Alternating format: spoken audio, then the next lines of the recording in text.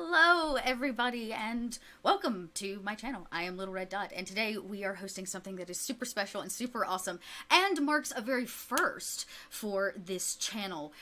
So I'm actually going to let David Alvord, one of my great friends and partners in crime on the North by Northwest podcast, take it away to tell you all about the Save the Shop fundraising stream that we are doing today right here for 9 hours. So yeah, take it away, David. Perfect. Thanks, Chelsea. Hello, everybody. Thanks for tuning in. Thanks for bearing with us for just a minute while we ironed out the last little wrinkles. But we're here and we're ready to go. And honestly, myself and everybody else here is extremely excited about what we're about to do today. Like Chelsea said, 9 hours straight of D&D for a good cause, 3 back-to-back one-shots, and you've tuned into the first game. I have a particular soft spot for the folks in this particular game because every time they get together in some form or fashion, it's always memorable. So this is going to be a great group of people. Really quickly, I wanted to just quickly touch on why are we doing this? We found out from some small business folks who are really wonderful people that they learned about a week before Christmas that they, through no fault of their own, basically, they're going to lose their workspace. And I in particular have a soft spot for makers and maker spaces, and especially good people who do good things, and then they get screwed over by things outside of their control. And in this particular case, we said, life can be really tough sometimes, and the world is kind of harsh many of these days. And we said, why not start 2019 on a good note, and let's just showcase how awesome the D&D community can be. So what we're doing is basically we've pulled together a lot of folks who are either no Cognitive Merchant, the folks that we're playing for, either directly or indirectly, and they are coming together the game to help raise money to cover basically some of the bare costs to transition what they need over so they can keep doing amazing things. You've seen their stuff on Critical Role. You've seen their stuff with Satine Phoenix and Luke Gygax and other big names that are huge people in this community have been impacted by this, folks. So we're very excited to be working with them and trying to help out and do something nice to start this year. So that's kind of why we're here. We are doing some things to show our thanks for you joining us, which means what? It means, yes, we're trying to raise donations and every dollar goes directly to Cognitive Merchant to help them out. We don't keep a single penny. We literally just hand it off. But as our thank you to you for showing up and, just enjoying some good players and people playing D&D, we want to give back as well. So we've had some great folks reach out to us throughout the last few weeks to help come up with some great giveaways.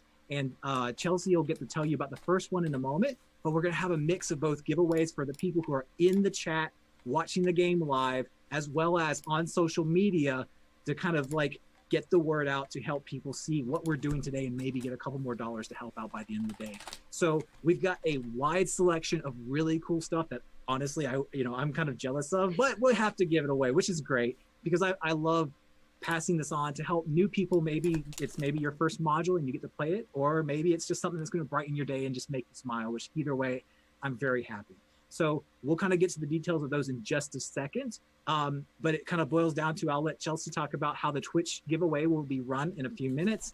And then the other one is as simple as you will see the North by Northwest podcast Twitter put out a tweet shortly. And it's going to have all the information there. It boils down to the typical, if you retweet it, like it, and get it out there, you are entered in a giveaway for both the end of this session. And then there will be a second tweet that we're going to put out for the full day to have a large item that will kind of debut in a few moments. It's pretty exciting. So all you have to do on the social media ones is like and retweet. All you have to do in Twitch is literally type a word and be here when you're drawn. It's that simple. So that's our way of saying thank you for joining us today. But honestly, just kind of sit back, relax. We're going to have, like I said, three-hour games. We're going to have a nice interview at the end of this one with the wonderful Amy Vorpal. You've seen her all over, so we will show that when this particular game is done. In the meantime, have fun in chat, live tweet, doodle along, share your thoughts, bring your friends, and honestly, just thank you for joining us.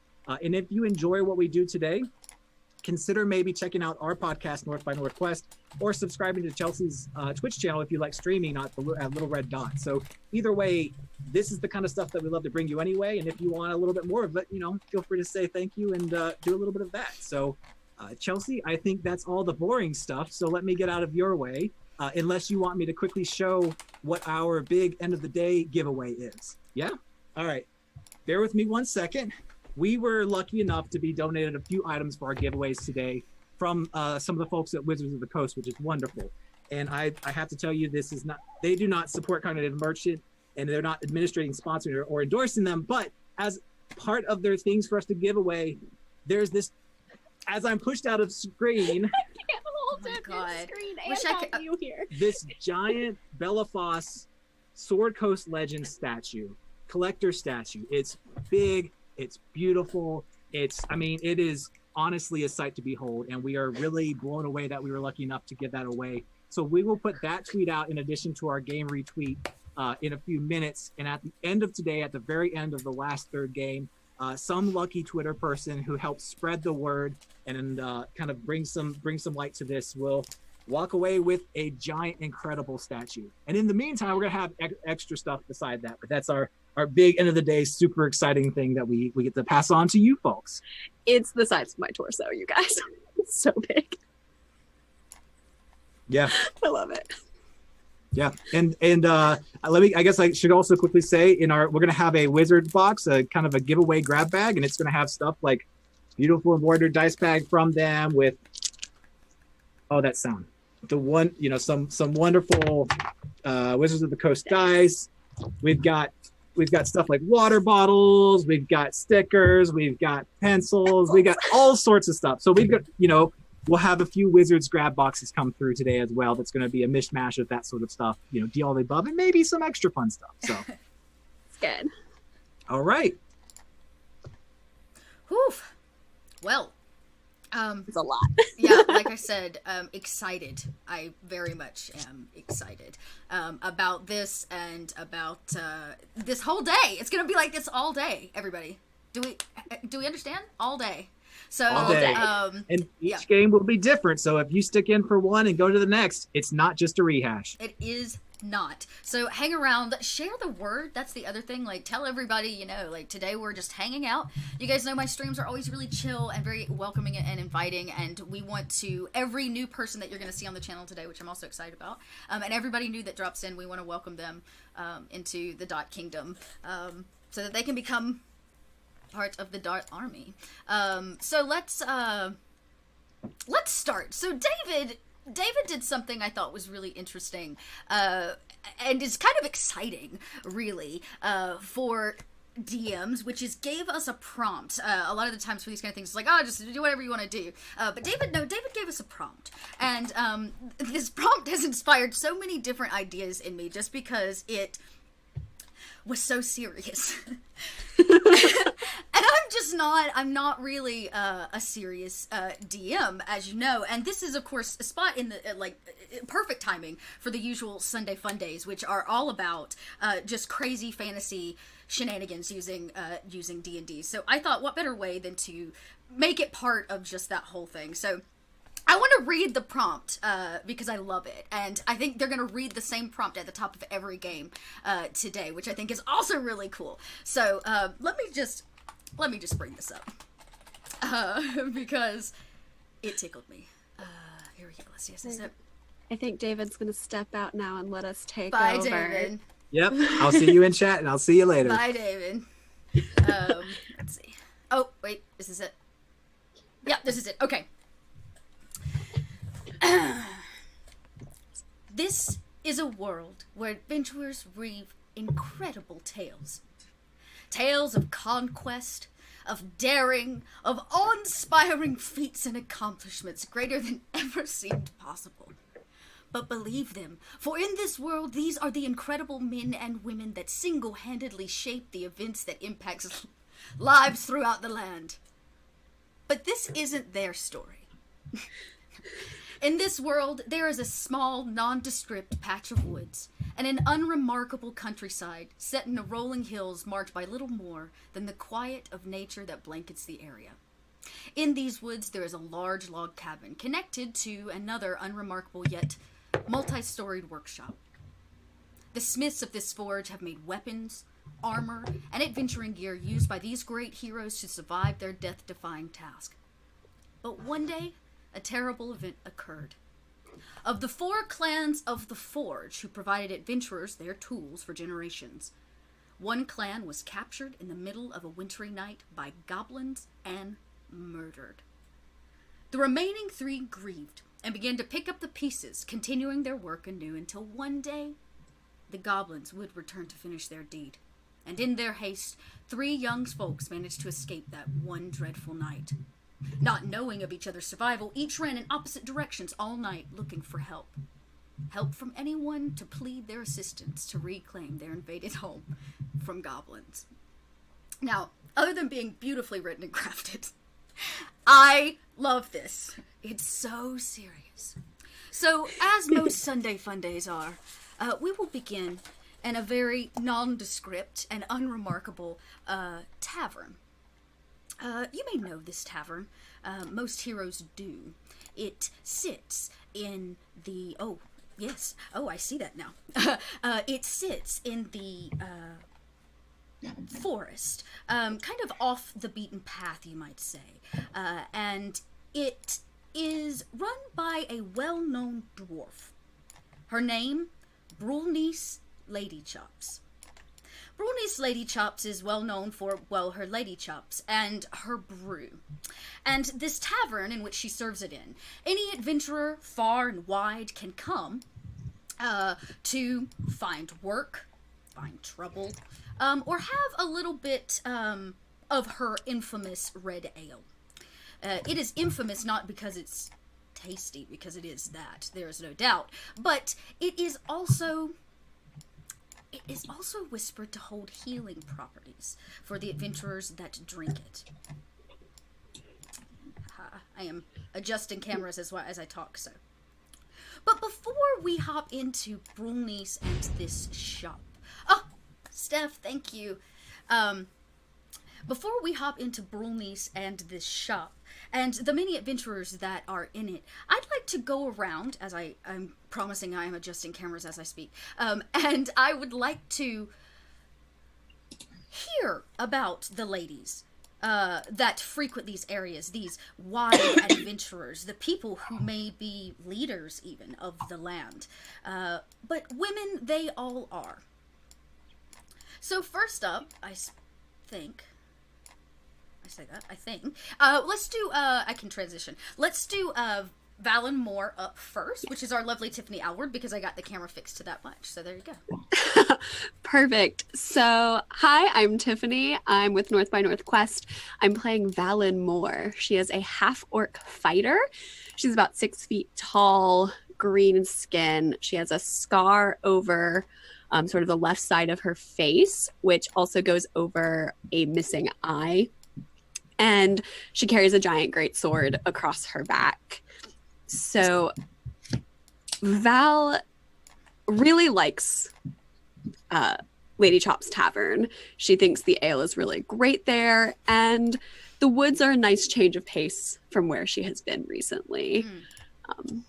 So she greatly enjoys just resting there between adventuring jobs. Oh, okay. I see. Yeah. Nice. Well, it is a good place to rest. Beds are said to be very warm in Brulnice's. She has a really great jobs board too. So, you know, when you need a little bit of a odd job to make a little cash. Yeah, no, for sure. Yeah, she's was an adventurer once herself. It's rumored she took an arrow to the knee, and she no longer adventures, but she does, like I said, brew this incredible brew, and she has hired adventurers, and more importantly, Brulnice doesn't judge who you are or where it is you may come from. It doesn't matter your alignment, you're welcome here. And even royalty or something similar is allowed to be here. And next up, we've got our own Eris Savad, not necessarily new to the channel, but one of my favorite people to game with, so I'm so glad you're here today. Tell us about you and your character. Yes. Well, today I will be playing Fair Cathari Bakewinde, and she's actually been here before. I'm Air Savad. I make dice trays and dice bags and stuff, and I play around on a bunch of people's Twitch channels, and it's a lot of fun. Yes, it is. Yes, it is. I just play a lot of games, and some of them happen to be streamed, so it's fun. But Farah Cathari is a noble wood elf paladin. She is a paladin of Eri Phaendra, and she is Oath of the Ancients. She always introduces herself as Farah Cathari Bakewinder, but she likes to have other people give her nicknames. They can call her whatever they want as long as it's respectful. Her favorite one has been one of my groups named her Flapjack, and that has been her favorite so far. It's a good one. It's a really good one. Really good one. That's so great. She is forever Flapjack. That's actually the session that made me fall in love with her, and now I play her occasionally. I love that so much. Awesome. And moving right on down, I'm going to drop down to the bottom now, to Zill. Yes. How are you today? I'm good. Yeah. Pretty usual. Well, per the usual, so I'm Elizabeth, also known as the Lone Good Game on all my social medias. I play for North by Northwest with Miss Tiffany and Val. Well, I used to play with Val, but Spoilers.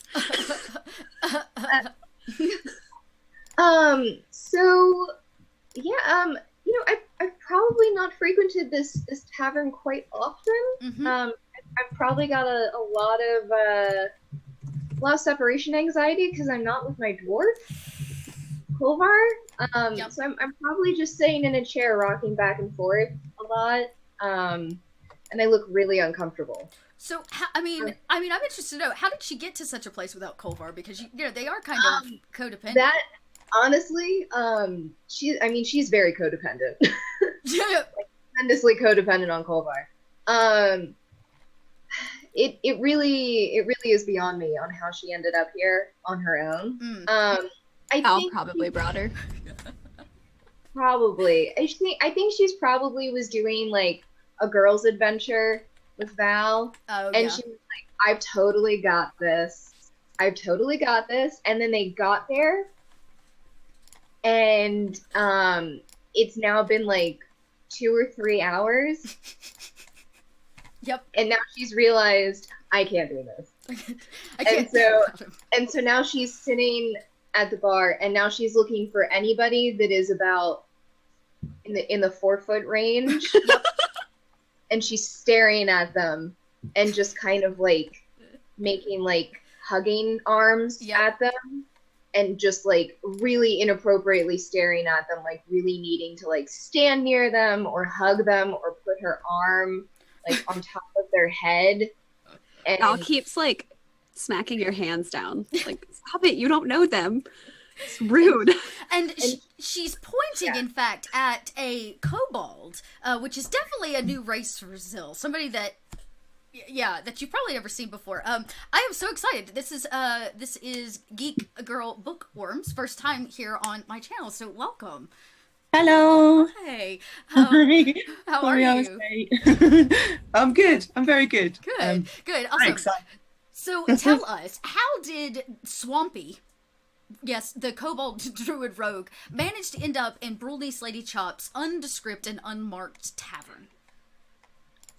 Well, Swampy was following a good smell, and it came out of the woods and then into this place, and so this is where I am, where the good smells are, and this is why I'm here. Well, it's actually, I want to think that very recently we cleared a swamp for Brulnice a few months back, specifically because there was an evil druid, in fact. Thank you all out there for those donations. Those are coming in. This is great. Thank you. Yeah, there was an infestation of some kind of fungus that was draining the swamp of life, and they killed a druid for that. Oh, Yeah. that wasn't me. No, it was not you. I'm a different druid with funguses, but that one wasn't me. It wasn't. But you have managed, all of you, to find your way dawdling into Brolni's shop, and she does stand kind of a dwarf woman, red of hair, stout of frame, and she is wiping down the top of the bar. The tavern itself is relatively full. Races, classes, peoples, sorts of all kinds roam about, not all of them probably good. And outside you can hear the wind whistle through the wood, and the clattering as it is snowing, and a blizzard has managed to wash its way through this small valley where Brolnice's tavern sits. And as though you point, Swampy, you notice there's a cute little half-elf that's pointing at you from the corner. There's also a large half-orc with the missing eye, bearing down over her. Oh, this is new. It's new. Hello. I mean, they're short. It's also a bird. No, not a bird. What is that? What is that? They're like, it's kind of like a dragon you can talk with. They're waving. Hi. In the middle of all of you stands the wood elf. You're kind of positioned kind of in the center of the tavern, and there's a half elf that is pointing past you, through you, to a swampy kobold across the way. You guys are almost lined up as what seem to be potentially the only 3 female or female-like characters in this bar.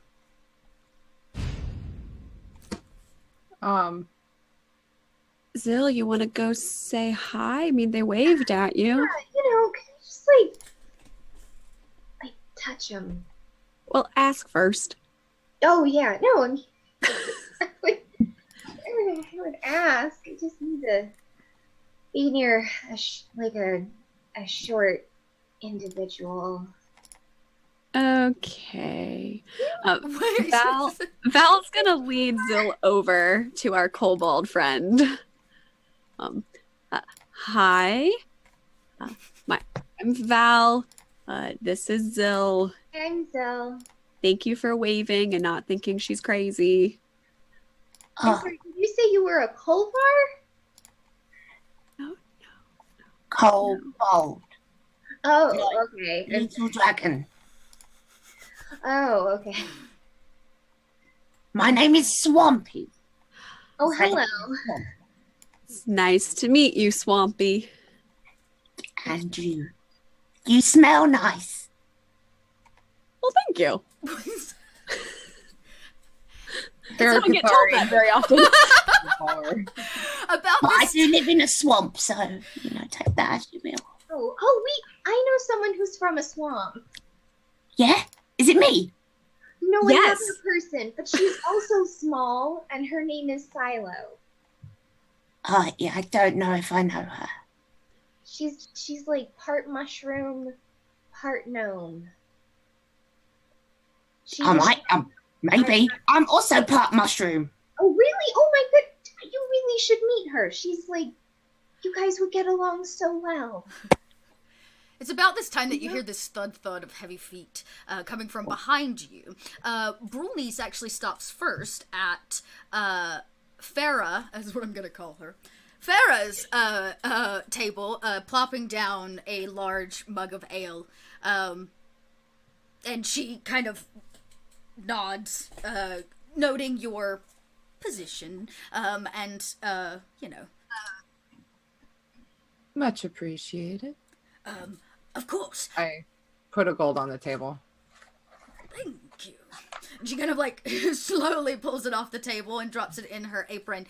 And she turns around, almost bumping into Zill. And there's a dwarf woman right there in front of you. And she sets down actually a pint on Swampy's table. She says, "Now I think you're going to want to try this one, Swampy. I know you come by all the time, and I've not been able to brew one up quite yet, but this is the one." Okay.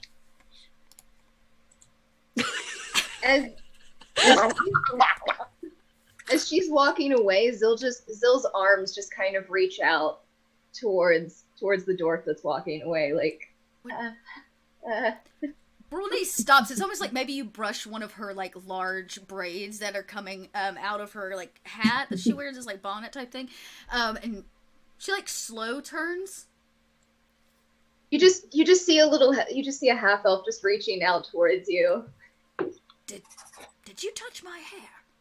No. It's good hair. Is it? My dwarf has short hair. That's my dwarf. You own a dwarf. No, well. No. We own each other. It's her friend. It's my. I miss my dwarf. You said you wanted to come on a lady trip. Yeah, we like girl stuff, like hanging out and braiding hair and not murdering and. We didn't murder. Well, no, I mean like not murdering. He does that a lot. She goes kind of la la la. At Brunice's, it doesn't matter what you've done. Yeah. Does that make you feel better? It should. Thank you, Brunice. She's a little codependent. We're working on it. About this time, a very cold and frozen, call him a boy, he can't be over 16, comes bursting and shuddering through the front doors. Snow and cold air quickly fills the space. Oh, thank you, Reality Storm. Thank you all for donating. And the boy quickly says, "We have news. There's a bad storm a-coming. You better get out of this valley. It will be frozen by morning." And he kind of like, he leaves. And almost everyone in the bar stands. And they begin like, and putting their stuff together. There seems to be a bit of a commotion. And people are leaving coin, of course, for Brunice and her kindness. And Brunice goes, "Wait, don't leave. It's warm. I have a fire. You don't have to go." Guess it's just us then. Yeah. Farah Cathari kind of sits back in her seat and just relaxes, kind of stretches her feet out a little bit, continues watching the very interesting people hanging out in this room. Oh, yeah. Thanks for that charity raid, you guys. All the love. Thank you all. Sorry, I have to call it out. Please continue. Yeah, so I think we might just want to stay and wait it out. I'm not sure where else we would go for the storm. It is warm here. It is. You don't want to go to my swamp in the storm. Swamps is right. Yeah, plus the only place between here and, well, really Waterdeep's just that tiny little, that cabin 2 miles that way. It's been abandoned, though. Ugh. I don't really want to go to an abandoned cabin in a storm. I don't blame you. Nobody that goes to that cabin comes back. Now, I try to tell adventurers that, but they don't want to put the coin down. And if they would just put down a gold coin instead of going to that... She kind of just starts, wiping in frustration the bar down again. Wait, no one comes back who goes to that cabin? Interesting. Something has to be there, right? Something has to be there if they don't come back. Something's there. Sounds like an adventure. And that seems like a good way to not think about the fact that I'm not near my dwarf right now. Dwarf? What kind of dwarf? Oh, I have my dwarf who... Does he have a description? Is he a normal dwarf or just like a... Oh, he's grumpy. Oh, a grump. I met a grumpy dwarf about 2 days ago. He passed through here. What did he jangled. He had things dangling from his... Like bits and bobs? Yeah, he bits and bobbed all over the place. And kind of like a scruffy appearance. I mean, he was a dwarf. So I It's guess a he had scruffy. scruffy. Yeah. I don't know, he said he was actually headed out of town. Was looking for a Zill. Are you a Zill? Oh my gosh, that's me! I'm a Zill. Well, seems... Did you not tell Kolvar we were having girls' weekend?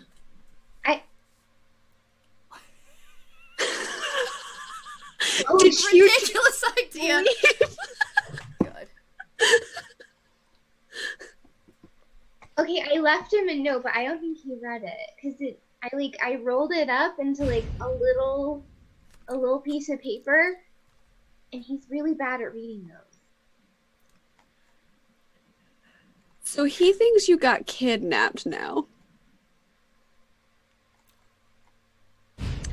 Sil, Hey, didn't we have a conversation about using our words to tell people things? Silo got me to realize that using my words is a good idea, so I feel like I should remind you that too. The one thing that... Use our words. yeah. Okay, so I left him a little note, but I put it in like the little bob that he keeps on his back because I thought it would be funny, but he doesn't check that one. No. Brulnice, which way did you say this dwarf went? Oh, he said he was helping himself a gaggle of goblins? Goblins. He said that they were lady goblins. Oh no. Ugh. He said he Okay. couldn't let them not, he could not help them or something. Oh, he's helping goblins. Okay. Okay. Why on earth would anybody help goblins? Who's that? Good question. Oh. And Val just turns to look at the wood elf that's sitting at the other table. Ooh, Raises holy her crap. mug of ale and takes another sip. Oh, you should be drinking an elf drink. What? Well, I can't get this anywhere else, darling. Oh no, there's elf drinks. Oh, I know, but I can't get this anywhere else. Okay, good point. And I take another sip. Still, I think anything an elf drinks is an elf drink. No, Val, there's an actual like elf drink. I'll tell you about it later. Okay. Brody says so.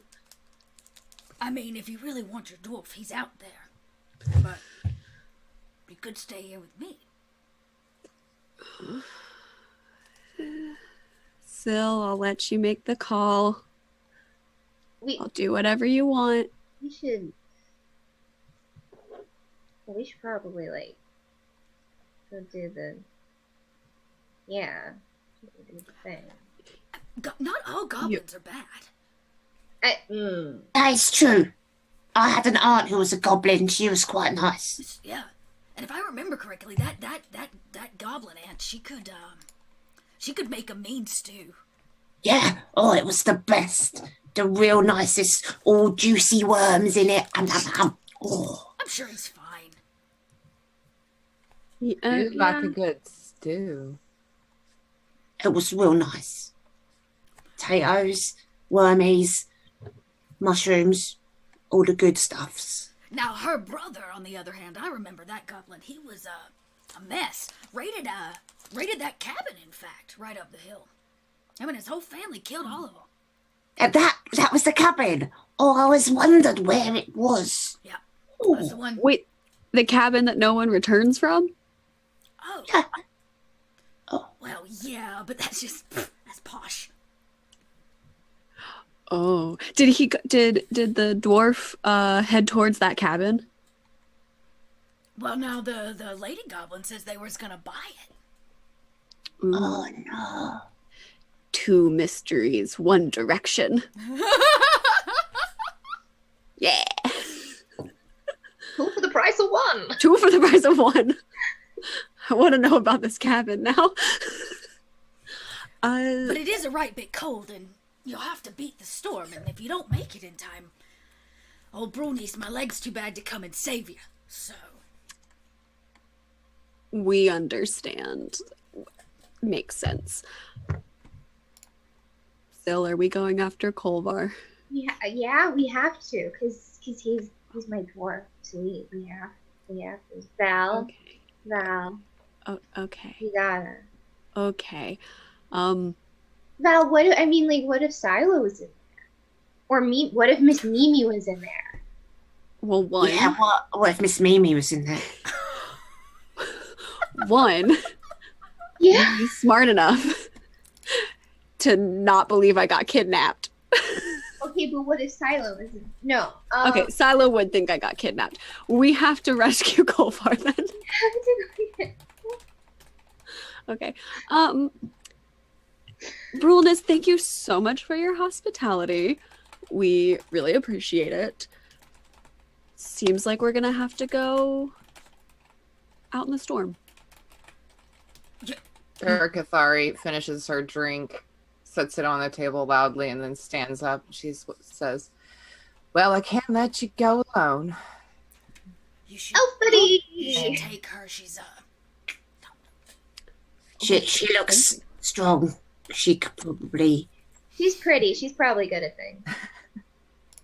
That's how all talent is based. She pulls her hood up over her mushroom face. To give you a bit of description, she has short A-cut bob black hair. She's only about like 5'2", so she's not actually that tall either. She wears a breastplate, and she has a long sword on one hip and a short sword on the other hip. She doesn't wear a shield, but she has a spear across her back. And she has her breastplate is decorated with feathers, and she's very fancy, definitely wealthy. But she also, you can see that she's been in battles, but she takes good care of her stuff. nice. Ooh. Nice. Val kind of looks her up and down, notices the swords, and just kind of nods like, all right. Mutual respect. Mutual respect for swords. Instantaneous. So Bernice doesn't say much. She kind of even snickers a little at the idea that all of you, I guess, are going out to do this. But she, nonetheless, is not going to stop you. That is not her place, and she doesn't stop adventurers from finding their path. She does, on the way out, remind you that you're welcome back here, and that not all goblins are bad. She kind of hollers behind all of you. Val just kind of waves, like, yeah. Sure. Sure they aren't. And she kind of waves. As you guys step out, it is cold. And you can feel the wind push through almost anything that anybody's wearing. Just incredible wind and ice in the air itself kind of cut across your face. Swampy, you're kind of from the area, right? Yeah. Yeah. So what, you know this area pretty well. Now, the swamp is, you can see it. It's not but like a mile that direction. The actual, like, outliers of the bayou itself. But, you always wondered what was in that cabin, so, or where it was, and she told you it was north. It's kind of north of here. So, you want it to, I'm gonna let you, since you know the area best, roll the survival to get you guys there. Oh, goody. First roll, and I am fixing cameras as she rolls. Almost there. And I think it's gonna help our stream. I apologize for the lag. I think it's because I was capturing my camera twice. I got 17. A 17. Yeah, you know, the lore around the area talks about this cabin all the time. And the people whisper of what actually could be in it. There have been many people that have taken up short-term lease in this place, but the home was originally built by a family, kind of like a guild, and was taken over by goblins. You would know that pretty readily. Now, as our adventurers step out the front door into the cold to find adventure, as one is wont to do, we are going to begin doing entries for the first giveaway. Yay! Very exciting. So you are going to, if you would like to enter for the first giveaway, which I believe, let me check my list here, is the very new Wizards of the Coast release of Ravnica hard copy. I was gonna link it, but you guys can go check it out. The word is Ravnica. The Ravnica book. Do you have it in front of you? Yes, perfect. The new Ravnica book is yours if you win the giveaway. So what we'll do from now until the break, which will be here in about 45 minutes, you can enter the giveaway by typing !goblin. All one word will enter you into the very first giveaway of the day. When we get back from break, we will, of course, have a giveaway time and draw somebody's name from it. You do need to be active, so you got to hang out through the break with us, and then we'll give it away. So go ahead and start typing in Goblin for the very first giveaway, and let's make sure that those are coming in successfully. It looks like they are. Man, go. Okay, very cool. Get it, guys. Get it, guys. Get it. Get in that giveaway. Ha. Love that. You get cool stuff. We get to tromps through the cold. Yep. Yep. As you guys crunch and begin navigating your way through, the good news is having the druid on your side got you there pretty well. So that was definitely a benefit to you. And as you enter what is kind of the thickness of the woods, there's a beaten path that kind of is what Brulnice's space and her small thwarp actually sits on. The sides of the roads leading up to the woods line with shops and stalls that probably in the warmer months are full of riffraff and adventurers trying to sell their wares and do whatever they can to make an extra bit of coin. So you do have to trudge a bit into the tree line coming off of this path, this well-worn path, and as you do so, the trees themselves only block your view occasionally. They seem to be thin, and in the winter months have definitely lost the majority of their leaves. Snow weighs on their branches, and your feet crunch through this thick, almost 2 foot worth of snow. And you find off almost like a clearing with a 2, maybe 3-story house, cabin, log, built. It definitely looks like something that a human probably established. It doesn't have a dwarven or elven kind of feels to it. So you can only imagine that you have reached your destination.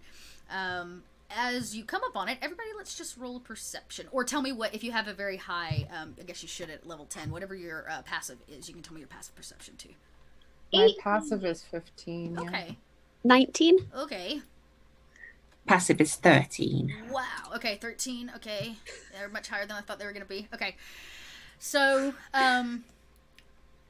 definitely Val, as you begin to take the area in around you, it's definitely destroyed. Most of the outdoor furniture and things have been smashed. There's logs everywhere. That includes human bones, scraps of things. It's kind of smelly in the area as well, but there seems to be no activity on the outside. Now, I guess I'm curious to know, what is everybody's feelings on goblins? Have you encountered them before? Val's not a fan. Okay. One of them stabbed her really hard, right in the side. It took a while to recover. She's just been against them since. Yeah. How does our kobold feel? I mean, you said you have an aunt. Right? Yeah, I mean, I'm not against them, but there's some real nasty ones out there. What nasty sharp teethy grab onto you. But yeah. And so I'm not a massive fan, but you can't choose your family, so yeah, you just have to roll with the punches. And Auntie, she was quite nice, but as you said, her brother was, well, not Yeah. good. Yeah. Now he's So- long dead. I mean, it's been many years since his Yeah. attack, and he used to. I mean, maybe you did a goblin gathering or something. One goblin holiday, and you got to come here and gather with him. He claimed this as his own after he killed all the humans that lived inside. But I'm trying to, yeah. So, and goblins, I don't know if they smell to you or not, but this whole place reeks of them. They've got that weird funk. Yeah, that weird funk that happens. So, what do you guys do? There seems to be no direct activity that you can see. The snow around the house seems well beaten, as if people maybe are coming and going, but there's no, like, footprints necessarily to, like, follow.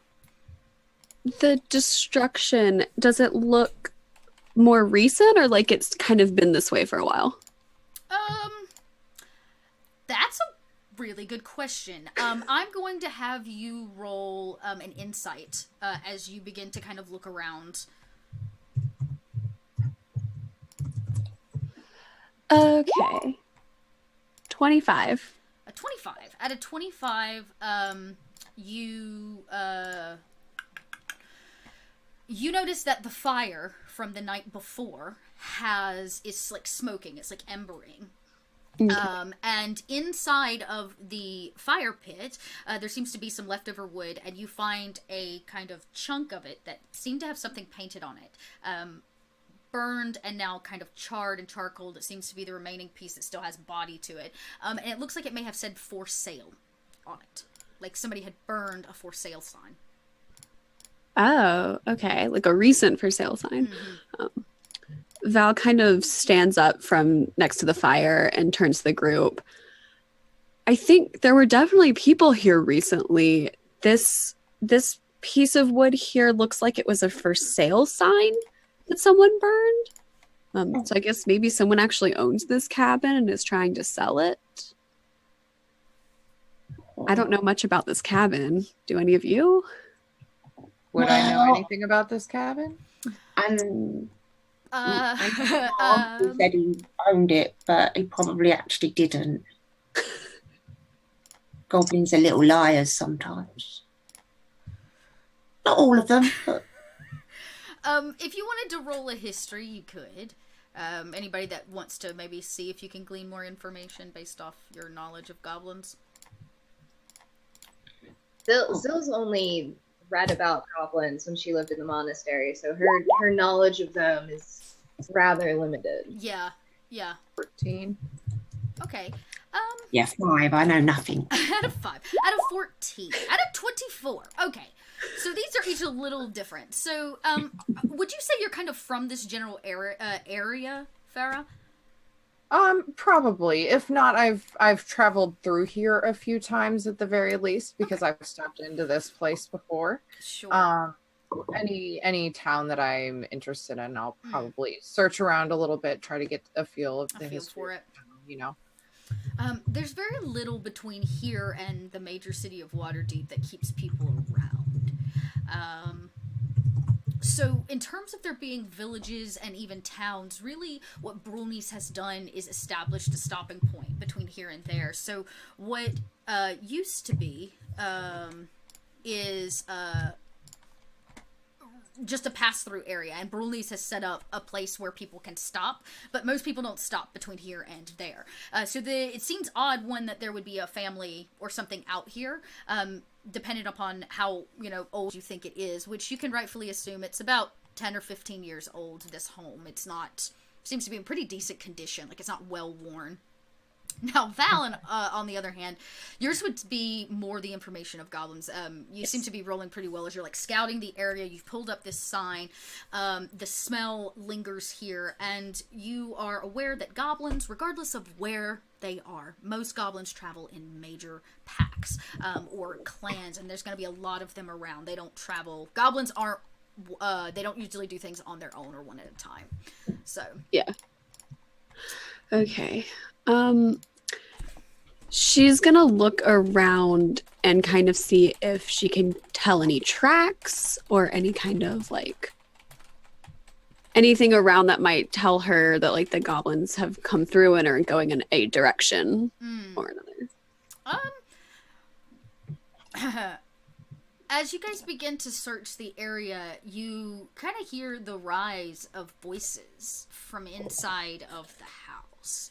And maybe it's Zill even. I'm sure you're like peeking in, trying to look for Koval or No Doubt or something. And you pick up, this sound of like...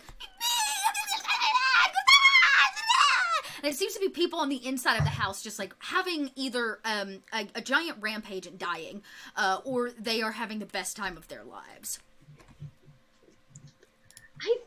That might be Kolva. Not at all. He sounds very excitable if that is him. Might be really excited about something. I don't know. There could be a party going on in there, and we're out here. There's about to be a storm, and there's a party in there. We should maybe go have some. Sounds like more than just one person. Usually he just sounds very gruff and like upset about things, but I don't know. I mean, he could be having fun without me. Could be cheesecake. I'm gonna use my divine sense to detect good and evil. Until the end of my next turn, I can sense anything affected by the Hallow spell or no location of any celestial feed undead within 60 feet that is not behind total cover. Okay. There's definitely no undead. Oh. Okay. There's definitely no undead. You're like, okay, it's not undead. But as a paladin, somebody that is deeply rooted in religion and spirituality, there is something about this place, this location in particular, that as you cast this divine sense, you get the feeling that this is possibly a graveyard, or once was a place of rest. And the house sits directly on top of it. Oh, interesting. And how old does this house appear to be? From what you can tell, only about maybe 15, 20 years old, max. Okay. It's not old at all. It just seems to be under a lot of strain from the weather at the moment. Got you. Windows seem to be intact, front doors on it, as if somebody might have even cleaned it up to sell it. I turn to the group and I say, well, this is interesting. This appears to be some sort of, it once was a graveyard or some sort of place of rest, a holy place. My guess is the fact that they built this house has upset something. Definitely not restful. Well, not anymore. Okay. So partying or dying, we're still not sure. Could be anything. There doesn't seem to be anything evil that I can see or sense. Oh, that's good to know. Yeah. Do we want to just go in and see? Sure. Normally it's polite to knock. Good call. And Val's gonna walk up to the front door and knock. We get that, like, rap, rap, rap, and it almost seems deafened by how cold and solid the front wooden door is. And as you all get kind of on the front porch and around the door, you too can hear from inside, finally, they're like, as these people are, like, whoever is on the inside is just having, like I said, either a blast or they're dying. And you're not really sure yet. And as soon as we get that, like, on the front door, the whole house goes like silent. And Hello? you hear nothing. Except for the wind in the air. We heard there was a party here. We brought beer. Shh, Is don't tell Kolvar everyone. there? They'll roll a perception. Oh dear. Broad party favors. That was a 15. A 15. When you say, is Kolvar there? You hear just so faint. You're not even sure if it's your mind playing with you or if you actually hear it. You hear the gruff, like...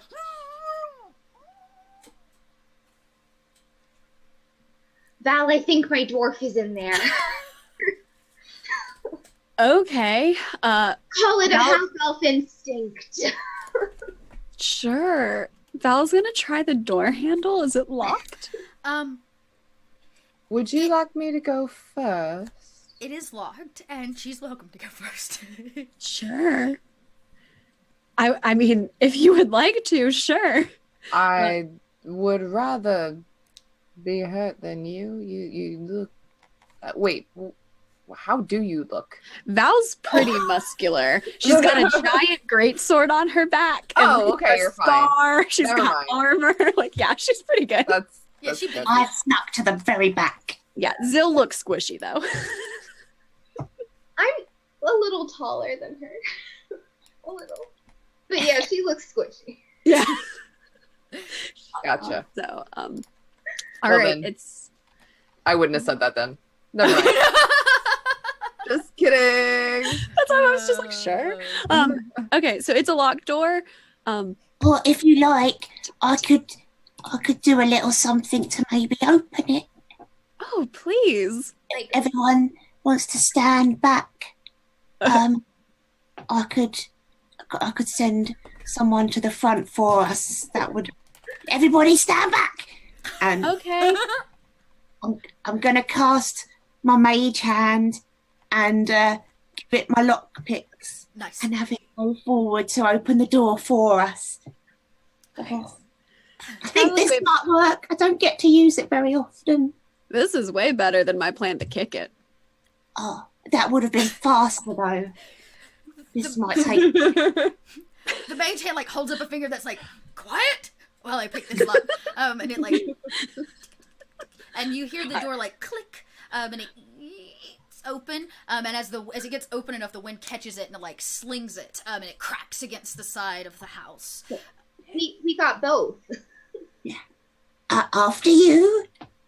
Val will go in first. That's fine. Thank you, Swampy. As you all enter, the house is destroyed. It is full of, like, as you all start to look around, you're like, is this a party? There seems to be, like, things like bones and parts of animals, tails, fingers, strung across strings, that's the word I'm looking for, like streamers. Bunting. Yeah, like bunting and streamers. There seems to be food set up. The place is trashed. There are bones laying corners. There's paper and dry rot, pieces of wood, just like the place is a nightmare. But there does seem to be furniture, you think, in the house, and the living room is like well set up. It is still dead quiet. You walk in kind of to the main space of this place, and as you round the corner, you cannot help but notice, like if you peek just out of the entryway, that the wall has painted on it some symbols. Does anybody speak Goblin? It's weird because I do have family that speak Goblin, but I don't. Okay. I have Orc. That's it. I Okay. Yeah. speak Undercommon. Okay. Okay. Well, the I good don't news know is if the that the goblin symbol in all of this, or the goblin words, is a pretty simple word. It is the word goblin. The two symbols before it, though, are odd, and it takes you a minute to really like process over them before you can kind of figure it out. And you realize that it's actually common, and it's symbols, and it reads, once you piece it all together, Delta Phi Goblin.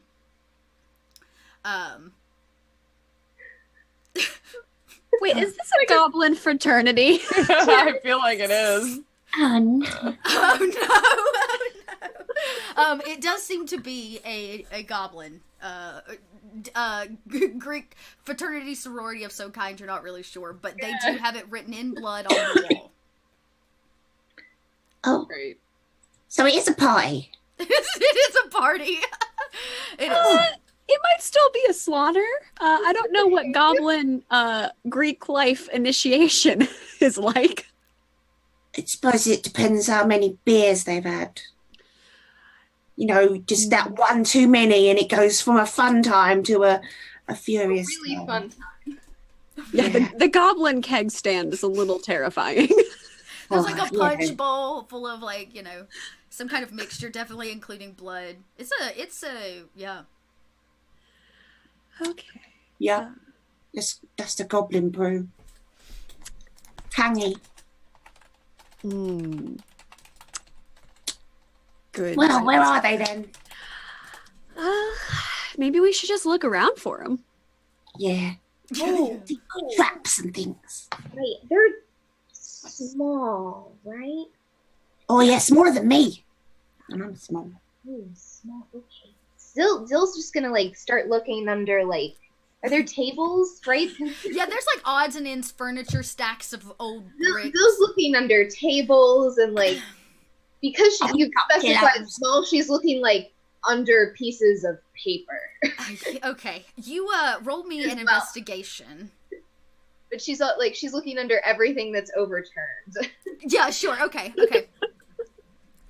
Farah Cathari's going to very carefully creep through the open rooms in the house. She's going to cast Detect Magic Oh, as nice. she Okay. goes. And just peer into all the rooms and see if she sees anything of interest. Or anything that looks, even more out of place or like blood or something. Okay, cool. So, all right, you can also roll me an investigation. What'd you get, Zill? I got a 7. A 7. You begin overturning things. You don't find a whole lot. You do manage to find a strange bag full of items. Ooh. There seemed to be some kind of cloth, possibly diaper, involved in this. There seems to be toppings, goblin branded toppings for sure, from like a goblin market, but odd rotting fruits. There seems to be some kind of odd can full of some kind of whipped type cream. It's just really an odd bag of things that you found. But that's all you see. Now, let's see here. Our paladin, at an 18, as you begin to peek through most of the downstairs area, there seems to be another sitting area, somewhere where food seems to be prepped, and a flight of stairs. When this set goes up, on the opposite end of the house, there seems to be a flight that goes down. Oh, decisions.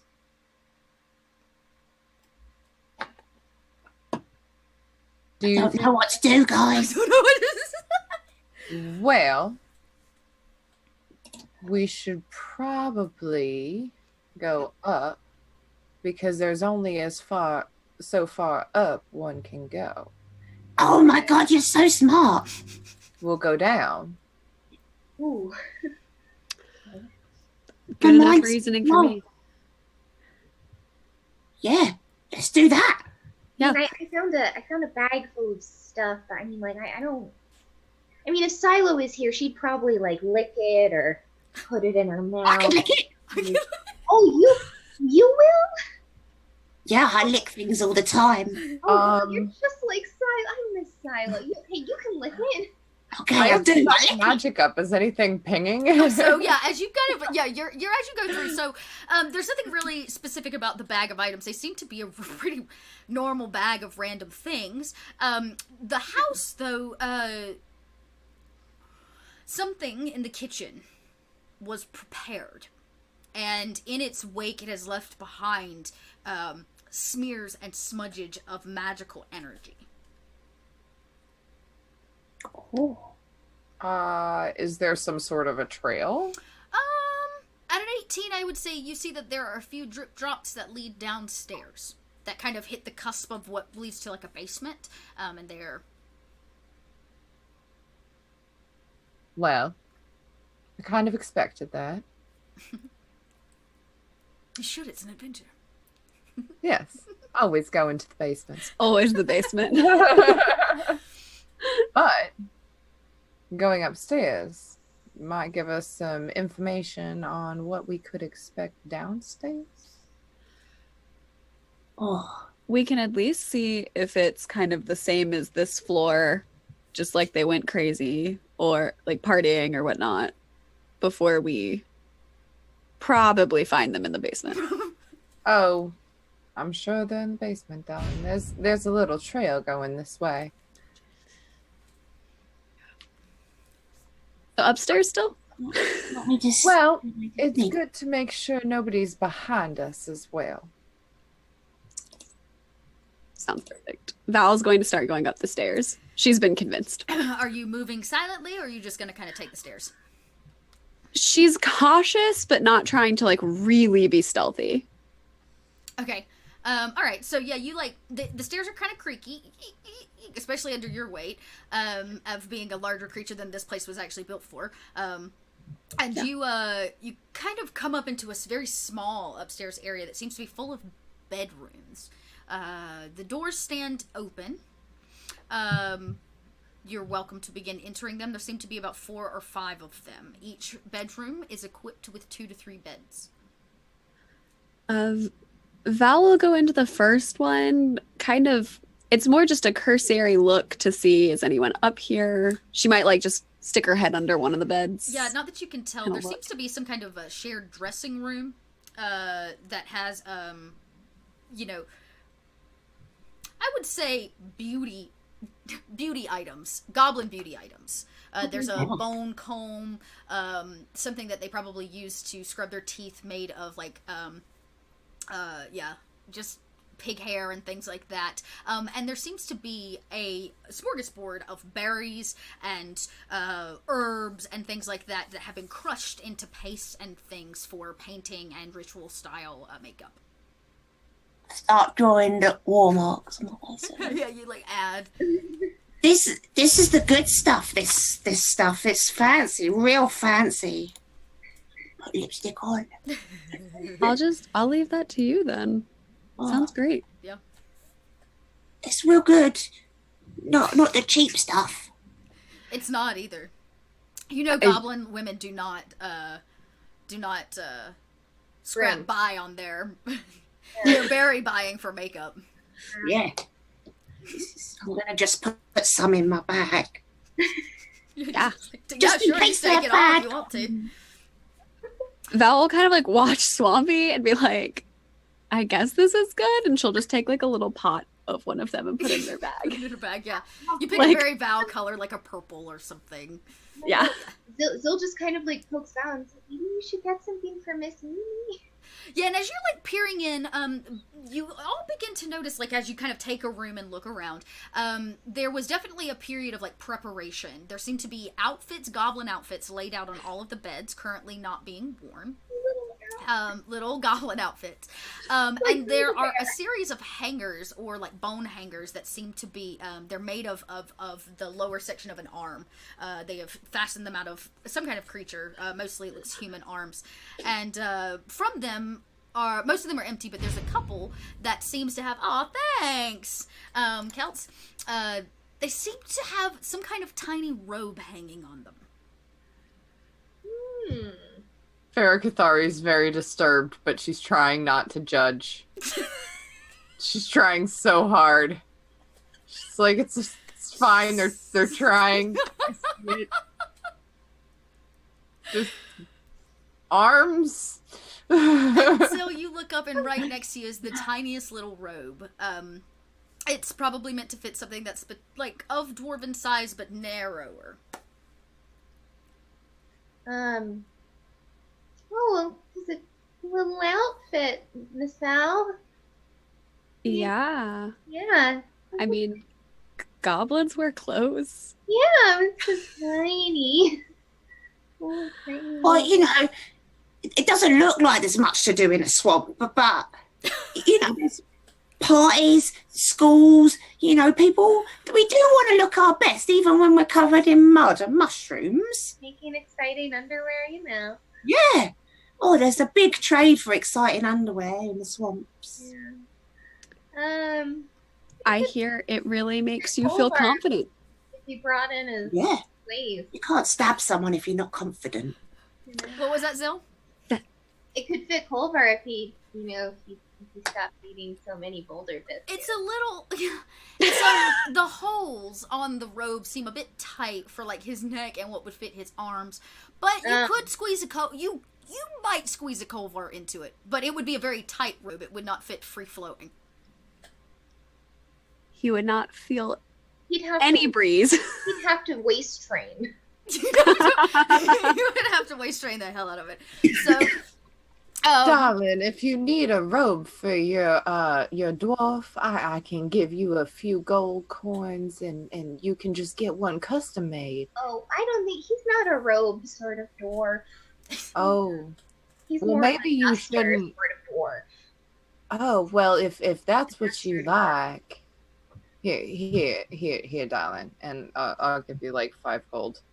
Oh, thank you. I'm okay, but thank you. I am. Just say thank you and pocket Oh, it. okay. Oh, poor Zill.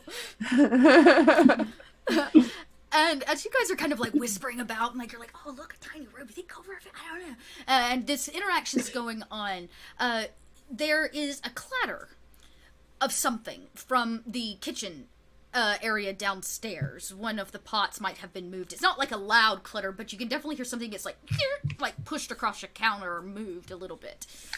I very stealthily start going down the stairs, both weapons drawn, ready to attack anything that starts to attack me. Okay.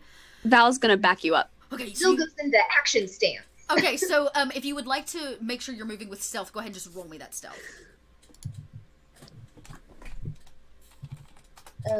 Pretty stealthy. Yes, I am very stealthy. Very stealthy.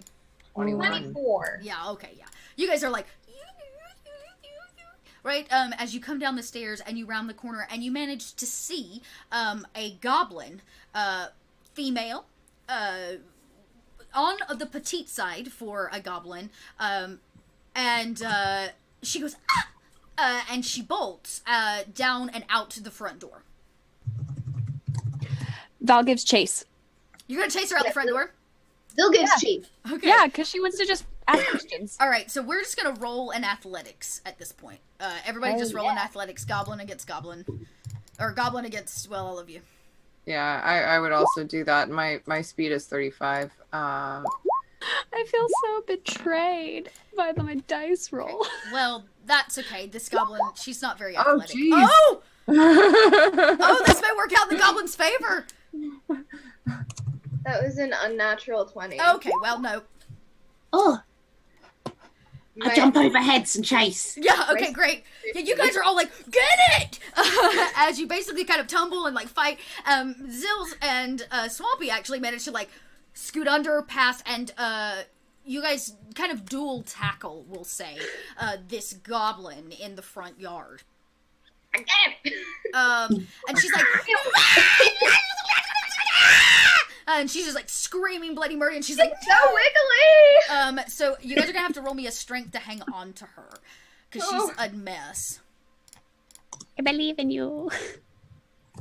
Not my best time. She rolls a That's 14.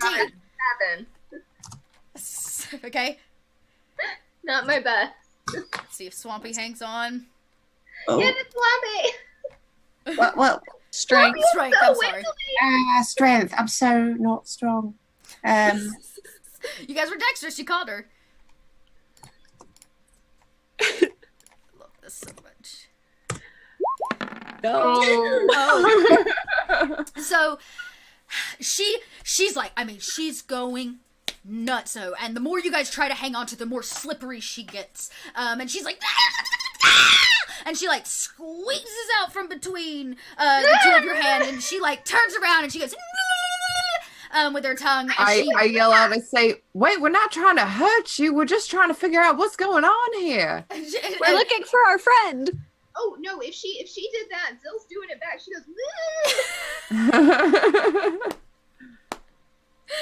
So you like run, and she begins like running into the woods, and she does turn around and acknowledge what you all say,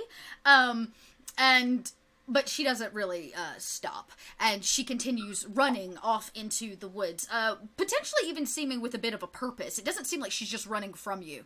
It seems as if she had maybe something she needed to do. Oh wait, I need to follow. Oh, Zil goes. Go, no way! Val goes after, like, no, Zil, come back. Yep. We have to... Oh, Zil skids to a stop.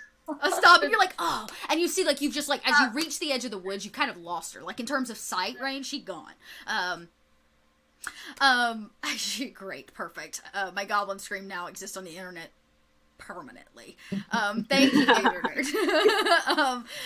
So, as you guys stand there, the house kind of stands silent again. The snow and storm are getting stronger, making it even harder if you wanted to ensue on foot.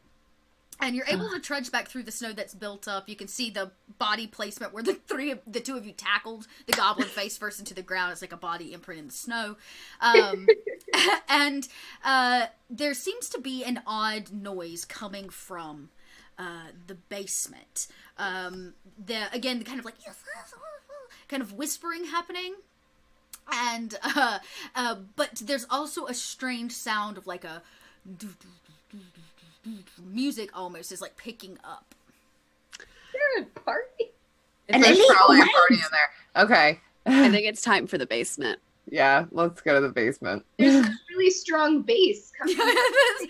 Somebody's dropping that bass. That's why they call it the basement. It's where you keep your base. No, gosh. So as you guys take the stairs, are you gonna do that stealthy as well? Yes. Yeah. Awesome. Let's get those stealth rolls really quick just to see how everybody does. Val got a 10. Get. 15. Oh, Ooh, there you go. 27. Wow. Okay. We'll say that Val kind of takes up the rear. You guys kind of and you guys sneak down and it opens up as most basements do. There's like a half wall that kind of comes down, and as you guys peer around the side, it looks like the room extends like around behind where the stairs fall down, and you can't quite see the activity, but there seems to be a warm glow coming from the basement, much warmer than what is upstairs. And the sound of goblins are active. We'll say, Swampy, you're able to make out part of it. It's kind of like between all the multiple dialects, you know, goblin dialects, and the excitement that seems to simmer on their voices, you begin to make out that one of them's talking to another, and she's like, oh my god, like, I'm so excited for tonight. We're gonna totally kill this dwarf. Oh, And she goes, I see I it. know. oh, guys. I think this party's gone too far the other way. Oh, we've left party and have had to slaughter? Yeah, I think, well, we're not there yet, but I think we're getting pretty close to slaughter. Also, they sound really annoying. Well, You're probably not the good kind of goblin. Who's getting slaughtered, darling? A dwarf. Not my dwarf. Well, Not. maybe not, but I think maybe yes. Okay, well, I don't approve of, like, any dwarfs being slaughtered because I'm like best friends with the dwarf. So I have like a strong standing with dwarves. So we're gonna go down there. We're Yeah. gonna make sure not any dwarves are being hurt, okay? Okay. okay. We got this. Yeah, I'm Okay. totally 100% with you. Yeah, I'm not crying. I am not. No, it's probably the smell in the air. Yeah. Or they got a lot of perfume on in there and it's Definitely, like, Goblin all perfume. the snow is making my sinuses act up right now. yeah. I'm gonna make sure that no dwarves are getting slaughtered. Okay. We're gonna go down there. At that, Farrah Kathari essentially just goes and busts the door in. Or at least attempts to. Okay, perfect. So as you, like, Yeah. basically as you, gosh, you pop off of the stairs and you turn around to see the space kind of on the other side of where you're standing. The goblins, all these female goblins, goblinettes we'll call them, are lined up kind of in rows. They all wear the same deep, dark, berry purple robe, and they seem to all be facing forward, looking at 5 or 6 other goblinettes that are currently wearing diapers. They have some kind of frosting on type thing on their head, and there seems to be fruit on top. They seem to be potentially hazing them in some way, shape, or form.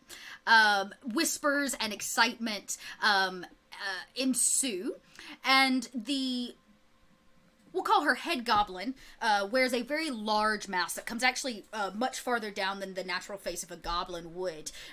Giant hair, it's been painted to look more feminine in nature, cheekbones and lipstick bright red. Fangs hang from it, painted as well, that drip drops of blood. And she raises a kind of like, I guess we'll call it, metal object. It's like a metal bar, and she sticks it into the coals right next to her. And she lifts it up. It seems to have some kind of flat branding piece on the end, and she goes down the line one by one, and she very quickly brands each one of these goblinettes with something. And every time they're branded, you hear the goblins like as they're like yelling for the rest of, I guess, their goblinette sisters. Oh my goodness. And as your feet ploply hit, few of the goblinettes turn and look. One of them, like, mouth drops open. The other one's like, what do we do? The rest of the ceremony seems to be continuing. What do you do? These two goblinettes have put eyes on you. Neither of them have, like, been able to say anything loud enough to get over the cheers. What exactly is going on here? As you say that, Val kind of gets off the stairs and stands behind you, just kind of like arms crossed, like menacing mom look. And I'm here for my dwarf, or a dwarf, any dwarf that you have, because I am here to support dwarves. I should have written a speech down. Dwarves approves this message. I'm here for the cake. And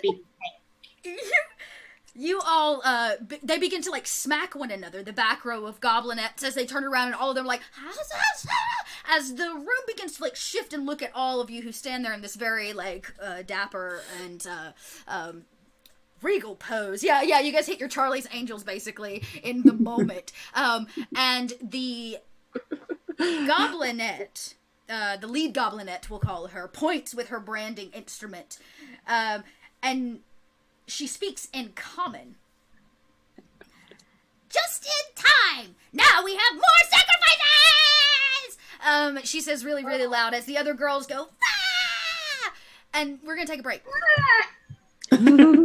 Sacrifice this!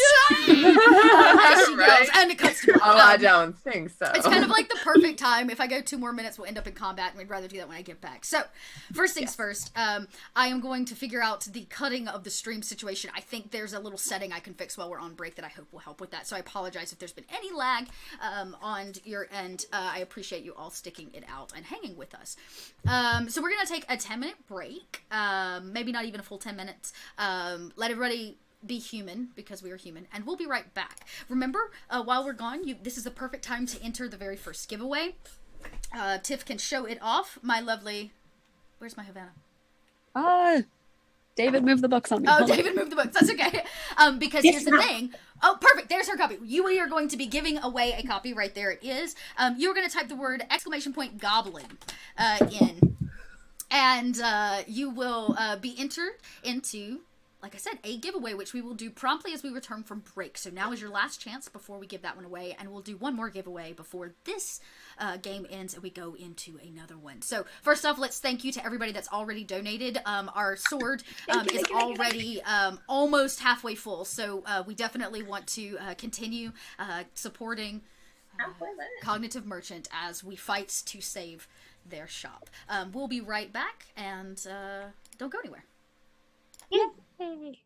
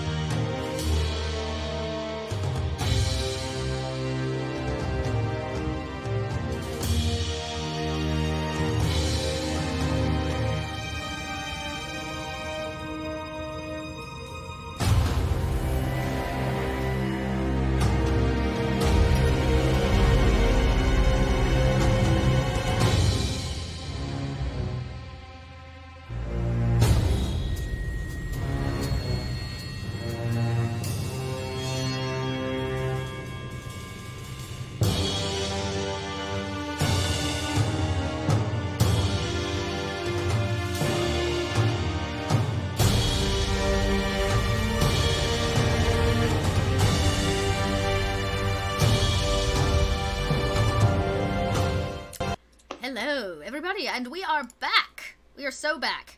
I don't know why. We are so back in this game. We're doing this thing. It's going to be great. Totally here. Totally here. Totally. No, so we took a little break for those of you that may have popped in. While we were away, you have exactly just a little bit of time left to enter our giveaway we're going to do. You made it, like, just in time. So I'm going to pull that up and let Tiff talk us through it. She's going to give me the go as to when we can and should announce who everybody is. Yes. So make sure that you type the word !goblin. I will put it in one more time. Just to be on the safe side. You get to win your very own Ravnica book, which was wonderfully donated by Wizards of the Coast for us to give away. It's brand new. It gets sent to you. It's gonna be really exciting. This book is only for you guys. Yes, I won't give you the one I licked. This one will be brand new. So don't worry. It's super cool. That one. Weird. Sure. I guess you can make that request. It's weird, but sure.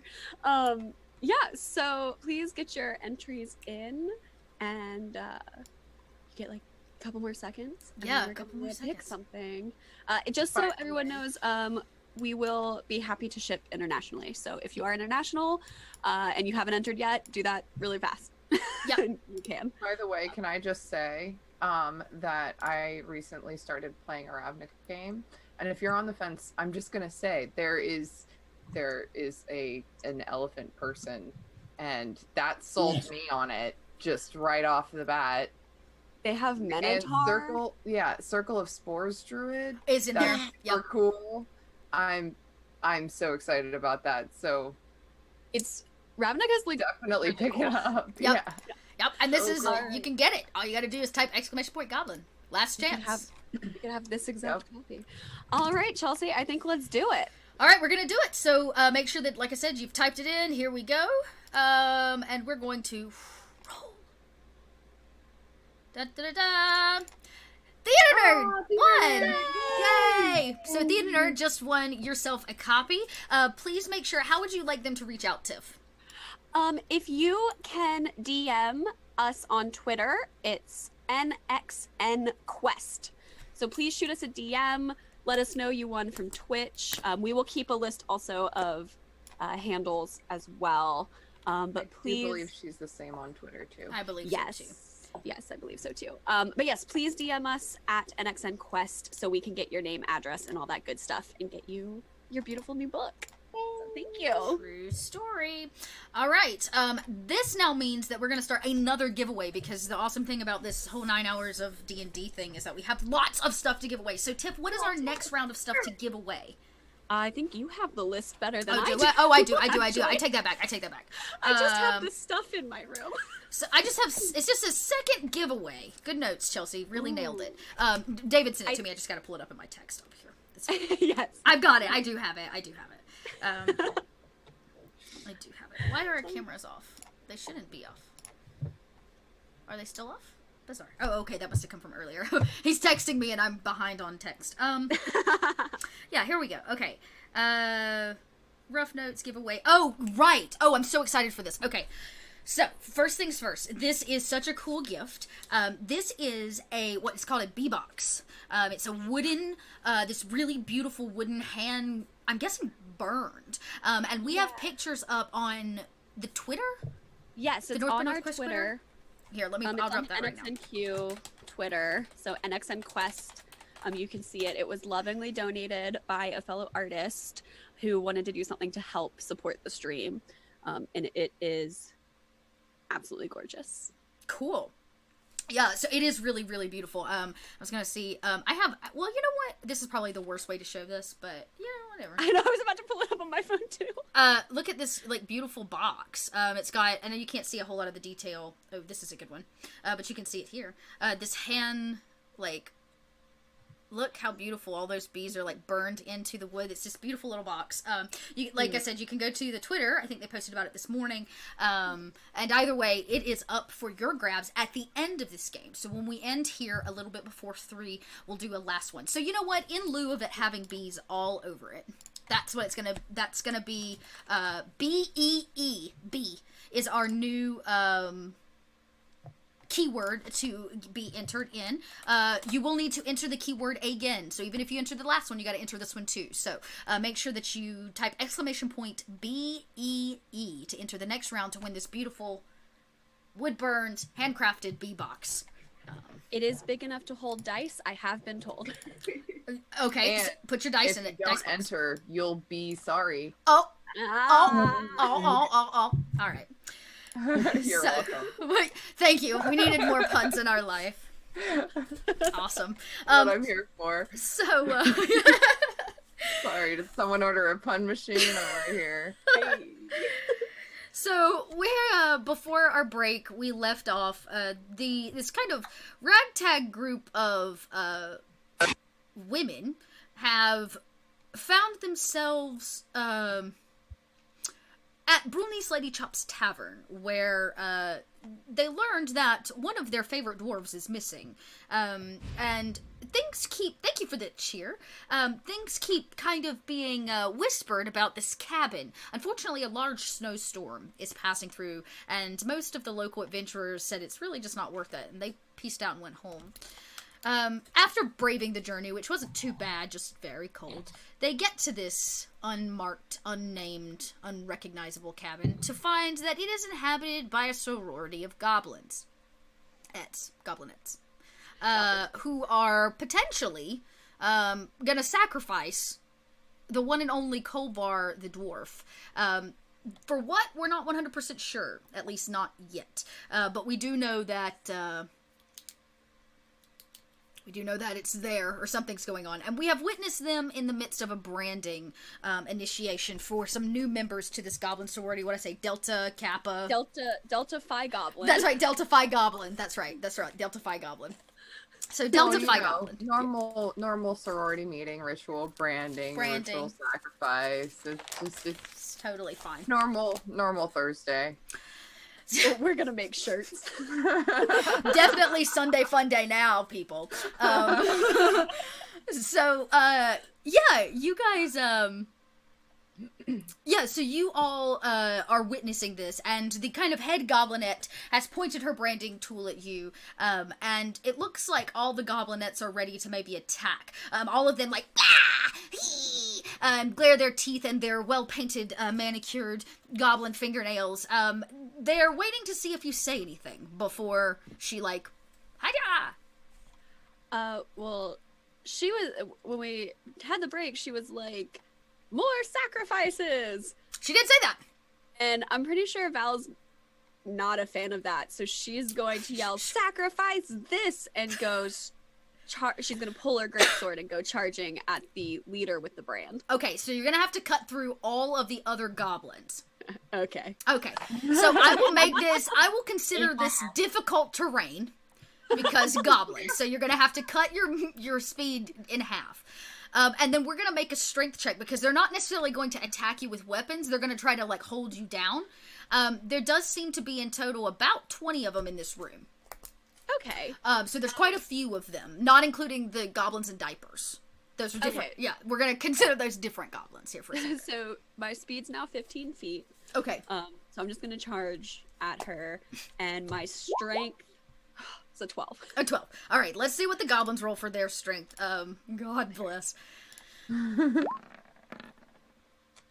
A 1 they rolled, which means they only rolled a 2. So they definitely don't. So all the goblins, you guys watch as all the goblinettes are like, ah! And they jump on Val. They're trying to, like, they grabbed her by the arms and the legs, and she's just like, pushing your way through, sword first. The head goblin seems to be a smidge larger and smellier than the rest of them. Let me pull her stat sheet here so I have it. And she doesn't, all she wields is this, like, hot poker that has a brand in the bottom of it. You want to swing at her? I want to, basically try to swing at the poker to see if I can either break it or like get it out of her hands. Maybe like with enough force that Okay. she drops it. Okay. I'll take another strength against, we'll say, her AC. Can you just hit it? So you only have to roll an 11 in this case. It's not technically like an attack, but not quite. You like tank it backwards, and it does like almost look like it's gonna go flying, but she hangs onto it. Well, I guess Val made an attack, so we're in initiative. So everybody roll it up. I am going to roll once for all the goblins, and I'm going to treat them like a swarm, meaning they have a combined like HP. The leader, on the other hand, she's a whole different story. Well, no, she's not. Good God, that was bad. The goblin, all the goblins together collectively roll. Oh, I've already got that sheet over. They're all going to roll. There it is. Well, brilliant. Just fan-frickin-tastic. Okay, so they're all hanging on to you. So they don't, basically, they're going to skip this next turn. They're just bottom of the order. So we'll just go through. It looks like Valen is first. What'd you roll, Zill? Zill rolled a 21. Nope. Zill is first, followed by Val. And then we've got Swampy. Farah, goblin. And then Farah and goblins. Farah, we'll call her the head goblin or the gobliness, and then we'll have all the goblin knights. Okay. Alright, so here we go. Zill, Val has made it across the room. It's actually not a very large basement, we'll say. Zill crossed them in about 15, Val crossed them in about 15 feet. The room seems to be about 30 in total across. Zill's just gonna kind of do like a sweep the leg of like all the goblins. The ones that are still on the ground. She's gonna do like a monk leg sweep of all the ones that are on the ground. She's just gonna try to like clear them out of the way. She's just gonna do a couple of those. Okay, Sweep cool. the leg, Zill. Sweep the leg. Sweeping. She's leg sweeping. So her first one is it's a 25 to hit. That definitely hits these poor little goblins. Great. So that's 5 damage, and then her second one is an 18 to hit Okay. and 8 damage. And then for her bonus, she's gonna just do one more sweep, and that's only it's 11 to hit. Okay, so the 11 doesn't hit, but the sweep definitely does. And as you come around with your foot, yeah, all the goblinettes are like, ah! In their goblin heels, they don't really manage to keep their footing very well. They were not prepared. This was not meant to be a combat or a battle for them. It was meant to be a party. And they're thoroughly underdressed and prepared for such an extravaganza. So they it looks like you caught about 5 or 6 of them as they become prone on the ground, flat of their back. Some of them do take damage from this. You see like a head maybe bust open. Somebody breaks a fingernail. They're taking a little bit of damage. So yeah, they're kind of on the ground. Some of them are holding like broken elbows now. Sorry. Okay, cool. And it moves right along to Val. Val, you still have goblins on you, so I'm going to consider it difficult terrain. Val is It was much more going. Val's gonna. So she has 2 attacks. So the first bit, she's gonna try to like shake off a couple goblins, and then she's going to try to hit this poker out of the way again. Okay. So I don't. Do you want to just do strength? Yeah, do a strength. They're going to try to hang on. They're going to, again, they'll all roll kind of together for that. Okay, so that's the first strength. That's just awful. I am just rolling so bad. Okay, well, I rolled a nat 1 and you rolled a nat 20. So, we know who this is in favor of. You, like, shake off kind of like a wet dog, and as you do, goblinettes go flying. Some of them hang on to the other ones by their hair, and they kind of splatter about the place, like water flinging off of a dog. And the main hobgoblin is looking pretty terrified. Well, I say that, you can't really tell, but she begins to kind of cower and is like, underneath her mask. So she's cowering. Now that Val has, like, shook off these goblins, she's gonna walk up kind of threatening to this like head goblinette and points her sword at her and says, "Where's the dwarf?"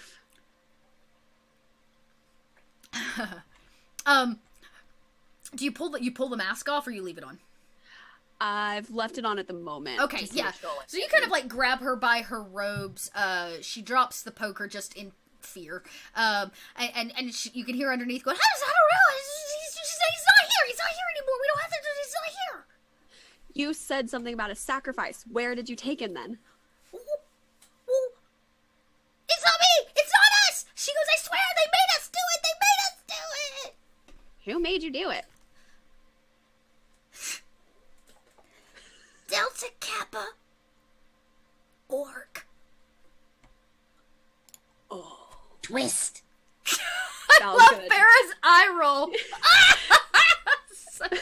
Val's just gonna take her, just slowly drop her, like lower her to the ground, and just turn to face the group and be like, "We have a bone to pick with." What'd you say, Delta Kappa Orc? Yeah, Delta Kappa Orc. Yep. Delta Kappa Orc. Yeah, and she goes, we didn't mean anything by it. They just wanted a dwarf for the sorority fraternity cookout. Wait, are they cooking the dwarf, or is the dwarf just invited to the cookout? Well, of Sounds course like we're eating the dwarf. Oh. Well, we can't let that stand. Well, you're gonna have to do something about the, Delta Kappa. Where do we find the orcs? Oh, well, they kind of kicked us out of our old house, so we had to come here. Where are they? Well, they're just a little farther in the woods, on Sorority Row. I immediately run out. Val follows. What? But we're still gonna eat the dwarf, right? No! No, you may not. Because I'm here for dwarf rights. As Val goes charging after Farrah, she just kind of grabs Zill's arm and starts, like, dragging her. So, like, yeah, Zill's backwards, like, yelling. As they exit, the head hobgoblin removes her mask and looks at Swampy and goes, I know your uncle! How dare you stand with such volatile adventurers? Well, my uncle sucked, so you suck, and you tried to eat a dwarf, and I think that's bad news, Missy. Bad news. But thank you for the cosmetics and the atmosphere. Very lovely. See you later. Bye. She goes, wait! You stole our makeup! And she is almost as if you could see fire shoot out of her eye sockets. As you head up the stairs, you catch the tail end of your crew. You guys have made it out of the main door. And you hear the sounds of 20 hobgoblet feet pattering behind you. Get on! They stole the makeup! As they're like, ah! And they're now chasing you as well. Guys, I made an error.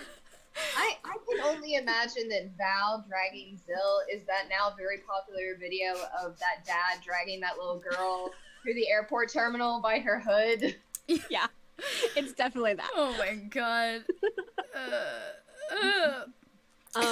It's just me, but I'm also shouting about dwarf rights.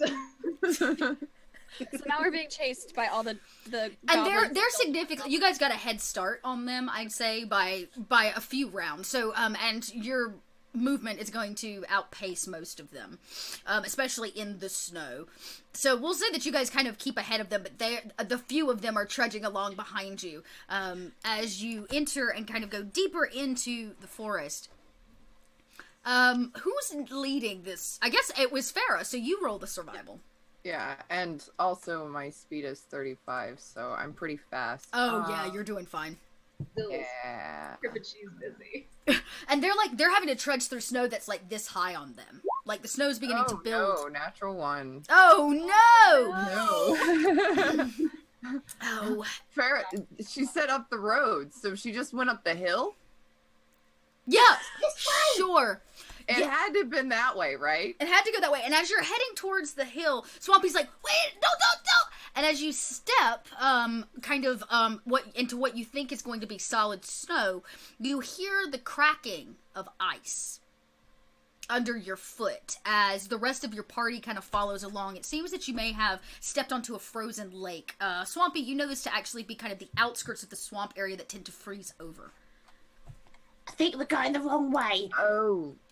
I didn't want to say anything because you looked like you was really in charge. I didn't want to upset you, but it is, in fact, that way. My apologies, darling. You're Let's very be fast as careful well. trying to get out of here. Oh my.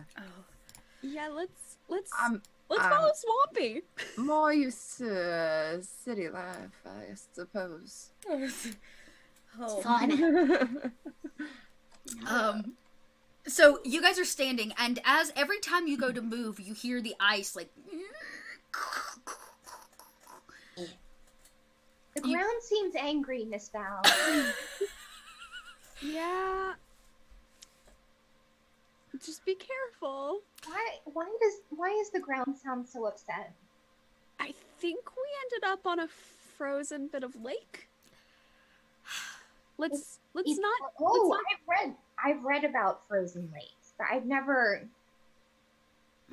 been on one because it was all like deserty where I'm. Yeah, let's just slowly make our way off the lake, and we can admire it from solid ground. Oh, All right, I'm about to do a thing.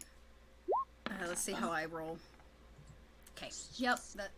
As you guys are like, we're gonna slowly I am gonna get a dex check from everybody that's moving. Only the people that want to actually move their feet. Can I cast something Yeah. on the ground? Yes. Just Can I- for a I'd saving like throw. to try and cast Entangle, but instead of entangling us, I'd like to make a little netting around the cracked ice. Oh, interesting. Okay. Should we fall in? Okay, I love that. So you connect with actually the seaweed and the plant life under the feet of ice. You kind of put your hands on the cold, you can feel that flat base, and you even feel it as you touch it. It spiderwebs out from your fingertips as you communicate with the plants below. The cold, sleeping seaweeds and branch life at the bottom, they begin to wake up at your call, and they start to kind of move together and pull together to create a little bit of a, we'll call it support system, that is there if you guys were to fall through. That's really cool. I love druids. They're my favorite. And it's about this time as you guys watch Swampy talk to the swamp, and gather themselves. The hobgoblins, or the hobgoblin and her goblinettes, come over the same hill that Farah led you over, and unfortunately, she didn't roll a high enough intelligence to remember that there's a lake here. For Dwarf Rights, just donated $5. Thank you. Dwarf lives matter. Dwarf lives do matter. lives matter. So as they come over, she's not smart enough to remember that there was a lake here when it's not frozen over, and they begin to charge at all of you that are now standing solid on this piece of lake. Everybody needs to make a dexterity saving throw, including the goblins. And due to the aura of protection that Farah Cathari has, you get a +3. Nice. Oh, Well, as long as you're within 10 feet of me. I would Val say everybody actually got a pretty much is. 14 then. Okay. Wow, then it's a 21. 24 for And then me. 24. And we got everybody. Okay, so you guys did great. No problems there at all. So you guys watch as not the Also, hobgoblin. you guys can't be frightened. Oh, Okay. that's good too. Yeah, because this is a pretty. Yeah. So they come Marmika, as they like charge down the hill, and the hobgoblin herself realizes just as she goes to put her foot on the ice and pulls back with a 19 dexterity save. The other goblins, unfortunately, the goblets, aren't as quite as lucky, and they charge over the frozen lake, and the weight of all of them and the patter of their non-dexterous feet cause it to crack and begin to give way, and small chunks of ice begin to fall out from under their feet. This does mean that the way back to the shoreline has been cut off for all of you because that's what they're falling through. But because of the dex save that you all made very, very well, and the incredible use of Entangle, as really this plant life has entangled the ice that you stand on, a large chunk of about 20 by 20 feet around has stayed solid and afloat as the rest of the ice around you breaks away. Oh no. Well, this sounds perfect. Made it fun. Yes, we did, and they can't get to us. They cannot. She stands on the bank about But 25 off. we can now break up the ice around us and move through to whatever side we want. Oh, that's a good idea. Make a boat. They do have time to get around. I say that quietly so they can't hear me, just in case they don't think of that. But hopefully they're not smart enough to know that. Maybe, maybe not. It's worth a try. Yes. I heard some of them talking. I don't think they are. Swampy, which way should we be going to get where we need to? That way. Okay. Well, I go into, I just actually pull off the spear from my back and I start chopping at the ice, breaking it up with the front end of the spear, to Val will help. path. Yeah, Val will help you with her dagger. Yeah, and I'm essentially gonna pull us with the spear through the ice. Cool. Okay. Nice.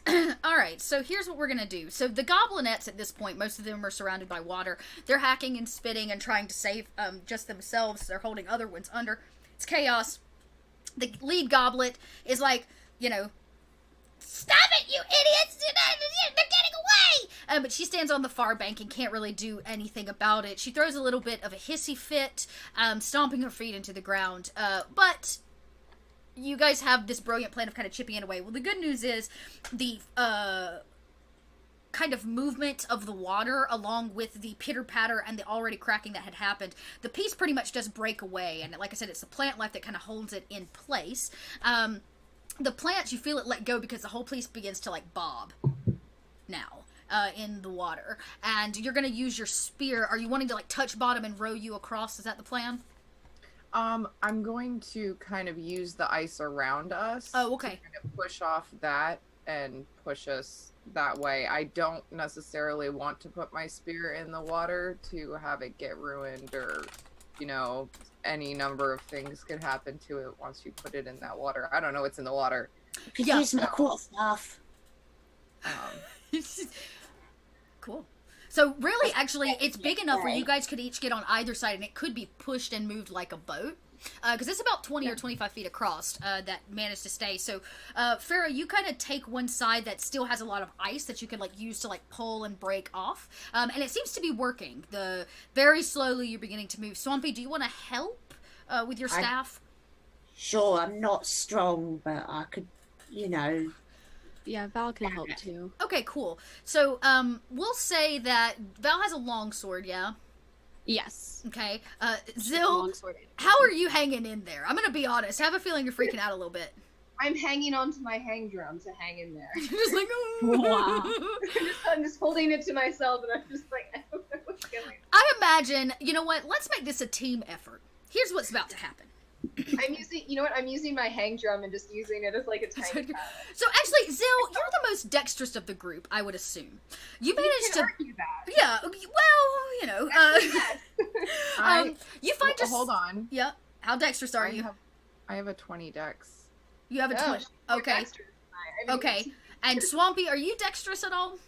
I am very dexterous, very weak, and lacking in intelligence. Great. So yeah, okay. So this is what happens. Zill, because you don't have like an object to like row with, or you kind of find yourself in the middle of the piece of ice, and when you I stand have up, 5 pool balls. Jesus Christ. And 1-5 a fork. Fork, definitely not helping. So when you stand up, you can feel that the ice itself is in need of balance as the ladies take to the edges to begin to row. And so you find yourself kind of in the middle holding it. So I'm going to have you make a dexterity check to keep the big chunk of ice from tipping. Farah and Swampy find themselves on the exterior of kind of the right and the left sides of this chunk of ice, beginning to kind of move it forward and steer it. So I'm going to have the two of you also roll a dex for different reasons. Alright, what's a 13? Is it a check or save? That's a good question. This is a check, not a save. Okay, just checking. Al's just in the middle, keeping the balance. 23. 50. Okay, okay, no, that's good. Okay, cool. And Zil, what'd you roll for me? 13. A 13. Okay, so you're kind of like, oh, you can feel it. Like the more they move and the faster that you start going, the creakier it gets across this piece of ice. Val, you are going to be the actual push behind all of this. Perfect. So you're going to be on the backside giving us the strength necessary to move forward. And you're going to use basically your greatsword for that. You kind of get off the back and you're like pushing across the bottom of this swamp. Perfect. So strength. Mm-hmm. 13. I had a 13. Not the worst. Not the worst, but it's also, I mean, it's a great sword for Pete's sake. And there are pieces of the bottom of this, probably what's actually like a little lake, is get kind of deep at some point. So actually hitting the bottom becomes kind of difficult. And you guys move very slowly for quite a while. But you head in the direction that Swampy pointed, which is actually into the swamp. You could have taken kind of the road around, but since you're going direct in, here we go. And you guys go for about 10 minutes or so before the ground around you, you can feel your ice piece begin to like drag as it begins to get shallow. Thank you, Castle Mac. And it begins to get kind of shallow and you're almost like dragging bottom. In addition, the amount of snow and just general like ice has dissipated it deeper into the swamp. It doesn't seem to get quite as cold in here just because of density of life and trees and the canopy and stuff. So, you guys kind of pull into an area and the ice stops moving. It like hits either a shoreline or something solid enough where you can't go any farther. I think this is our stop. Indeed. Oh, because we stopped, yeah. Yeah. Yeah. And it doesn't take you very long to see the road that you could have taken in. It's like literally 10 feet kind of in front of you. It seems barren and beaten down. And it leads to what one might consider a street or a collection of houses that sit kind of on a cul-de-sac. There seem to be about 4 or 5 of them, and there's a lot of hustle and bustle. All right. Val's kind of going to take a second to look it over and see if she can kind of get a feel for like what direction people are going or kind of what's going on. The influx seems to be very isolated to the like area with the homes and stuff. Seems to be a large bonfire that's like kicking up. You can hear the sound of music and laughter, very much like a little bit of a festival, if you would. Looks like wherever they have this bonfire is kind of the main hub of everything. Do you guys think we should check it out? Most definitely. Okay. Yeah. Okay. They're gonna cook a dwarf. I would do it over a fire. Yes, you're not wrong. All right. So Val, I guess, is going to lead the way towards the bonfire. As you guys head in, the first thing that you notice are all the people that are kind of on this street, or at least walking in, seem to be well dressed. It seems to be some kind of like formal event. Everybody seems to have done their hair. There are lots of orcs. There are other goblins. There are kobolds, which for is pretty normal. They hang in both societies pretty frequently. Thank you for that follow. And yeah, so you guys kind of watch as this is happening. People are coming in and out of houses. Thank you, Steph. And down with dwarf eating sororities. Something you'll only ever hear on a Sunday fun day. So this is kind of the sight in front of you. Nobody seems to have taken direct notice of all 4 of you coming out of the swampier area. They seem to be very focused on the festivities at hand. All right. Well, maybe we should just try to sneak in and free the dwarf rather than find them on. Yeah. Yeah, that's a good idea. Or maybe we should, like, say that we're here for the dwarf eating festivities, and maybe that'll get us, like, in. You know? Like, find the kitchen, Yeah, like, be, like, undercover. infiltrate it. Yeah, that's the word. Sounds good. Ha- would there be anything what we could wear, and then we could do sneaks in wearing something like? I've got a hood. Okay. And Zill, like, puts her hood down, like, a little further. Like, or pull it down further so you, hide your. Yeah. Hide your face. There we go. Val, why don't you, as you're watching her like suit, you're watching Swampy Suit Zilla, why don't you roll me a perception? Perfect. Just for funsies. Let's see if you see the thing. My perception is crazy good. 17. That is 17. You begin to notice the music begins to kind of pick up here and there, and you notice that there are 3 or 4 goblinettes walking in. They look familiar because they are not dressed the way they were the last time you saw them. They were in diapers and had fruit on their head. Now they seem to have potentially dressed themselves up, leaving their sisterettes behind to come to the party regardless. They were initiated and they want to party. And they're kind of walking down the path. You guys, I see a few of those goblinettes that are here. Maybe we could tail them and see where they go, because they probably know what's going on. Can I cast disguise self on myself and make myself look like a goblinette? Sure, of course you can. And anybody that's going to try to disguise, yeah. Val has a purple power suit. You do have a purple power suit, which, you know, you're an orc. There are other orcs or a half-orc. There are some here, so you just naturally blend based on just your race. Yeah. So you suit up, is that what I'm hearing? Val's gonna put her jacket on over.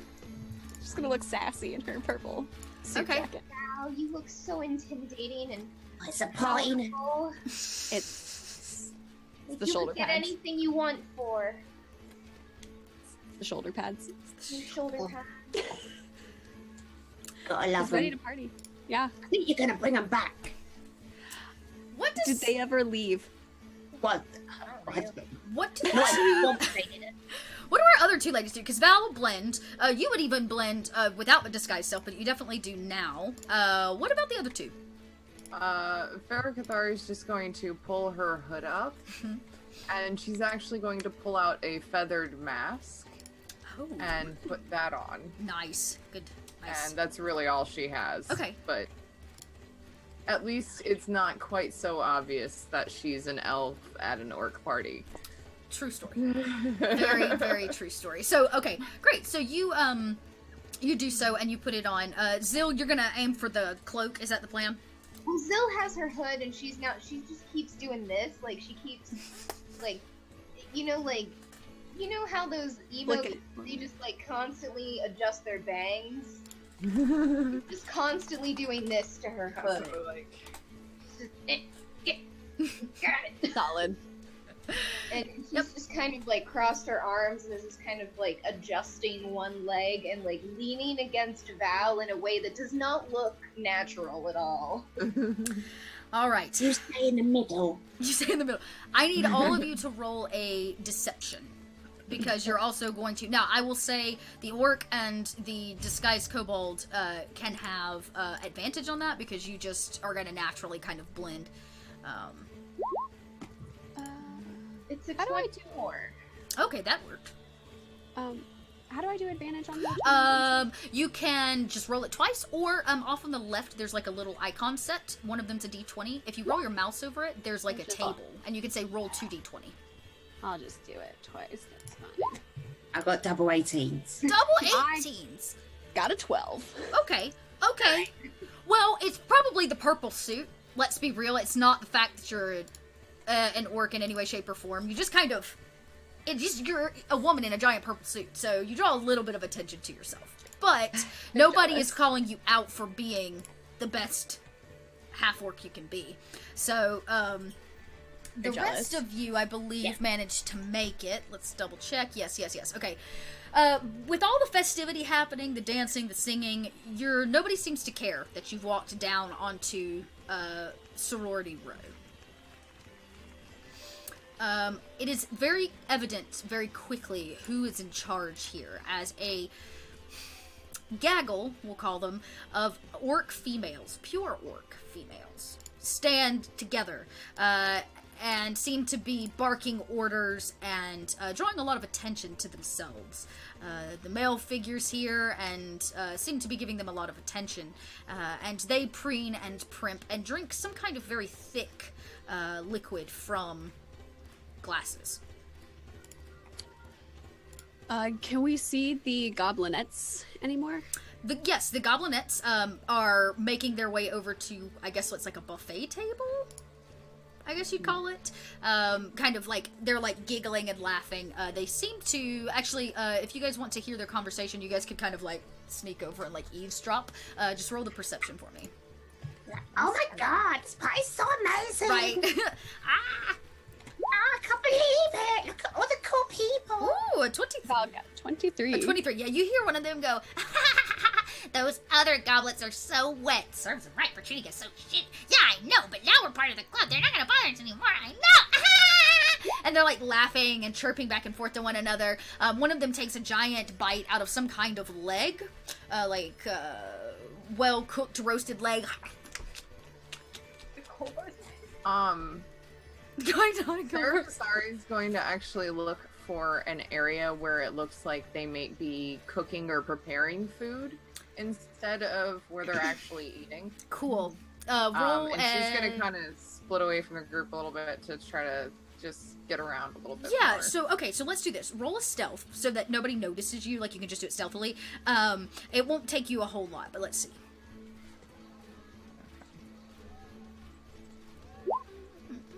Yeah, you kind of like you just kind of seep into the darkness and go around the backside of these huts here. They lead you to an area at the end of the block that seems to be potentially preparation and where some storage is being kept. Each of the houses serve a different fraternity or sorority. The fraternities are on the left side, the sororities are on the right side of the street. And there's a little bit of activity from the homes themselves, but most of it seems to be prep. You witness two kobolds making out and through a window, and you simply move on. And when you reach the end of the cul-de-sac, you see that there is some kind of food prep station. There is a very large orc male, who, along with kind of probably what is his friend, I guess, who are hacking and slashing and preparing food. They wear aprons covered in blood and guts, and they're in front of a very long wooden table outdoors, so that's kind of what you pick up as you kind of peek and putter past. Now, Val, Zill, and Swampy, you don't really notice that that Farah has kind of dodged off over the sound of festivities. What do you all do? Val's gonna like pretend like she's looking over the food table, but really she's kind of scoping to see if there's anywhere nearby where maybe they would keep Kolvar. How about this? You don't see Kolvar out in the open. Definitely not. Yeah. There is a very large bonfire smack dab in the middle of the street between all these homes. And there's a spick large enough to roast a dwarf that sits on top of it. It does not currently hold a dwarf, but it seems that there's kind of a few people preparing fire and getting the fire ready. Zombie has forgotten that she has a mission Anna's got really caught up in her own disguise, and she's really just like, oh my gosh, I can't believe it. And she's just running around trying to buy things to eat and has sort of forgotten that we was meant to be saving a dwarf. So as you run around, you witness a few things. You join a few conversations of, like, females. You find a few other, actually, kobolds, and overhear their conversations, which consists mainly of talk of the big festival, and what this means going into next season, as they call it, and, of course, the initiates. They talk about some kind of initiation that happened this night. You also come across some male orcs, which you don't really fit in with as a goblet, but as you pass by, they kind of catcall, and they're like, hey, are you an initiate? I've not seen you around these parts before. Oh, yes, I'm brand new today. I'd say so. Right, they kind of giggle and laugh, and he's like, well, I'm over here in Delta Orcus. You come see me if you ever, need anything. Oh yeah, definitely will do that, and I'm not at all terrified by this conversation.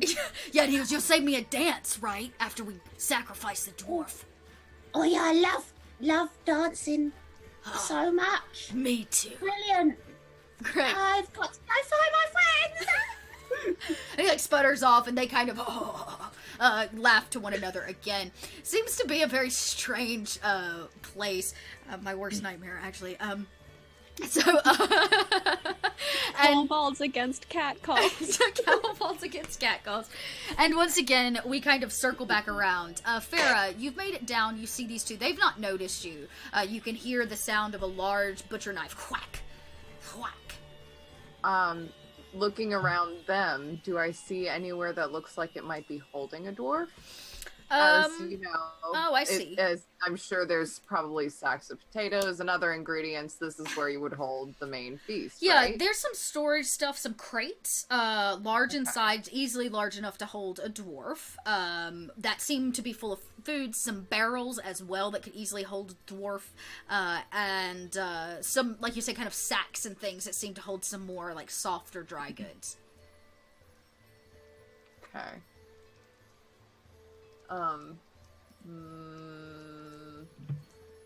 I'm going to sneak back to my party. Okay.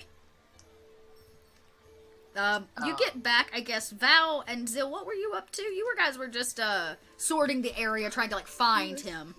Yeah, I was hoping maybe there'd be, like, a shed or something near that would be obvious, but... Nope. No. Not that obvious. Val's gonna kind of, like, nonchalantly walk toward the bonfire and, like, the spit and see if she can, like, take some pieces where it would make it inoperable. Okay. Kind of like, if you can't use the spit, guess you can't roast a dwarf. All right. Okay. Okay. Roll an insight to see if you can figure out how to sabotage the spit. Oh, let's see. My insight. 10. 10. At 10, you're like, ugh. If I hit it here, maybe here. And you start to kind of undo some things, but you're not able to sabotage it yet. You definitely, like, pull some screws out, you remove some pieces, but it doesn't take the whole thing. It doesn't come, like, tumbling down, if that makes sense.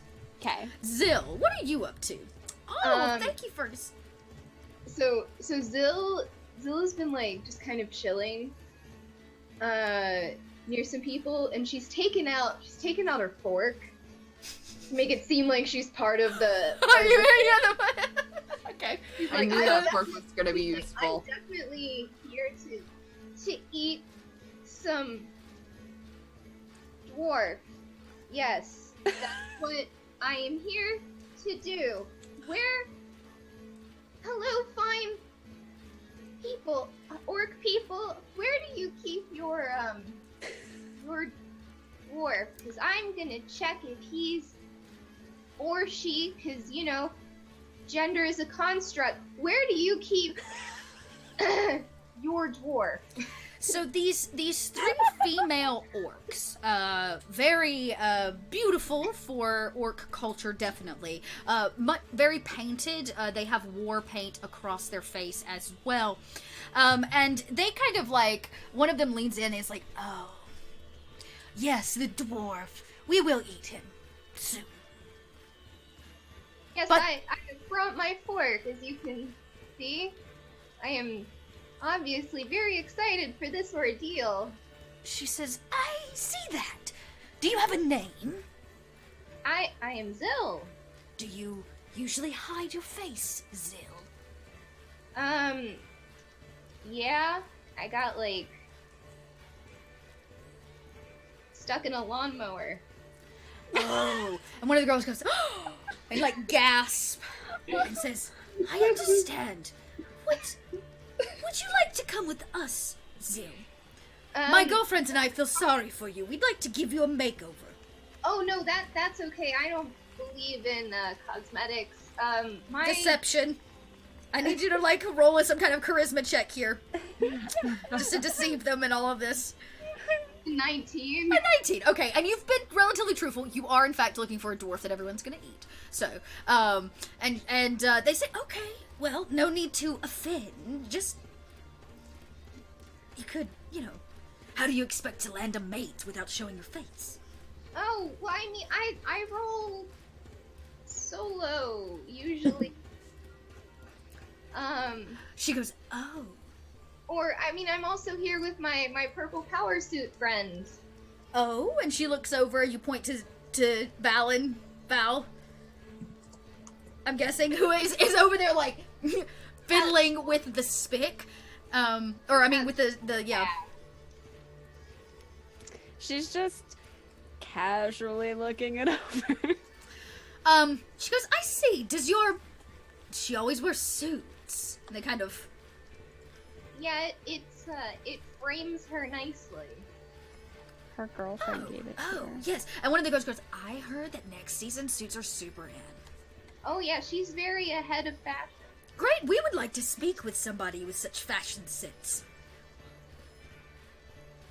Then you should go speak to her, because, she's very fashion forward.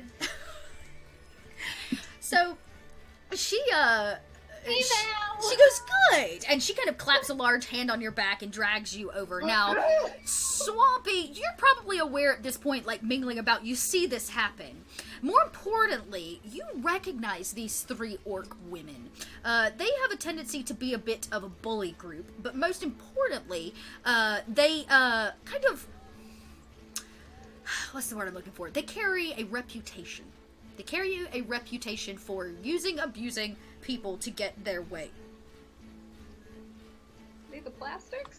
Basically. Yeah, they're like the Heathers. We'll call them the Heather. Well, no, let's call them the Beth Anns. These are the Beth Anns Fans. of the orc, like, community. They all go by Beth Ann. Perfect. So bad. And they walk up and they say, half orc, where did you get such a suit? Oh, my girlfriend gave it to me I see. as a gift. Impressive. Oh, your girlfriend. She has fantastic taste. She does. She's pretty amazing. She wears pants under her skirt. I heard you are ahead of your time. In terms of fashion. Sure. She's very modest and humble. She looks over to see I'm this little goblet in disguise. Oh, is this also one of yours? This is a friend of mine. This is. Hello, my name is Goblinina. Yes, she is. Yeah, this is Goblinina. She is uniquely strange. Well, that's our group. Who did your makeup and where did you find such high quality goblin smudge? I have connections, up in the fraternities, high up, hush hush, sneaky sneaky. I'm beginning to like the three of you. Oh no. Right. How do you all feel about, how do you feel about the snuff? What? It's That's what I thought you'd say. Come on! And she grabs all of you kind of around. Each of them grab one of you and begin to drag you into one of the fraternity houses, or sorority houses. Now, Farah, you notice this. You see that your team begins to enter into one of the houses near the end of the block where you are. Yeah. Yeah, I'm gonna just go around back and like see what's going on in there through a window or something. I'm Yeah. going to stay stealthing. I Right. do not. You peer up over a window to watch all 6 of them enter. One of the girls is like, "Isn't our house just the best? We stole it from a bunch of goblinettes." Yeah. Fuck them. Right? She goes, "Oh, I knew I liked you for a reason." Yeah. So, what's this stuff? Oh, snuff. It's Oh.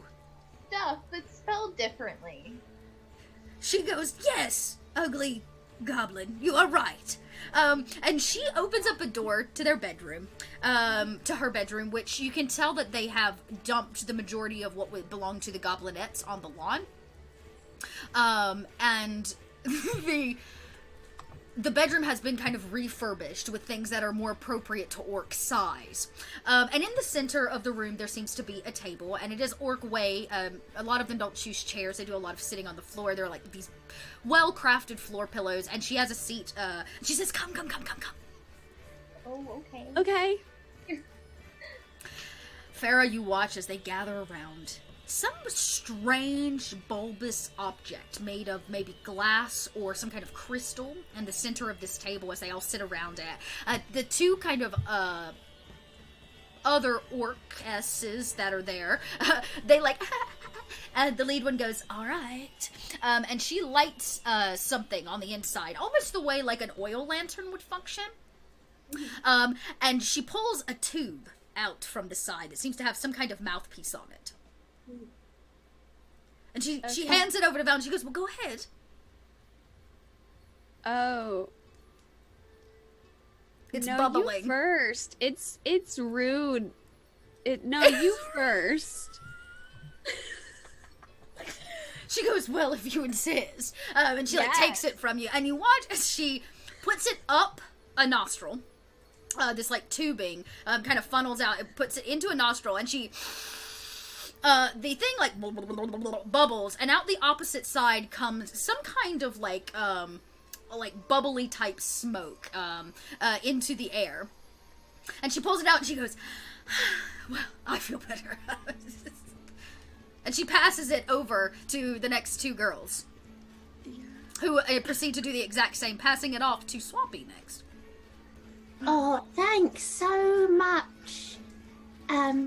So just up my nose. I do this all the time. Don't be. Just put it up my nose. And as I get it to my nostril, I'd like to cast deafness and blindness on the two of them in front of me, please. Oh, okay. Go for it. Do they get a roll against that, right? Yes. Constitution saving. Oh my god. Okay, I'll redo this. Let me... Oh my. This is not where this campaign was supposed to go, for the record. I need everybody to know that. This is not how it was supposed to go. Okay, Are Constitution. you sure? Yep, Oh boy. not where it was supposed to go. Okay. They rolled a 22. Oh shit. Oh, yes, these orcs, and they go, one of them goes, "Oh, I think I got something on my eye. Did you see that? Yeah, I know. Maybe it's just the snuff going to our heads." And they do seem distracted enough to not recognize you hitting it, if that's what you're looking for. Yeah. Oh, that was so good. Oh, my head. Oh, it feels so amazing. This is real good stuff. And the two of them are like, "I know." As they start laughing. And it's about this time that a thud, a large, like, loud thud, comes from the basement. And the head orc-ess, who still hasn't really told you her name, she goes, "Ugh." Is it making noises again? I thought we put an end to that. What is making noises? The sacrifice, of course. And we cut to Farah as she says that. I was gonna say, as soon as I saw the first girl put that thing up her nose, Farah would been like, okay, I'm gonna look for any sort of back door or basement or anything like that, any kind of entrance to get into the basement or whatever. Okay, very easily you're able to find. That was my thought before you even started, but I wanted to. You see knew that it was in a play basement. out as me. Like, So you managed to find like a cellar door on the exterior, like walking around the back that clearly would lead into. okay, is there anyone around? No, in fact, like you're on the back side of the house. Everybody seems to be on the street partying. Is there any sort of lock on it? There is a lock, so you would have to break it. Or pick Okay.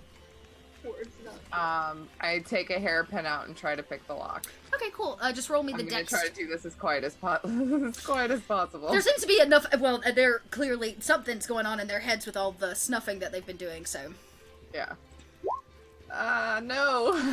you don't manage to get it unlocked. You kind of like fiddle with it. It seems to be pretty tough.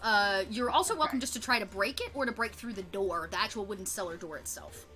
Yeah. She's going to attempt to, after breaking off her hairpin in the lock, be like, oh, fuck this. Okay. And then she'll just try to break the lock off. Okay, cool. So you wait for that moment when you hear the orcs again, like, laugh, to cover the own issue as you give it a pull. So let's, do that strength to see. You make it. Come on. Yeah. Yep. Not a problem. You're like, why did I even bother? You like pick it up and smash it against the metal piece and it pops right open. At the exact time that they're laughing. As that happens, we cut back inside as the three of them stand to go into the basement. Do the three of you follow? Oh my gosh, you know what we should do before we go to the basement? Do you guys like music? I love music. Zill just pulls out her hang drum. Oh. Yeah, oh my gosh, I've been playing for years, and she just starts like banging out like a little tune, and there's no. Make me a performance check. Okay. You guys just listen to the music. We'll go take care of that for you. Okay. Oh wow, don't have that's an unnatural 20. At an unnatural 20, you begin to play, and maybe it's the substances in their system, you're not really sure. Hope so. But they begin to, like, oh yeah, what a sick beat. And they kind of start beginning to, like, jam and bob, and they're, like, dancing, and things like that. You begin to hear that crate again in the basement, rocking back and forth. Something is down there, and it's not happy about it, but you have subdued them. They're not interested anymore in going to the basement. Zill, you will need to continue to play to keep them in this place. I will continue to play for like a solid couple of minutes. So Right? while I was- while Zill plays, Val's gonna try to just kind of like I wouldn't call this Yeah.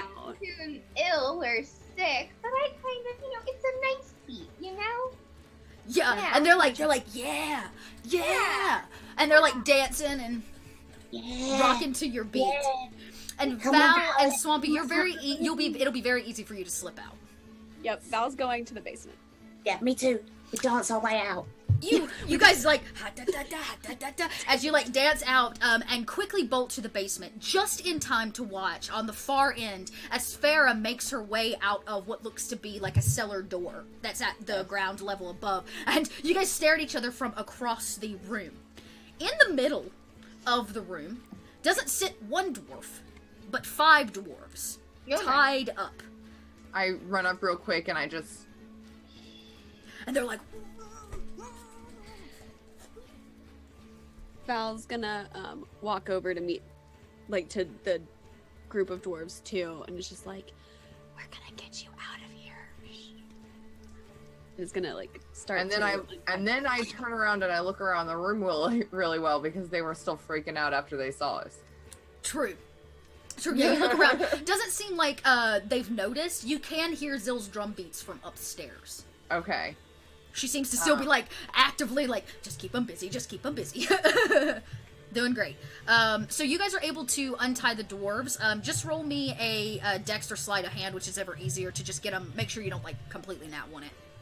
Do you want me to do it, or do you want to do it? If you are both, Well, I can do yeah, this. all three of you can roll it. That way you have backup for one another, which is fine. One of you can't handle it, the other one can. You said dex check. Yep. Or a sleight of hand. Yep.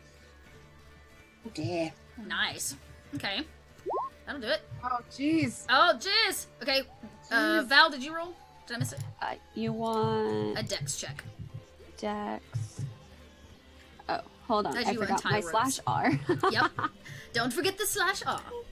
I did it. There we Okay. go. Oh, Okay, Yeah. well, unfortunately, you guys struggle a little bit with the, Question, are they ropes? they are ropes. Oh, I take out my dagger and I just cut the rope. yeah. Like... Don't Okay. need hands. Yeah, you guys are like, what are we doing? And then you slice them. They come free, and they saw three of the dwarves saw your exit, or the way you entered, and they quickly exit out of it. They don't even stop to talk to all of you. Before they go, I really quickly cast Bless on... Hold on. Let me see. I can do 3, 4, 5. I can cast Blessed on 5 targets. So I'm gonna do Nice. the party that is downstairs, and however many dwarves I can get after that. So that'll be 2 dwarves, right? Yeah, 2 dwarves, yeah. 3. Okay, yeah. And you catch them all as 3 of them exit, and you stand there. Kolvar is there. Val, you know one of them to be Kolvar. And next to him is a much older dwarf. Much, much older. Outside, you hear the sounds of popping and cracking as if some kind of firework or explosion is going off. They seem to be reaching peak of festivities. We need to go. Very much so. So I'm going to then leave the way I came. Don't forget Val. I'm Zil. Don't forget Zil. I'll go get Zil. And Val's gonna head, I guess, back up the stairs and go back to meet Zil. Okay, cool. So, alright, so you guys come up. The chicks are still dancing. What have you told Kolvar to actually do? Well, if Kolvar hears that Zil is up there, he Would is be probably there. gonna follow. Yeah. Yeah. Um, He'd probably follow me. And we'll say, as you guys, for sake of one time and two, because I love this idea, that Zil is like tapping away. These chicks Jill are. is really like when she starts after like a couple minutes, she gets really into it. So she's now like her eyes closed. She's really into it now. Like she's lost in her own music at this point. All right, Nice. cool. Yeah, and you begin to like lost in it. They're lost in it, like dancing. And as you guys enter these kind of drugged up females seem to be all but disinterested in you. When they hear the fireworks, they pop out of it and they're like, oh, "It's almost time!" And they run out towards the streets. All of you stand there, Kolvar and this other elderly dwarf as well, in the house of a fraternity. The food was held in this basement, so they will be back. Oh, okay, bye. Yep. I knock out the window out back, and I'm like, Yeah, you guys see him. She's like, go, go, go. We gotta go. Huh? Oh, Zil, we gotta go. we're going? Yeah, We need come to on. go get Kolvar. No, we've got Kolvar. Come on. he's right next to you. Yeah, and he Yeah, appears. she's You see literally- Kolvar pop around the corner, and he quickly grabs Zil by the hand, and you guys bolt out, following your paladin out back and into the swamp, back towards, I'm guessing, probably Brulnice's shop. Or tavern. It does take you a little bit, but your dwarf is in hand. Nobody has been eaten this night. And surprisingly enough, you killed no one. Yay! You guys did it without killing anybody. Well, except for maybe the frozen goblets that fell in the lake, but that was their own fault. They did that on their own. They thank did do you. that on their own. We didn't do that. Brulnice will treat you guys to very warm drinks and cider as you return. Her and Kolvar probably shall share dwarf stories into the night. And somewhere out there, a fraternity and sorority like block party goes without food. Well, they Until had next food. year. There was already food cooked. there. That's true. They went without their dwarf food. They just had to go without their ritual sacrifice for this. I feel like Zill is now like she's sitting at the table with Kolvar and she's like making pamphlets about dwarf rights. And more importantly, you guys cleared out the cabin that has been plagued by these goblins. So who knows? Maybe the family can go back. You didn't necessarily deal with the fact they put it on an ancient burial ground, but that's cool. One step at a time, right? I mean, Fergathar would probably mention it. just Probably say, hey, you know, you might want to move your house because, you know, the spirits there don't really like it. Yeah, right. So, this is the end of our little shenanigan, our girl-driven shenanigan. Like I said, fun, easy, nothing too hard, nothing too, maybe weird. Weird, I can always promise you. But we need to do a giveaway. It's our last giveaway. But before we do it, what we're going to do is go around and we're going to do intros.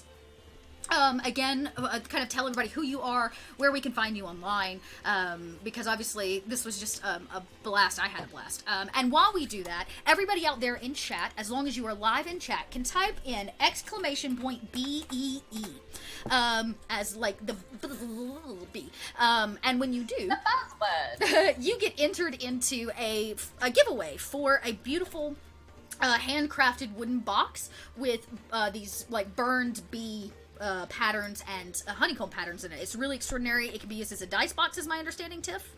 Yep, it can. It sure can. So, all you got to do is, I know it does sound awesome, all you gotta do is type !B as we go around, and we're going to check out these people in here where we can find all of these wonderful ladies online. So let's begin by just going around. We're gonna hit, let's go in the correct order this time, and we're gonna go with Eris Savad. Hello, I am Eris Savad. I make dice trays and dice bags and all sorts of geek accessories. I also play a lot of D&D and other games with a bunch of awesome people on the internet. If you want to see what I make, you can find me at erissavad.com. If you want to see my schedule or anything I'm doing around on Twitter, because that's my playground, that would be twitter.com/erissavad. If you are interested in Ravnica, since we're giving away a Ravnica book today, or we gave away a Ravnica book today, I am playing a stream on Mondays at 5 p.m. Eastern on twitch.tv/encounterroleplay. And it's a learn by play D&D. So we're talking about our dice rolls and how we're getting everything so that if you are new to D&D or you are newer to Ravnica or both, you can learn with us. And so, yeah, that's awesome. If you're interested in sewing things, I stream my making on Tuesdays and Thursdays, twitch.tv/erissavad. And yeah, you can find my stuff on my website too. There's a bunch of stuff going on, so you can see all that. Very nice. Moving right along, we're gonna meet our half-orc Val as an actual person. My friend Tiff. Hi, Tiff. Hello, I am Tiffany Alvord. I am a producer, current GM, and player for the podcast North by North Quest, which I wrote Chelsea in, which took her on this crazy D&D journey that she's on. So you can find us at northbynorthquest.com or on all the social media at NXNQuest. If you specifically wanted to check out my stuff, I do a lot of cosplay sewing and things like that. You can find me on all the social medias at RTS Cosplay, just short for Rattle the Stars, just so there's no confusion there. But yeah, that's me. Very cool. Awesome. Moving right along, our lovely half-elf Zill, who also has a real name. Hello.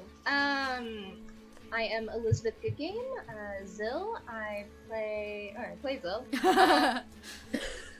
Ironically, it's also my name backwards, which I didn't realize till later. I play on North by North Quest, and you can find me on all the social medias at The Lone Good Game. Yeah, that's about it. Story. Long good game. And moving right along to Geek Girl Bookworm. Hello!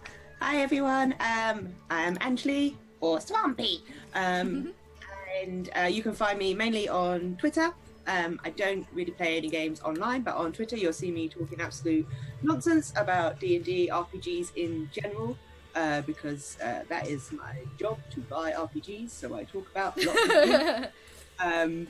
I also am a miniature painter, and I have an Etsy store where I make D&D goodies and sell and paint miniatures. I also take commissions and I ship international, so if anyone wants something painted for their sessions, let me know, hit me up. I'll put some links in the chat. Thank you everyone for letting me play with you today. It's been lots and lots of fun. You are so wonderful. Thank Awesome. you. Yes, it was a pleasure to get to welcome you to the channel and get to play with you, because I always love playing with new people. And I am Little Red Dot. We're here on my channel today doing 9 hours, well, now almost closing in on the first 3 hours of 9 hours of Dungeons & Dragons to support Cognitive Merchant for the, of course, Save the Shop. You can click there and learn a little bit more about how you can donate to help.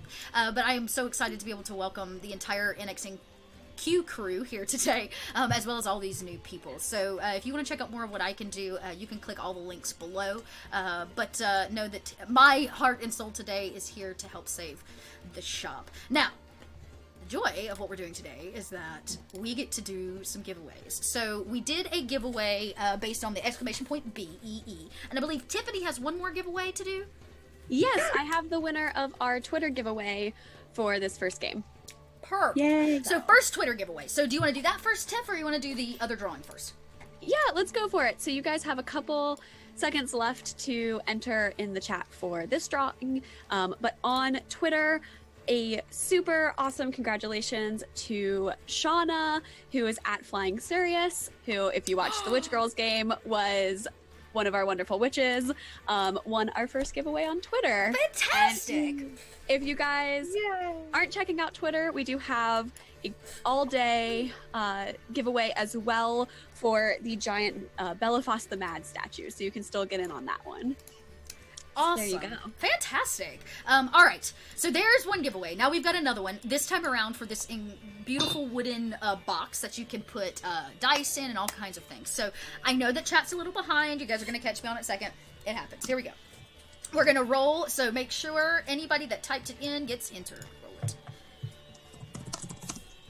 It looks like Walterific has won. So thank you, Walterific, for entering. Tell them again, Tiffany, how Walterific can reach out to get that awesome box.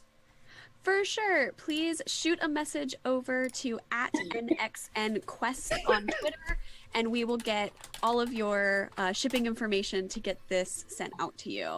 So again, give us a DM on Twitter @NXNQuest. Perfect. Awesome.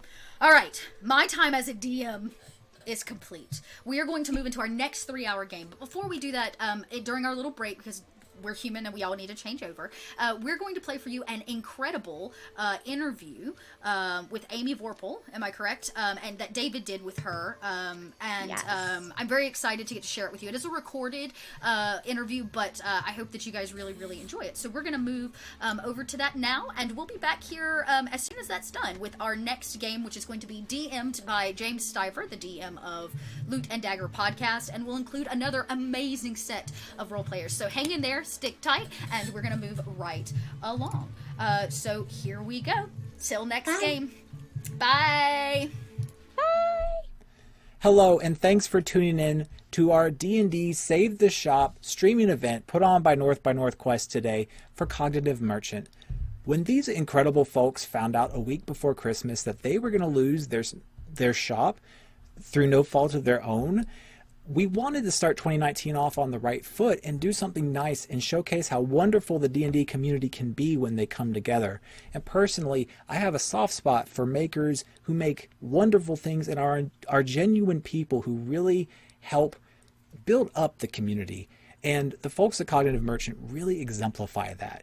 So we wanted to try to do something nice for everybody else, and we've reached out to the community at large, musicians, artists, makers, people who make bags, people who stream for a living, people who work at Wizards, and we wanted to see who might be interested in helping us out. And we were blown away by the response and the excitement that everybody who was like, yes, we love what's being done here, we really want to help out. Of course, what can we do and how can we help? And that's what brought us to today. one of those wonderful folks that we admire here at North by Northwest, and I know that a lot of you out there admire as well, due to her incredible contributions to the community, couldn't make it with us here today due to that never-ending infernal battle scheduling. So even though it took some logistical gymnastics and a little bit of creative recording on both ends, we found a way around it. She's an actor, a writer, a host, and a musician. And you've seen her in so many places around the US and online, such as Nerdist, Geek and Sundry, BuzzFeed, College Humor, and AMC Theaters. And we're thrilled to have today the phenomenal Amy Vorpahl. Thanks so much for having me. It's a joy to be here. I'm so glad I can talk to you guys on this show. So it's always wonderful to see such strong, inspiring female players in the tabletop community. So I'm really curious, from the very beginning, what originally got you into D&D? How did I get involved in D&D in the first place? It was college, and it was my freshman year. I had put up a Yoda mosaic poster where all the scenes, where it was a picture of Yoda, but it was made up of all the scenes from Return of the Jedi, which sometimes I'll say Return of the King.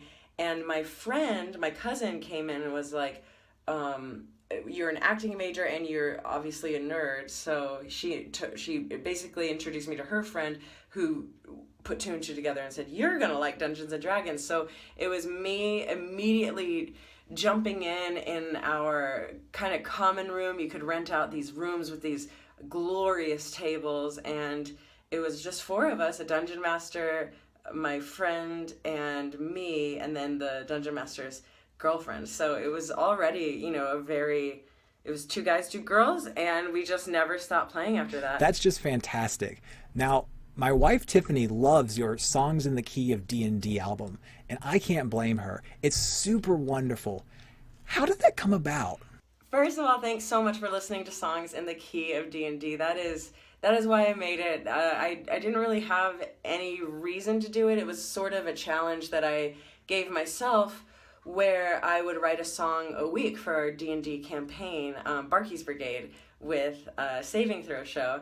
And throughout the course of it, I think I wrote probably 25, 30, 35, 40, something, for a lot of songs. And maybe closer to 35. And 10 of them were good, and those were the ones that made it on the album. So I guess how it came about, and I even started writing songs, was Saving Throw was doing a Kickstarter, and someone suggested, oh, we'll write a song for a character. You give us the stats and kind of what you want to say about your character, and we'll write a song for you. And that was really great. And then someone goes, and Amy, you do it. And I was like, what? No, I can't write songs. And it turns out, I guess I could. And I basically looked at a lot of Irish folk songs that, just did C, D, and G, and kind of just used those chord changes, and then wrote a bunch of songs that led to me actually enjoying it, and then coming up with my own original stuff. And that's what Songs in the Key of D&D is. And my sister's boyfriend is a music producer, so he actually had a big hand in the orchestration of it. I wrote it all on ukulele, and then there's no ukulele on the actual album. It's all lots of different stuff, piano and lots of guitars and strings and just really, really cool stuff, horns. It's pretty incredible what he would be like, Amy, this one's a rock song. You wrote a rock song. And I'm like, did I? And so he would interpret the songs that all sounded kind of the same on the ukulele, and interpreted the genre of actually what it was. Huh. Interesting. So what about D&D inspired you to make an entire album? What about D&D inspired me is I guess it is just an inspirational tool, right? Like, it's group storytelling. You're in these situations where your character is, and all of a sudden it becomes cinematic very, very quickly. And it's kind of like lazy writing, I guess, for players. Obviously the GM is a different story, but it's you get to experience and acting and writing and improvising all at the same time. So while you're feeling these emotions, you understand what they are, and it makes you want to tell that story so that other people can understand the emotions that your character is going through.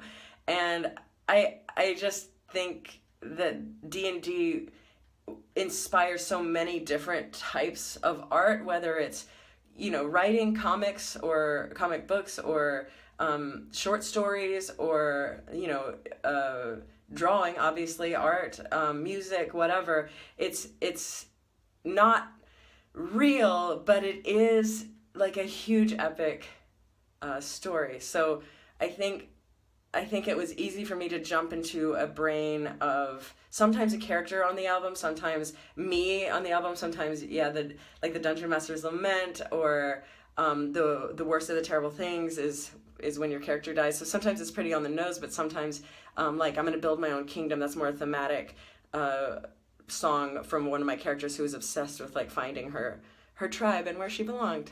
Now I know everybody is familiar with Geek and Sundry, and they put out a lot of D&D and tabletop content in general. So I have to wonder, what's one of the most rewarding experiences you've had with them? Yes, Geek and Sundry and Nerdist, all of Legendary Digital Networks, has provided me just a ton of opportunities to continue to role play and grow, and also just perform on camera. The answer I'm going to give you on this one isn't going to be expected, but I think what I'm most proud of is I was a writer for a variety show on the internet for Nerdist, and Geek and Sundry and Alpha, actually, all three of them. It was called Mothership, and it was just this variety comedy show. Everything got really, really scaled, kept getting scaled down until I was the only writer. We started with 2. And it's just this like quirky little show that I got to be a part of and also host a segment, and they would use me for so many different things. I felt like in that moment they were using what I call the whole buffalo, which is everything that I was able to do. During that time, because of that, they've sent me on cool set visits, and I was able to actually release songs in the key of D&D at South by Southwest on their stage. So the whole thing, that whole time period, which was about 2 years, and was only ever supposed to be 3 months, it's just the show kept being successful. That whole time period just made me feel like, wow, I'm in the right spot. Everyone is like acknowledging and using me for what I also think I can bring to the table. So I feel like that's very lucky when you have an employer and an employee both feeling like this is what you do well, and the employer's like, yes, this is what I do well, and the employer's like, great, I like it, do more of it. And so it's just very, very rewarding, and I don't know that I'll ever have a similar or same job that kind of merges just a ton of the talents that I'm able to like use as a job. And it seems like all these things have taken you down a really incredible road, and you've just been a positive force, and you know, it's such a heart-driven community. It's incredible to see. So overall, from your first D&D character to your most watched show, what's your favorite experience you've had, you know, that you wouldn't have had without D&D and gaming? My favorite experience from just all of being able to even just put D&D on my resume, I think was basically when a bunch of people took a chance on me and said, you Dungeon Master, you be the Dungeon Master for these older people, these seniors that have never played D&D and will try to have a good time with it. And we made 2 videos called D&D for the AARPG, and it is really delightful. I was so proud to do it. I had Dungeon Mastered before, but I did a lot of lying, I guess, to get even in that position. Like I was a baby Dungeon Master. I had no business teaching seniors what D&D is, beyond having a real joy and passion for it. But being a Dungeon Master, I had never written my own campaign, and there I was. I had to write two one-offs that is also put the time restraint on. It had to be about 45 minutes. So already this is one of the most difficult jobs I think that a Dungeon Master could do, is like, ready, it has to be 45 minutes and tell a full story in that time, and also everyone has to have fun. So that was just this cool thing, and from there I realized, like, actually I think I can Dungeon Master. Obviously I'm not at the level of some people who've been doing it for 20 years, but I've been playing for 20 years, so maybe that'll translate. There's some crossover there, and I had a wonderful time. And from there, I have been able to be a dungeon master and write my own even modules for other people to play, and just have a little bit more confidence in myself as far as being kind of the producer manager of a story, which is AKA a dungeon master. Wonderful. So the last question, who is your favorite character you've played? And I know that's a loaded question. And for 10 points to your Hogwarts house, what is the character's biggest guilty pleasure? It's hard to pick a favorite character, and there's a little part of me that's a little superstitious that I don't want to say any of them are my favorites, because they're all a part of me, and there's a part of me that feels like one of them, if I say one of them, the rest of them are going to come back and get me somehow in a dream, or, you know, haunt me forever. So I won't say a favorite, but I'll just tell you, my first one was a halfling rogue, which I think is a wonderful class to start out with, and her name was Nefariel Benedin, and she had a New York accent like this, and she Audrey, I guess, in Little Shop of Horrors, to the chagrin of, they were like, "What are you doing? You're playing D&D," because I just jumped in with that, and I didn't even know what role playing was or what we were doing, but they were like, "Okay, yeah, I guess you'll be good for this." So that was my first character that I played at that table with me and those other 3 people. And she went all the way up, I think, to level 18 over the course of 3.5 years. It was a really, really long campaign. And then we kind of, the same group started playing another game at the same time. And that character, her name was Asdeath Huron. And she was a dwarf fighter. She was definitely a dwarf fighter. The thing I'm blanking on is there was another thing at 3.5 where as part of a class you could be adept with stone or something. She had a stone cunning, I think was what it was called. I can't remember, which is bad of me. But yeah, 3.5 was the system I started on, so I'll always have a soft spot for that in my heart. But basically, Nefariel and Asdeath kind of shaped my initial D&D experiences, so I like them. Oh, and Asdeath's fun thing was she always had, instead of making balloon animals, she would make rope animals, and her favorite rope animal to make was a rope squirrel. So she would tie knots for kids, and it would turn into a rope squirrel, and she would tug on her beard, and whenever she was feeling any emotion, she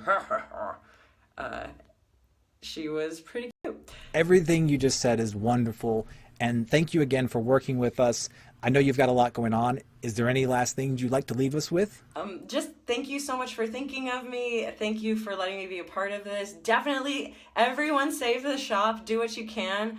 I love when artists and businesses start out and they are really good at their job and they just need that little bit of help from the community. And I think that's what the D&D community is so great at, is realizing where the talent is and where there actually is a market. So I hope that it all works out. It's going to be great. The D&D community will pull through, and I'm just glad to be a part of it. And I'm always still so, I feel like this is so recent for me, but I'm still so grateful and flattered to always be thought of for these D&D events. It feels so good to be like, oh, can Amy come and do this? Oh yeah, maybe Amy. I love being thought of. So maybe there's a little bit of my characters feeling like they need to belong somewhere that actually comes from me, because I definitely do feel like I belong in this D&D community. So thank you so much for having me. And yeah, good luck with the rest of the stream. Bye. Thank you all for watching. The next game is just about to start. We've got giveaways. We're going to try to keep, pushing the donations a little bit higher. And honestly, you got more D&D. What more do you want? All right, we'll see you soon.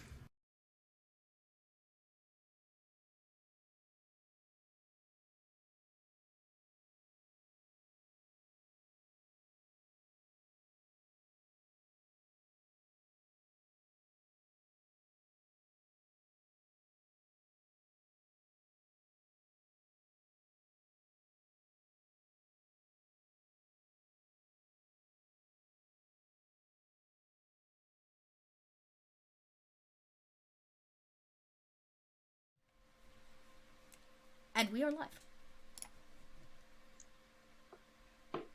You shouldn't look so shocked, James. I shouldn't look shocked. I don't know what to do with my hands. I knew this was happening. It was on my schedule. It was a thing that we were all saying. So hello, everybody. It's been a wonderful day so far of beautiful storytelling. We had sorority goblinettes. That was a lot of fun. And today you're going to get us and whatever shenanigans we get involved with. So, but first, I think, David, do you have some things you want to say about? Hey, David. Hello. Hey there, buddy. So you have some things to say about the giveaway. We have a great cause, obviously. If you're just tuning in, we have a great cause we're doing here for saving a shop, and a lot of great stories being told today, and a lot of great things happening today. So if you're obviously involved, if you're seeing this, and be happy with yourself knowing you're involved with a great cause. David, you got some news on some giveaways and all kinds of fun stuff there, right? Yeah, sure. So thanks for everybody for tuning in, playing, getting the word out. Everyone who's been involved with this, you've been wonderful. This is the second game out of 3 we're rolling today, which has been great. We did one at noon Eastern. This is our 3 p.m. Eastern, and then 6 p.m. after this. But we actually have international players at all the tables, so it's actually been very cool to play across continents and get different voices at the table. So we are running today our Save the Shop Twitch stream event, hosted by North by Northwest podcast and on Little Red Dot Chelsea's channel on Twitch today, to help raise some money for the folks over at Cognitive Merchant. They are wonderful people. They're some genuine folks. They make some great stuff. You've seen their work with groups like Critical Role and like Luke Gygax, Satine. I believe Jason here has a piece of theirs as well. You've seen them all over, and they are incredible people. So when they found out about pretty much the week before Christmas, that through no fault of their own, they were about to lose their shop because of some basically bad luck, we reached out and we said, hey, what if we try to D&D a little for you to maybe raise a couple bucks and see if we can help keep you going so you don't have to close your doors? And they were very appreciative. They've worked well, and reached out to a lot of the folks in the community, and we've pulled together for you an excellent table at each of the 3 games. But I'm very excited about this one as well, because there are definitely you've got some great personalities that are coming in on this one. And James in particular, who I've known for a couple years, is always good for bringing in an entertaining story that makes the players really vested and enjoy what they're doing. So that's the next 3 hours, I think you're in for a real treat.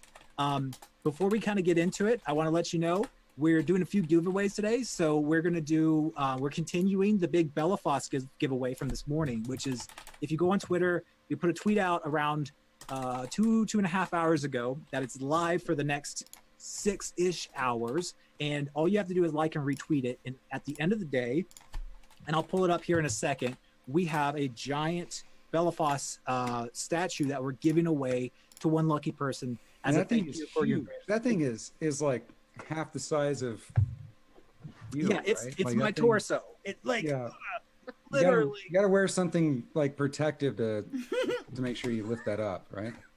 Yes, absolutely. I will probably break my back picking it up. Yeah. So this sucker is going to go home to one lucky person at the end of the day.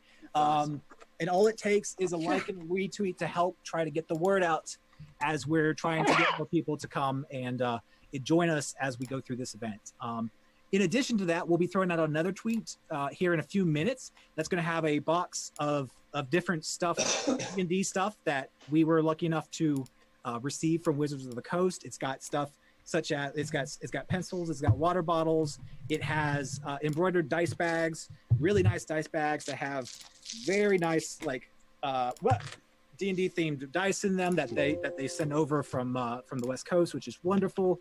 And that tweet, that's a similar sort of giveaway where that's also going to be, all it takes is a like and a retweet, and that will be live for the next 2.5 hours. That will be picked at the end of this game. In addition, for the folks who are actually in Twitch watching the game, we're going to have one more giveaway, because apparently we have stuff and we just want to share it with everybody. And I'm excited about this one. James will give you more information in a few minutes about what exactly you need to do to enter. But at the halfway point, right as we're coming back from our break, we have a copy of the new Mad Mage module to give away, brand new, not even been opened. So it's awesome. It's a great module. Some good folks worked on this, and there's a lot of really good stuff in I here. really want that. So if you could just put that to the side and we'll just pretend that there's no giveaway for that. We need to figure out like what the giveaways are before signing on to be part of a thing. Yeah. Kept it a little close to the vest, I guess, because you know, it's like I gotta get Is there a grab bag that, you know, that'd be great. So that will go live as well. All of this as a thank you from not only ourselves, obviously, but there's some stuff from Cognitive Merchant, Wizards, from even some folks in the community to kind of help with this event. And seriously, the outpouring has been exciting and fantastic, and it's been really reaffirming, because you know, life gets really difficult sometimes, especially in this day and age, and this has been a nice way to start 2019 on a positive note. So again, thank you for everybody here today, but also thank you for the folks who have made those things possible. So before I go, kind of one more time, thank you to all of you. We have a donation bar at the bottom, and I believe we are at 350 already today, which is awesome. We're trucking along. I'm really excited. That was the first game. So close, everybody. So we close. Like just think about it. Just everybody here. Just think really hard. Just wish it. Yes, wishes will push us across. It's gonna Wishes. be great. And yeah, that works, right? Yes, of course. And then, you know, however you would get involved, we appreciate it. Whether it's just watching the game, enjoying chat, you know, live tweet or doodle, or inviting your friends, or donating, whatever you can do, we appreciate. So if you enjoy what we do here today, you have both the North by Northwest podcast, who's putting this on. Also, if you like the streaming portion of it, Little Red Dot, who's hosting us, she does this every week, and an additional is in a few different campaigns that cycle through the week. And then also everybody who's playing today will also plug the things that they're from the various streams and podcasts and different backgrounds, because we have also, like, we have a musician with us and we have an artist with us, so it's really awesome to see the background. So you can find out where you can find any of the people who are involved today that you might want to continue following, because I guarantee you're going to want to follow most, if not all, these people. So I think that's it from me. I'm going to pop out in a couple minutes, but I will be lurking in chat and around, so you know, y'all have fun. Watching us. Beware the lurker. Beware the lurker. All right, guys. Well, good luck. Lurker. All right. Good luck, too. Whatever you're doing, you're lurking. We'll see you and you're lurking. All right. Goodbye, David. Yeah, so welcome, everybody. My name is James Stiver. I am your humble GM. I've actually never GM'd for a live stream before, so there are so many safety nets under me right now. I'm actually very thankful for Chelsea and David for putting these safety nets underneath me. And I think we have a couple people in the stream too who have never really done this. So we're all just gonna fumble with each other. Yeah, Joshua, thank you. We're all gonna fumble with each other here and just and have fun. And that's the whole point of this. That's the whole point of today, anyways. It's awesome. So first and foremost, for the thingy, David said we're gonna get. You see that that book, that Mad Mage book. If you want to enter to win that, then put in Firebomb as what you'd like to put that in as. Firebomb is the word in your chat. I'm looking at the chat right now. Thank you, Chelsea. You can't win this. I don't know what you're doing, but yeah, Firebomb. And now, is that a precursor to what's going to happen? I don't know. Who knows? Good. All right. So what I'd like to do is let's go around the room and just kind of tell a little bit about who you are and who you're playing. And then we're going to get cinematically into the moment once we do that. So in my view of the Zoom, we're going to look at right to left. So it's like Joshua. Yep, I'm Josh. I'm a member of the Sneak Attack podcast, have been for like 3 years now, and we're getting ready to launch Volume 2. But I'm also the creator of the Titans of Altera, which is a new podcast, family-friendly. But today, I'm bringing back to life a character I don't play anymore from Sneak Attack called Greyek Stronghammer. And he's a dwarf fighter. He's also multi-class to barbarian. I'd forgotten that he was multi-class barbarian. Yeah. You and we were all kind of chatting about their characters, and I looked at your character. I was like, barbarian. Oh, this. Yeah, I like characters that just run right into the room and don't look both ways. So that's who. As a Greg DM, is. I also love characters that run in the room and. Well, thank you, Joshua. Joe. I'm Joe Frankovich. I'm part of the North by Northwest podcast. And I today am, you can find me on Twitter at Reality Storm. And today I'm going to be playing my character from North by Northwest, Coldwater Ironspire. Apparently we're going to have a battle of the dwarf accents today. I love it. I love it. So he is as Coldwater many dwarf accents as possible. We can just litter it up with dwarf accents. Kolvar is a rogue. He's a straight rogue and multi-class, but he is an arcane trickster. He's from a sort of a dead post-apocalyptic world, had a kind of a Western vibe to it. So he would go around towns and try to fix problems for people. So he's kind of a investigator, sneak in, make the bad things go away for the people who couldn't stop it themselves. And so he's going to be the total personality opposite, it sounds like, of Grayek, because he does not run into the room first. He is all about figuring it out first, the problem, before confronting it. Love it. Thank you, Joe. Jason, who are you playing for us tonight? Hey, I'm playing a character that I made last night at 1 o'clock in the morning called Furnius Grumble Tower the Disapproving. And he's a human sorcerer, and he disapproves of everything that you do. I love that. You might know me from Geek and Sundry. I host a show there called Starter Kit, where we teach people how to play role-playing games. We're just in the middle of season 3 on that. I've also written every theme song to Critical Role, and including the new one. And I have written probably like a dozen theme songs for a lot of the shows on Geek and Sundry. I'm primarily a musician, but when I started doing music for Geek and Sundry almost before it was called Geek and Sundry, I did some stuff with Felicia.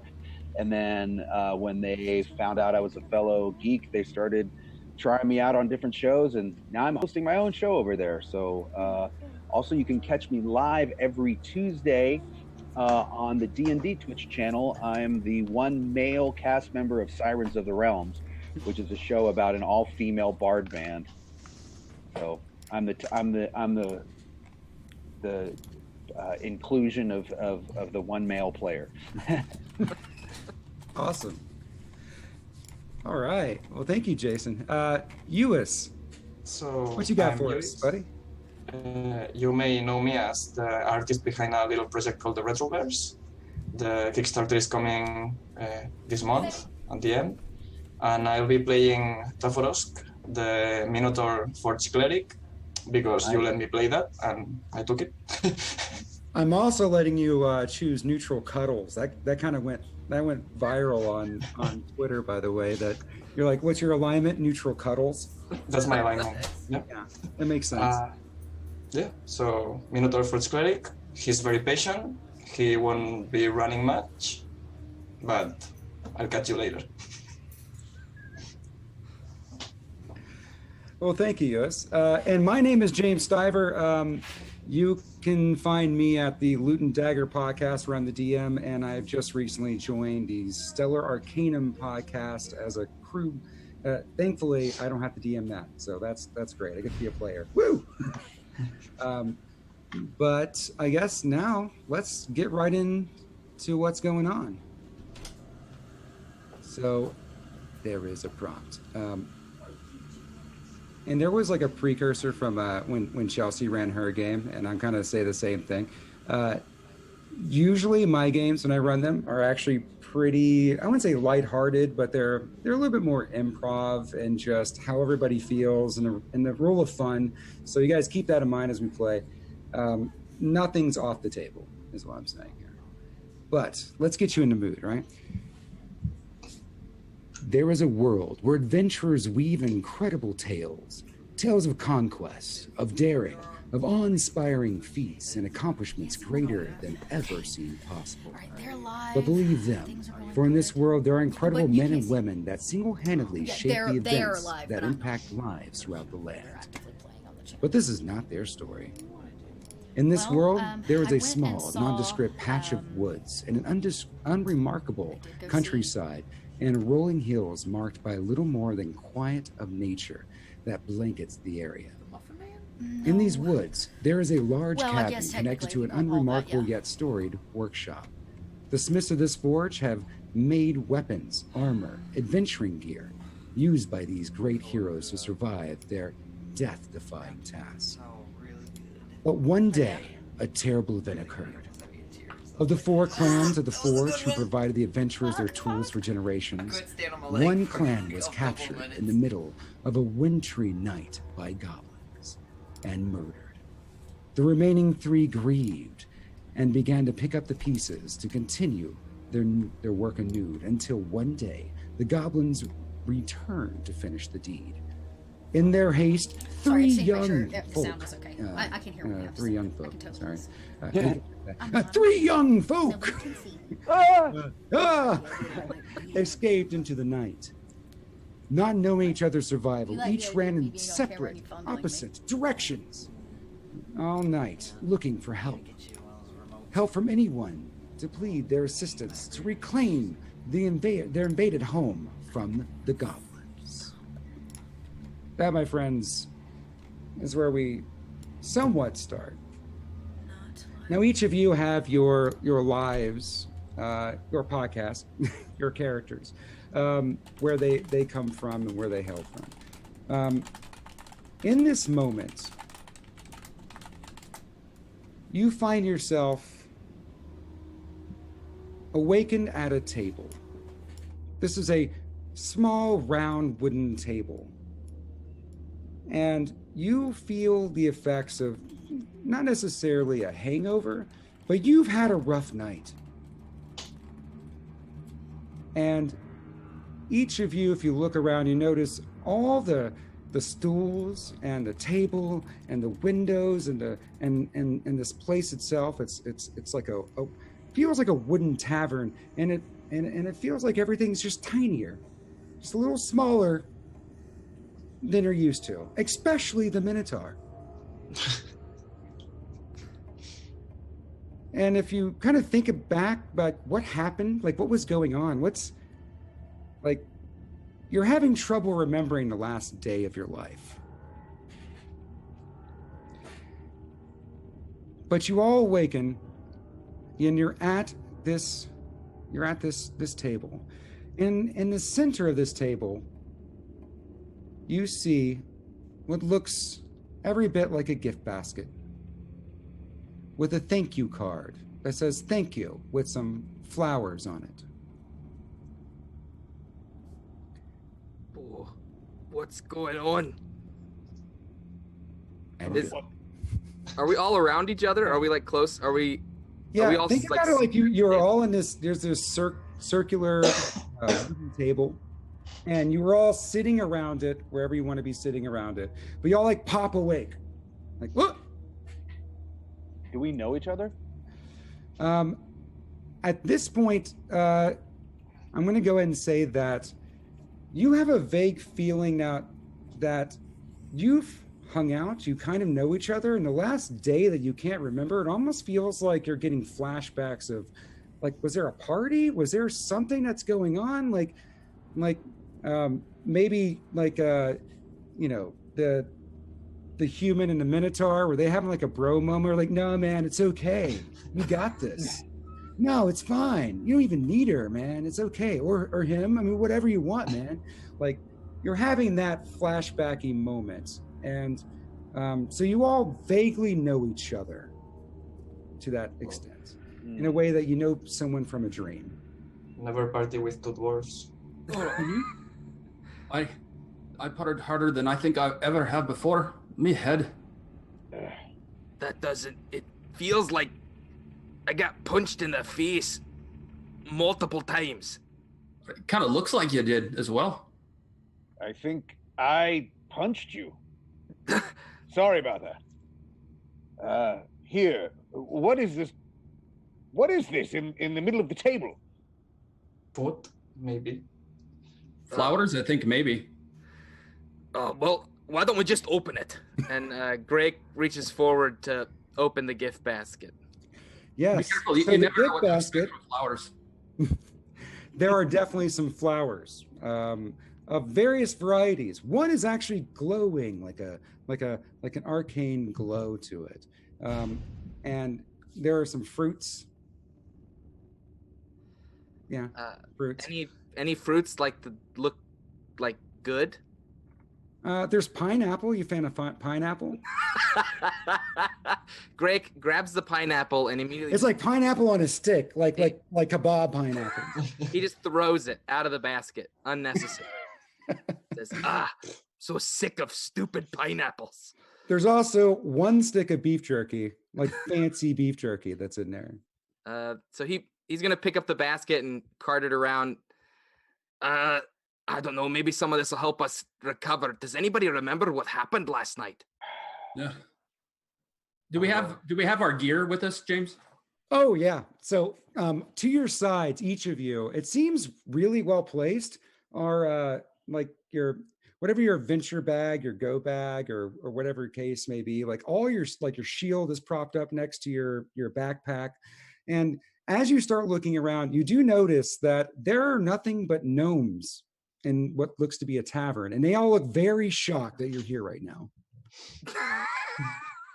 Kolvar's going to look down at his bag and realize there's something new sticking out of it that he doesn't recognize. And he pulls up this weird scaly black bag that has a note sticking out of it. I've never seen this before in my stuff. Hang on. He unrolls a note. Oh, you have a note, huh? Oh, yeah. Dear Kolvar, I'm going out for a girls' day with Val. Oh, no wonder. Now I remember why I went to this party yesterday. Zill left me. You do notice, because you couldn't see yourselves, but as you look at each other, you each have a party hat. It is tiny, and it is strapped around. What? And it says on the party hat, I love the Seeker. And it's the heart instead of love, but I love the Seeker. I'm so tired of gnomes and their parties. The bartender looks to be a older, very much older gnomish lady who has a couple of feather boas on. She seems to be wearing like a golden muumuu. And she comes over and she's like, are you guys okay? You weren't there before, but now you're here now. Are you saying we transported ourselves here, my good lady? Yeah, we were all just having a good time. Like Larry was on their piano, and she points over to a gnome on a tiny little piano, just playing something. He's now stunned, just like, yeah, you guys just kind of showed up. But you guys okay? What town is this? What is what? What town? Oh, it is. Yes, town. I wrote that down. That's Riverhaven. Riverhaven. Welcome to Riverhaven. I've never heard of a Riverhaven. You've never heard of? Who hasn't heard of Riverhaven? Oh my goodness. What is the larger country that we're in then? Oh, that. You know, the larger country. Are there any agricultural industries or mercantile systems that you've put in place that we can dive into further detail into the world? Oh, right. Yo, you want the specifics of where you're at because you're obviously not from around here. No, I understand what's going on. I understand. Look, yeah, we're just we're like a guild of tinkerers, right? That's what we do. We're just a bunch of gnomes here. By the way, my name is Mama Glitterstone. It's nice to meet you. This is the Glitterstone Guild you're in. The Glitterstone Guild. Guild? Well, it's a town, but mostly made up of guild members. What exactly does your guild do? Oh, we tinker this and that, make little things and all that. You know what I mean? We also mine a little bit. We do a little pickaxe every so often. She mimes it with her little stick. Like we do a little pickaxe action, you know? We break open rocks. We take the rocks for their materials and then we put them out. And then we also make little, you know, thingamabobs. And for adventurers. You look like adventurers. Look at you. And she she takes her stick and she hits the Minotaur up by the side a little bit. Nice and strong. Oh, yeah, nice and strong, Minotaur, aren't you? Yeah. You might want a bigger chair. Look at you. I think you're gonna crack that chair you're in. Yeah, I'm sorry if I broke anything. Yeah, it's okay. I'm gonna leave. Do you guys need anything while you figure out your place in life? Are you okay? Have you ever had a problem of adventurers just appearing inside your guild before? Is this a normal thing that you just show up? Oh, Lord, no. This is the most terrifying thing I've ever had in my life, but you're all very big and strong and you might overtake us or something. So I'm just helping you out. My good woman, where did this basket come from? It just appeared first, and we all looked at it quizzically, like we do, because, you know, we do that when a basket appears on a table. And then you guys just popped in. Can I roll some kind of magical check, or like, would it be like an Arcana? Yeah, roll me an Arcana check. I just want to kind of, magically smell the air, see if there's anything around.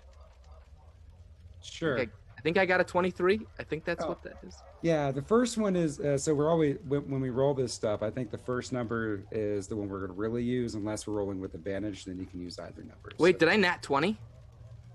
What? Oh, shit. Yeah, that's a nat 20, buddy. First roll of the game. Oh, first Well roll of the done. game. You're an expert at what's going on here. Yes. He smells with his magical ability. Yeah, he smells it. It's all over the place, man.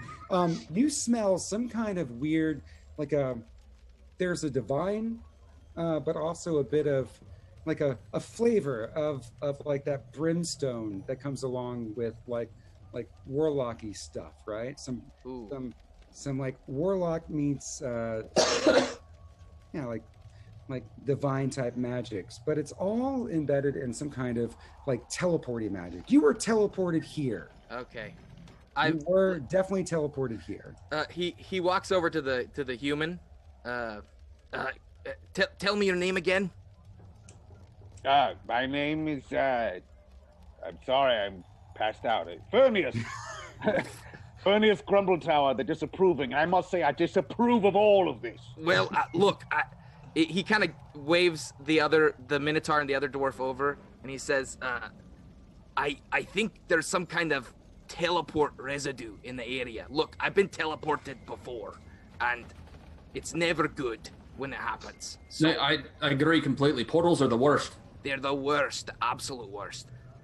But you, Furnius? Yes. You seem... I see what? I think... Could you repeat that again? You seem magically inclined. I do. I could perhaps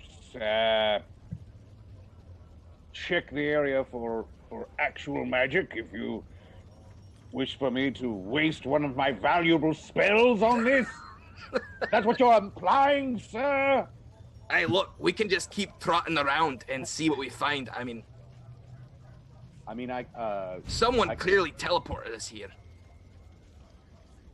Clearly.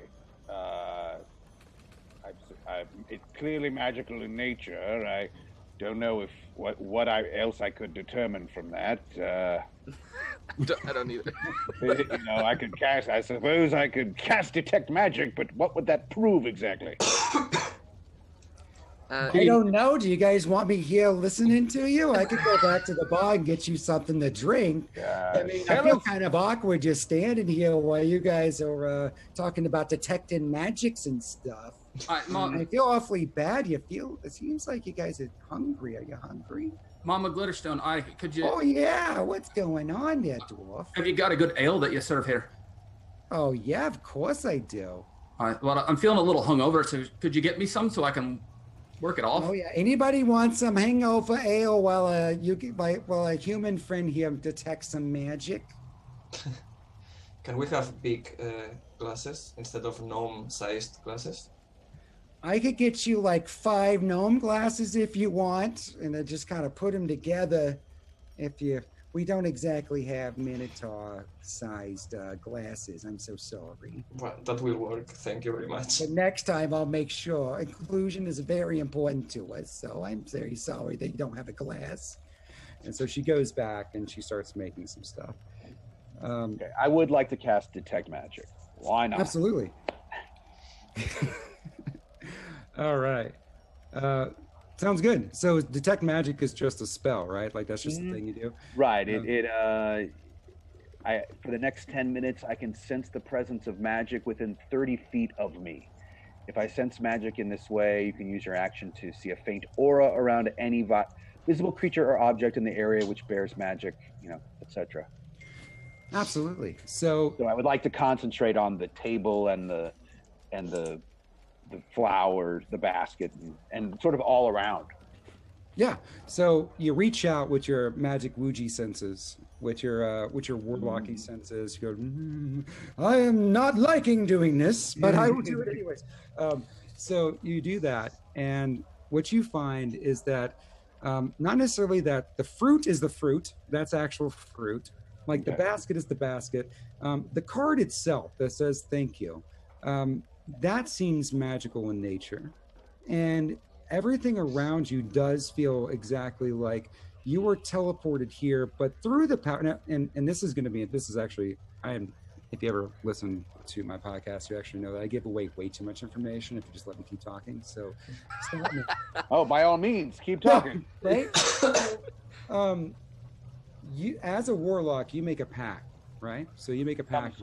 I'm a sorcerer. Or I'm sorry, sorcerer. I'm sorry. You're a sorcerer, so you don't make any pacts. So screw you. And But there was warlock magic. You mentioned there was that I warlock smelled. magic used. So Okay. you didn't. I'm sorry. I thought you were a warlock for just a split second, but you said sorcerer. You are also sensing the warlocky magic, and you can sense through your time just feeling it because it's very natural to you. You can feel that there's like this bond magic that happens with that almost like a pacty magic that goes along with it. Right. It's really weird. Like you've never been a part of this type of thing before, but yeah, something from your perspective, something teleported you here. The note seems magic-y, and everyone else is here through magic means. I share that with the party, and then I would like to examine the note. Okay. When you look at the note and you actually turn it over, let's see. It says, "Sorry this was so last minute. Please accept the gift basket for any inconvenience in scheduling. Thank you for helping / the Seeker." Who is the Seeker? I've heard that name once before, actually. Have you? Same name I've not encountered him myself. Could I make a history check or something? Yeah, everybody feel free to make a history check because you all went to a weird dude, where's my car night? Right. And we'll see who can remember what about the night. Yeah. Now, really quickly for the roll 20 stuff, if our character isn't, we need to tell you what our bonus is, right? Yeah, I'm not going to be super like, yeah, you can just tell me if like, hey, I rolled 12, but I'm also got a plus something like. Right. I actually I don't have a plus on history, so the 12 is the 12. Okay. But on others, those. You could also lie to me, and I would never know, and I appreciate that about you. Thank you. No problem. Kovar got a 17. Yeah, so Kovar got a 17. Looks like US got a 22. Joshua got an 18. Okay. Jason, your character remembers nothing. Just, oh my God. I mean, you vaguely remember like existing before today. It's just been like, you do remember there was a party last night a bit, but you don't exactly remember any of it. But it is US. How do you say your character's name again? Tafrosk. Tafrosk? I'm going to butcher that. Your Minotaur. The Minotaur. The neutral cuddles of the group. He remembers the most. And he remembers that there was some yacht out there in the astral sea where there was some devilish guy in a nice suit. who had briefly brought you on board to his yacht and had asked you guys all, if you don't mind, after a few drinks, if you could just do a small little favor for him. And it all gets really wishy-washy because the drinks you were taking were like multiverse drinks of great potence. I hope I said that right. Potence. Joshua, you're feeling the same thing with your character, and Kelvar to a lesser extent, you two. But you all had bro moments. You all hated each other. You loved each other. Like the thing happened, and then now you're here. Oh. And you do remember, let's say, US, you remember specifically there was a tiefling with blue skin and a nice suit who referred to himself as the Seeker and kept thanking you very much for the short notice and helping him. So I will share with them as much as I can remember. I think the Seeker is a demon of sorts and tricked us in some way, probably. Demons tend to do that.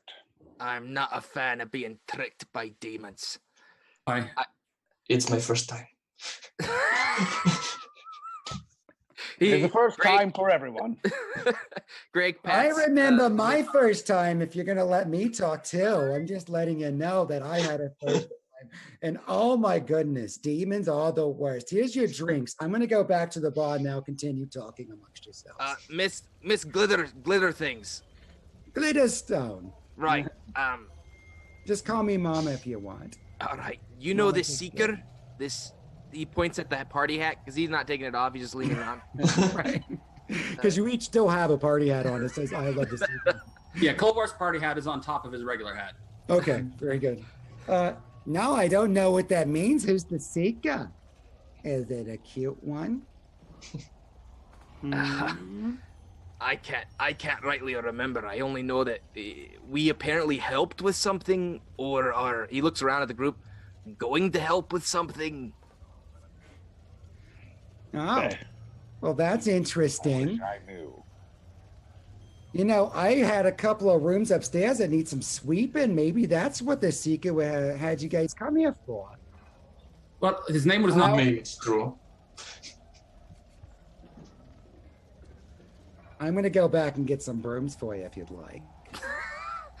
I don't think that someone would summon a bull man and the rest of us to sweep floors. I'm very good at sweeping, though.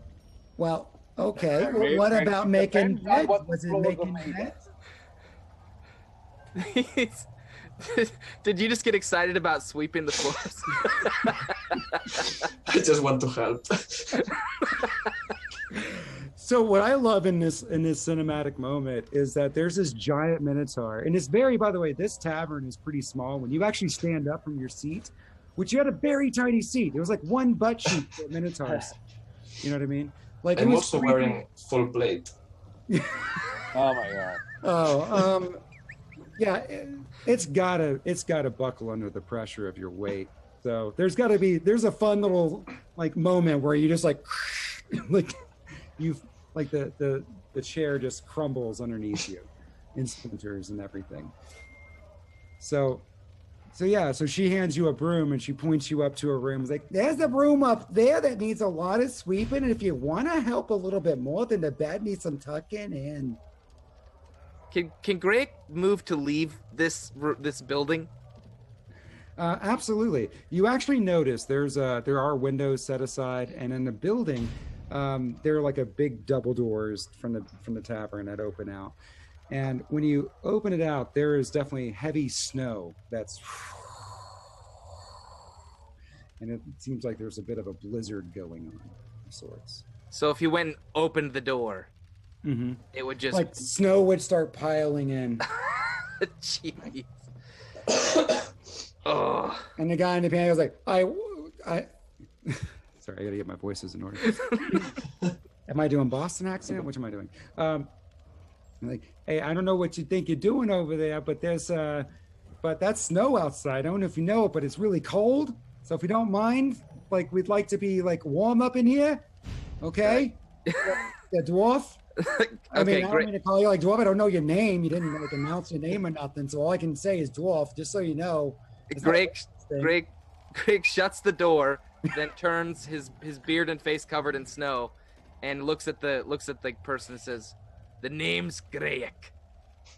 And I realized that it was cold. There's like a snow buildup on your beard too, or something, right? Like as you said that, there's like a puff of like snow comes out. Does she have the brooms ready? Are they available? Yeah, there's some brooms. All right, he's just gonna walk over and just grab one out of her hand and just march up towards the room. He says, "I guess we're sweeping floors." We have been summoned across the universe to sweep floors. Seems unlikely. This seeker has quite the sense of humor. His sense of humor, from me experience, is very self-interested. He sent a friend of mine home with a book that was just nothing but pictures of himself flexing in different ways on every page. Demons That is true, actually. Kolvar yells over for Mama. Hey, Mama, Glitterstone. Yeah, what's your need, sweetheart? What can I do for appreciate you? that your floors may be a bit dirty right now, but have you got any larger problems going on around here? There's got to be a reason that... and he tries to remember everybody's names from that haziness. Greyek, Fernius, Tavarosk, and myself were summoned here. It's not going to be for cleaning your floors, I'm certain of that. Well, you are very sturdy men that are nice and you look very good for your race and everything. So I think that maybe my prayers were answered is all I'm saying. All right, well, I can't... Just then, the door opens up again. Snow falls in, just piling in. It's probably ridiculously piling in. I'm going to let it do that for a couple of seconds in the scene. And then a gnome runs in, and he has bloodstained clothes and everything. He's like, "Oh my God! Oh, the shop! It's horrible! It's horrible!" And he just starts screaming around the shop. And Mama's like, "Oh, that's not good. Let's get him over here. Let's figure something out. What's going on, sweetheart? That's Billy." By the way, Greg's upstairs sweeping, so I Yeah, don't think yeah. So I think the Minotaur is up there sweeping. Yeah. Greg is sweeping, like disapproving happy. sweeping, but the disapproving guy is still downstairs, just being disapproving. And there's Kolvar, just like, but isn't there something better we could be doing? And then. All right, Fernius, I think we found what we were sent here for. This seems a tad more likely than dust mites. Yes. People covered in blood tend to be things that I'm attracted to. So let's figure this out. Kolvar is going to run upstairs quickly to the room that is currently being cleaned by the Minotaur and the other dwarf. How does it look, by the way? How does this room look? Like, let's get the Minotaur. Did he do a good job? Yeah, I'm tucking the beds like very carefully. I think I can send message. I think I can use the cantrip message to them to say, "There's a gnome covered in blood down here. You might want to come see this." Greg was just sweeping angrily. He probably wasn't. There's a gnome down there. You might want to come see this. He's got blood all over him. Oh. I will rush downstairs, but trying not to break anything. being very careful. But you are the biggest thing this tavern has ever seen, by the way, Mr. Minotaur. You are like to get down the stairs, you have to like suck in your gut a little bit and kind of shimmy down the stairs a little bit, you know. And so you guys all meet in the center, and there is Billy, who is there, just like, it's just terrible. It was a massacre. It was just a massacre. Oh no. Are you Tell us what happened, Billy? Well, it was a massacre. Were you listening to me? What was a massacre? Who, what, where, when, why, how? In what order do you want those statistics? Tell us. Where was / is this massacre? Should I write it down for you? What do you want from me? Anyway, he looks like a kid. He's frightened, almost like a teenager gnome.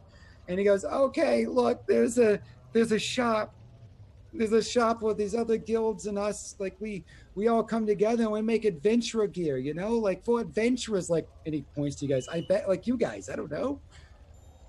But it's been overrun by goblins. Oh no! Goblins. Goblins. Goblins. Is Really, the what gnome hurt? direction is this store? Show us the way. It's, and then as soon as he says that, let's see, who has the highest perception? I'm going to do that thing where I don't look at your character sheets. Probably not me. Yeah? I don't think anyone here has a pretty good perception, do they? Kovar has a +9. Oh, +9. So Kovar. Yeah, sounds mine's good. like I don't think anyone's actively worried about anything, but Kovar, even though why don't you go ahead and roll me your perception check?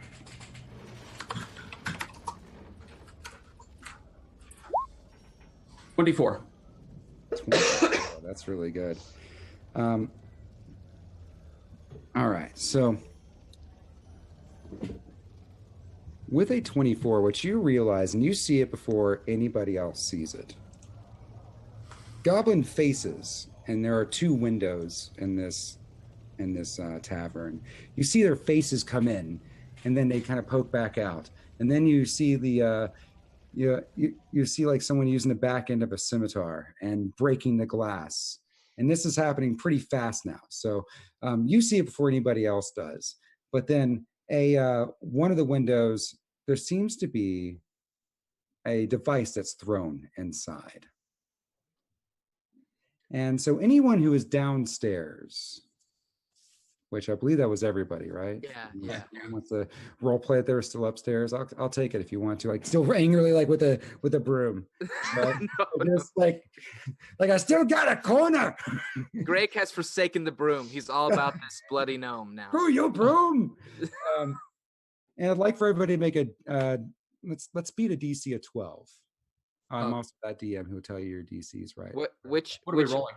I'm sorry, a dexterity check. Like, don't you know what I want you guys to roll? Come on now. Just a regular check or a saving throw? Saving throw. So if you have some extra stuff that's involved with your saving throw, then roll it. I don't. Just made it. Just made it. Kovar got a 26. Isn't that great for you? It is. Well, I don't know. You're going to tell me, right? Yeah, right. Let's see.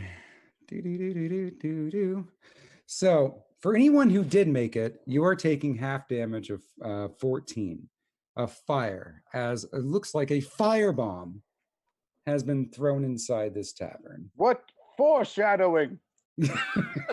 Foreshadowing. That was a key word I heard. I don't understand. All that coming ever.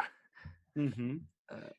And we are about to get into combat because that's what I like to do. It's like a bad Michael Bay film is really how I like to run games. Not a good one, a bad one. Are there good ones? Only if he's not directing. They're good if you don't watch them. Maybe. All right, so everybody roll me initiative. However you want to roll it. You can actually roll it from your roll 20, or you can just do your dex mod or dex throw and just tell me. Ooh! I rolled a natural 20. God, son of a. And you saw it. I love it. There, evidence. I really do. I really Real. love it, Jason. Thank you, Jason, for rolling a nat 20. You're welcome. Anytime. I hope I do it all game. If you only roll nat 20s the entire game, you got to hang up and go play the lottery and quit it. Like that's what you got to do, man. All right.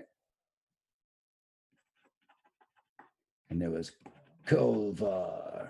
Kovar got a 7. But before we jump into the fight, are we hoping to take one of these things alive to learn from them?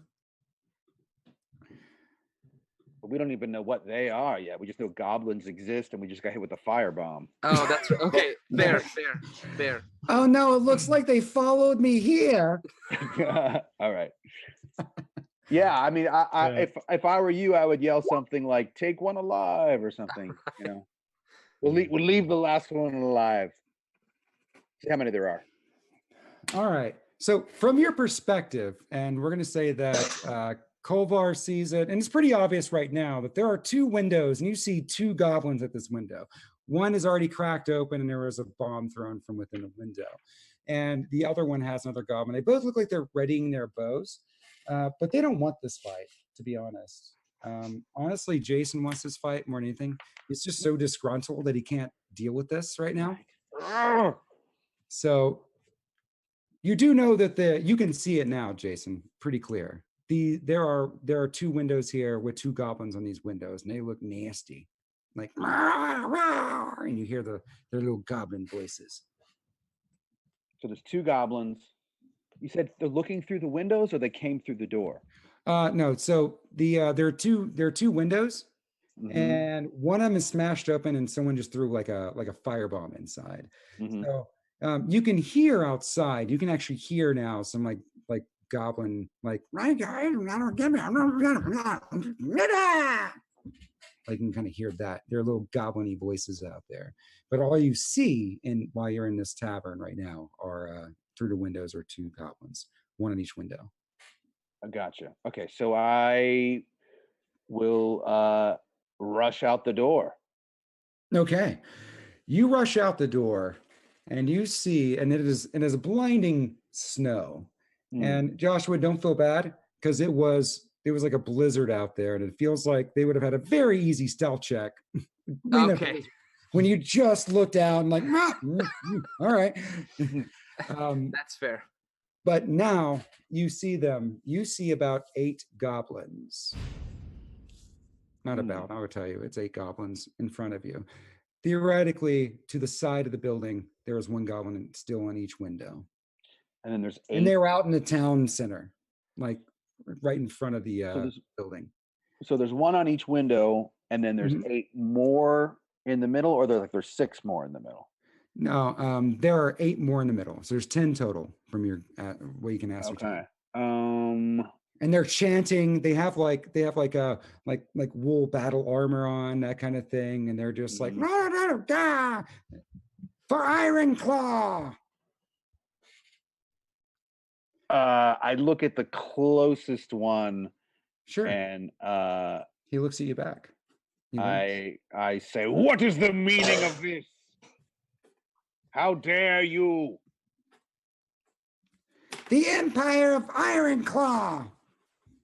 For the Empire. They start screaming at each other. For the Empire. I shoot a firebolt. Take down the gnomes. I love that his first move is to disapprove before anything else. Roll to disapprove. Yeah. I shoot a firebolt at the closest one. Go for it. Is that a thing I have to do something with? Nope. It's actually a cantrip that at 10th level has actually become pretty powerful for me. So I got a roll to hit.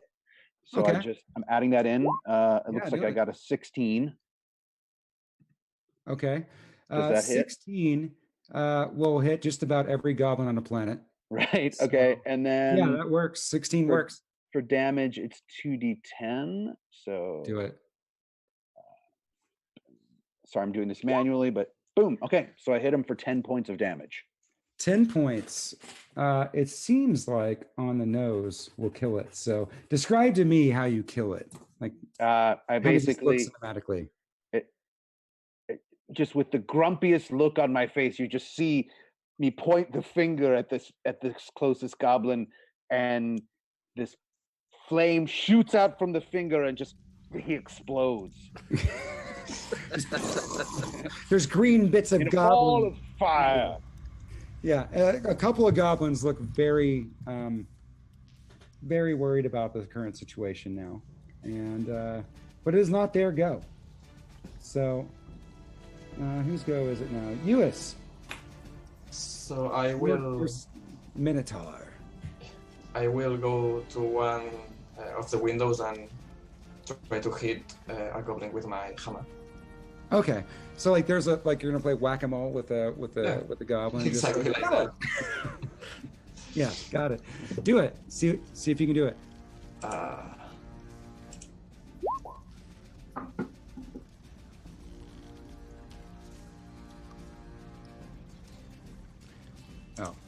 Good. Should I look? What'd you roll? 11, I think. 11. Yeah, 11. Oh, no. I'm sorry. So you try to hit it, but it just like, ha, and it just like puts its head down, and you just like whack outside the building. Glass goes everywhere. It looks really cool, but you were not able, I'm sorry, to hit the goblin. He kind of pokes his head back out. Too slow! You're slow! All right. So next up is going to be, oh, that's cool. It's me. I finally get to go. This is great. This is good news for me. Let's look at the goblin that you tried to hit, Mr. Minotaur. He is going to pop back out, and he is going to throw another firebomb. As you see him, he seems like he has a bandolier and it looks like he has one more firebomb after this one. So he's going to throw another one inside. And you also notice now, inside the tavern is starting to catch a little bit of fire. But everyone who's still inside the tavern, let's roll a dex check again. Beat a 12. Oh, jeez. Oh, no? Barely. Noisy? Beat it. Okay. Let me get my stuff together. Think I rolled an 8? Oops. That's not what I wanted. 3d6. Okay. So the good news is, this fire was not quite burning as badly. So if you rolled above a 12, you only take half damage, but it is 7 points of fire damage. As another firebomb explodes inside the tavern. Billy goes, "Oh no! I'm burning! This is awful! I don't like burning! This is terrible for me and my health."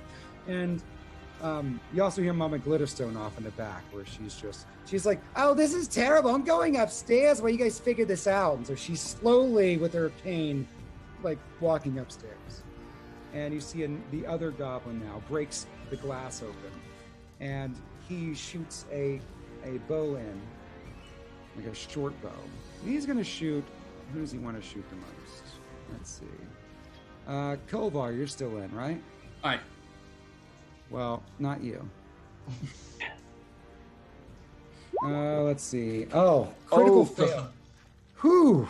So he was actually going for the Minotaur, who was attempting to hit his friend, and the arrow goes just wide right, sticks into the wall, and just does that. Yeah. Now outside we did have 8, but now we just have 7, and out of that 7, it looks like 2 have run away because they saw what happened to their friend. Because the disgruntled guy came out, waved a finger, and their friends exploded. That's not part of what they want to do. So that's terrifying to me, by the way. But we still have some more out there. 1, 2, 3, 4, 5. Right? That's my math. That's what math does. And they are each going to take out their bows, and they're going to all try to hit the only guy who's outside. So let's see. That's good boy. 1. 3 doesn't do anything for you, right? No. 2. 7 does nothing for you. What are these stormtroopers? The hell is going on? 11? Does 11 does anything to you? No. 4. No. What is this? I'm the luckiest. Wow. The luckiest. I literally am wearing no armor. This is awesome. But my AC's 14 because I have a few protection items. Oh, but that's hilarious because they all take out their bows, and in the ring they just like shoot, but it all like just and does nothing. They're stormtroopers, and if anyone remembers, they're every bad guy ever on the show, the A-Team. Oh yeah. They would always shoot above everyone's heads Oh. and never hit anyone. Yeah. No, I grew up on the A-Team, so my bad guys often resemble the A-Team. Bad guys, not the A-Team themselves, because they were good. All right, so that was their go. Who's next? Joshua. All right. Greg's definitely running out. Yeah, he's definitely gonna run outside. Are there still 5 of them out there? Yes, so 5 of them out there. By the time you run out, you notice that they're like against the wall, or like 5 arrows that are now still like, ding, and there's just this one really grumpy mage, or sorcerer out there, just like, I told you not to do that. Greg very much approves of his disapproval right now. Okay. And he's gonna go ahead and run up on one or two of them if they're too close by, and he's with his maul. He's just gonna try and smash at one or two of them, depending. If it looks cooler, there can be two there right next to each other. I just have the extra attack, so I thought if I could kill one with one hit, maybe I could try and. I got you, Boo. If I do it. The other one. Yeah. So there's two right next to each other. All right. And so he runs up as you roll up to him with his hammer Maelstrom. Yeah. And oh, that's a 23. That'll hit just about everything on the planet. So okay. So yeah, let's roll some of that beautiful damage. I think did I already roll damage, or do I roll it again? It's 2d6 plus 5. Yeah, 2d. You can actually just hit the d20 symbol on the left, and then do the 2d6, and then yeah, I think you got it. Oh wait, there we go. Oh. I don't think that's how it works. I don't think that's how it works. Okay. Hey, there we go. 8, and then you can add 5 to that. So, okay. By the way, that will kill every goblin. Okay. Encounters. So then I roll So the you attack. kill again. one. Yeah. Do it again. That looks like an 11. That's not going to hit the next goblin over. Okay. So you smash one goblin. Is it just like flattened and no longer living, right? And then the next one you try to swing your big maul at, and it just kind of ducks out of the way. It's like, you're too slow. You big slow guy. You're just slow. He's taunting me. Yeah, he's All right. taunting you. He's giving you some sass. Can I action surge to do you want it in your heart to action surge? Yeah, no, let's do this. Yeah. I mean, I'm wasting it on a goblin, but But he taunted you. he taunted me. Yeah. Oh. Okay, so All right. then Because you did an action surge for that, by the way, just tell me how you kill it. Okay. Like, just explain any way that you won the world, because that's a 29 versus a little old goblin who was just dancing around going, yes, slow. I would very much like for like my hammer to still be on the ground, like near him. And I just want to heave it up and basically like the heaviest uppercut, fly him into the air. He just flies out into the air. Yeah, he flies out like cartoon style, just And you just see a puff of snow as in the background, just as it lands somewhere. And you just go, oh, that's a bad day. And then I say, "Is that fast enough for ya?" Yeah, it is actually. That's really fast. Kolvar. All right. Are there still goblins peeking in the windows?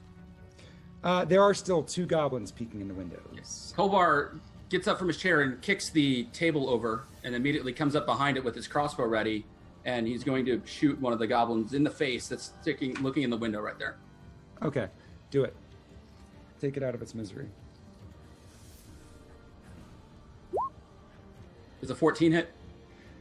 I don't think so, actually. Okay.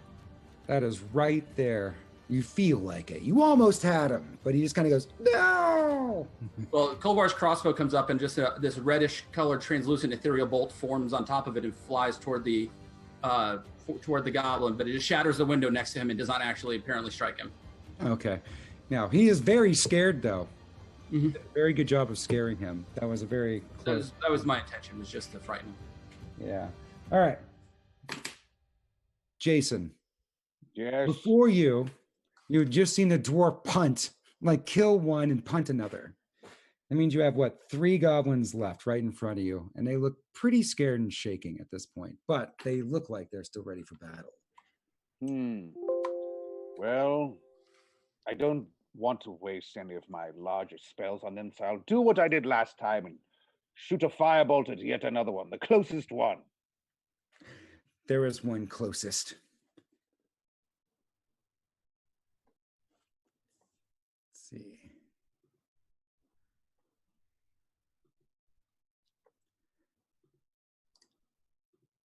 Jason? Is anybody still with us? Can you hear me? I can hear you. Okay, I cool. think we lost Jason though. I think we lost Jason. That was very epic, though, Jason. Apparently his firebolt was so, like, it blasted so heavily that he's no longer even on the... It blasted his... It blasted him out of existence. Yeah. All right. We're going to assume... Jason, you still with us now? Yes? Maybe? Oh, womp womp. All right. So Jason popped out of existence for a moment. It's that darn teleport magic. It just... Yeah, it's teleport. The good news is we have chaotic teleporting magic working on right now. So it makes total sense. So Jason's character, the disgruntled sorcerer, goes to do an extremely exotic like firebolt, and he just pops himself out of existence. So, Euless, your Minotaur trying to kill this stupid little goblin in a window. I will actually try to grab it. Oh, I love it. hand. Let's roll a strength check, and as a Minotaur versus a goblin, I really hope you win. Like athletics or strength saving throw? Whatever you want to roll with that. I think athletics works, or just straight strength if you don't have anything. Yeah. Athletics. So 13. Yeah, that completely and utterly beats the goblin. So do you pull the goblin out of the window and into you? Yeah. And I will take my bonus action to cast Mass Healing Word Okay. to everyone. Okay. Yeah, because there were actually a couple of gnomes, especially like Billy, and you guys took some damage. So everybody here gets that healing word.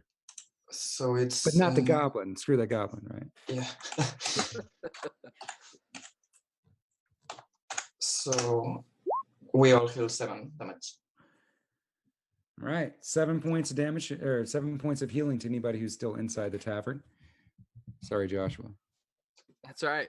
You're not getting it, but you're in the thick of battle satisfying feeling anyways. that I chucked a goblin into the air. So Right? All right. So at this point, so is that all you're doing? Or you pulled him in, that was like your action, but you also did a healing word, right?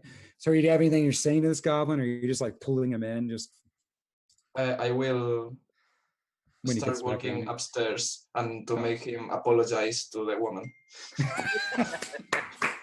I love this guy. I love it too. Absolutely love it.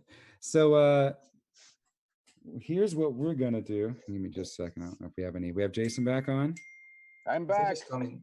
Yeah. All right, we got Jason Sorry about back. that. Sorry about that, guys. Be sure to Oh, click your camera back on. Yeah. Are you okay, by the way, Jason? Nothing happened to you, right? Like, Yeah. No, I'm okay. Person? I have an older laptop that I've been meaning to replace, and now this is motivating me even more. How about that? well, after this, we'll do a save Jason's laptop. Right. No, we're stream, fine. We're fine. and we'll be fine. Anyways, so here's what we did for you, Jason, is that you went through such a like you did your arms and whatever in such a way that you were throwing out a arcane blast of energy, and then you just teleported out because her teleporting magic is everywhere. But now you're back in. Oh, great. Now you're back in. See? Well, Perfect. What I was going to say was that I didn't want to waste any of my powerful spells, so I thought I would just simply throw another firebolt at the closest goblin. Yeah. So now you get to do that. Okay, great. So let's do that. And I haven't logged back into Roll20 yet, so if you trust me, I'll roll a d20 I've got in front of me really quick to see if I hit him or not. Jason, I trust nobody, but I'll take your word for it. I got an 11 with my modifier gives me a 21.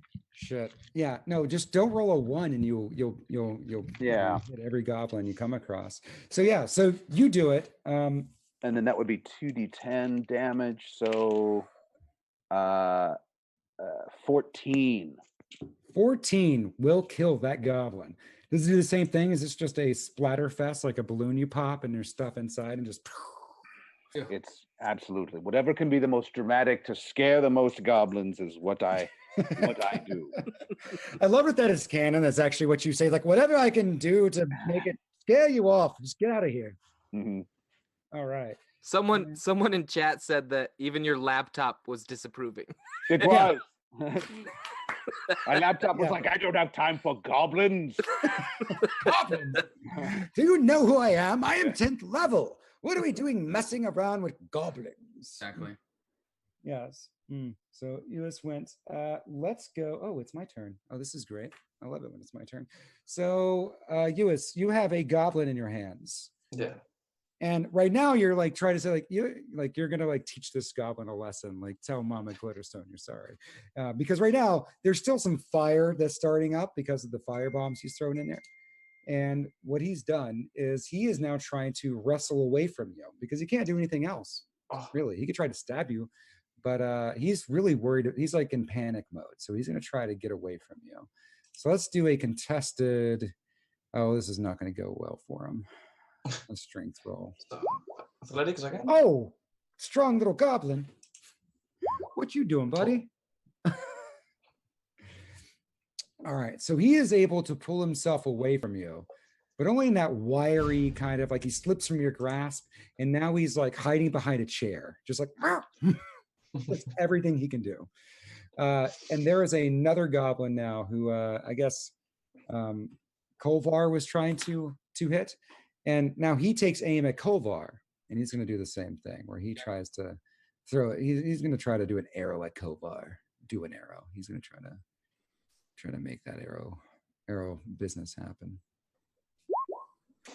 18. That hits Kolvar. Plus anything probably hits Kolvar, right? Yep. Kolvar's armor class is 17. I'll be honest, I did not expect with this particular encounter to ever hit you guys. with anything, because they're just, goblins.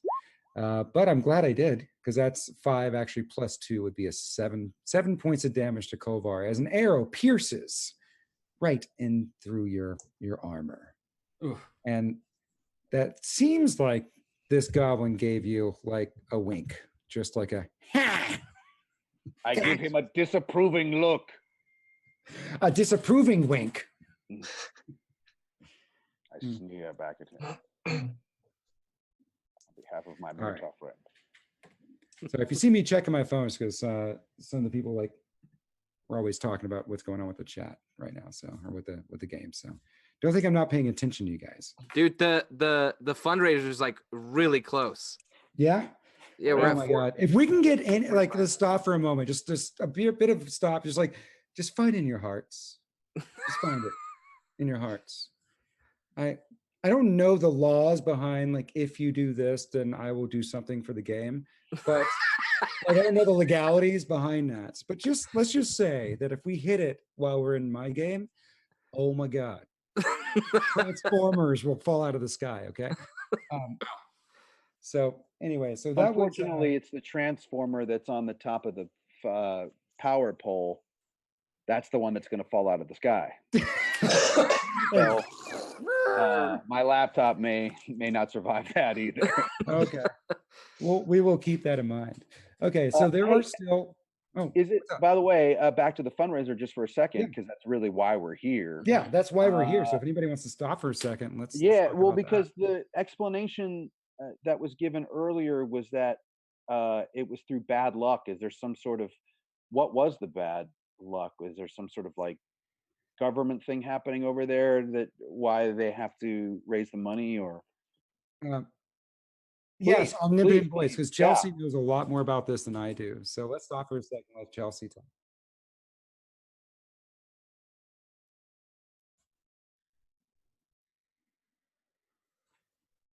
Should be able to hear me. Okay, cool. I'm in. So they were asking about what happened. My understanding is, and I may be wrong, and David can give more information, but my understanding is that something about the lease that they're on was in another person's name. And because of where they're located, you have to pay an exorbitant amount of money to change the lease over. And that person is coming out of the lease. So they either can buy the lease out, or they're going to lose the space. So right now, this is to help them secure that in their own name moving forward so that they have a secure place to be able to keep it. great. Yeah. That's great. Cool. Yeah, and they make fantastic stuff. So nobody wants them to lose their ability to make fantastic stuff. No way. Absolutely. Yeah, not. and I don't know if you've been to their website. Even there's someone who hasn't actually. I don't have any of their stuff, but if you look at their website, the DM screens are something you just daydream about. Oh man. Like no. Well, yeah, I don't know if anyone's seen them. Like, oh my god, like that's for real. Like those DM screens are just ridiculous. I've seen them in person. They're Oh, amazing. Tell me about it, please, slowly. Yeah, and it had this amazing dragon eye, like it was looking into your soul. I want things looking at my soul. I felt like Smaug himself was my best friend when I saw this. Like that we Smaug and I were like running through the forest hand in hand when I was looking at the DM screen. It was just amazing. So Rocket's saying that Absolutely. not only did they get ditched on this lease, but they got ditched the week before the holidays, so Christmas as well. So it's just a real Gosh, tough that's time. so cruddy. Oh, Merry Christmas, you know? Yeah, absolutely. So again, we were taking, and honestly, I think this is Chelsea. I think this is a good time for a break, anyways. Right, because we were talking about fourth break time. So, did we kill all the goblins? Oh, there's still two. There are but, still two goblins before break. They are not. Yeah, they are let's not kill them happy. before the break, or we got to capture You want one. to kill them before the break? You want to get rid of this stuff? Let's do that first. Let's Okay, actually. yeah, let's kill goblins before break. That seems like a really finite place to stop. It feels like it. Right. It So, just, you I don't want think- to leave goblins unkilled. Not- right no. right it's like leaving food out. You'll get ants. It's no good for anybody. So you got two goblins in front of you. I think we still have those. We have one goblin that's hiding behind a chair from a minotaur. And- we can capture that one probably. Yeah, I think If he apologizes. if you think about it hard enough, I think you could. If you really wanted it in your heart, I think you could do it. But standing outside in the shivering cold with like, oh, I have 1, 2, 3, 4, 5. There's too many friends that are dead right now for me to count. There are two goblins outside still, and they are both going to try to take aim at.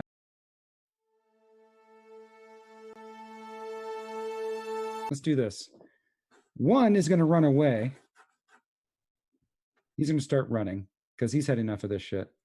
I'm sorry, I didn't mean to curse. Can we curse in the stream? I don't know. If you just say shite, I don't Shite. think we'll talk about anything. Oh, well, fuck yeah. So then there's the last goblin who is he seems brave. He's a brave goblin because he's going to look right at the dwarf who just punted his friend, and he feels like he could do the same thing. He's worked out, right? He's gone to the gym, the goblin gym. So he's going to take out his scimitar, and there's a cinematic moment where things are slowing down, and it's like that kung fu film where the snow just slowly goes down. He's Yeah. gonna run at you. He's like, "Rah!" And what does he do? Let's see. That's a 15 plus 2, 17. Does that do anything for you? How does it feel? It doesn't. It doesn't. Wow. Okay. So he's gonna do that, and then basically the music stops as you just like look at him like, what are you doing? Like you just like knock him out of the way. He's like, ah! All right. So that's their go. That is it for them. And now we're over to Joshua. Okay. I'm just gonna try and smash him with them all. Yeah. The smash the him with guy them all. the guy right there in front of me. No, it's a classic. I love it.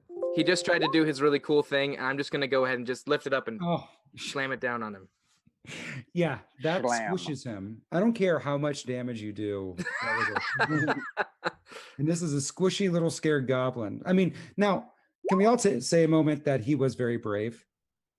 He was a brave goblin. He did his best. He did his best. Ooh, But he is now Maybe. he is now a dead goblin. And now we have one in a window and one behind a chair. And we get to Kolvar. All right. Well, Kolvar obviously is not aiming very well at the moment, so he's going to change tactics, sets his crossbow down, and turns to the one that's inside, hiding behind the chair. Yeah. Traces runes in the air in front of him. Little blue light trails behind his fingers as he does it. and he casts Hold Person on that goblin. You need to make a Wisdom saving throw of 15. 15. Do goblins go that high? 2. Not when you roll that way. Yeah, right. He did it too. So what happens to him? He's now frozen in place with the Hold Person spell, so he can't go anywhere. He can't flee, and we now have him at our mercy. Okay. And I'm sorry, was this the one in the window, or is this one behind the chair? No, this is the one behind the chair, hiding from good. the. So he like holds onto the chair, and then he's just like, "Oop," and that's it. That's what happens to him. And that is it for Kolvar. That is it for Kolvar. Jason. Yes. Take it away. So this is the outro to the metal song that's playing. The one outside? Yes, there's one outside. I'm sorry, there's actually one running away, but there's no more outside. Well, my firebolt has a range of 120 feet. I think you'll get him. Okay. I think you got him. Oh, crap. 20. Yes. So for the rule of fun, let's not even worry about the damage roll, because if you hit him that hard, I'd like for you, again, is this another explodey goblin that happens here? The only thing I regret and disapprove of is that there's no more of his companions to see this. So actually, he simply disintegrates. Disintegrates. It's like he gets hit with the fire and then immediately just sort of snuffs out. And then he's sitting there just smoking like you've burnt toast in your toaster for too long. That's all that's left. It's a tiny goblin globule. Do you disapprove of the smell that you just created? Yes. I have to work on that. Maybe at level 11. Oh, this is terrible. Lewis. I will try to hit the one in the window with the hammer. Okay, do it. Now run over to that guy. We're capturing one. 26. Wow. Okay. So you described to me, and I know I'm being very easy right now, but I feel like no matter what you do as a minotaur with a giant maul, that if you just hit if you just tap a goblin, it dies, right? So you just like smash through the window with your maul and you hit it right in the head, and it just I hit it. I break his skull, grab it, put it inside the tavern, and then cast Spare the Dying. Oh. And tell him he's unconscious, but I will tell him, you have learned your lesson. You have learned your lesson. Wow. So now you have one held goblin and one guy who just got cast Spare the Dying on him. Wow. And you know what? Combat is over. You guys were a bucket of action heroes, and I love it. So I think now, Chelsea, we'll take a break. If everyone's cool with taking a break right now.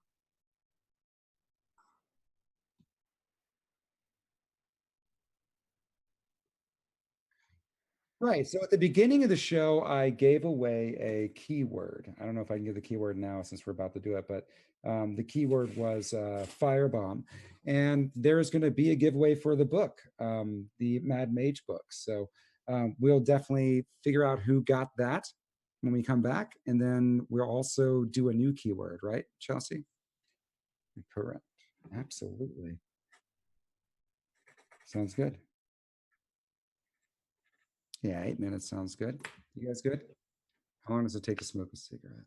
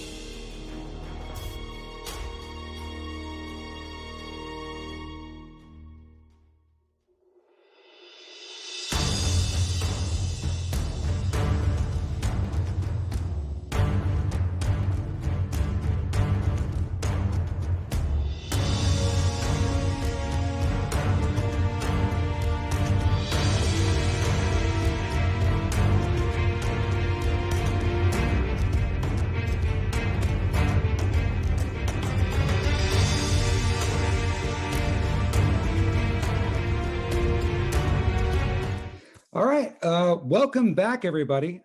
We've had a fun time so far. I mean, we've only just looked around a tavern, killed a bunch of goblins. But honestly, what else do you need in life? Let's be honest. What else? What else do you really want out of It's the simple things. It's the simple things that we all appreciate. And let's also appreciate the fact that we're here to save the shop. And we're only, what is it, $30 away now? That's what I'm looking at right now. It's like $30 away. So we are almost there. I'm really excited about that. We're almost there. So without further ado, unless anybody has anything kind of like last minute thing they want to just like say, giveaway. Oh, sorry. I hear something in the side of my ear. A giveaway. So are we doing the new keyword, Chelsea? Is that what you're saying?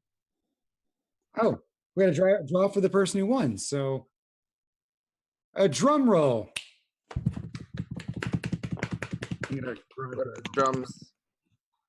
Hey! Hey, Jeslu! Congratulations! Look at you. Have you ever? That's awesome. Congrats. Oh my goodness, Jeslu!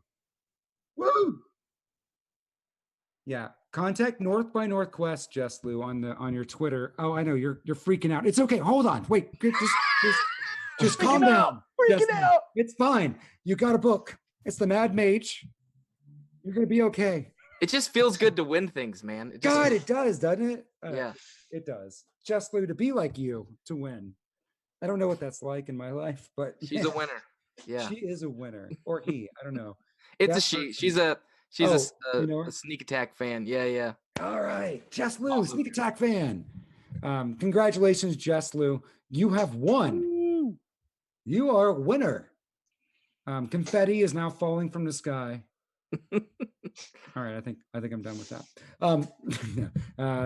Thank you so much, Jeslu, for playing along, and everybody who's in the stream. We have another chance to win something. I believe this one is actually Cognitive Merchants 25 pounds worth of money. Not pounds like actual pounds of dollars, but I mean like pounds as in the UK. Pounds, 25 pounds of Cognitive Merchant voucher. That's awesome. Stop me where I'm wrong there, Chelsea. But I believe that's what we're giving out next, and that is correct. And Iron Claw is going to be the keyword for that. Iron Foreshadowing. Claw. I do a lot of foreshadowing, a lot more than I need to. I'll be honest. Good thing I'm not a novelist. Iron Claw. So, good luck to you. Looks like stuff. Okay, remember Ozzy? Yeah, no. Castigator. Yeah, okay. Some people are doing it. Very good. Anyways, let's get back to the issue at hand. The issue is there's goblin guts on the snow everywhere outside. There is a very scared goblin inside, I believe, that is being calvared. There's one still in whole person status, however you want to say it. And outside is a very grumpy human, and also a dwarf who's been punting things out in the snow. So let's get back to the scene. Who wants to say what, when, where? Polvar is going to quickly go over to the goblin that's currently been magicked to be frozen, and he's going to do things a little more physically and tie him up before the magic will wear off so that he is now trussed and can't go anywhere. Sounds good. The good news is these are tiny little gnome chairs, and they perfectly fit a tiny little goblin. So you can tie him up, and it looks really and it looks aesthetically pleasing. So yeah, you tie him up. Mama Glitter, I'm like, use this rope we have in the back. It's fine. Just use that if you'd like. Oh, I can't believe it. Someone put out that fire. There's still fire here. Who hasn't put out the fire? Oh, my goodness. So there is still some fire crackling from the center of the tavern. But I imagine you guys are doing Yeah, Greg will come back inside, and he'll start stomping out the flames. I'll go back inside as well. Okay. So everybody's back inside. You have your goblin hostage, and you still have the goblin who's held right behind the chair? Is he still there doing his thing? Yeah, that's the one I tied up. That's the one you tied up. All right. So, Are there? If anything's still on fire, I could use my Ray of Frost cantrip to kind of like spot out the little pieces that are still on fire. It won't cost me anything. Very good. yeah, I love that aesthetically. So I love that you're just like coming in, it's like, oh, I'm a fire extinguisher. What is this? I disapprove of these flames. It's too cold outside and too hot in here. What is wrong with this place? Yeah, I love it. All right, Goblin, explain yourself. Why are you attacking these gnomes? And who sent you? Who sent me? I'll tell you who sent me. Ironclaw the Fearless and his empire will expand out to encompass the world. One day, not right now, but one day, Ironclaw the Fearless will be your ruler. What are we going to find this Ironclaw? I'm not going to tell you where to find him.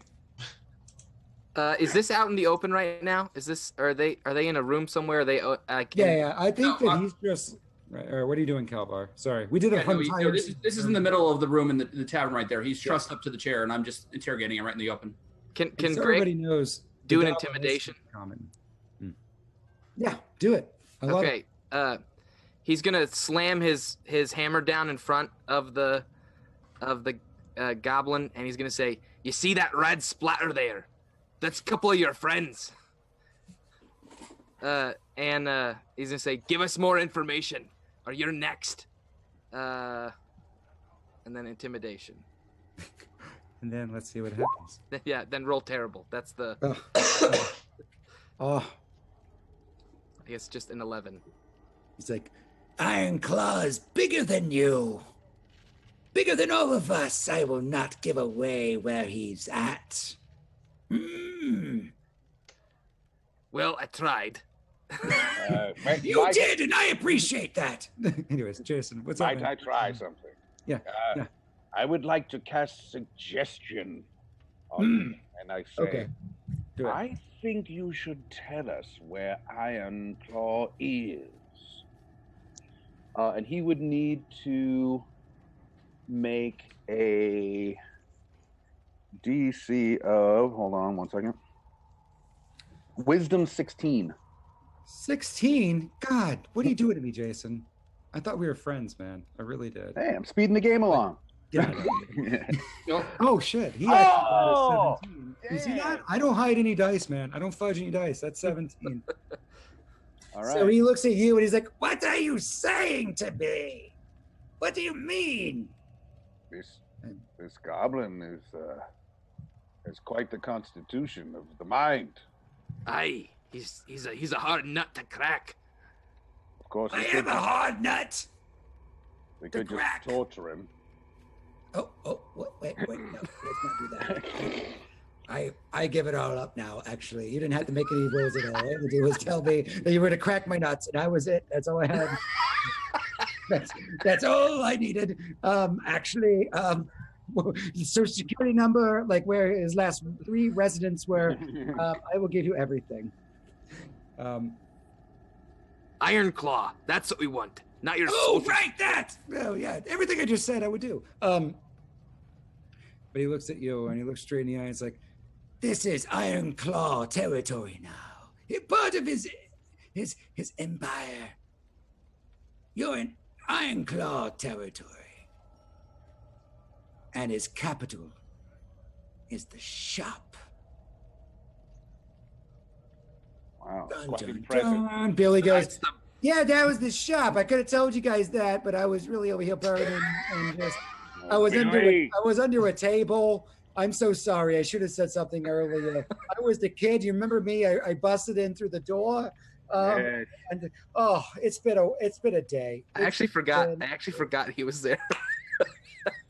Really? All right, well, I think we got everything we need from him then, since we got it from the boy. Okay. I guess Greg smashes his hammer down on him. Whoa. We don't need him anymore, right?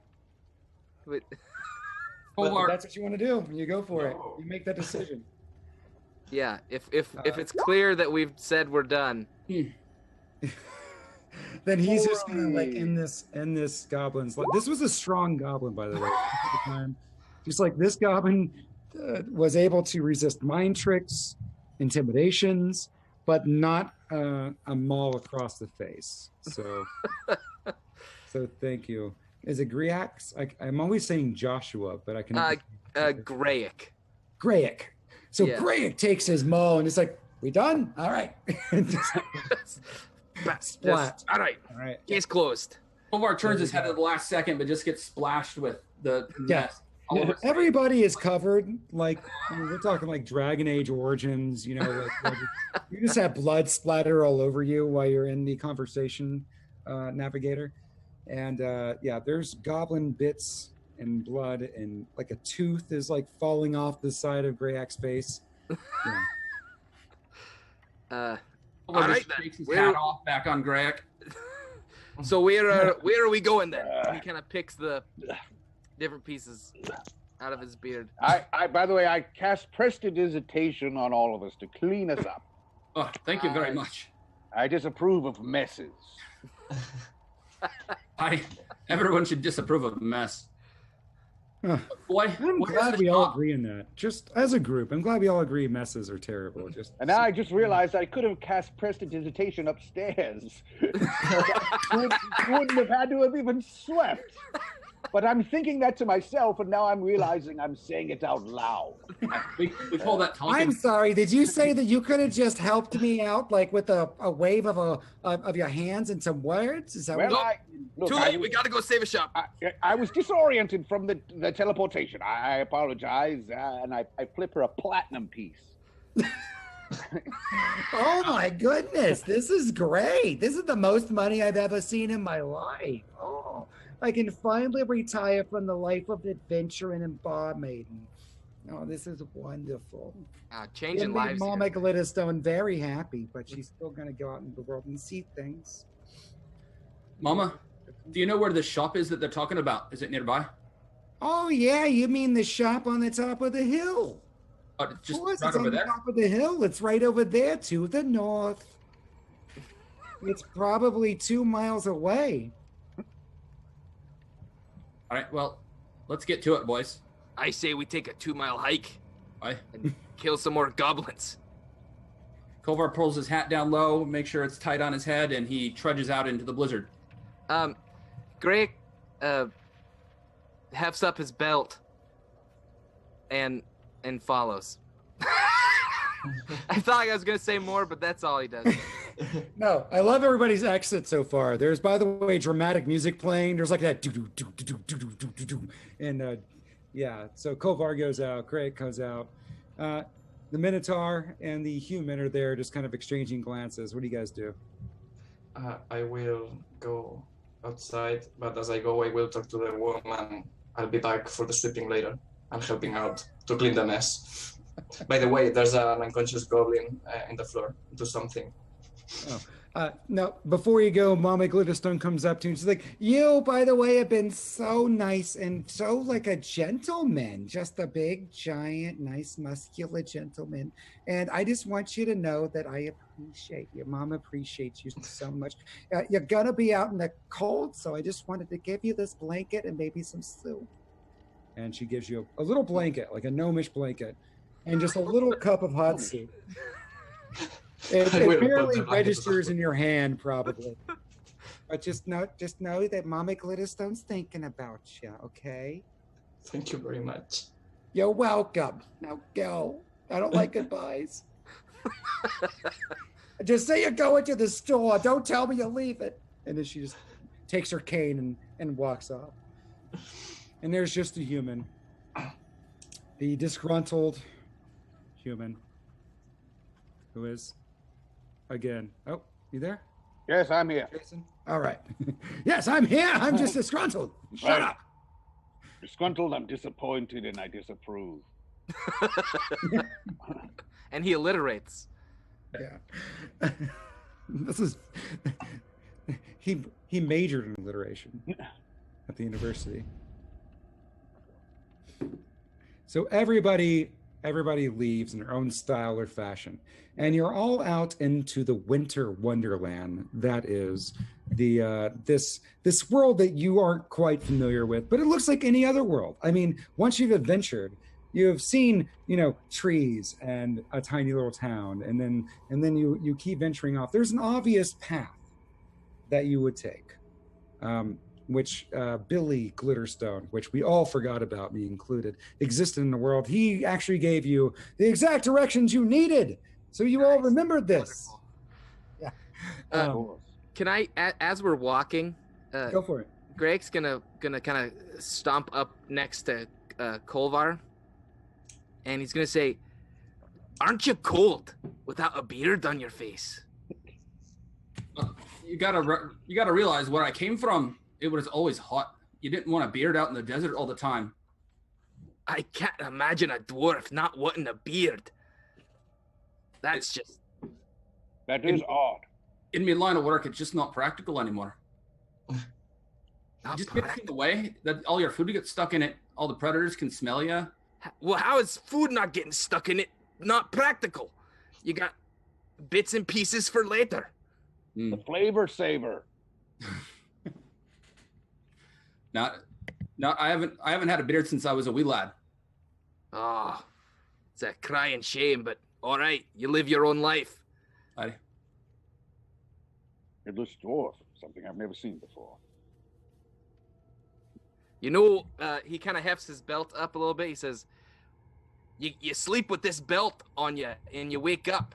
You got a good chance of just growing a beard right then and there. That seems like a waste of some sort of magic. Couldn't you put that energy to much better use? Hey, when I got my beard cut, this thing grew it back right quick in a hurry, and that was a good use, in my opinion. Then I think it's better off on your belly than mine. Fair enough. You can run faster if you don't have all that beard dragging the wind. See, but you can just tuck it, and he tucks it into the belt. He tucks his beard into the belt. All right, well, you do you, and I'll do me. Right on. And that's happening as you guys are trudging through the snow. You guys are having your entire beard conversation, your menshaveclub.com conversation. And that's beautiful to hear from my perspective. So good job on that. It doesn't take too long, perhaps 45 minutes, before you come across what can only be considered a barricade. And there is a goblin, a lone goblin with a hat that has like feathers in it, and he looks very prim and proper. And next to him is a barricade. It looks like a wooden barricade. It's along a road, and there are two bugbears next to this goblin, and he looks like he's just standing like. They haven't noticed you yet because of the wind. But you can see them, whoever's the most observant of you. And I'm not going to figure out which one right now, but it is one of you that is most observant. And that is where we begin this scene. I ain't one for sneaking, so if any of you are wanting to go about this stealthily, that's going to have to be somebody else. My vote is we go in charging, hammers blazing. We don't have any idea what it is that we're going to be facing in there. There's more than goblins, obviously. Looks like there's two bugbears with them right now. Bah, bugbears are just goblins with a bit more feet on their head. We can ask them nicely. Good, or we could try to trick them, perhaps. I like that plan. If you don't have to fight them, then don't. Maybe we can lead them away or trick them into moving on. I still have the thank you note, right? Oh, absolutely. Okay. So if you wanted to think like whoever was keeping it, but I imagine your character more than anyone would actually keep on to that kind of stuff. So I walk up to the bugbears and I hold up the thank you note, but they can't really read it. Like I put it away. This is what I want to do. I hold up the thank you note and I go, We're here from the Home Office for a surprise inspection. And I hold up the thank you note and then I put it quickly back into my bag before they can actually read it. All right, I roll say, me a deception. Deception? Yeah. And as a collective, they're rolling what number I just rolled, but I have some modifiers in my head. I rolled crappily. Even with my modifiers. Well, it would have been fun. That was absolutely great. Actually, you know what? I love it so much. And everyone on the cast is going to hate me for this on the stream or whatever. I'm so used to saying cast. Roll me an advantage. So, or if you did do an advantage, yeah, I think you just rolled up one time. So roll me one more time because I feel like that's so good. Okay. That was, if anyone didn't see, that is one better than what I rolled. And I love this scene so much. I kind of wanted it to manifest anyways. So, so you do that and you have, and there was one's like, excuse me, but I wasn't aware there's an inspection going on. Oh, that's why it's called a surprise inspection. Oh! And the bugbear's just like, oh yeah, that makes sense. Surprise inspection. It makes sense, doesn't it? I mean, there's inspections and then there's surprise inspections. And he's like, you guys shut up. Commander Stebbins is right here. You will listen to me when I say something. And he turns around back to you, Jason. He goes, surprise inspection. And I didn't know. That makes sense. Again. Yes. So you're saying you need to get through. That's right. You're not goblins or orcs. I am suspicious, but somehow I still believe you. As you should. What are your other credentials? I believe I don't need as disgruntled as you are. I don't need to show you any other credentials. I guess you're right, but I got my eye on you, human. And you smell like a human. And there's also a smell like there's a Minotaur. That's weird. And I mean, there's snow around. I should not be able to smell this. And goblins are not known for their scent. I'm just telling you, I smell you. I suggest you let us through quickly, or I'm going to have to write this down in my book. Not in the permanent record. Back where the rest of us are standing still in the blizzard out of sight. Yeah. Fulvor's going to cast Disguise Self on himself to look like a goblin. Okay. And he trudges up next to Furnius. Okay. And he says, "Aye, Furnius, have you got us through the gate yet?" Yes, they're about to let us through. If they would hurry up. I'm about to give them a disapproving mark. Greg Ironclaw sent us, and they got humans from the town now coming. That's why he's here. Oh, well, I guess that makes sense. And he looks at Nefertus. He's just like, just remember, I have my eyes on you, sir. Eyes, both of them. Plural eyes. I would do this every time. and then he waves off the bugbears as they both pick up the barricade. And they walk away. They walk off to the side and let you guys in. Greg takes a bunch of snow and slams it on his face, so you can't see his face. It's just a bunch of snow on a short body, and he just walks by and goes, "Man with some armor." Like yeah, he walks by. He just goes, "Yep, I'm a goblin too." I will go behind him, imitating the dwarf, saying, "Yeah, I'm like a goblin too." You're a minotaur. Okay. And I'm super evil. And yeah. I love it if you keep saying that, like in a moment of this. Like you're like, I am also a goblin and I'm super evil. Yeah, exactly like that. It's exactly like that. I love chaos. Does he still have the little blanket that? No, he has like the soup, like it's almost like a coffee cup to him, and he's like. This was going to work. Yes. Do me a favor, US. Roll me a deception check. Do advantage because I want this to work. Okay. In my heart, I want this to work. I'm not going to roll a D10 or a D20. I just 17 and 14. I'm not going to even roll because I want this to work so bad that you're just passing by, like as an obvious minotaur, but in a cup of soup that's hot, like, and a blanket, and he's just walking by. I love that moment. So yeah, so we'll keep it. You do it. You walk by, and you just see the piercing eye. Oh. Yeah. Oh.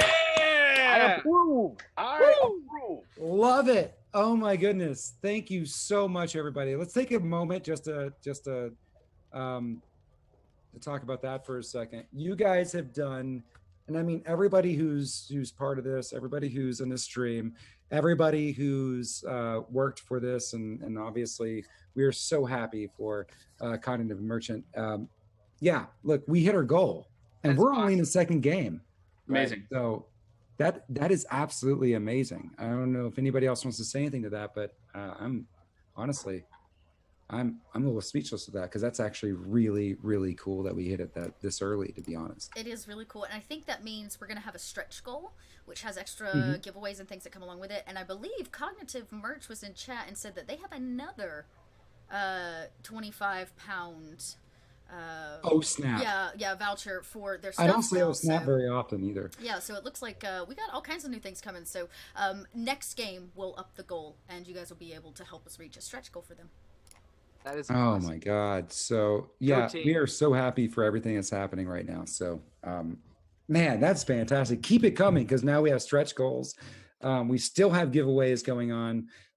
We still have great storytelling. Well, I mean, here is just more like Michael Bay bad movie storytelling, but we're talking about actual good storytelling absolutely after this. So thank you so much. Thank you, Cognitive Merchant, for existing, by the way, and doing amazing things. Making such cool stuff.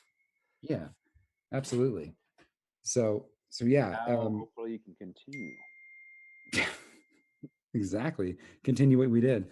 So and it's just the first month of the year. We have a whole nother 11 months we can do other awesome, cool stuff throughout the year. It's just a good way to start off 2019. Oh, it absolutely is. You're absolutely right, man. It's not just that we can do this for them, but you know, if the community comes together, and yes. I don't know if you guys know, we were talking about this off camera, but I think everybody in the community is obviously here, right? Because we're all part of the community. So many amazing hearts and minds are part of the D&D community that if we really want to do something, yes, for not just Cognitive Merchants, but anything else you can think of, people come together and do amazing things when they come together. So thank you, US, for saying that. Yeah, we can also do stuff for them, but man, so powerful when you get a bunch of people together and just tell some silly stories with friends, right? So yeah, man, it's great. I'm glad we hit that goal. Oh Absolutely. My God. Oh, yes. Transformers. I believe we were promised Transformers. Okay. All right. Specifically. By the way, I'm not even listening to you. I don't have the headphones in. Okay. So it was true that what I did is I promised Transformers from the sky. I did. I promised Transformers from the sky. And I will deliver that. So, well, maybe actually what you really meant was Transformers from this guy. This guy is this dude over there on like Craigslist who claims he's giving away free Transformers. A little shady, but you know, maybe.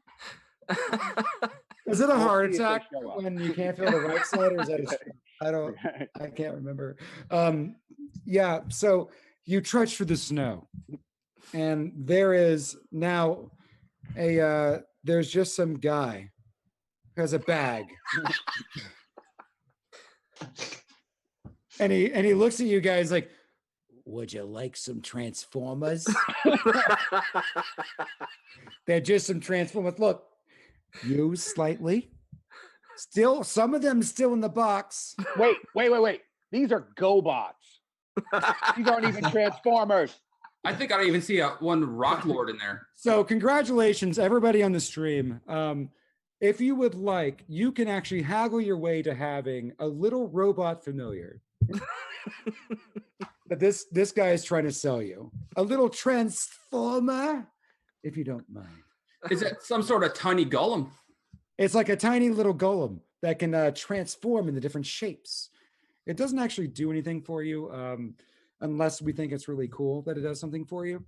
But yeah, it transfers into different shapes and it follows you around. And you can send it on to little adventures. And we'll say that it has 5 hit points. That's all I'm giving you.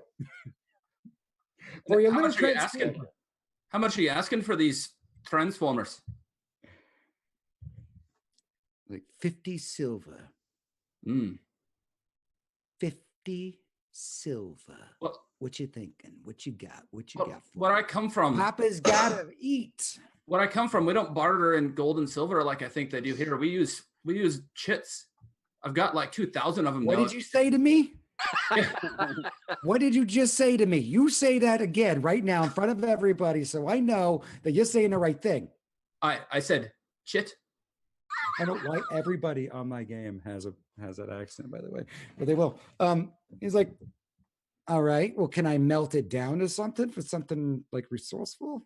You probably could. It's mostly bits of steel and other materials that were from pre-fall in the world that I came from. I don't know what else you said there from the world you came from and all that business. I don't care if you're a crazy kooky guy, okay? I just want to get rid of these things that are in my bag. All right, well, how about I give you We're out here in the winter and it feels like just, like something holy just happened. Like someone met their stretch goal or something, you know? So I feel like I have to be here right now to give you guys these Transformers. I'll tell you what. From some guy. My name is some guy. I'll give you 1,000 of me chits if you give one of these Transformers to everyone here. Okay, sounds good. And he hands each of you a device with a button. And when you each of you has now a device that like you press the button, press it on, and you get your little pet there, guy. All right, you get your dude, and then you press it again, and it goes away, and you can beam it into place, beam it out of place. You got it? Everybody got it? Got the tutorial down? Mine here has something like an iron hide. So you feel like anyone who's magic-y, anybody who can sense any magic-y, it feels like these things initially, the first time you press the button, like they psychically look into your soul somehow and feel whatever it is you want them to be. And they are no bigger than about 2 feet. Like they can be no bigger than about 2 feet, right? So they will magically transform into that and essentially be your cat or your dog or your ferret. I don't know what you have in other countries. We just have cats and dogs for the most part over here, at least in my area. In Smyrna, Georgia, we have a lot more dogs than anything, pit bulls really in my neighborhood. But yeah, so everybody, let's go around. What do you have as your pet Transformer? Mine's a chicken. Love it. This bronze looking chicken just makes its way like, and it just like, and it pokes at your leg a little bit, lovingly, affectionately pokes at your leg. They feel like it will obey every command you give it. I mean, it will die for you if you really wanted to. All right. I name it Ricky. Okay, Ricky. I'm writing it down. I'm not going to remember it, but I did write it down. Joe, what is your Transformer? Well, so he gets a little rectangular bit about this big that looks sort of and has two round holes in the middle of it, and he doesn't really understand what it is, but he pushes the button on his controller and it transforms into a little black panther looking thing. Okay. and it's So like a wrapped- Black Panther just like comes out, but it's like a cat. It looks like a cat, but like if a cat looked like a full-grown Black Panther, exactly. like to scale. Yeah, it's one of the it's And one of it- the set ones. You hear there's like steam powered like as it like nuzzles you on the side, like on the side of your leg. You Fantastic. now have that. Uis, what is a minotaur of cuddles? What does that minotaur really want in life as a pet? Mine turns into a fly, a silver fly that starts Okay. to fly around me, and I try to scare it with my ears and my tail like a cow does.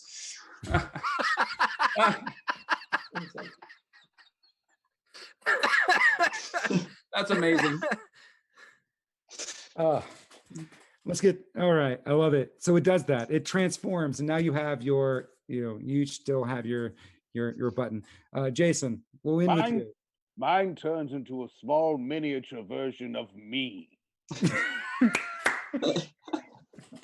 It looks at you, and in a very transformery voice, and it goes, "I don't like that you did this to me." He disapproves of everything. He just looks around grumpy all the time.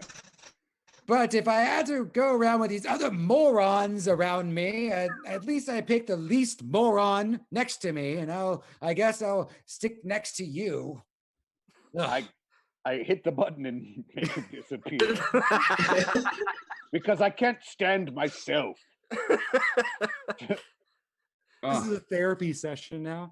My You can't even gosh. stand yourself. I'm sorry. What has our game turned Scared. into? This is incredible. I don't know. We Yeah. have 35 Oh, minutes to we're- kill Ironhide.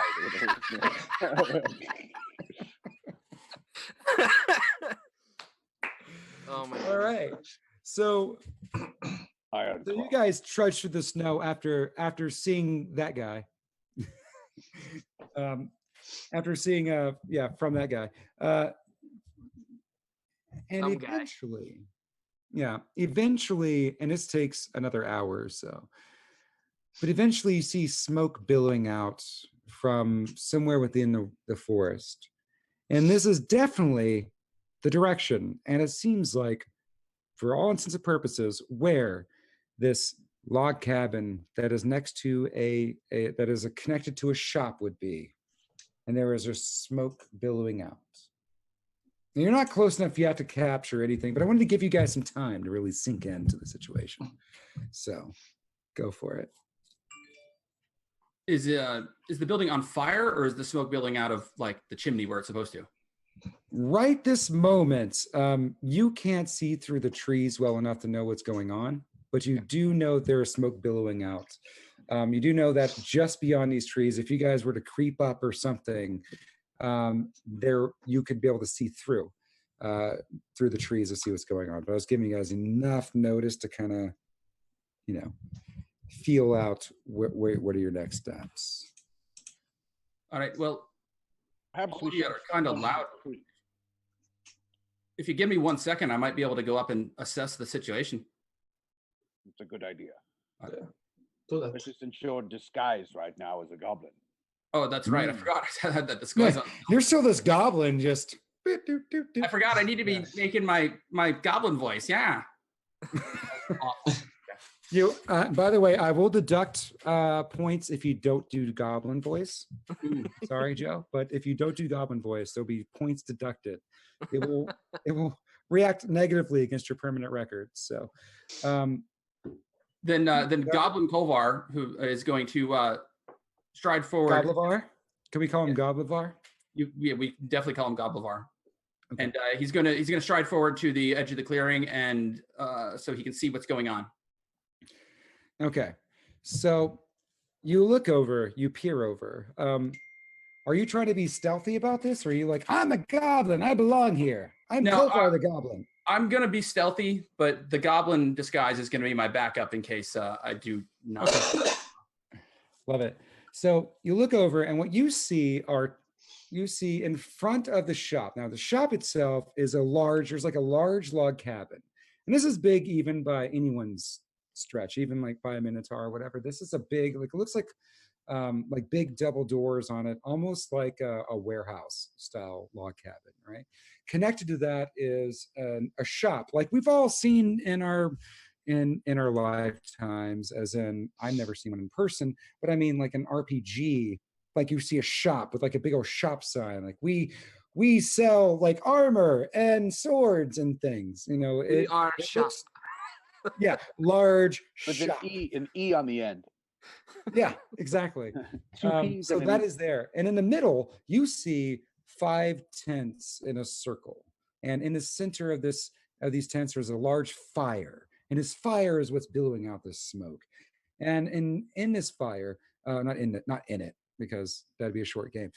Around the fire are there's 2 goblins and 2 bugbears and 5 goblins just sitting there warming their hands. There's a spittle of meat, and they're just there. And you do see some like jugs of what maybe seem like ale. I mean, you're sitting there, you have time. Like no one's really seen you come up. I haven't rolled for it, but they're also dumb goblins who are drunk right now. So they are definitely like singing a goblin traditional song, which if anybody knows a goblin traditional song, go ahead and say it and sing it. I'm not gonna, because I don't know it. I mean, I can get my guitar and do it right now, but I'm not going to. I think it's probably a Nickelback song. Oh. Like, yeah, I'm just gonna say, yeah, and collect my paycheck, yeah. And sing for soccer moms. Don't you love me, soccer moms? I'm a goblin too. Yeah. I'm a I was in goblin bands. too. I know what's up. Yeah. So that's what's going on. There is one goblin with a lute playing Nickelback. He is there. So I felt bad back for killing that whatever other goblin information. earlier, and now I don't feel bad at all. I'll regret resolved. Mm-hmm. They are truly evil. All right, so Anybody who 5 sits goblins around a and 2 fire and sings Nickelback is evil. That's true. All right, so 5 goblins and 2 bugbears, you said? Yeah, Singing. that's what's going on. That's right in front of. It's like right in the very front of the shop. There's like a shop front door. There's basically a big old like a fire pit, and basically they're having a big old hippie luau or something with Nickelback, and that's how you know they're evil. Yeah. Clear giveaway. All right. I will quietly go back to the rest of the party. All Okay. right. All right. So there's 5 more goblins and a couple of more bugbears up ahead. They're singing some sort of ditty that I don't recognize, but it sounds awful. So it sounds like they probably should get smashed a bit just for making that loud ruckus. It sounds like the radio. No, I don't know. Sorry. Go. That didn't happen. That was just me. That's all I can see. They're set up in a camp in front of the shop, though. No signs of Ironclaw? Well, unless one of those goblins is named Ironclaw, I didn't see anybody that stood out to me. You think he's in the shop itself? Seems likely. Should we try and like cause a distraction, scare the guards away, and then? How close together? They were all around the fire, because I have an idea. Aye, that they were all congregated right there around the fire, trying to keep themselves warm in this blizzard. I think I could take them all out with one spell. All right, Quiet. It wouldn't even distract anyone inside. Then I say do it. What do y'all think? Go for it. Aye.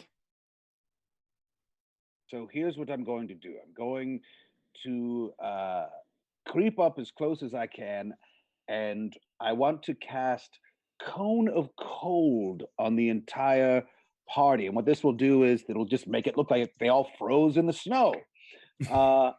But if they don't make a con save of 16, they're going to take 8d8.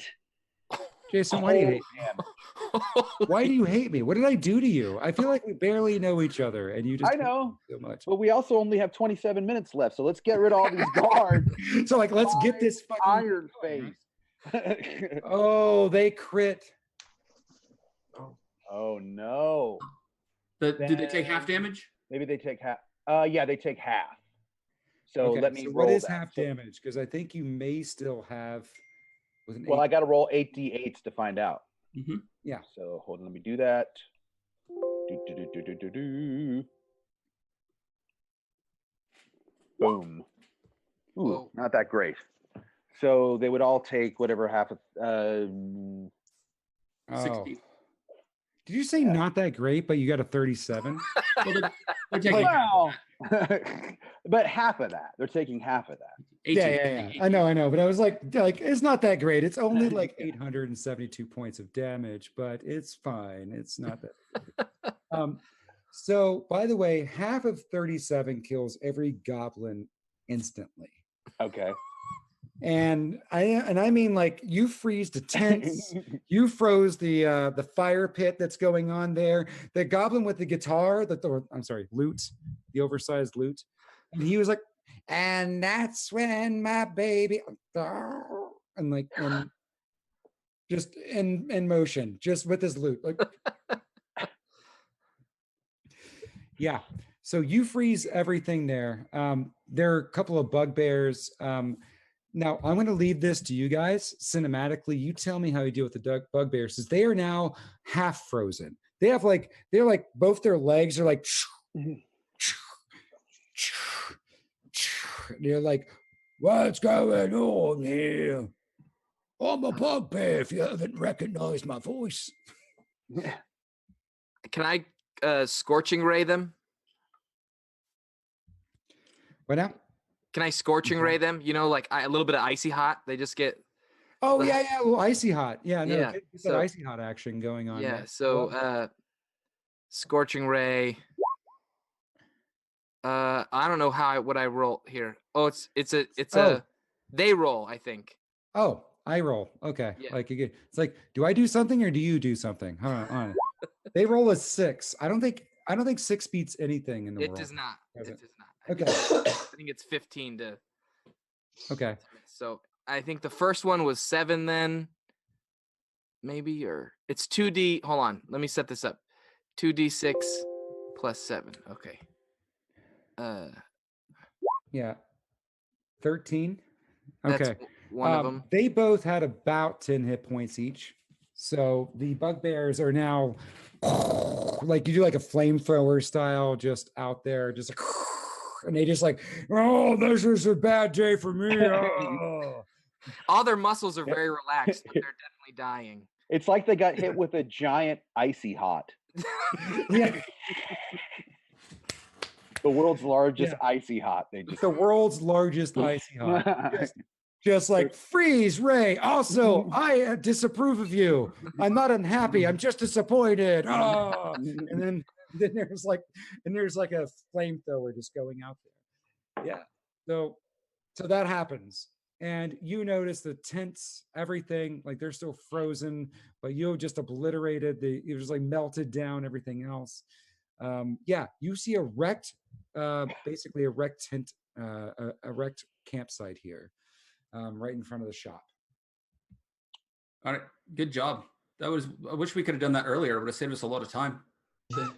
Do we charge now into the shop? I can see that we're probably not going to dissuade you from that, Greg. So do it. Can we go walking like normal walking, and open the door like normally also? Sure, why not? I think our two heavily most armored folk should be in the front. All right. So are you suggesting that Greg and the Minotaur just stroll into the shop? We'll cover you. We'll cover you. I love how you feel like there's actually like the door's unopened. He's like, come on in. Let's just go in. And by the way, it's unopened. You go right on in, and the shop is turned upside down. Like, you can tell that there are like in any shop of magical items, we've all been there, right? There are useful items and there are just ingredients and such. There are keychains, like, hey, come to the shop again. Like, touristy keychains and stuff. But all this stuff is just all over the floor and everywhere. There is one other door, and this place is again, turned over, ransacked, and dark. But at the end of but there is at the end of this another large double doors that, assumingly, because you can see the outside and you can see the inside, seems like this goes to the larger shop itself. I will cast light. Or to the larger like warehouse side, the log cabin piece. The log cabin is behind it. I'm sorry. I'm actually. You guys are cutting out for me. I think it might be me. I don't know if anybody else is having any jittery issues or anything. It might be me.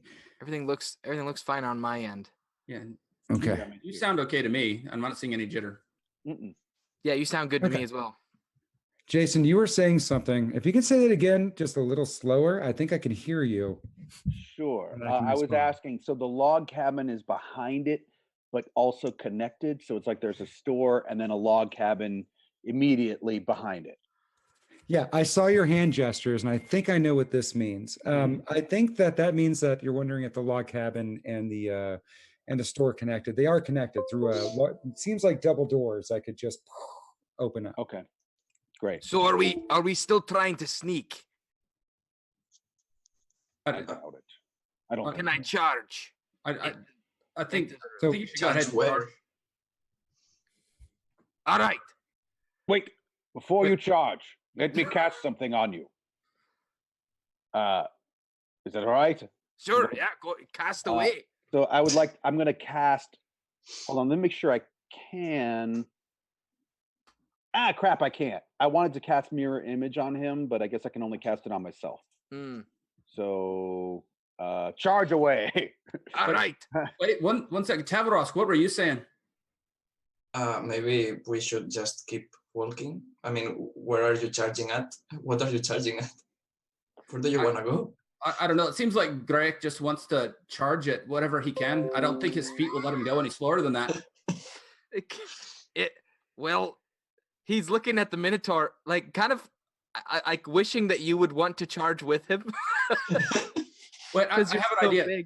Tavaros, how about you walk slowly up to the doors and you open them gently for him, and then Greg can charge through. Best of both worlds, maybe. All right. I mean, why not? Sure. Yeah. That way you get to walk and he gets the charge. Okay. Seems fair. Greg's like hobbling down, getting ready to burst in. So. I am actually to a point where I can't hear anybody. I think it's me. I understand that from the jittering that everyone's trying to charge through the doors. I think so. We're talking about, and this is weird because I feel like I've done enough dungeon mastering now, but I can just tell from the gleam in a player's eyes when they really want to charge through a door. Only it feels like everybody's going to charge in a different flavor, and I love it. I think I need to get out of this feed and come back in because I can't hear anyone, and I want to be able to hear everybody for the very final set of what we're doing here. All right, so Chelsea, if you can hear me, I'm going to leave the meeting and come back because I can't hear anybody. Apparently there was a little hiccup on the stream as well. But it sounds like everyone's saying the video's back. All right. Well, we'll give him a minute to rejoin. Right on. Right. Do we have an update on the fundraiser? Does anyone? It looks like on the stream they're at 502.13. Yeah, it hasn't moved since they broke they went $2.13 over, and no, they haven't had any movement since then. Okay, well, that's awesome. But yeah, encourage everyone to donate right now while we're waiting for our illustrious dungeon master to return. Yeah, and I think Chelsea's going to have to do some camera shuffling again. Yeah. Okay. So guys, go check out Cognitive Merch's website. Go check out kind of what they do, who they are, learn more about them. And by the way, they did something really great for me. A couple months ago, I was on vacation, and I, like probably a lot of gamers, always want to be prepared, right? So I won't do this anymore, but I would always leave my dice bag in my trunk because I'm like, I would rather show up somewhere and have my dice than be like, I left my dice at home. Anyway, So my car got broken into when I was on vacation, and they just ransacked through my car and took anything they could find, one of which was this nice leather dice bag, of course. So all of my dice were stolen, including like the dice that I had from like my very first Dungeons and Dragons kit that I still Dang. had, etc. And the folks at Cognitive Merchant made me a new dice bag. And actually, I don't have it in my hands yet, but I've seen pictures of it, and I know it's going to be amazing because I've seen their work. And you know, what an amazing gift. So you know, That's really cool. they're really great people, and I'm proud to be able to help them raise a little money today for what they did for me. Right That's on. awesome. That is awesome. Yeah. I love this. Who else Yeah, I has was awesome I was stories? frustrated, so I just tweeted about it, you know, and I didn't do it to expect anything back. I was just like voicing my frustrations about, you know, having your car broken into. And 5 different dice companies sent me dice too. So That's really cool. That's yeah. neat. Kraken Good. Dice, Norse Foundry. We've got a great community. Yep, that's the nature of this community. That's so cool.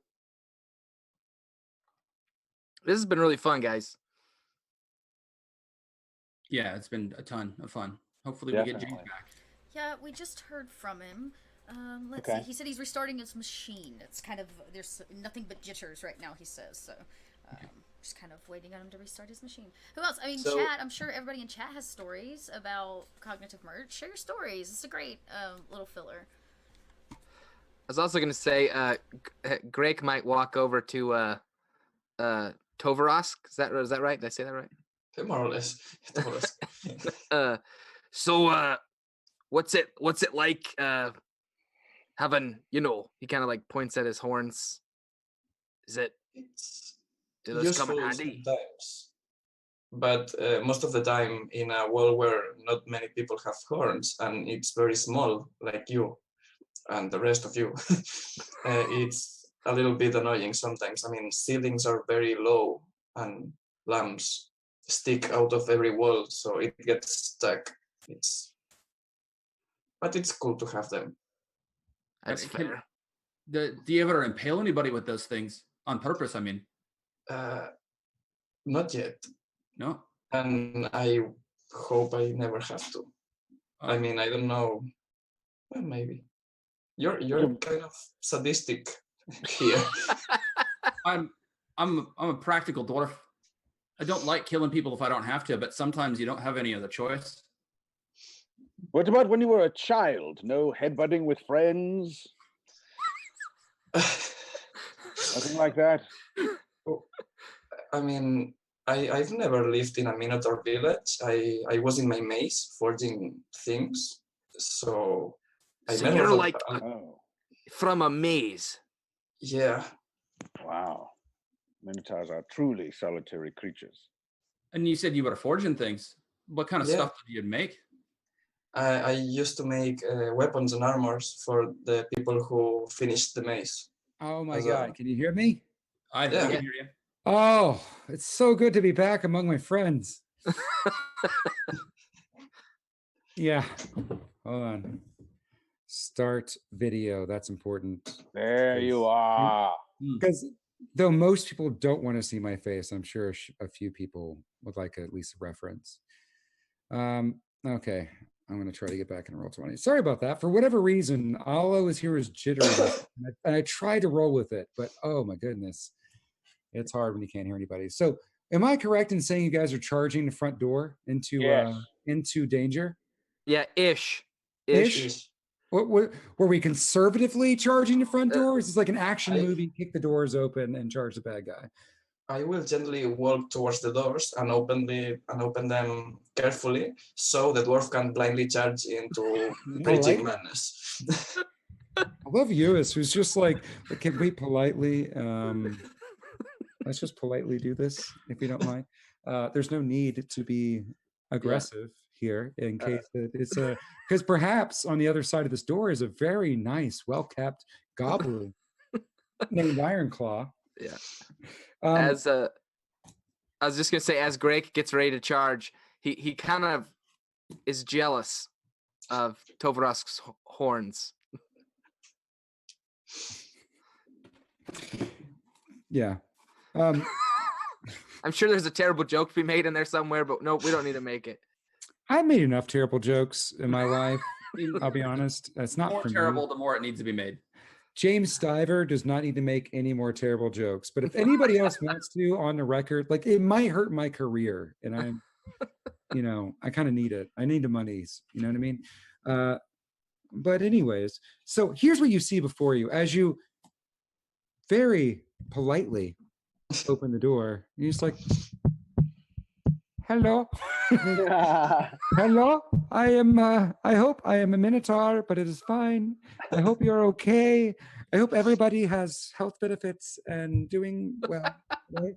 And you guys all peek in, and in this giant room, what you see is every bit like a shop. And this is a shop where you imagine like there's a forge and there's all kinds of where if you're putting things together, and all of you are very smart in your own way, not that you're smart, but Thank you. There are different types of intelligence. Thank you. Thank you. You're smart in your own way, and you can ascertain that this is a shop that most certainly is where the relics that adventurers would have, like, are made for the shop, like where people hammer it out.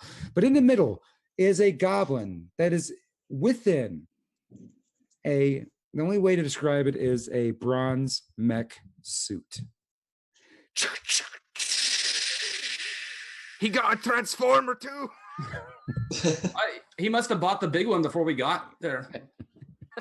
There was a sale. Black Friday sale. It was a Black Friday sale. Yeah. So what you see before you, and we are going to burn this thing down as fast as we can because Greg just wants to run at it, full pell mell. it does not look doesn't look friendly. By the way, Ewas, I know you're worried about this. It is not friendly. It is not. It does not want to hang out. It does not want to exchange numbers. It does not want to do any of those things with you. It does not want to be part of a knitting group or anything like that. It doesn't. All of your Minotaur's hobbies, it does not care about. Okay. So here's what we do. We're going to start an initiative roll. And we're going to hope that this thing that James... Oh, I probably need to roll in a roll 20 so I know what the hell I'm doing. I created this thing just for this game. And we're going to hope that I balanced it well enough. I think I did. We'll find out. Not if you're dead. So, where are you, bad guy? There you are, while everyone's doing their initiative roll. I apologize if you guys can hear my dog. Yeah, we got to talk about your dog, buddy. Someone must have just come home. One of our neighbors shut a door or something. She's very protective. Oh, I didn't hear anything anyways. I don't want to speak for everybody else, but I didn't hear anything. So you're safe right now. You're safe, but don't let that dog make any more noise, man. Great Pyrenees. Wonderful dog. I love it. Okay. I got to look that up on Google. Thought I'd share. Okay. All right. So how's everybody doing? Did you get your initiative rolls in? Yep. So You need you're us to read saying off? I need it. I know I need I it. added my modifier in manually. Sorry about that. So I got a I hate 50. you, and no one loves you. That's fine. No, I'm kidding. I believe it. So disapproving. Disapproving. Oh, there we are. So, all right. So initiative. I've rolled poor initiative this entire game. So let's see. So that was US. You were the 3, right? Yeah. You can say it out loud to the class. It's okay. You were the 3. And then Kolvar was a 12, a mighty 12. And Jason was a respectful 7. Is that right, Jason? No. It was the one below that. One below that. A respectful 13. I don't know why it did it twice. That's weird. Sorry about that. Oh, it's okay. I guess I must have hit it twice by accident. So in all fairness, I guess it would be a 9. I'm using 13 because it'll help us out today. Fair enough. Okay. All right. Fair enough. because I rolled a 12 and I want everyone to go before me and kill this guy. All right. And I did not see, maybe I'm just missing it. Oh, that was Jason. That's right. So that was Jason. All right. So did I get everybody? Lewis, Kovar, Jason, me. Am I missing someone? Yeah, you're missing Joshua Greg. He got Joshua. I was not trying to miss you. That's all right. Where were you at? 6? I was running through all the names you were saying, and I was like, yeah, that's everybody on the stream. Well, everyone starts with a J. I'm sorry, except for Lewis. No, I didn't realize you had forgotten me. That's so sad. I think the saddest part is like I didn't realize you forgot about me. I forgot myself. I forgot myself even. Okay. So you're in front of what can only be described as a steam-powered mecha goblin. Are we all on board here? Do we know We're on board. How this looks? I'm here for this content. Your Jason. days are numbered, Iron Face. It's Iron Claw, you simpleton. Well, soon it will just be pile of smoldering iron. Oh, you Iron think you're butt. funny, do you? Well, do something about it. Ooh, the music starts. Oh, am I actually first? I'm glad it started when it did. That felt very dramatic there. Am I actually first? Jason is first. Yeah. That's me. Yeah, Okay, Jason's first. so here's what I'm going to do. I'm dare going you. to. How far away is he? Let's say, for the sake of, let's say that you guys all burst out at one time, and you're all lined up right outside the door, and it is 15 feet away from you. Great. I'm going to cast a fireball Oh. past him so that the area of effect hits him but not us.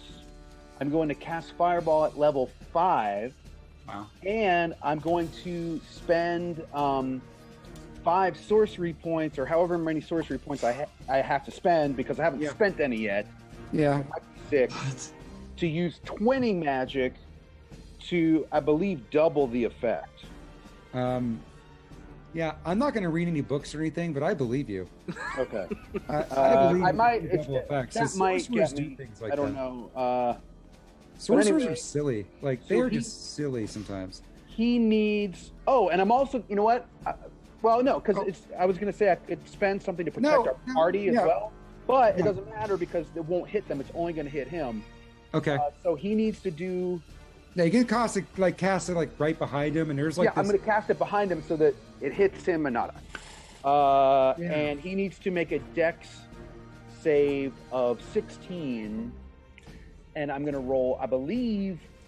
Let me double check on twinning magic, but I think that twin spell, when you cast a spell, it targets only. No.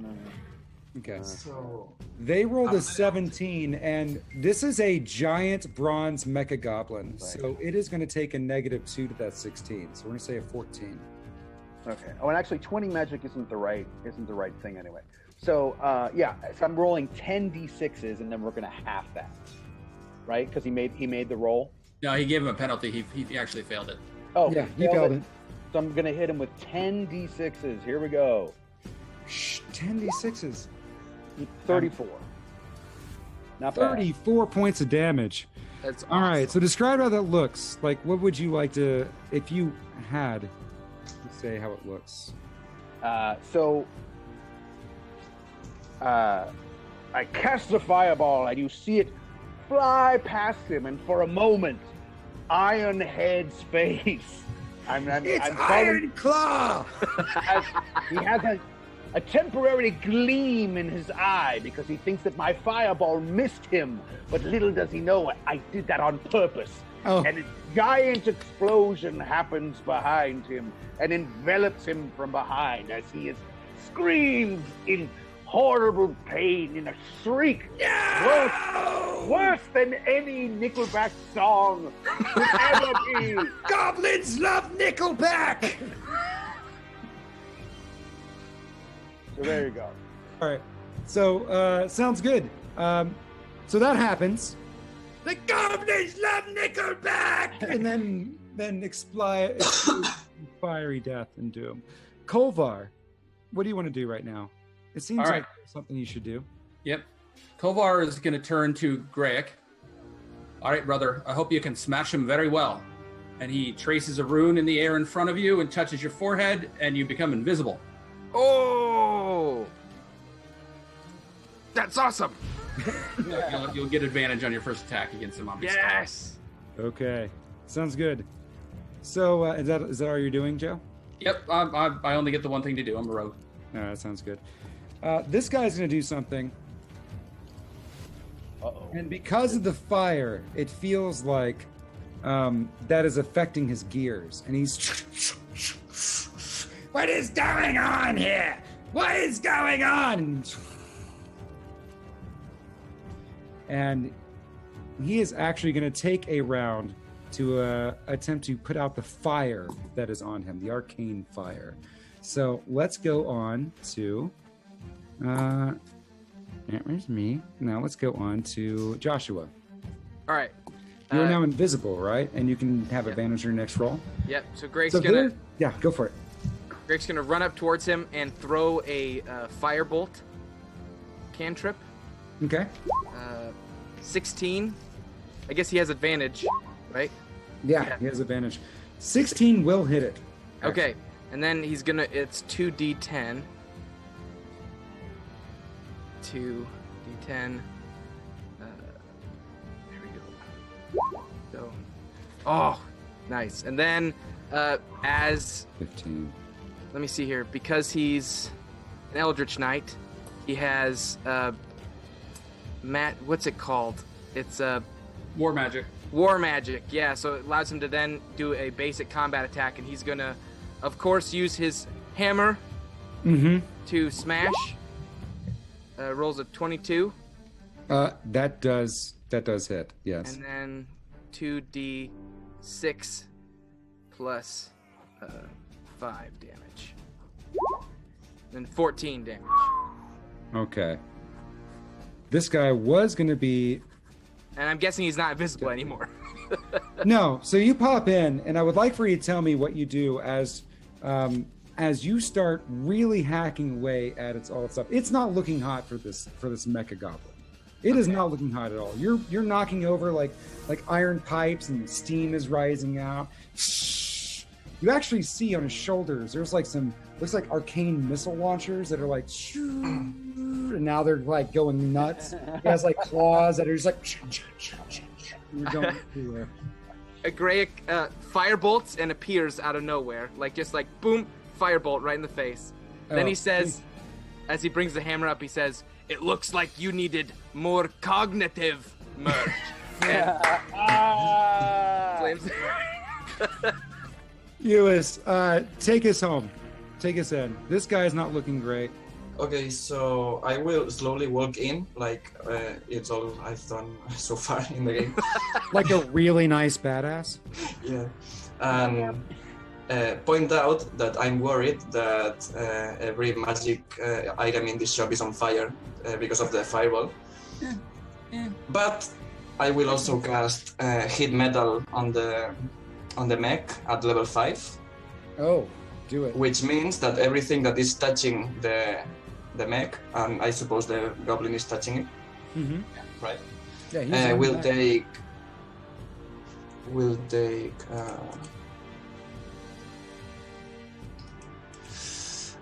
5d8 fire damage. Okay. That's awesome. Yeah, that is really awesome. Okay. Which is 19 damage. You get the honors of describing how you destroy the mecha goblin. So I will. Guys. The goblin will start to light up like hit metal. I will take my hammer and start hitting it like if it was like iron in an anvil until I open it, take the goblin, throw it in the air, and give it to the angry hammer dwarf to the angry give the dwarf. final blow. for the final. And I love that there's a combo here, almost like superhero combo, where he throws it out. And do you smash him in midair? Just Right in the midair. He goes smack against the wall and slowly starts to slide down, and there's blood behind it as fire erupts around you. And congratulations, you have successfully saved the shop. And each of you, as you do that, as that goblin slides down, each of you starts to dematerialize, and you are back in to wherever it is you were before. Body boys, it was nice knowing you. Yeah, you're able to talk to each other before you do this, by the way. I disapprove of this parting. So, thank you guys. That was beautiful. Let's go quickly around the room. And by the way, thank everybody who's in the stream who listened to us with our shenanigans. Thank you very much. Yes, thank you, guys. We hit the goal during the stream, so hey, man, that's what else can you do? Like that's what we came here for, right? So congratulations, everybody, on that. So, Joshua, who are you? Why are you here? And goodbye. I'm Josh. I am a member of the Sneak Attack podcast, which we finished volume 1, a 3-year long campaign in I think May of last year, and we're launching volume 2, a space adventure, later this month on the 25th. But everyone's doing a space adventure. Damn you, Joshua. And then I actually have my own show that I started called The Titans of Altera, which is a classic D&D 5th edition for gamers of all ages. It's a family friendly. I play it with my family. But yeah, it's just a fun, goofy time. We put episodes out every single Thursday. But yeah, you're welcome to check that out. That's all I do. That's all. That's it. That's all you do, right? Yeah. That's it. Unrealistic horrors without you do more really than most, queue so jumping in. Thank you so much, Joshua. So You've been just said, wonderful today. Jason, let's go to you. We could get this done. Who are you? What are you here? I'm But we Jason will Charles have to put Miller, you. Primarily a musician, also a voice actor. Forgot to mention earlier, I'm the voice of Durden in Neverwinter. I'm also the loot hoarder gnome in Hearthstone, if you ever play that, and a bunch of characters in World of Warcraft and stuff like that. But you can catch me every Tuesday night on the official D&D Twitch channel as a regular cast member of Sirens of the Realms. That's super fun. And I also host a show on Geek and Sundry called Starter Kit, where we teach people how to play role-playing games that they've never played before. And that's about it. And I have a new album out called In the Wasteland, available everywhere. So listen to it on Spotify. Absolutely. Thank you so much, Jason. Thanks. It was super fun. And if anyone's going to be at GaryCon, I'm going to be running an adventure at GaryCon in March. So yeah, me and Jason we're all kind of talking about that in a break. Like, hey, what cons are you guys going to? Can we all like meet up? Because when you do these things, it's actually nice afterwards to hang out and high five and all that stuff. So, GaryCon, look it up. Jason's definitely going to be there. I'm definitely going to be at Gen Con. I'm definitely going to try to be at GaryCon as well. So, great. Hopefully we can all hang out, have a few drinks, and cheers to the wonderful world of storytelling through Dungeons & Dragons, or any game system you use. Uis, who are you? So, why are you here? I'm an artist. You may know me for the art of the Retroverse, but I also draw lots of crazy dragons and all other monsters. So follow me if you want some fantasy art. I'm good at it. Can confirm Eos is one of my favorite artists as far as if you've ever seen the Retroverse stuff. It is absolutely amazing, like on point. Like you're looking. It's coming really soon, so tune in. It's cool. We got laser corgis. Laser corgis. What else do you need? You had me at laser corgis. Yeah. You got that, Joshua, over there with your space adventures? I got it, man. I've been digging the aesthetic of Retroverse for a while now. Did you write that down, Joshua? Space Corgi? Okay. I got Space Pitbull on my game now. So Joe, round it out, man. All right, I'm Joe Frankovich. I'm a player on the podcast North by Northwest, where I play Kolvar, who you saw today. You can find me on Twitter at Reality Storm. And that's pretty much all I do. Go listen to North by Northwest, though. Absolutely. You should. I actually know North by Northwest. Every member of North by Northwest are wonderful people. They actually live pretty close to my house, so that's great. I'm going to ask them to watch my cat if I go on vacations. That's how great they are. I am James Stiver. I do a podcast called Loot and Dagger. I'm the DM of that, and I'm also a cast member for something called Stellar Arcana, which is a science fiction D&D experience.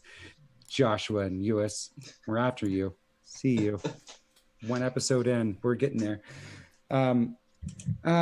Let's see. Chelsea, still on? Should we do I am here. We got 2 giveaways to do.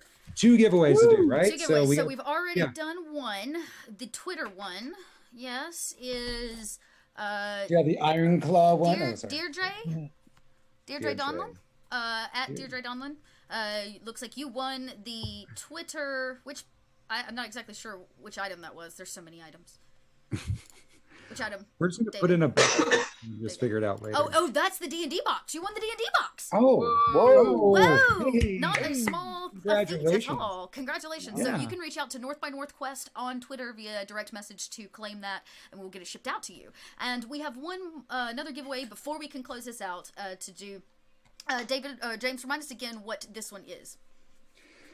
This is the 25 pounds, and that's not like actual pounds. That is Euro monies for Cognitive Merchant. Right. Stuff it's on gift their certificate. Yeah, gift for certificate. 25. Yeah, okay, very cool. So that's what we're doing with this, and oh man.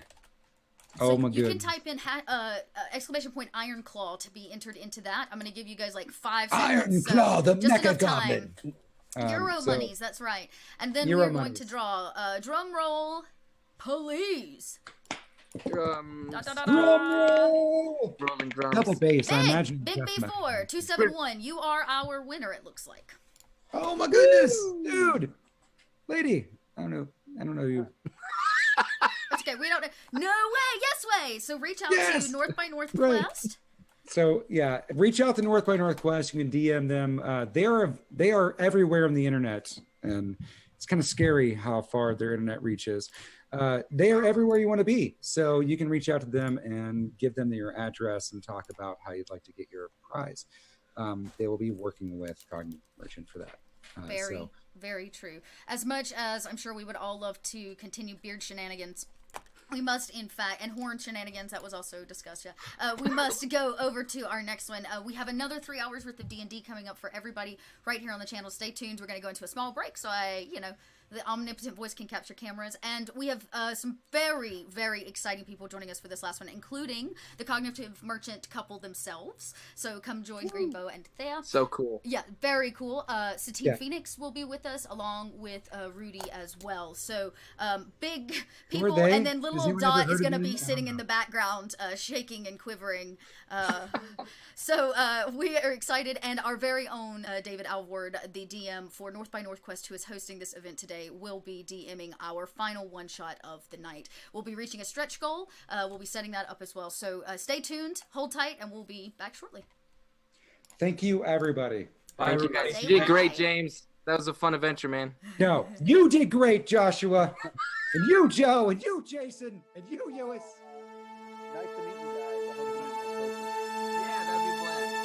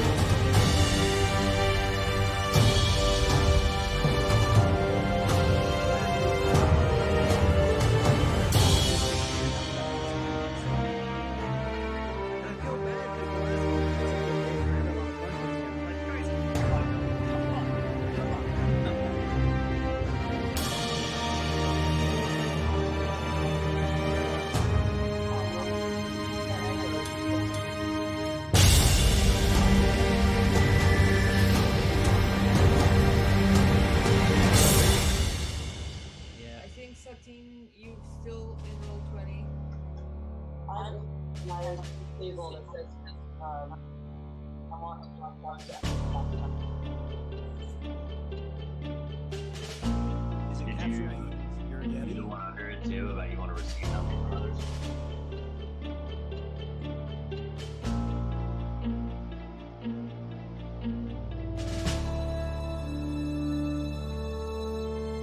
Can't hear you.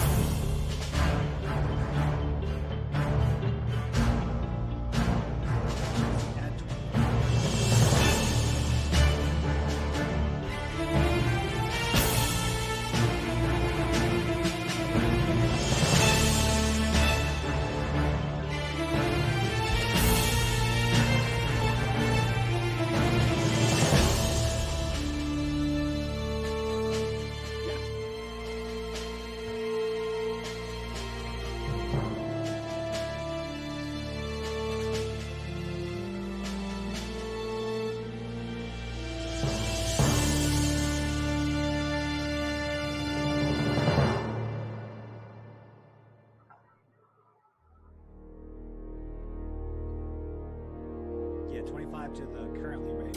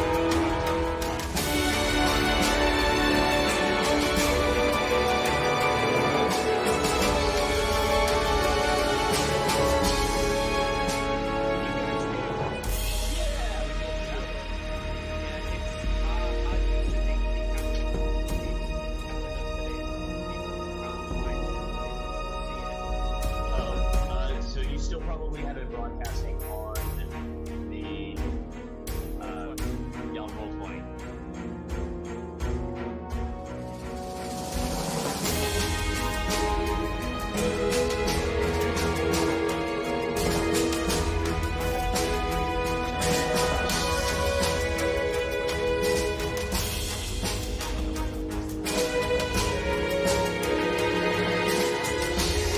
Go! We Hey made guys, it. can I just say thank you so much for this? Yes. It's amazing. Yeah, I'm glad we could pull something together that's not only been fun, but it actually did, something to help.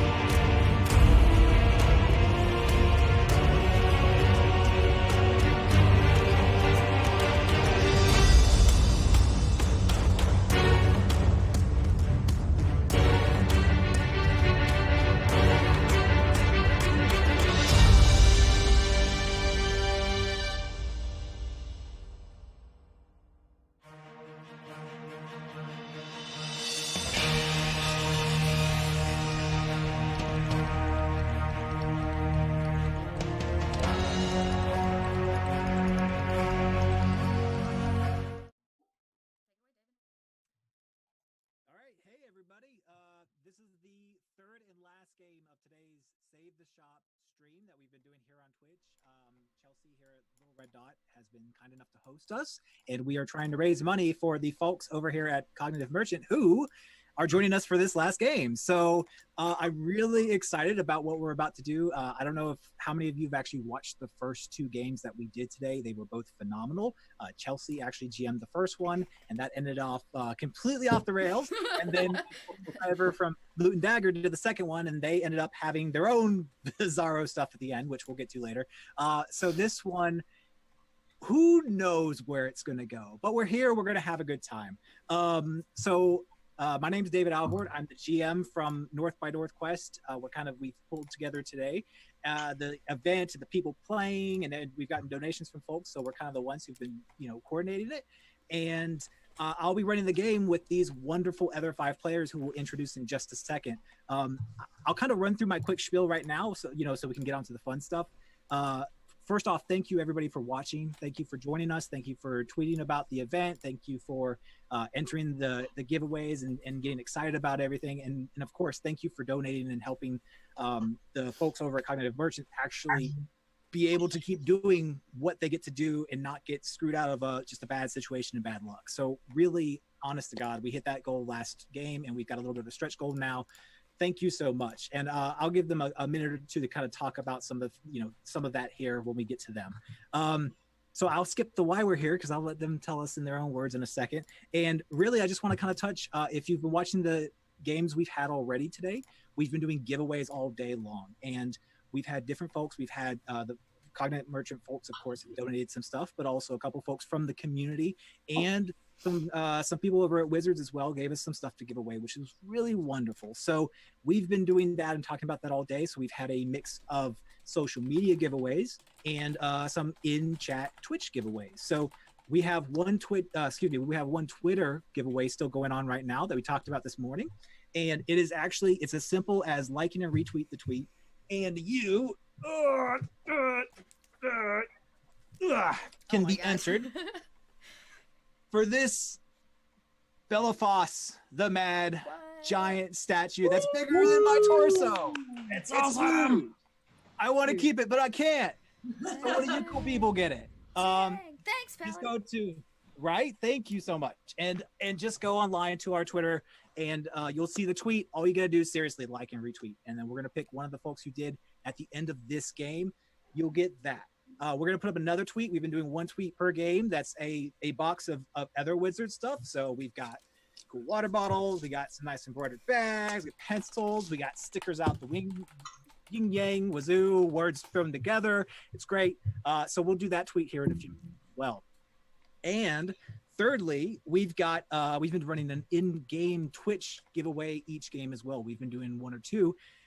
And I'm really excited about what we're doing this one because since it's the last one, why don't we just pull out all the stops? So the Cognitive Merchant folks can show this one in a second, but we're going to start this off. The Twitch one for this is going to be a dice box cup, the Yanti cup that you donated that we're gonna actually do in chat here in a few minutes. So I'm really excited because it's beautiful. Honest to God, beautiful. So we'll tell you how to do that here once we finish with introductions. But seriously, thank you everybody who's been like I said, talking on social and who's been watching and sharing and just chatting and just everything. And it means the world to us that we actually hit the goal and we actually are been able to do something nice to start the year off, because the D&D community really is a wonderful community that I am proud to be a part of. And every time I do something with other people, this just reaffirms, my belief that everybody here is just good people. And even when the world gets kind of shit from time to time, we can do great stuff. And this is just another moment that's been really, heart touching for me. So I'll shut up and let me quickly run around the table, and we will start with our wonderful players to introduce themselves. So who are you? Who are you playing? Where are you from? Where can you be found? All that fun stuff. So let me start with the wonderful, as always, Satine Phoenix. Thanks. I'm Satine Phoenix. I'm the community manager for Dungeons & Dragons and the co-creator of Maze Arcana with Ruti Rutenberg. And Yeah, so along with what you just said, real quick, I am so honored to be a part of the community and to help promote the community. And what I would love from you guys, Cognitive Merchant has been so supportive and they spread the word with their community. You guys take pictures of your community, take pictures of your game store, and tag us on the D&D's Twitch channel, because I want to start retweeting you guys. Just show us what your crew looks like. Show us what your games look like in your store. And, like the really cool thing about Manchester is there was this cool Beholder graffiti that was up. Take pictures of stuff like that in your environment and tag us, #D&D. I always look, and I'm looking for other communities. So help me help spread the word of you. That's awesome. And I agree, getting to see maker spaces in your actual community, that's what this is, right? That's where we play. So do it, and tag Satine and let her see what awesomeness you were doing at your own table. Yeah. Next, Rudy. Did I catch you off guard? Oh, God. I'm Rudy Rudenberg, and I am the other co-creator of Maze Arcana with Satine Phoenix, who you just heard from. And I'm also the co-author of the Wayfinder's Guide to Eberron. Sometimes it's hard for me to even appreciate that was I got to do that. So I am co-author of the new setting for Eberron, therefore Dungeons and Dragons, and I am also a Guild Adept author as well. You can go and find some of our stuff through the Dungeon Master's Guide, the Dungeon Master's Guild, and I am the Dungeon Master of the Inkwell Society, which is the only official Eberron stream on twitch.tv/D&D, where Rose is actually played by Satine Phoenix. So if you like Eberron, if you like that Arcana punk style, come and play with us, and you can see the whole mystery of the noir feel unfold with airships and all the other things. Yes, totally worth it. Absolutely, go check them out. It's really great, and it's a different vibe than a lot of the other typical D&D streams you see out there. So absolutely give that a watch. Next up, Chelsea, our Twitch host. Yes. Have I caught you off guard? Yeah, sorry. I'm clearly updating and teching things. I don't even know what to say. I'm so excited to even be here right now. I've been behind the tech screen for the last 3 hours. So, yay! I'm Little Red Dot. This is my channel where we hang out and we all become part of the Dot Kingdom, where we're tell stories and play games because it's fun. And I like to do it. So I'm excited to be here. I'm so glad that we have already reached the goal. That made my heart swell. I was dancing and jumping. You guys couldn't see me on screen, but last game. So now it's just a stretch goal. It's everything this point forward is even double the love. So get out there, share the story. If you don't know, here's some more information if you're new. So that you know, and I'm bringing Psilocybin Fungalmancer Green Thumb Sporlet to the table. She's our gnome mushroom character for our North by Northwest podcast who's hosting this. She's a little burnt out on concoctions, and she lives the life of a fungal spore druid. So, she's got she loves it. She loves that lifestyle, I guess. So she'll be here tonight, I'm sure, finding shenanigans and filling her jug with concoctions. So. Was I supposed to say my character? Oh, did we not do that? I'm sorry, clearly I'm not listening. I just thought I missed it. Who are you playing, Rudy? Who are you playing? Let's shame you. I'm playing Bilip, the Grung. I call it a Gloom Scout because he's a 5 Ranger, 5 Rogue. He's a Scout, and he's a Gloom Stalker. So he is from the Grung army down in Chult, and he is quite the little hunter. I pretty much only talk like that, so you guys are going to get a lot of that. I can't wait. And I have known, just as a personal note, I've known Chelsea for years. She was one of the first ones in our podcast 2 years ago, and then she got into all the Twitch streaming thing, and she's blown up, and she's wonderful. And we go way back. She actually was in Tiff and Maya's wedding, so long-standing relationships with people who are awesome. It's such a good time. All right, last not least, both J and B at Cognitive Merchant, welcome. Hey guys! Yeah, so we're J and B, and we make stuff out of leather that's kind of geeky. Don't know how else to describe what we do. Yeah, we make all kinds of things like armor and dice bags and dice cups, and then we invented a all-in-one DM kit that people seem to like. So yeah, we've done really well, but we had the kind of bomb dropped on us just after getting into this new workshop and thinking that we're all set and sorted and setting up. That the guy whose name it was under was just going. He just decided, nope, I don't need the place anymore, I'm going. So we got told we could keep it, but we would have to find a big lump sum of money real quick to be able to actually get our name on the lease and get a credit check and a deposit sorted and all that, and we would have no chance as creators that try to keep our prices as reasonable and low as possible. Don't really make much profit. But you guys in the community are just amazing, and it has meant that because of today and because of this stream and thanks to you and everybody watching at home, that we're going to be able to keep creating at the speed that we are normally, and if anything we might be able to speed things up because we may end up having a slightly more space in the workshop. So yeah, we wanted to take this opportunity to just give a big thank you to everyone. Thank you guys. Yes, thank you. I'll tell you what, if we reach this next goal here for the 750, I will donate all of the Wayfinder's Guide to Eberron money that I got so far this month to what you guys have. It's not a huge chunk, but it's what I can do to help with that. Thank you, Rudy. That's amazing. Really awesome. There's been 134 sales. I don't get a huge chunk of that, but that's what I've got so far. So also anybody that wants to pick up the Wayfinder's Guide to Eberron, I'll get a link up for you guys to send that. Freaking sweet. Beautiful human being. I'm gonna give you such cuddle over to Manchester. Get all the feels. Yeah, our characters for tonight are actually the characters that we created when we set up the business, because we wanted everything. We didn't want any of our customers to have to step out of the fantasy world and step out of kind of their imagination. So, and also it means we get to carry on being our characters even when we're working. So I am Grebo, who is a gnome wizard, really old and wizened, and just has a constant thirst for magical knowledge. Bit of a glint in his eye, but is not averse to really blowing stuff up when he needs to. And my character is Thea. She's a wood elf ranger, and she's also Grebo's carer.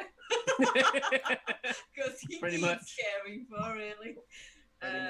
She's the hunter. She gets all the supplies and leathers so that we can make the games for you guys. That's awesome. I'm so excited about this group. All right, well, the last thing is basically for those who want to know how we're going to do our first giveaway in Twitch, let me tell you how, and then we're going to play. Actually, Chelsea, do you want to run through everybody what you got to do?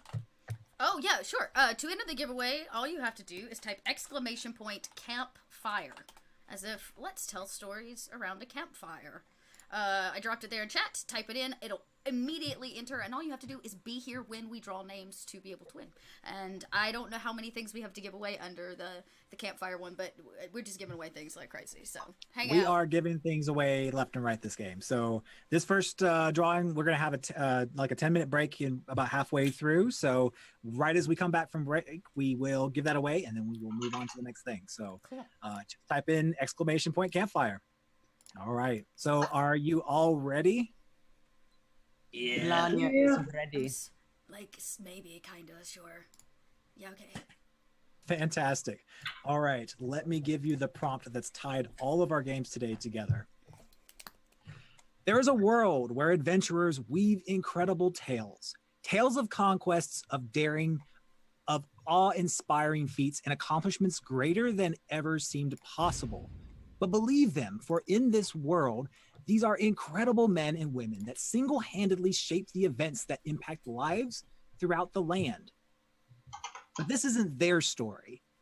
In this world, there's a small, nondescript patch of woods in an unremarkable countryside set in rolling hills marked by little more than the quiet of nature that blankets the area. In these woods, there is a large log cabin connected to an unremarkable yet storied workshop. The smiths of this forge have made weapons, armor, and adventuring gear used by these great heroes to survive the death-defying tasks they embark upon. But one day, a terrible event occurred.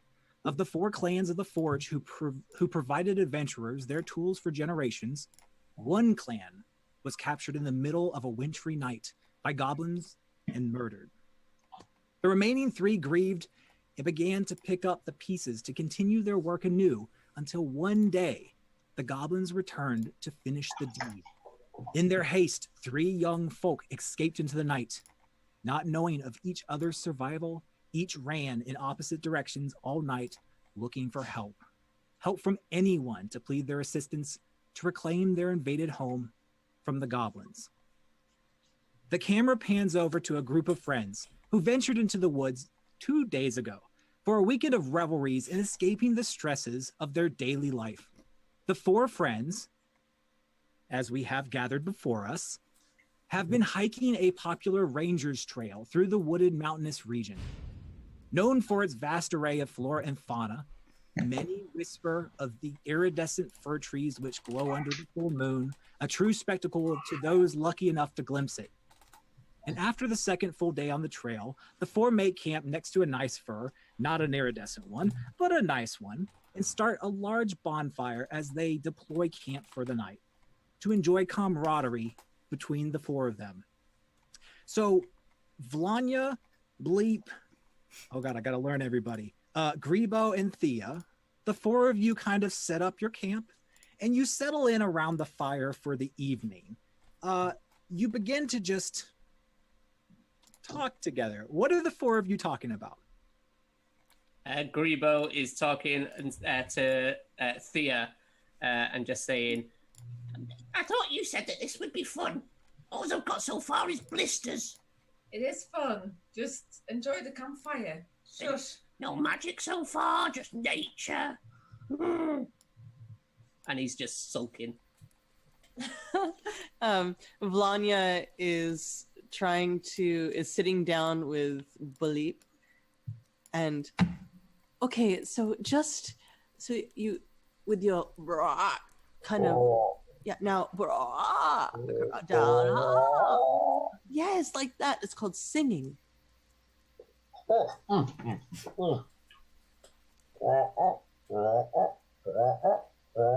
Yeah, that's the beginning. Yes, we could take it out there into the world. And make a pretty penny. Yes. Now, if you can do that and you wear a little top hat and a little cane, I think this is going to go great.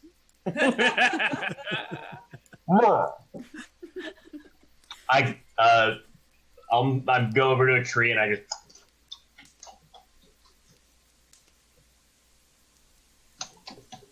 find a branch up there somewhere where I can watch things from up top. And this is what's taking place around the campfire as you hear a snicker from a slightly large, not slightly, very large mushroom over by the base of that tree. Oh, RPG Dungeon Master, would RPG recognize the smell of this mushroom? I believe RPG would recognize the smell. So RPG is totally going to inspect that. So what does RPG do when she walks over to the base of the large mushroom? So RPG would casually back over to it because she doesn't want anyone else to know. So she's certainly sneaking over. And then she's going to try to dig into the bottom where the ground is to see if she can get underneath. Chelsea. Hey, stop it, cat. I'm trying to hide. Stop. Quit. Hey, shh. This is taking place under Bleep, by the way. So RPG would just like bat at you and then go over to Vlania and start tugging on her skirt. It's not a very nice cat. What's going on? Leave us alone. I'm teaching here. And so like RPG and Vlania would just go back and forth for a while because Vlania's not into that. She's trying to figure out how to talk to Bleep so he understands what she needs. Stia's really connected with animals. She loves animals. She would have walked up to RPG and start to pet her and be like, "What's up? What's going on?" It's alive. Wait, can you talk to her? Can you talk to animals? I can. You can with a spell. With a spell. Speak with animals. Shoot casts. I'll cast speak with animals, and yeah, I'll have a little chat. Play with the pretty cat. Vlania is not paying attention to me, and I think this little mushroom over here is a creature that we've come across before. I am no creature. Is it a friendly creature or non-friendly creature? I am no creature. I don't know. Maybe you should. We have an experience with this creature, but come, and she like. Okay. pulling it. I'll come along. I casually walk like I'm walking the cat, but not. Like you do. And I'll just like kind of looking around, but not really at the mushroom. I'll stand next to it. Picking at the ground. Can we just? Why is it all about the mushroom? She like finally like pulls her cloak down. She goes, "I'm trying to like hide here." Who are you hiding from? Well, I was, I guess, like hiding from you. Well, you're not hidden anymore. You might as well come out and say hello. Oh, okay. Okay. Who are you? I am Silo Cybin Fungalmancer Green Thumb Spoilet. I'm a mushroom gnome. Oh, Silo. Lovely to meet you. Do you want to sit by the campfire with us? I know you. Do you? I know the elf. I know you. You say that, and the cat gives like this like flick of a tail, like I chased you before, knowing as you call out to the elf. I was a mouse, but I am no more, cat. So you keep the paws to yourself. There, friend. RPG's like, and Vlania walks over. Oh, this is a. Wait a minute. I thought that was a dream. Was that real? I guess. Did you have We just did it. the same dream? I have a lot of. Oh, well, either way, it's good to see you in the real world. And I just reached out to touch you to see if you're real. Oh, she like puts a hand up so you end up touching gloves. She goes, you should maybe be careful. My bodily fluids have the tendency to make people do strange things. Oh, yes. Friends. Wait, yes. Speaking of friends, the critter up the tree, what is it? That is called a grung. He is friendly, but also do not touch him. Oh, I love friends that can't touch. Makes me feel so welcome. Philippe, come. Thea, Gribo, come. What's this? What's going on? And Gribo like has almost nodded off by the campfire, and he shakes himself back awake and strokes his beard, gets like bits of food out of it. Who's this? Who? What? A gnome. You're I a just gnome? drop right out of the tree.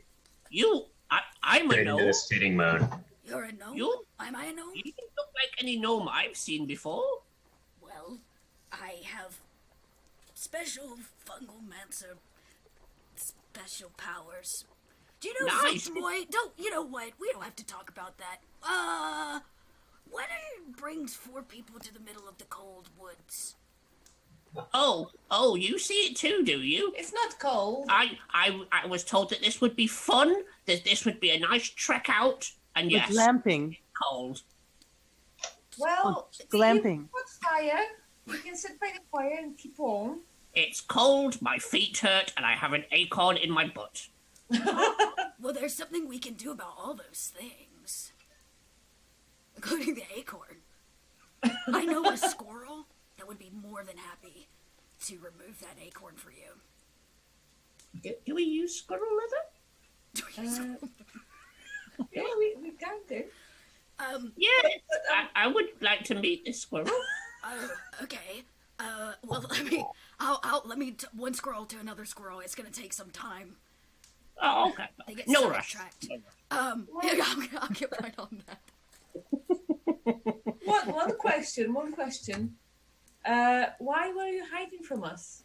Oh, I wasn't really like hiding from you. I just sometimes I do that. It's true. Oh, okay. fair Sometimes people just want to be on their own. enough. So what are you doing in the middle of cold woods by yourself? I don't know. Okay. So I thought It's okay. if I found my comfort zone, which is in true mushroom form, I might remember. I forgot. Bleep, do you remember why we're out here?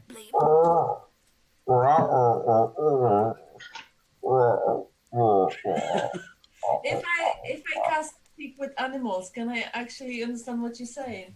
Oh, I can speak common, just nobody asked me to. Bleep, now again, but like we discussed before.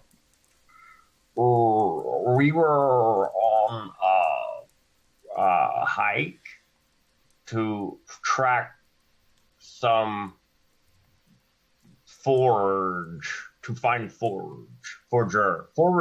for not brains.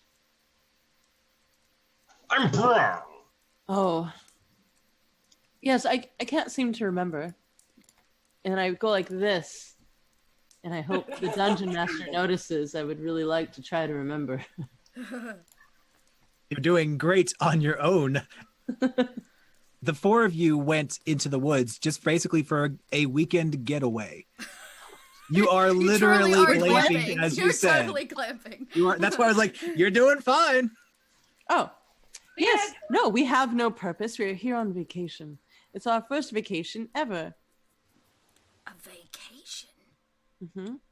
It's where you just are out and you do nothing. Oh. Together with your friends. Lily pad. What? That's it. Lily pad. Lily pad. Okay. Lily pad. So we're just gonna sit here Mm-hmm. around the fire and we don't do anything. What could go wrong? And as you say that, as if on cue,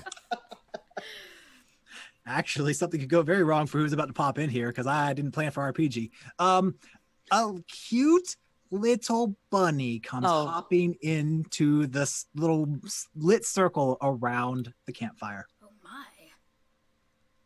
And the bunny hops, sees Silo, and for some reason starts to hop towards Silo. So I have a thing about cute things. I'm pretty sure that qualifies as cute.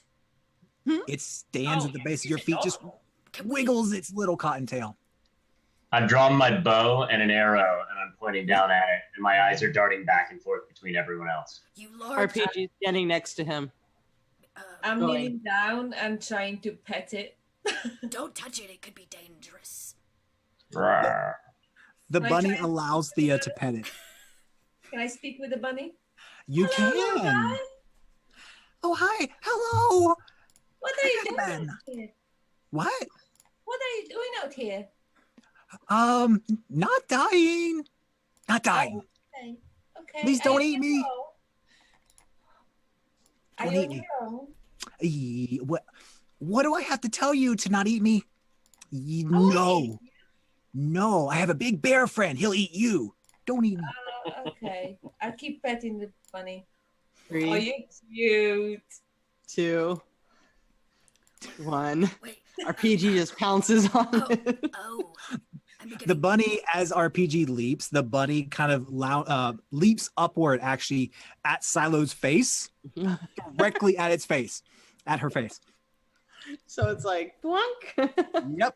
The bunny is at Silo's face, and I guess kind of get partially caught in her dreads as RPG launches herself right at her face. It sounds like, hiya! Like, stay out of the dreads. I work on Chelsea, these does Silo every day. duck or move, or does she just take it like a champ? Do you really think Silo's dexterous enough to dodge a rabbit and a cat? Absolutely not. I mean, she could try. How about that? Would you like How about me to that? try to dodge them? Roll a dex check. Yeah, we do dice. Not off as bad as I want. I mean, is this a bad? Oh, that's 20! Oh, whoa. All right. Well, then, how did she duck out of the way? Well, she uses her cloak as a distraction, and she's like, no! And then she, like, whooshes her cloak around where they think it's gonna be her, like, rushing a bull through, and she's like, ha! It works for small, cute critters every time. And as you do that, the bunny gets further caught in your dreads right by your ear as RPG goes just flailing right past. But you hear the bunny just going, no, no, no, no, no, no, no, no, no, no, no. I don't like it here. Can I grab the bunny? You smell. You smell. Yes. Can I grab it by I like am a rabbit. scruff? Do they scruff? Do they have a scruff? Rabbits have a scruff. You can grab the rabbit wherever you want. Okay, I grab it by the scruff. I'm gonna hold it out. I'm like, Mr. Floppy-eared friend, I have My name's Dim Dom. Dim Dom. Dim Dom.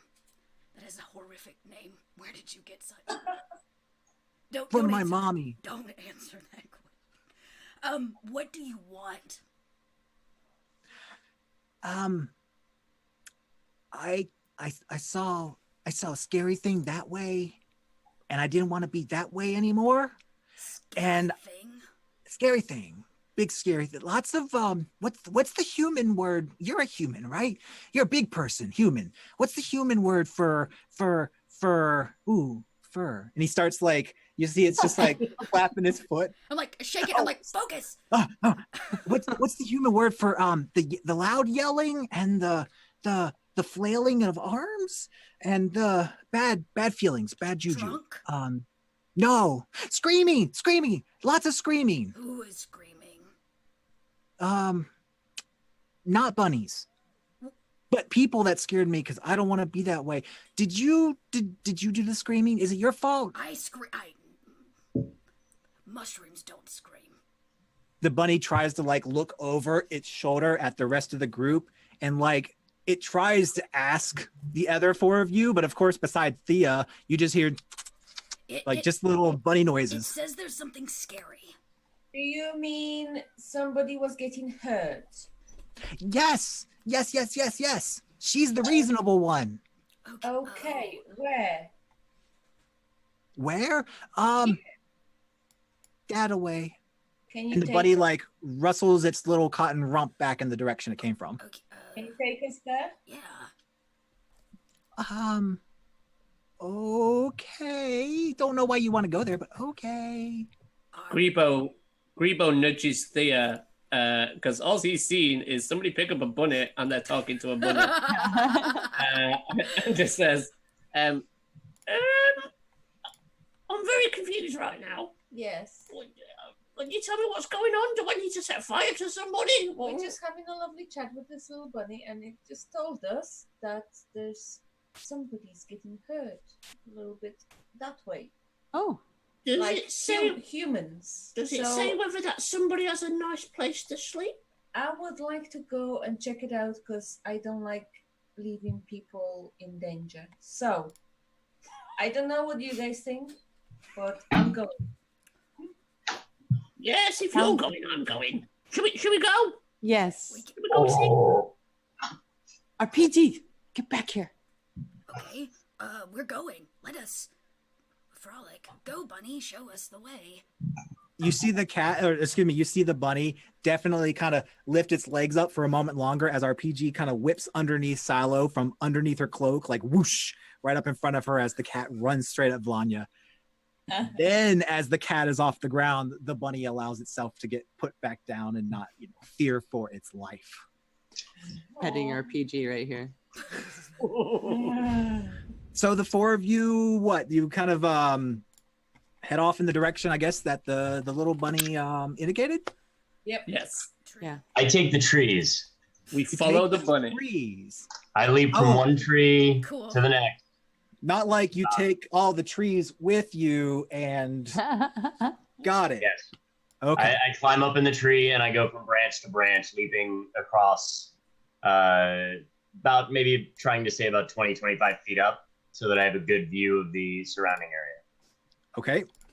I have a question. Yes. How tall is everybody? Because I'm like 6'1". Oh, Grebo is like 3 foot nothing. He's a little gnome. So that's about Silo. She's might bridge 3 feet. Yeah, Thea's probably between 4 and 5. I feel like this got brought up just for me because I'm only a foot and a half. Aww.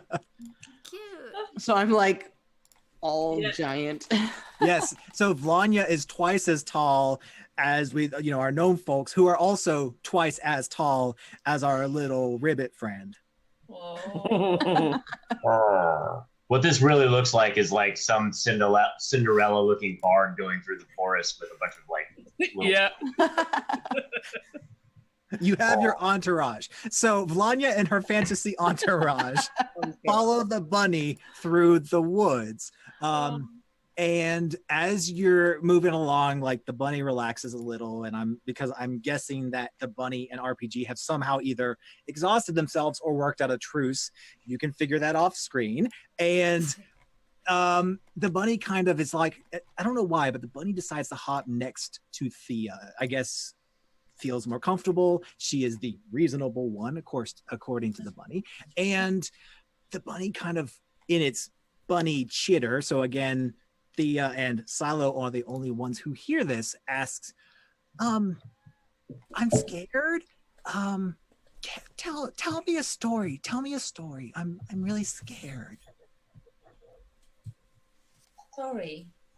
Yeah. I'd love to hear a story about you or you. And the bunny starts just like looking quickly back and forth to the different people. Or you, and then starts to like snuffles its nose, like.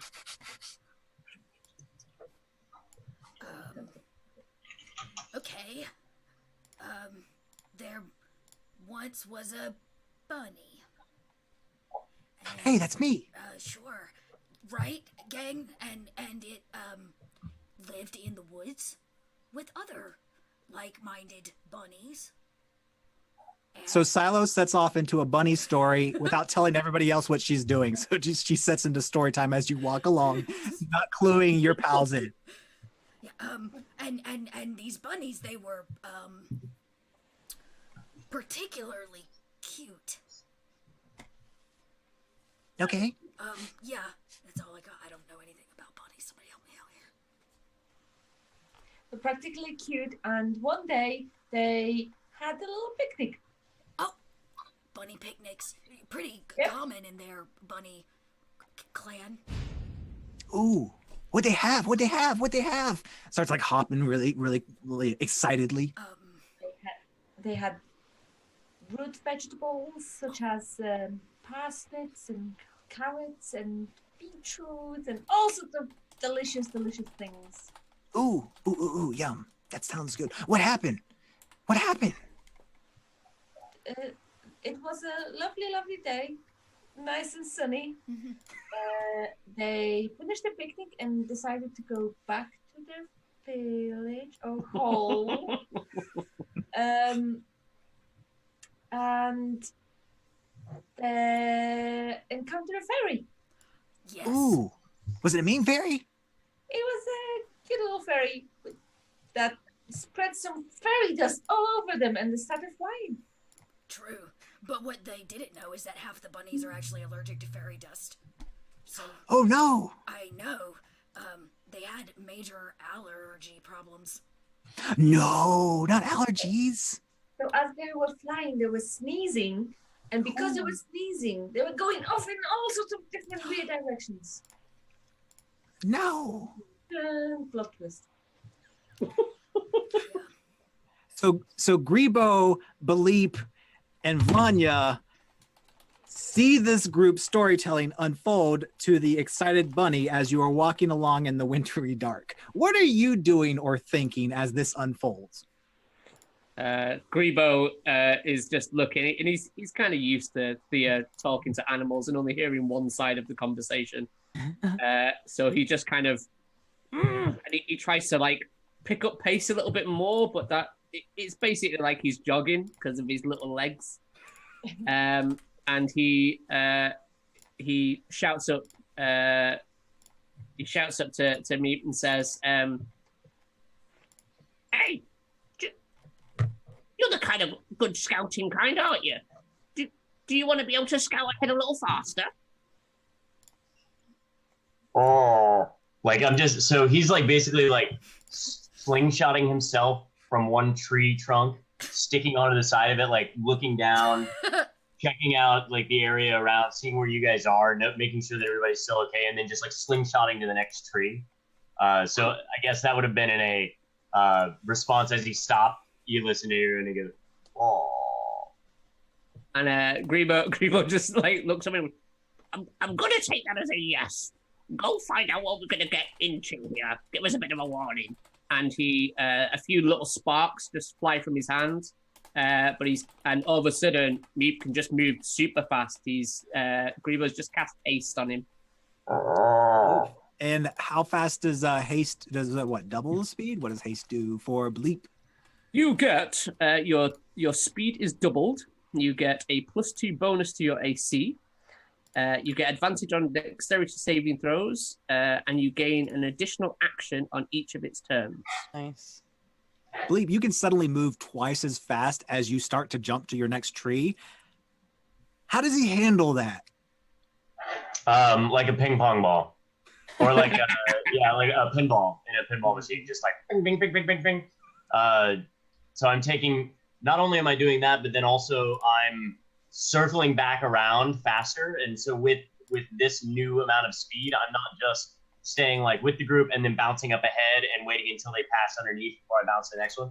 I'm bouncing up, then doing a full perimeter sweep around them. And then by the time they get there, then I bounce back up and take the next leap. So I'm essentially pulling all forms of like all directional security at once. Perfect. Vanya, how do you react to this? You've been traveling with Bleep for a while. Well, I take out the little whistle he gave me, and I before he leaves, I hold it up and So then I'll pull out my whistle staff and I'll start. It starts to make this like higher pitched like. And she knows that communicates yes. But once he starts bouncing around, I feel like I'm getting dizzy. I'm trying to keep track of him, but then it's like, no. So this is the scene that unfolds as the five of you plus Dim Dum the bunny trek through the dark of night in this cold, snowy, wintry evening as you come closer to a clearing where at the center of the clearing, you can see dim lights from a log cabin. And just behind the cabin is a large, beautiful forge built on the edge of a cliff overlooking this beautiful view. This must be one of the big views that you heard about this trail because it is incredible. As if you stood over there, you could just see for miles in every direction. And since most of the land is rolling hills, occasional mountains, and just blanketed in snow, it's actually very beautiful. But in between, you see the cabin, and then you see a couple goblins just mulling about, minding their own business. And with that, we're going to take a 10-minute break. Oh. Yeah. Okay. Oh, all right. Perfect. Well, we'll take a 10 here. I've got a little camera thingy to quickie fix anyways. I'm going to see if it doesn't help with my stream a little bit. And the lag that seems to happen about this time of night. So we'll be back. We're going to take a 10 and giveaway. Yes, David? Yep. When we get back? Yep. So if you haven't yet, do the exclamation point campfire. And I believe the Twitter tweet had been put out for Game 3, so that should be live. So just go like and retweet that as well. And we'll do the Rudy, Twitch one. Rudy tossed an offer out as well, which means if we reach our stretch goal, correct me, Rudy, I'm going to let you finish filling it in, but here's some links he gave me to toss. I'm going to toss those in chat. Link to Wayfinder's DM stuff. So lots and lots of good things. So get Campfire typed in. That's literally all you got to do. We've got you said Twitch stuff too happening. Or Twitter stuff. So get it over to North by Northwest Twitter. I'll drop that as well, and we'll be back. So we can all go be actual humans. Yep. Oh, and I wanted to quickly say, we had a donation go through our NX and Q PayPal that we were collecting earlier in this week today. So we actually updated the total at the beginning of this game. So thank you, Rupee, for your $25 donation earlier as well. So we wanted to make sure that got captured and thanked out here on stream. So if we hit the goal, then I will give all of the proceeds thus far in January to the I'll put that on top of it. So and that's for Wayfinder's Guide. So if you haven't gotten that yet, that's the link. That bit.ly link will get you to Wayfinder's Guide. If you pick that up, then Cognitive Merchant will get the proceeds from it, my percentage of the proceeds from the pickups of those. So if you haven't picked it up yet, Eberron, go get it. Yep. So, hey, what I'm hearing is go buy yourself a good copy of Eberron. You're helping support the stream. You're getting a good book. It sounds like a pretty good time. Go do it in the next, hour and a half, something like that. Yeah. Impulse buy. Use your Christmas money. It's fine. Go into a good cause. Go into a We'll be great back in cause. 10. We'll be back in 10. See you guys shortly. Yay. Cool.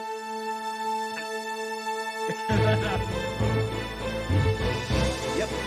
I will too, but David, assume that I am always in scout mode. So if you come up to a situation like that, I probably would circle back and let them know in advance, especially if you leave.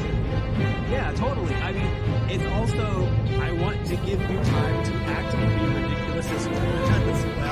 So, all right, I like the mental image of you running around, and I want to give you every chance that you can. Yeah, we usually get a little bit of hilarity out of me popping back in there and being like, wait, whatever, because they're just like, I have no idea what you're talking about. Okay. And I actually can't do the comment, I just figured it would be easier for this. Oh, no, I totally picked up on when you said that, and you were basically like making it, I do this thing, and it means I get it or yes or whatever. No, I can actually only speak Grung, Abyssal, and Deep Speak. Oh, you can't speak common. Yeah, Grung don't have common. But she pulled out that whistle because she knows. She pulls out the whistle because she knows that I have a whistle stick. So that way she has a way to communicate with me. Yeah, that makes sense.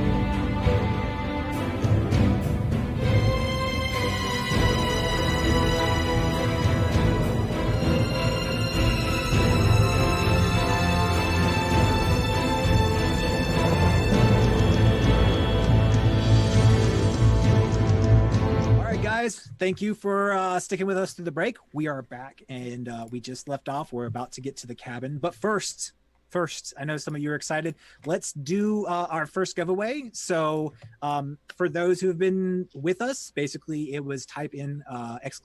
campfire, and you were entered to win in this Twitch giveaway a Cognitive Merchant dice roller. Guys, do y'all have it with you, or do you want to just quickly describe it for us? Workshop. We don't, unfortunately, we have different dice rollers.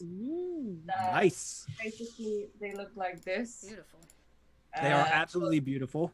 The one that we are giving away is in UNT style, so it's like green Nice and greens. snaky. Yeah. Yeah, we retweeted your photos this week. They are gorgeous. So our first giveaway is for a dice roller or cup or box, depending on who of our panel of experts you ask.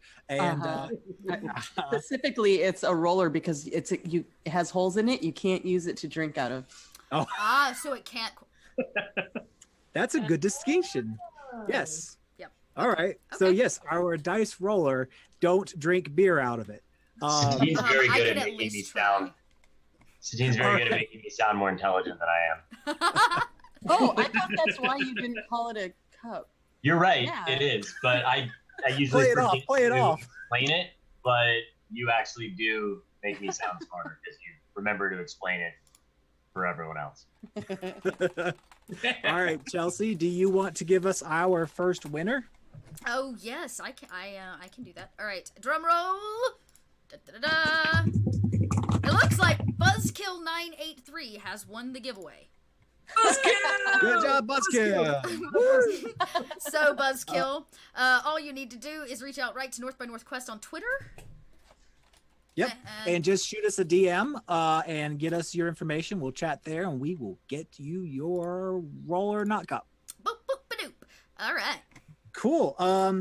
But the fun doesn't stop there. We're going to do another, not just one, but two giveaways on this back half.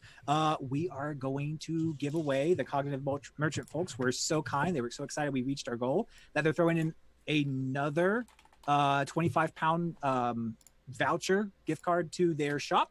So you can pick out anything you want. And these things are beautiful. So you can pick and choose and have your own thing. So Chelsea, what is our term from now through the end of this game? Our new term is Dim Dum, as if the bunny's name is Dim Dum. I have dropped that. DIMDUM. Dim Dum. Type in dim ! Dim Dum to be entered in our last round of stuff. And if you just want to keep hearing Chelsea say that over and over, just harass her in chat. It'll be great.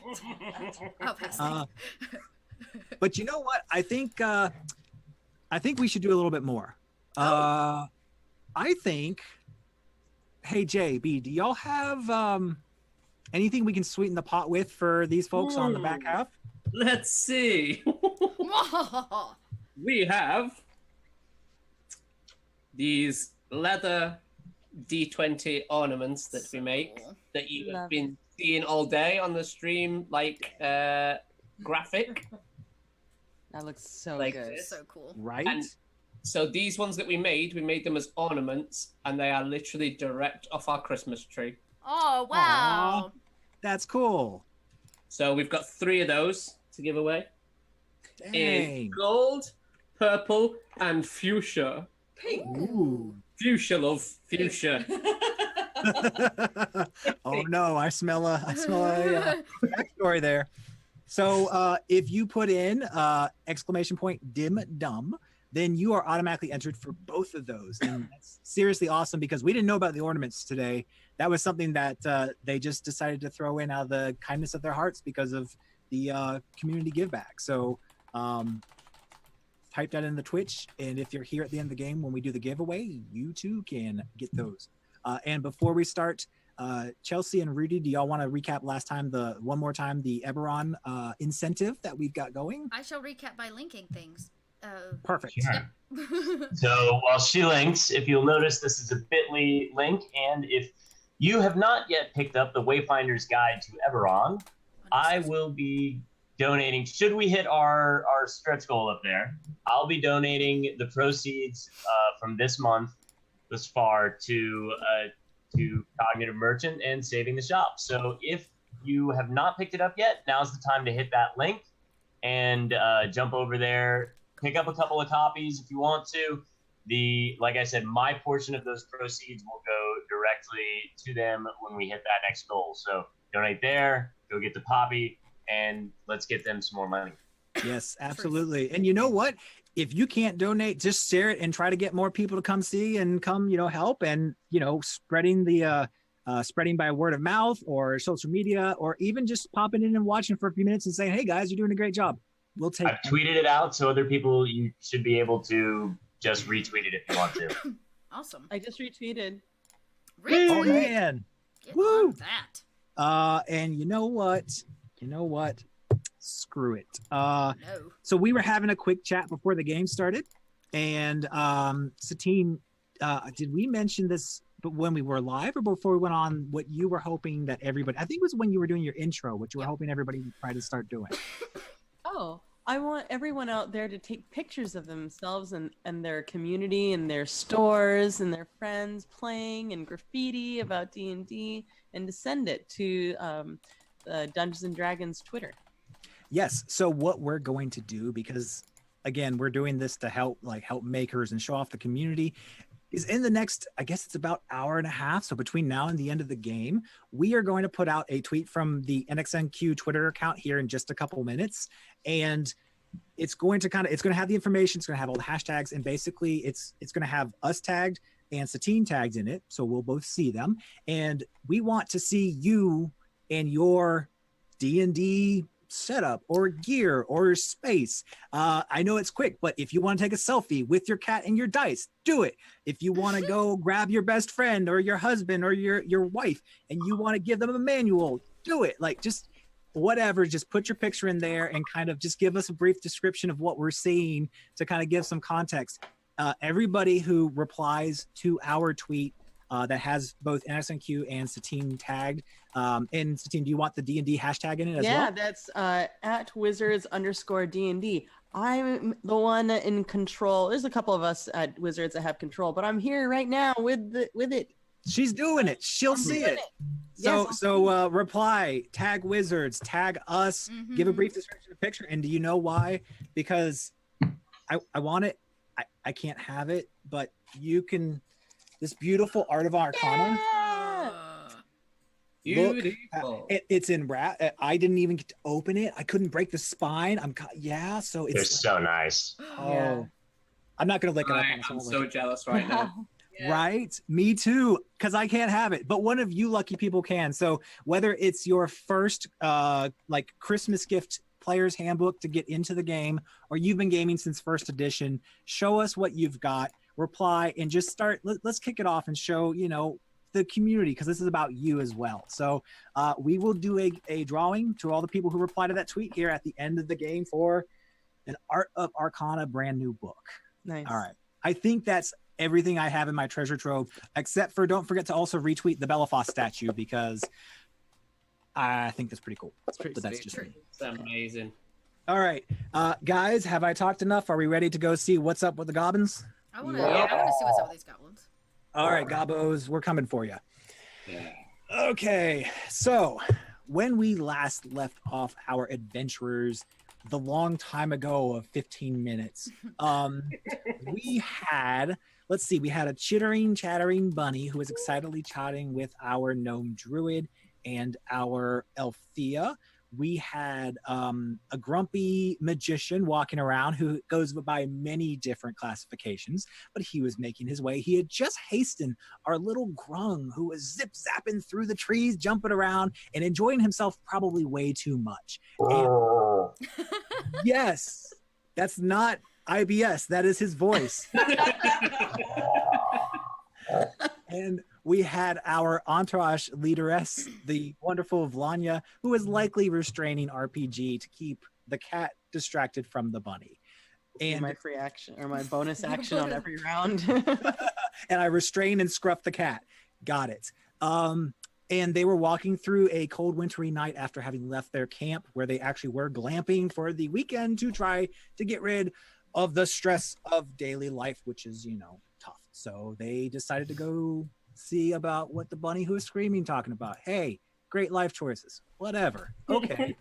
So we're walking through the wintry night, and this is the scene that's kind of unfolding. And luckily, even though this chittering, chattering, and discussion and kind of lightheartedness, but also on alert is going along, you're not making a whole hell of a lot of noise. Like you are, I wouldn't say you're being stealthy, but you're not like clanging pots together as you're walking down the trail. So you're kind of coming to the edge of a clearing that seems like you can see there is movement in the distance, but no movement whatsoever has noticed you. What you were seeing right as we broke was in front of you, probably about, I'd say 100 feet or so, there was a log cabin, about a 2-story tall log cabin. You saw flickering lights inside for probably some flames and torches and fires. You saw movement and shadows and a glimpse of a few goblins roaming around.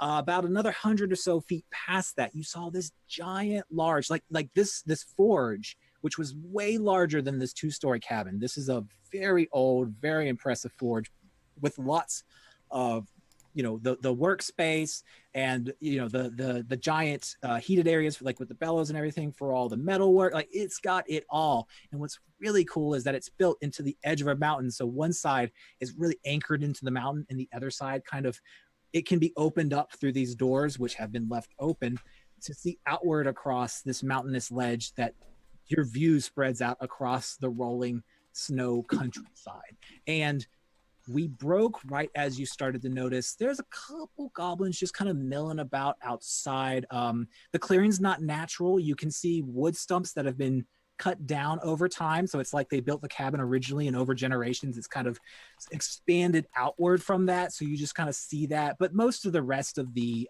local, like the greenery, the trees and the bushes and stuff has been left untouched. You can tell they're not trying to cut it all down. They've just had to expand a little as necessary. So you have these tree stumps in this man-made clearing. And I'd say from where you can stand outside, you're seeing probably somewhere between like 3 and 5 goblins just kind of mulling about in the open space. Besides 2 that are chatting with each other, everyone's just kind of doing their own thing. So with that, what do the 5 of you do as you approach the edge of the clearing? So I would have probably gotten there a little bit sooner, seen some of that, and done the whistle stick back. And Blanya probably would have picked up on what I was whistling, which would have been essentially the goblins. There's only 2 that I see. You would see. Well, you're up in the trees, correct? I'm up on the tree. I'm up in the trees. I probably would have been able to get to the far one because I also have the umbral sight from the Gloomstalker, which also makes me basically invisible to creatures that have dark vision if I'm in darkness. So I'm pretty much invisible to everybody. Okay, so then we are playing D&D. So Rudy, you want to roll us let's do an investigation check. And you know what? Let's give you advantage on that because that's all working in your favor. And I'm a forest, natural explorer, et cetera, favorite terrain, all that. Oh, yeah. So this is kind of in your element. Whoa. Yeah. What'd you get? Looks like I got 2 natural 20s. Well, Jesus. So 28. Y'all, is he gaming the system? I'm not sure. That just doesn't seem just right. the look of the woot. I'm just saying. Yeah. It's in. I did it on the thing, so you guys can Right. see it in chat. I know. Okay, so I wasn't expecting 2 natural 20s. So this brings up the discussion. Do you get an even better result if you have like an advantage or disadvantage and you get 2 nat 20s or nat 1s? I'm not the dungeon master. Thanks. No, let's do this. Because you got 2 nat 20s on that, if you had 1, you would notice not only are there the 2 that are kind of between the edge of the clearing and the cabin, so they're about 75 feet out in front of you. The 2 that are kind of like goblishy chatting with each other, but you would also see like, again, 3 more just kind of interspersed between them and like the forge just randomly milling about. But because you got 2, you can actually see shadows inside the cabin that are moving around. And from your experience, I can pick up that there's probably another 5 or 6 inside the cabin, and maybe another 2 or 3 out in the forge. So you're somewhere on the order of 13 to 16 gobos that are just milling about, doing their things, and have not noticed you or the group yet.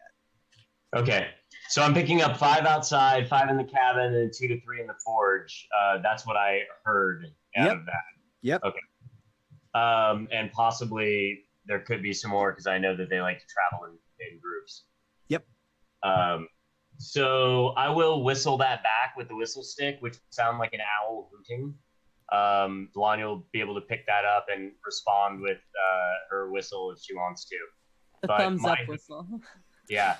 My hooting will essentially say, like, I think that there's 2 on the edge of the clearing, but I think I can get to the 3 that are outside and silence them without being seen. And then I whistle back. I'm going to hold person the 2 here.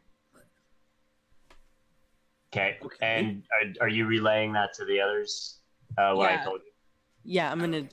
Once I say that to you, okay, group, we have to stick together. There's a whole bunch of them, but there's 2 right here, and I think I can hold person these 2. But Philippe is going to go across and silence those 3 on the other side.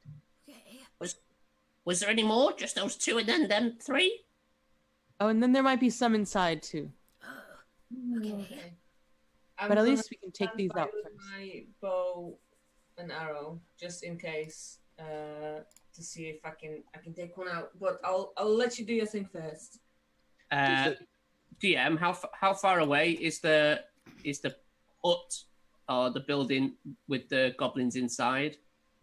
There are goblins in both, but the one that I guess was relayed to you that had a few more was the cabin. So the cabin itself is about 100 feet away from the edge of the clearing.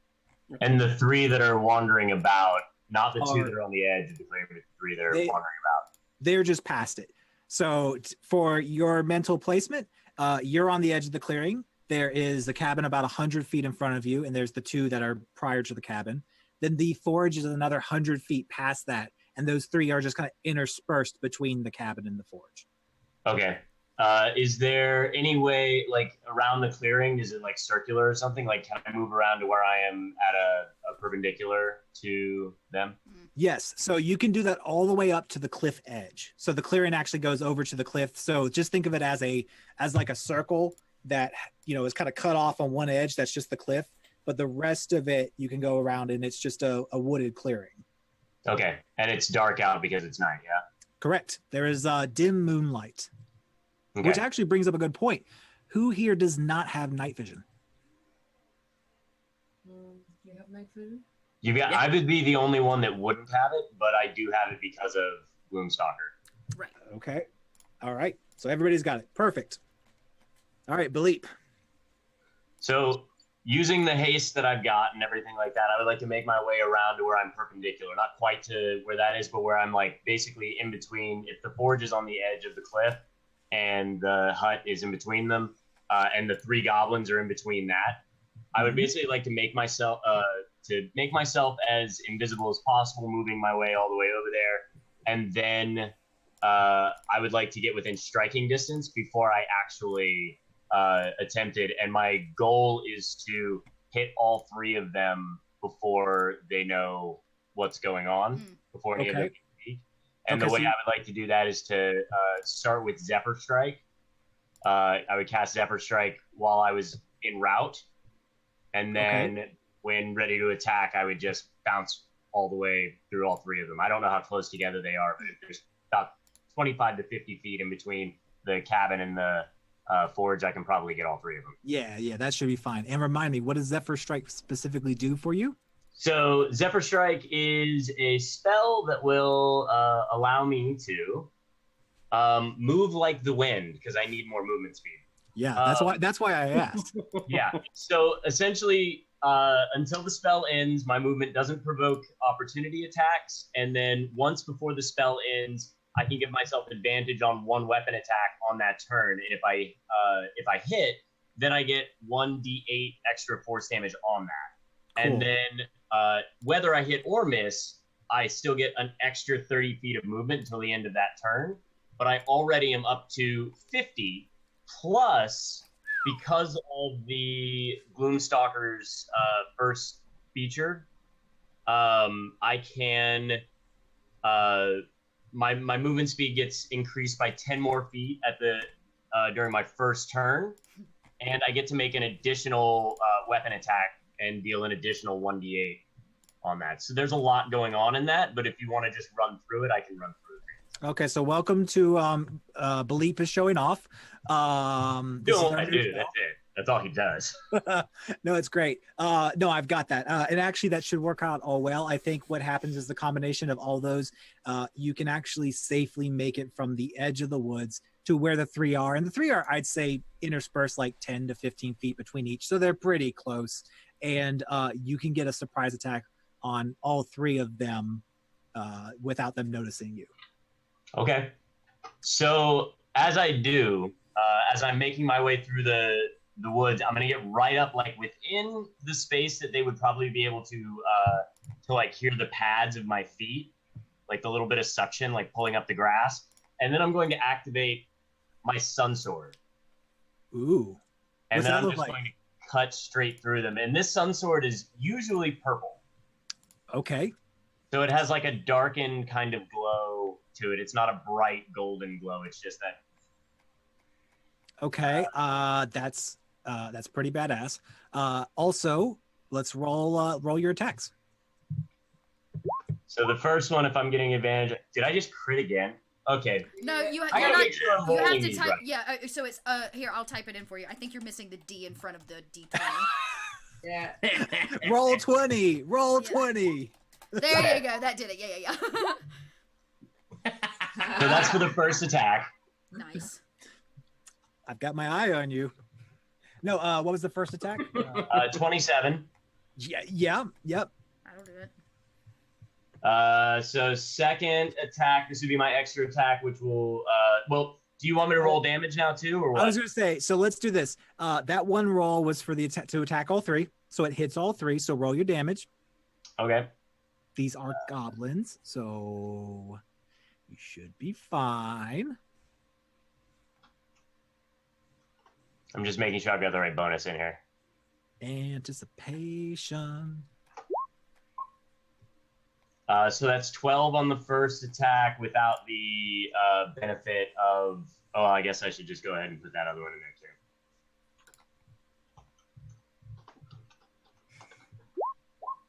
So that's a 16 with just the first attack damage and the bonus damage from the Gloomstalker. You said with or without? It's 16 on the first one. Okay. With those. So Baleep sneaks up behind the first one and, like in a Kurosawa film, just silently reaches back and whoosh, and you see the first and the second goblin just slide apart down to the ground, just dead on contact. And the third one, I guess you just didn't hit it quite right because what you did was you cut its shoulder off. So now it's like, you know, it's about to turn around to see what the hell happened as you get your next attack. Okay. But it lost an arm, so it's bloody. I pace around the side of it with the blade pointed right at its mouth. Oh. And then I will just lunge forward with it. So that'll be, I guess, the 27 is the one that we'll take for the advantage roll on that. I'll burn the one that's on the Zephyr Strike to do it. Okay, yes, that hits. And that'll be another 14 damage. Yeah, tell me how you overkilled this goblin. So we already had the thing sliding off there as I walked about with the purple sun sword kind of moving across, which I don't have a name for it yet, but I'll figure one out. TBD. I'll walk across in front of it, and then as its eyes focus on it, and it can see the glow of it in my froggy eyes, I'll just lunge forward, skewing it straight through the back, and then I will deactivate the sun sword and let it slide back into its thing. I'll hide it, or I'll holster it as it just drops in front of me. Yep. And I was forgot gonna to roll say- my voice, not that it matters. not that it matters. I really want to know what the other four of you think as you watch this unfold. Um, Is that why he has indigestion? And then I just turn back and I go, Oh, I give you finger guns. So, I was thinking, are we sure we want to kill them? Well, because I mean, it might not have been. I mean, they might have been the ones screaming. As in help. Where's the body? Who was So screaming? what I could do is just charm these two and talk to them. Okay. All right. So at that point, hearing that information, Grebo has looked up at me and with just impressed as hell. But he says, "Okay, you try to do what you do best and be your charming self. If all goes wrong, I will have already taken aim." And Grebo does make like finger guns, and little flames just appear, and he aims for the cabin, and he's trying to aim for inside of the cabin. They go, okay, but ladies first. So he's holding that action. All right, so Grebo is cocked and ready. Silo is spinning around looking for a bunny. Vlanya is about to reason with them. And Thea? Thea's gone into the woods, so she's out of the way of the path. And she's just on one knee with her bow and arrow drawn, waiting, just waiting, taking aim, just in case. All right. and I'll get on top of the roof with my cunning action. Nice. Okay, and you are on the roof of the cabin? Yeah, I think that's probably, well, I don't know how much further it is to get to the forge, so I'm going to assume that the cabin is the safer place. I would say you actually, where you ended up, you were equidistant between either, so you can get to either one you want. If I can get to the top of if I can get to the forge hidden and safe, then I will. And I got to write down my notes here because I forgot to add my sneak attack damage too, so I got to make my notes. Let's be careful with the overkilled goblins and forgetting your sneak attack. Right. I know. You never know. I could end up rolling ones on the regular damage, so. Well, when you roll 20 and not roll D20, it makes a bit of a difference. Been a while since I've used roll 20. That's okay. Good to know we brought the Konami code. The website is not roll D20. That's true. Fair enough. This is true. That is some serious truth coming out of your mouth. Welcome to Truth Bomb Night. Welcome to Truth Bombs. Okay, so this is the scene that's about to just set off. So let's actually start with letting Vlanya see if she can charm and reason with two random goblins. So how does that happen? How do you try to charm them? I just hum gently, da da da da da da da, as I walk out of the forest like this, and I'm wearing a gown because I wear a gown glamping, of course. Da, da, da, da, da, da. Oh, my darling, charming goblin friends. And when I do that, when I say that, I cast Charm Person at, how many of them are there? In front of you, two. Okay, so then I need a third level, so Charm Person, which Okay. I cast. And yeah, they need to make a Wisdom saving throw DC 15. Okay, so before they do, is it for humanoid only? Humanoids, yeah. They are goblinoids. Ha ha. Well, I would have tried to do it anyway. Like, that's what I would have done. So Okay, like, perfect. Come, dear goblin friends, come, welcome. Tell me a story. I'm so enchanted with your guardiness. They are absolutely like in the most like disgusting robes, and you can tell these are the grunts who got the short end of the stick, so they're dumb by even goblin standards. I just sit on a stump and I'm like, yes, please enchant me with your tales. let's see. I want you to roll me a persuasion. You know what? You look like a goddess to them. You can have advantage on it because Jesus. Okay, so it's roll d20. Yes. Roll 2d20. Okay, that's a 2. Okay, well, however, my persuasion's not so bad, I believe. So that is a 14. 14. Okay, and they are going to roll because I have to /R 1d20. 15. The goblins aren't buying it. You couldn't charm the goblins, and they're just like, and they just both start to point at you at the same moment. They haven't alerted anybody. They haven't yelled out, but you have this split second as they're going right up at your face. As soon as Thea notices it, she will loosen an arrow at one of them. Okay, roll your ranged spell attack. And I say, oh dear, and I face step backwards. Smart. Do we know there are some inside that we just haven't laid eyes on yet? Leap told Vlanya, who then relayed that to the group. So you know that there are some inside. Yes. So I've just critted on my shot. Oh, that is a crit. Hold on. Point. Did you roll d20 or 20? Okay. That's a true d20 roll. Good. Okay. Cool. It's in green and everything. I see that. So, what's your damage? Oh, I don't actually know. D8. Wait a second. So, and it's crit, so we'll do 2 times whatever you roll. So that's 14 altogether. So, Valanya phase steps like basically back outward, and I assume you kind of phase shift. So you kind of there's this shimmer or something where you literally like dematerialize or magically enhance step back. Yeah. Okay. So as she starts to kind of like, her form becomes a little thin and you can just start to see her transparently through her. And she's like half transparency. You see this arrow just shoot straight through where she was standing and go right through one goblin's eye, through the head, through the other goblin's eye. Boom. And they both land on the ground dead. That's amazing. That's teamwork.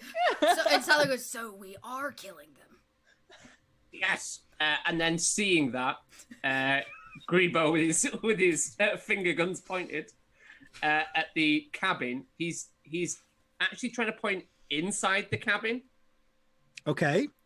And he just mutters almost underneath his breath, but not quite.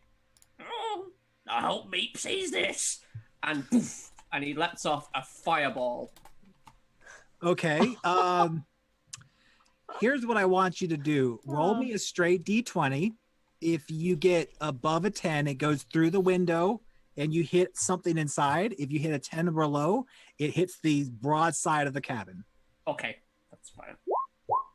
It's a 6. Damn it. Oh, so Grebo, cocks his finger and shoots, and this expanding fireball just starts to expand as it gets closer and closer to the side of the building. And instead of going right through the window that's 2 feet above it, it hits the side of the log cabin. And as large surfaces are wont to do, it goes boom, and it just reverberates like a giant loud drum through the crisp cold night, alerting anything within hundreds of feet around you that, hello, someone's here. So Grebo's shoulders instantly sag, and he looks over at Thea and goes, I know, put my glasses on first.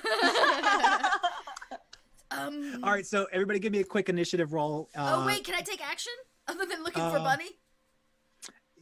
Let's roll it. Let's get the order, and then you can take your action. Okay, and then we'll cool. hit. My initiative is Mine's broken. +0. Oh no. Hey, thanks out there. Thank you for that donation, Anon. So mine was my initiative was 11. Grebo's is 11. No, yours is 2. Oh, okay. Grebo's is 2. Thank you, because I'm quickly making a note as to who's where. I was just about to write that down, so. Let me see. Who am I missing? Grebo be slow, motherfucker. Silo got an 8. Oh, I've got 2 S's. That's why I'm confused. Okay. Let me go again. Satine? That's 13. 13. Oh, and what is your dex? My dex is a +2, 14. Okay. Rudy? I believe that I'm just going to have an 11 on this one. I'm double checking something else, but I'm pretty sure I just have 11. All right. Jay? Mine was a 2. 2. B? 10. 10. And Chelsea? I got an 8. 8. All right. Let me quickly do this. Oh, man. Oh, man. I just realized I've got the lucky feat, and I could have tried to re-roll that d20. The lucky feat. Damn it. Oh, yeah, that's right. Oh, well. Oh, FEAT, not the lucky feet. Gotcha. Yeah. Get it. Hilarity. Little lucky feet. All right. So we'll start initiative in a second. We'll let Chelsea go first, but before we do, the setting in front of you is Baleep killed the first 3 that were outside, and he is on top of the forge or the cabin. I went towards the forge. Yeah. The forge. Okay, so we will say he's perched on the edge of the roof of the forge on the near side. Let's see. There are no goblins outside. They've now, all of the inside ones have been alerted. Let's see. Trying to run through where everybody is. Oh, Jay is on the edge of the woods next to Silo, and Thea is a few steps back in the woods. With again no goblins outside. Okay, so Chelsea, what did you want to do right before we? Can I just, when I notice that they're actually attacking things, Silo's gonna make a running, what's the closest, like a window into this house? Oh yeah, there's the now scorched, well no, there's the unscorched window above the completely scorched side of the Silo's like, ah, and she gets her little gnome feet pitter-pattering, and she takes a running leap, and mid-air does gaseous form, and passes through into the house. Okay. Sure, cool. All right. You're inside the house. Okay, you looked super confused. Okay, cool. It's just not where I thought you were about to go with that. So, all right, cool. You are now a green gross gas inside of the cabin. Okay, so first up, Satine. Okay, so I am going to, I can see in the cabin, you said? Yes, you can see actually pretty clearly that inside the cabin, there's about 3 or 4 goblins that are about to run through the door. Out in y'all's direction. Oh, good. I'm glad I hope they're looking at me, because what I'm going to do is I am going to, okay. So it's synaptic static. It's a new one I just picked up. Oh, what does that do? You choose a point within range and cause psychic energy to explode there. Each creature in a 20-foot radius sphere centered on that point must make an intelligence saving throw. A creature with an intelligence score of 2 or lower can't be affected.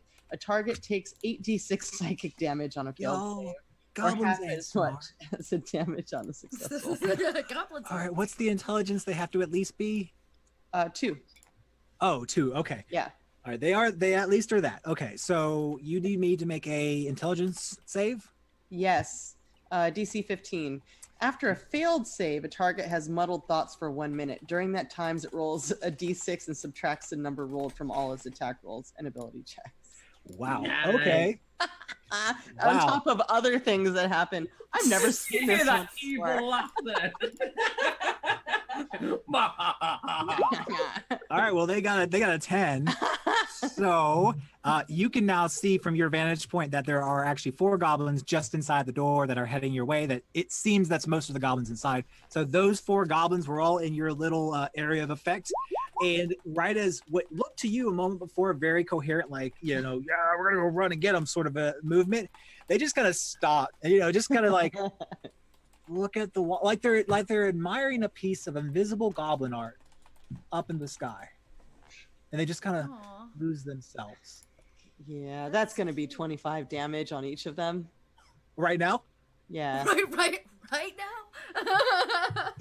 Okay, so the four of them are looking up at this goblin art. It's Picasso, Goblin Passo, however you want to say, and they're just lost in this hideous beauty. And suddenly, I guess that's kind of like that moment before their brain just shuts off, and three of the four just keel over dead. At least they saw something beautiful before they died, I guess. But they're dead, and the fourth one is still staring at it, but you can kind of see now it's kind of twitching, like its eyes got a twitch with it, like something's not right. So three of the four in the cabin are now already dead. And it was the goblin's turn next time, but they're kind of preoccupied. So we're going to just skip on over to Bleep. So I see the explosion on the side of the house, and I go, oh. And then I look down at the goblins that are in the forge, which look like now I should have a good vantage on that. How many are there? You do. And you, well, actually, quickly roll me a perception just to make sure you don't flub it.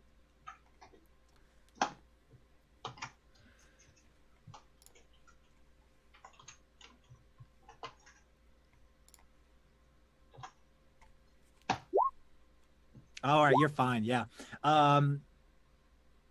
Jesus. Yeah, we're still technically in the forest. So You're fine with the first one, but all right. Yes. Bleep absolutely, without a doubt, knows that there are pretty much only three more goblins in the forge who are now heading to the main forge door, which you happen to be conveniently perched above, a la Batman and Gotham. So. Okay. So if they're heading towards the door, is it open or is it something they're going to have to open? Let's say they're goblins. They're not smart. They were raised in a barn, so the door's open. Okay. Then I would like to, from the top of the door with my little squishy feet.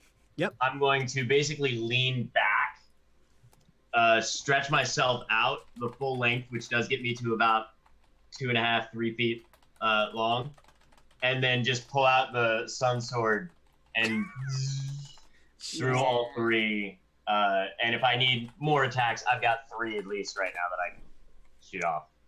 Okay. Let's actually say that you've got it readied, and so on their turn in a moment, we will have you roll the attack as they run through. Sure. Whatever you'd like. All right. So that's about to happen.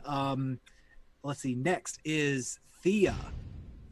You can see the goblins in the cabin kind of, die, but you cannot see really a good view of Bleep and what he's about to do. Can I see the one that is still standing? Is there any left in the cabin? There is one left, and the one that's still standing, you actually can see that door is open as well.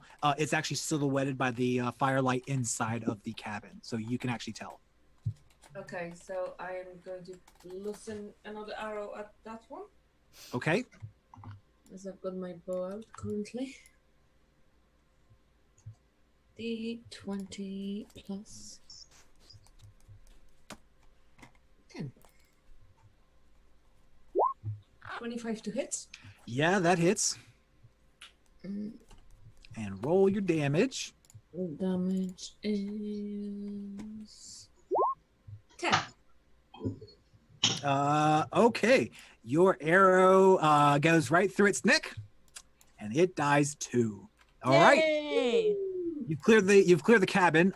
It's actually now the other set of goblins' turns now, and they are about to run through the door. So as they start to run through the door, Rudy, give me a attack roll. Do you want me to roll all 3 attacks, or do you want me to just roll the 1? You know what? Go with 3. That's fine. Yeah, they hit. Nice.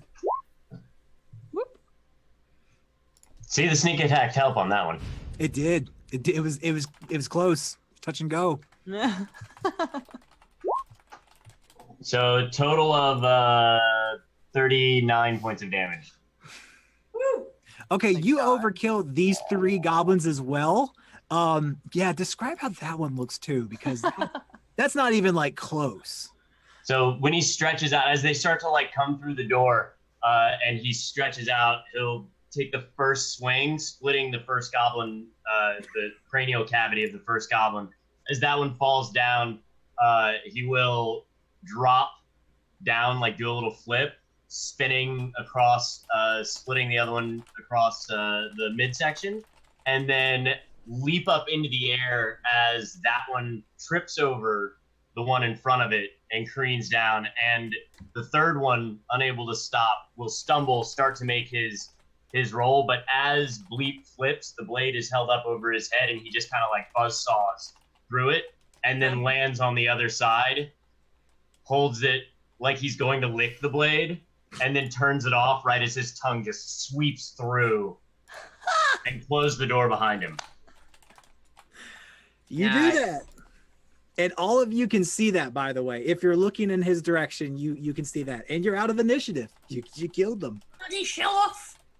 Well, that was fun. Let's go inside and take a look. Yeah. Yeah, let's do that. And Grebo trudges up, like really crestfallen and sulky. Silo's already inside, right? I don't know. Are you? Oh, yeah, you are. You're I'm gas. inside, yeah. Which I ungas, I guess. I degas. Okay. I'm not sure what the verb is for that, but I do it. Right as they kind of walk through the door, I go from gas to Silo. You solidify. That's true, yes. I manifest in a solidified manner. All right. So Silo pops inside. You see Grebo, and I assume Thea joins as well. And then Vlanya. Mm-hmm. Okay. And then Bleep, are you staying over at the forge for the moment, or are you joining your buddies? What do I see here in the forge? Good question. So you see a not an empty workshop. It's actually very well stocked. It's actually very it's put together for someone who absolutely knows what they're doing. So everything has a place. Every tool is lovingly taken care of. There is no crap materials. Everything is very well selected. And aside from seeing like basically it looked like the goblins were just grabbing whatever partially finished weapons and shields or armor or whatever they've been working on, and kind of like started piling it in the center of the single open area of the forge that's kind of closer to the ledge. It's kind of towards the backside. It's aside from that pile. And then of course the stuff missing off the benches. Pretty much everything else just looks, rustled through by the goblins, but there's nothing like heinous. You don't notice anything trying to hide or anything of that nature at the moment. Okay, then I will, as I've closed the door behind me, I will like take a moment and like just kind of like sit down into like a froggy meditation kind of seated position as the wave of lethargy sweeps over me from Grebo's haste wearing off. And I don't want any of them to see me winded. So I'm going to stay here for the next couple of seconds and allow that to catch back up. And I will join them in, we'll say 30 seconds after I've done my sweep. We'll give Bleep his froggy grung rest. So the other four of you go into the cabin, and what you see is actually what you may see, in modern times, like a hunting cavern sort of thing. You don't actually see animal heads or anything put up, but you see that same style. A lot of wood. You see a lot of like handmade rugs. There's a couch and a big fireplace where you can tell was definitely the center of where everybody would come congregate. There's a kitchen in the back. There's an upstairs where the 4 different clans groups actually lived, and they had their living quarters up there. And then you can tell there's like some just small side spaces, with stuff here and there. Nothing specific. But the one thing you don't notice is you don't notice any other kind of goblins or whatnot. What do? You got a cabin. Arpeggio, go look around. And the cat scurries off behind the couch. Thea would like to look around for any signs of struggle or any signs of other people, anything like that. Where does Thea look? Does she stay on the main floor or does she go upstairs? She goes all over. So yeah, I'll go upstairs. Okay, cool. Thea, you notice the first floor is fairly it looks like someone just went out for the weekend, like, stuff was left around, but it doesn't look like there's a struggle. But upstairs, when you go into the living quarters and the bedrooms up there, you see the slain and they were definitely killed at, unawares. So their bodies are still up there, unfortunately. I would like to check and see if I can determine how they were killed. Okay, it really looks crude, and it looks like somehow these goblins just got the best of them and killed them with their kind of rough-hewn weapons that they carried. So there's no indications of magic. There's no treachery. It just looks like, honestly, they were victims of a sneak attack of sorts. Right. Okay. Are there any house plants? You know what? Or like a misplaced Sure. weed or something growing up through the floorboards? There is a berry bush that's growing through a random floorboard in the ground that they decided not to kill, and they just tended it. It's in the kitchen to the side. It's literally a bush that the floorboard, the hole's only about an inch or so wide, but the stalk has grown up through it, and now there's just a bush like to the side of the kitchen, like it's part of the family. Oh, a berry bush. Silo would like to talk to the berry bush, if at all possible. So she'll kind of speak with animals under herself, I'm sorry, plants, and she kind of walks over and she's like, Mrs. Berry, Mr. Berry Bush, do you have a name, Bush? No one has asked me before. I'm Barry. Oh, Berry. That's a really good name for a berry bush. I'm just kind of wandering through here, and my friends and I wanted to know what's been happening here in this cabin in the woods. Oh, it's been very loud, very scary. I miss my friends. I'm thirsty. They're gone. Well, we can fix that. I put some, create some water for the berry bush. No plant goes unwatered in Silo's presence. And she proceeds to go, so, what was it these goblins that were so scary? Is there something did I miss something? The bush in front of you right now, you just see its leaves just taking in the water. It's a little distracted at the moment. Just, Pull it what? together, Barry. What? Hi. What do you want? What is scary, Barry? Scary Barry. Oh, no, not me. Okay. I heard screams upstairs, and I haven't seen my friends since. I don't like it. Your friend, you have other bushes, or No. The ones who live here. And you see the leaves kind of just rustle a little, as if in the wind. It just kind of rustles a little, as if indicating the ones who live in the cabin. It's like, oh no, my friends who live here. Oh, they're not goblins. No. The goblin. One of them, I think, was gonna cut me down. The goblins? Please don't. Yeah. Well, you let don't that have happen. to worry. This crew here, they made right fast work of the goblins. Yay! Yeah, Thank you. They're straight up fertilizer now, man. Yum. I'll eat them. And you see its leaves kind of like shiver and like, yeah, I'll eat them. Yeah. Cool.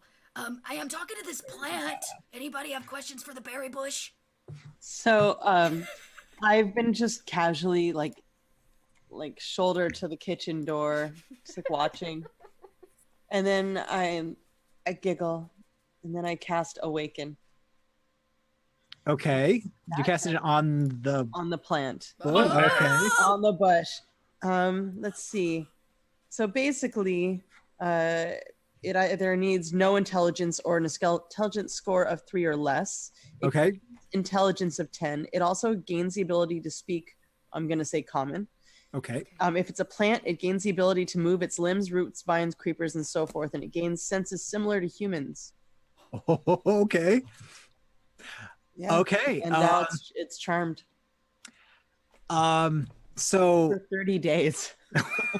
Did you just give Silo I'm feeling A pet. a pet? Yes. Or, yeah. Yeah. So Barry, the berry bush, you see as Awaken take hold, the main stalk of the bush kind of pulls up slightly from the little hole underneath. You see its like roots start to pull up, and they kind of spread out like little toes, and it just kind of like stretches its toes. Mr. and Barry, little- you are showing your bits, sir. Did you even know you could do that? No. Whoa, it speaks common! The bush is speaking! Sally's not sure if she drinks from her jug to make sure it's real.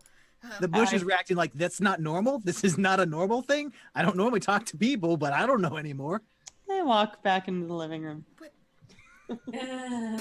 So Vanya leaves as RPG. Grebo knows what she's done. He just chuckles at her like, yeah. The bush starts to like kind of do this little dancey hop around Silo, thinking it was Silo. Didn't see that it was Vanya. Just kind of did this little dancey hop right as RPG pops out from the back of the couch, because now there's another cat in the house, and so she's got to check out what this other pet is, and she just kind of stands to the side, very off put, as cats want to do. Silo, you have a walking, actual talking bush at your feet. Hey Barry, anything going on after this? You want to go hang out in the woods or something? You got some stuff? I am the stuff. Ooh. Come on, Barry, you've got a lot to learn. I put an arm around Barry the bush and begin walking him towards the rest of the crew, I guess. And as this momentary freeze frame of like a very twisted Norman Rockwell picture kind of takes place in front of us, the camera shifts back over to Bleep, who is kind of letting the exhaustion in Bleep's kind of like sad, lonesome cold state kind of finally clear Bleep's body. Grebo would like to walk over to Bleep just before he gets up. Isn't Bleep in the same room? He is. I'm in the forge. So you would have to leave the cabin. Right, I thought he was in the same place. Sorry. You're welcome to do that if you would like. If you're weirded out by this bush life. Oh no. In fact, Grebo will get up and he walks over to Barry and says, Listen, don't feel you've got to hang about with us. You can leave at any time. I like yells for like just silence. The bush like waves its hand, just like just laughs, just this broken laughing at your joke. So Bleep is walking up on the outside when he hears that, and he just goes, "Aww." And then he's moves over a little bit, and then like suction cups up the side and just gets on the roof and like starts to inspect the opposite side that was just scorched. So Bleep, as you come up to the cabin, I want you to actually roll me a perception check. Okie doke.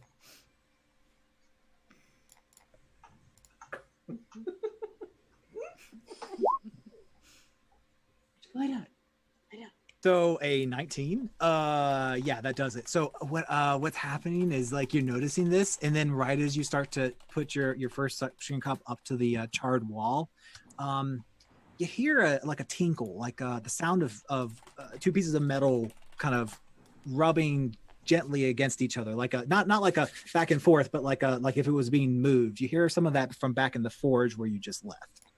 In the forge where I just left? Mm-hmm. Okay. So I will freeze, and then I will start to creep back towards it. Did the forge have any windows or anything specifically?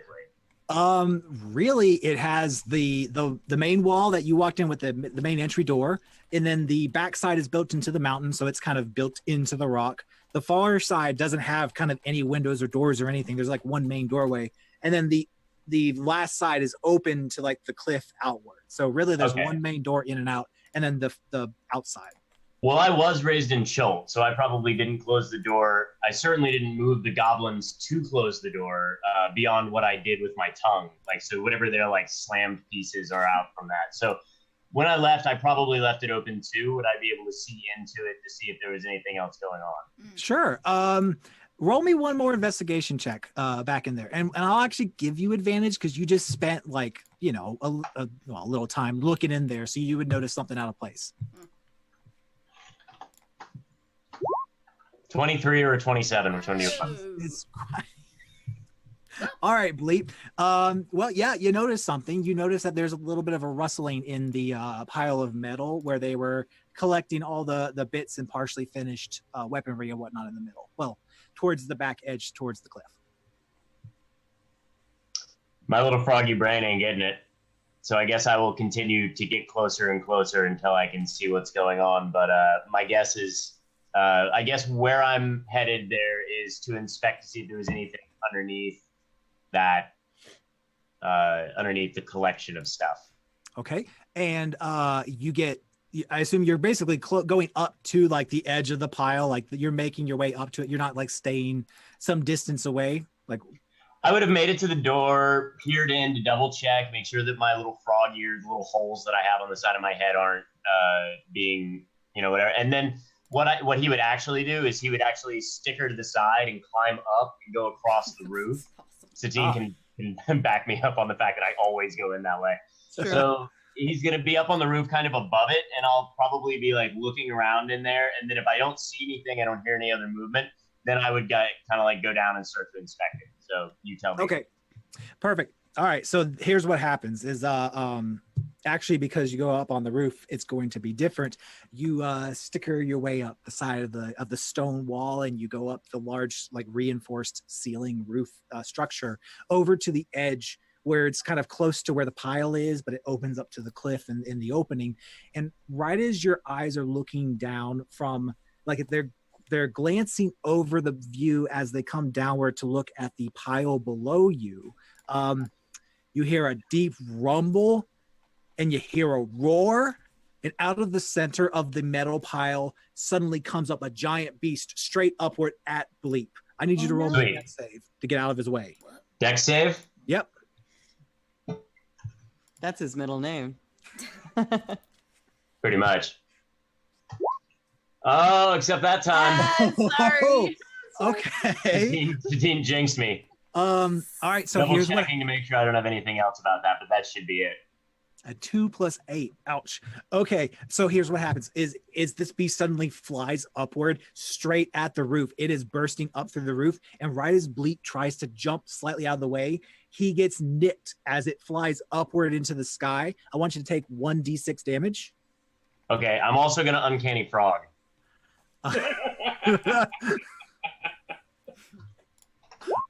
So Okay. 2, I'll take 1.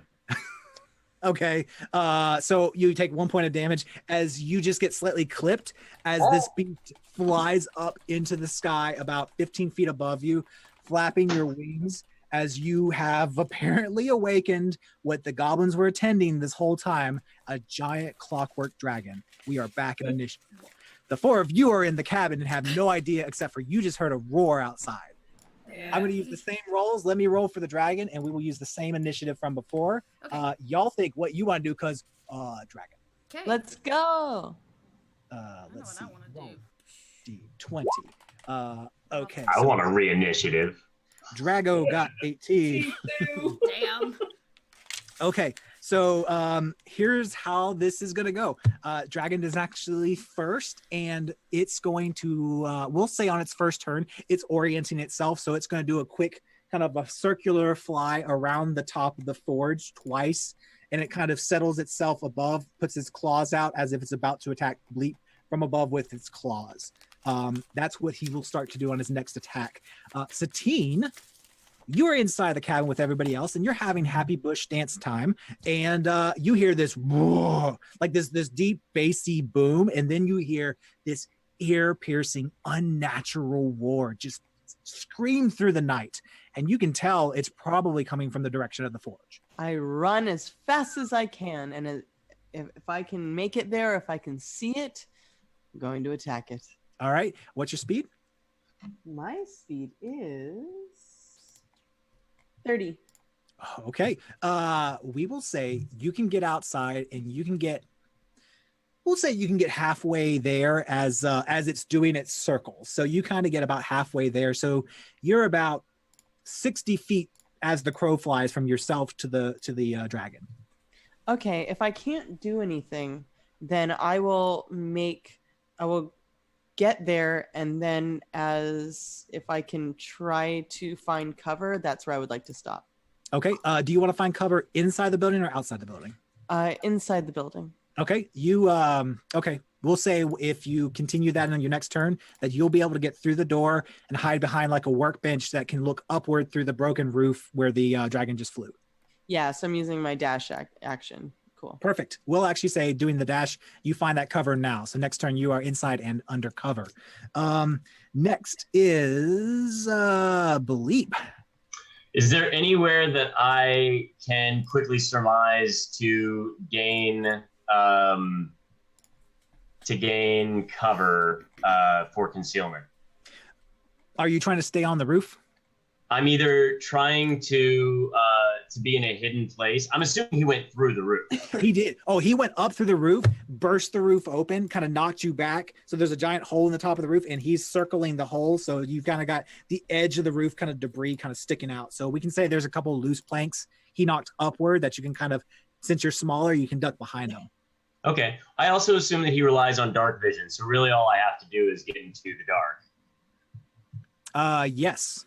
Okay. So I will dash outside. I won't use the dash action. I'll use the speed that I need to get outside into the darkness so that I become invisible to him. Okay.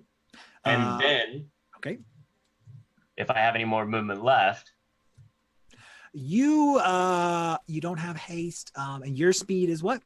25. Yes, we'll say you have movement left. You only have about probably 5 or 10 feet, but you've got a little left. Okay, so then I will use my cunning action to double my movement. So I'll use my dash action with the cunning action, and Okay. I'll use the standing leap from the frog, and I will leap up onto him. Okay. Drawing the sun sword. We'll call it Bloom sword, at least for now. So that I will launch up into the air, and then I will take my attack and extra attack on it as I try to land on it. Okay, let's do it this way. Give me an well, first tell me where you're aiming to land on it, and then give me an athletics check to see how close to that point you land. Okay. I am attempting to land on the nape. Okay. All right. So give me that athletics check. You want athletics or acrobatics? You can do acrobatics. Okay. That's a 12. 12. Okay. You aim for the nape. You actually land slightly below it. You hit kind of the chest part, the front chest of it. So it's got 2 front legs, 2 back legs, wings, large long neck, and a head at the front. So kind of the classical dragonish shape, like the baseline. And instead of hitting like the nape of the neck, you kind of hit more on the chest part and the front. Okay, I was going for the back, but I'll get the front, and then I will. Then, if I'm on the chest, I'll swipe up at the neck. Okay, is that a bonus action? No, I use my bonus action for the dash to get over there, and then as a frog, as a grung, I have standing leap, so I can leap 25 feet. Right. Okay. All right. so Roll your attack. I'll sticky onto the chest, and then I'll use it. Gross. You know, like those hands you used to have in elementary school that you stuck against? Yeah. Yep. Gross. Just think of Those, that like feeling. wall crawler things. That were, like, Yep. So, assuming that I am invisible to it until I land on it, I would have the advantage on the first attack and give me a 17 on the first one. Does not hit. Okay, and then the extra attack will be a 26. Yes, that does. Yep. Okay. Roll your damage. 18. Okay. Math. Okay.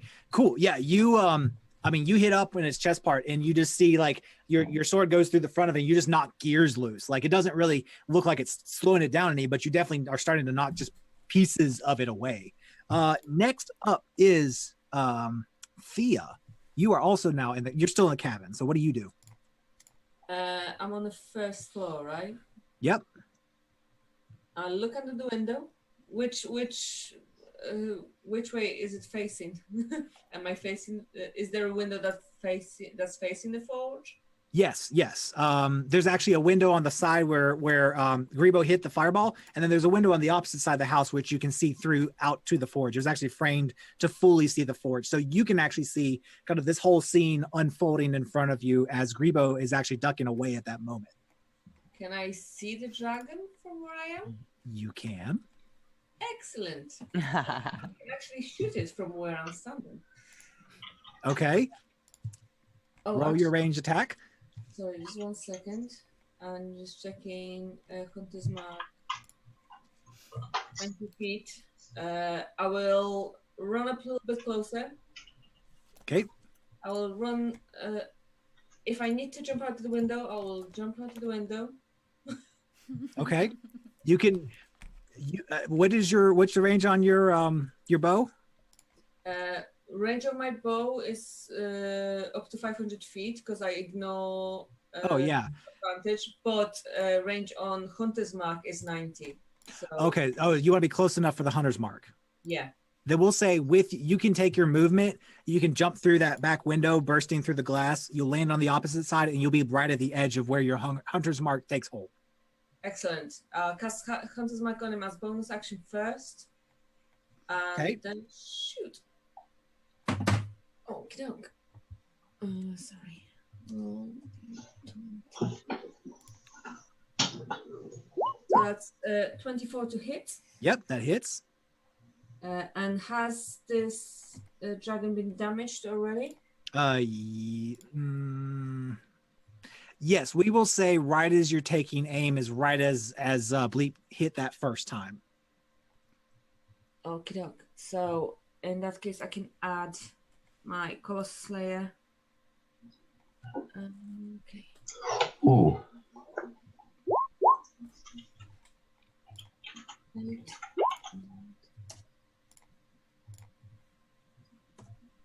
Okay, so altogether it's 14 damage. All right, so you hit it right, not too far from where Bleep is actually stuckered onto the front of it, and you kind of hit it right in the shoulder blade, and you knock a few more gears and bits and pieces off of it. It looks like this was a dragon being built piece by piece, maybe with the help or by the goblins, maybe with help, who knows? But it's kind of an in construction one, so none of these things are on there secured, and your arrow knocks a few more of those off. I have got another attack. Okay. So if I can roll one more. And I will use my sharpshooter, so I'll deduct 5 from my attack. Does 16 hit? 16 does not. Okay, I'll leave that there then. Okay. Silo. Silo runs out to the front porch to assess the situation. How far out is the thank you, Mike. How far out is the dragon? Like you said, it's in the air. It's in the air above the forge. So if you haven't moved past the cabin, like you're just at the edge of the cabin, you're around 100 feet away from it. Oh, damn. That's like some space. I see what you're saying. Okay. Then Silo. I'm trying to think what I can cast that far. Okay. All right. Well, this is the start.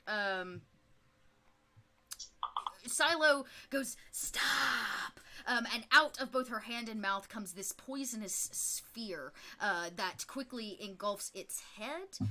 Okay. And the point I'm going to choose is its face. So it's going to need to make a Constitution saving throw. Okay.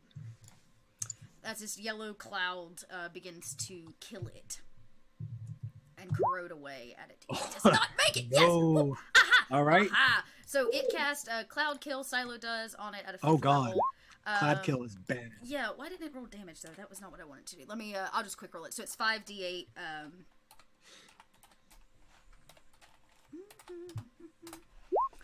So it'll take 18. All right. Points. And because it is focused on its head, it'll take that every time it is within that cloud. All right. And you said the cloud is how big out? 20 by 20. A sphere. Okay. It's shaped in a sphere. Cool. Sounds good. Oh, Jay, and I pick Grebo. up Barry to keep him safe. Dang. All right. Barry is protected behind you. Dim Dum is nowhere to be found. Grebo. So, Grebo will run in the direction of this this clockwork dragon. And how far away is it from him? Are you what? Just getting outside the cabin? Yeah, Like, I'm just gonna like bolt for it. Are you gonna dash or are you gonna just That take depends on how far away it is. If you dash, we'll say you can get up to about 50 feet away from it. If you just take your action, your movement as usual, it's more like 80 something feet. Yeah, I'll dash then. I'll just dash over to it. All right. And what do I see? What do I see? You look up and you see pieces falling off of a giant 20-foot wingspan clockwork, gear-ridden dragon with a little tiny, grung just hanging on the front, just kind of backing at it, flying up above this now broken roof of the forge, just surrounded by the moonlight. Then Grebo like squints up at it, like, and he starts rummaging around in a pocket, and he pulls out some spectacles, but they've got like lenses on lenses on lenses on, and he starts adjusting them. Okay. And that's all he's gonna do. Okay. Yes. Cool. Glasses. Yeah. Put my glasses on for this one. See it. Okay. Cool. So we're going back to the top. It's the dragon's turn. The dragon is gonna, and it's gonna flap its wings, and it's actually, what's its flight movement? Okay. It's going to actually dive bomb away from above the forge towards the cabin. It's going to fly over you, Grebo, directly at Thea to unleash a claw attack. Okay. And let's see, Thea, you were at the edge of the house, right? You came just outside, or did you come outside? I did jump out of the window. You were outside the window. Come up, yeah. Okay, we are going to say that it's dive bombing straight at you. It just barely, you're right at its range. So what I'm going to do is I'm going to roll at disadvantage because you're just it's right at that edge. So let's see. D20. And ooh, that will hit. The 11. Wait, what's his plus? Yeah, like a 18. Yeah. Yeah, that hits. Okay, so he's going to do a claw attack, and you're just going to see with this little grung hung on the front of him as he's flying through the air, coming straight at you. You see it coming closer to you. It's two clockwork claws just, and it just as if it's grabbing you like a bird of prey, and it's going to do. Oh no! We're going to say it's going to do 15 points of damage. Okay. All right. You though are now restrained in its claw because it did not like those arrows. No problem. All right, Satine, you are just inside the forge door, and it is your turn. I look out to see this action happening, and I do I have to see somebody to give them bardic inspiration? We will say from where you're at, you can see pretty much everyone in front of you, except for Bleep, who's kind of. That's what I want to give. Yeah, maybe because we're friends. If I sing loud enough. Let's say this. Let's say you're able to cast it. How about this? Roll me a straight D20. If you get above 10, you could cast it right before it did its dive bomb. And if you get 10 or lower, then it was after. Sorry, all right. Rudy. So you tried to, you could have, but it got just out of sight. But you can give bardic inspiration to pretty much anyone else. Okay, I give it to Thea. Okay. Thea, in your claw, you have bardic inspiration. Save yourself. But that is my bonus. Ooh. Right? I want to get him right in the heart and sing at my highest C. And I can't right now, so. But I cast Shatter at a 4th level. Oh, okay. Yeah. So that's going to be a 5d8. He's got to make a Constitution saving throw at disadvantage because he's metal. And that's a DC 15. All right, and he gets. Oh, come on! No, disadvantage though. Yay! You got it. So it hits. So roll your shatter attack. Okay. Oh man. Oh man. So I write down 5d. 5d8. Yep. Like that. Oh, That's 30 points. so you see, you get frustrated and not be able to give inspiration to Bleep as he flies out of sight. You hit Thea, but with the inspiration, but you just see it kind of as it recedes away from you. So you unleash the shatter attack, and it hits her right in the butt. The whole backside of the dragon just. So you're left with the front side and the wings of the dragon that are flying still, with Thea in one claw and Bleep holding on for dear life on the front of it. But it's like dropping gears and it's falling apart. Bleep. So, also, I forgot on the first turn that I got to make a second attack action as part of the first one with the thing. If you want to include that, cool. If not, we can buzz right by it because I forgot it. You know what? Let's add it to your attack on this one. Okay.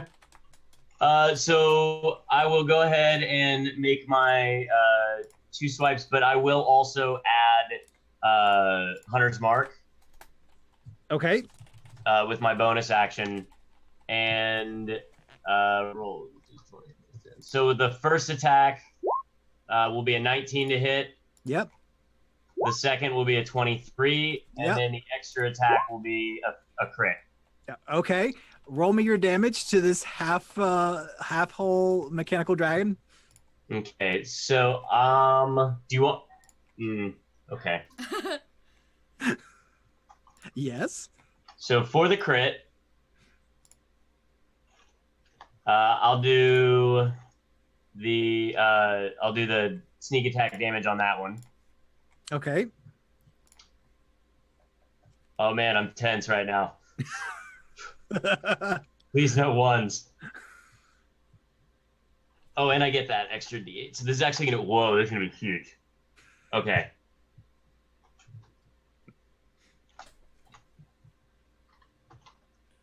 The suspense is killing me. What? Okay. Wow, and that's with 3 ones. Wow. Okay.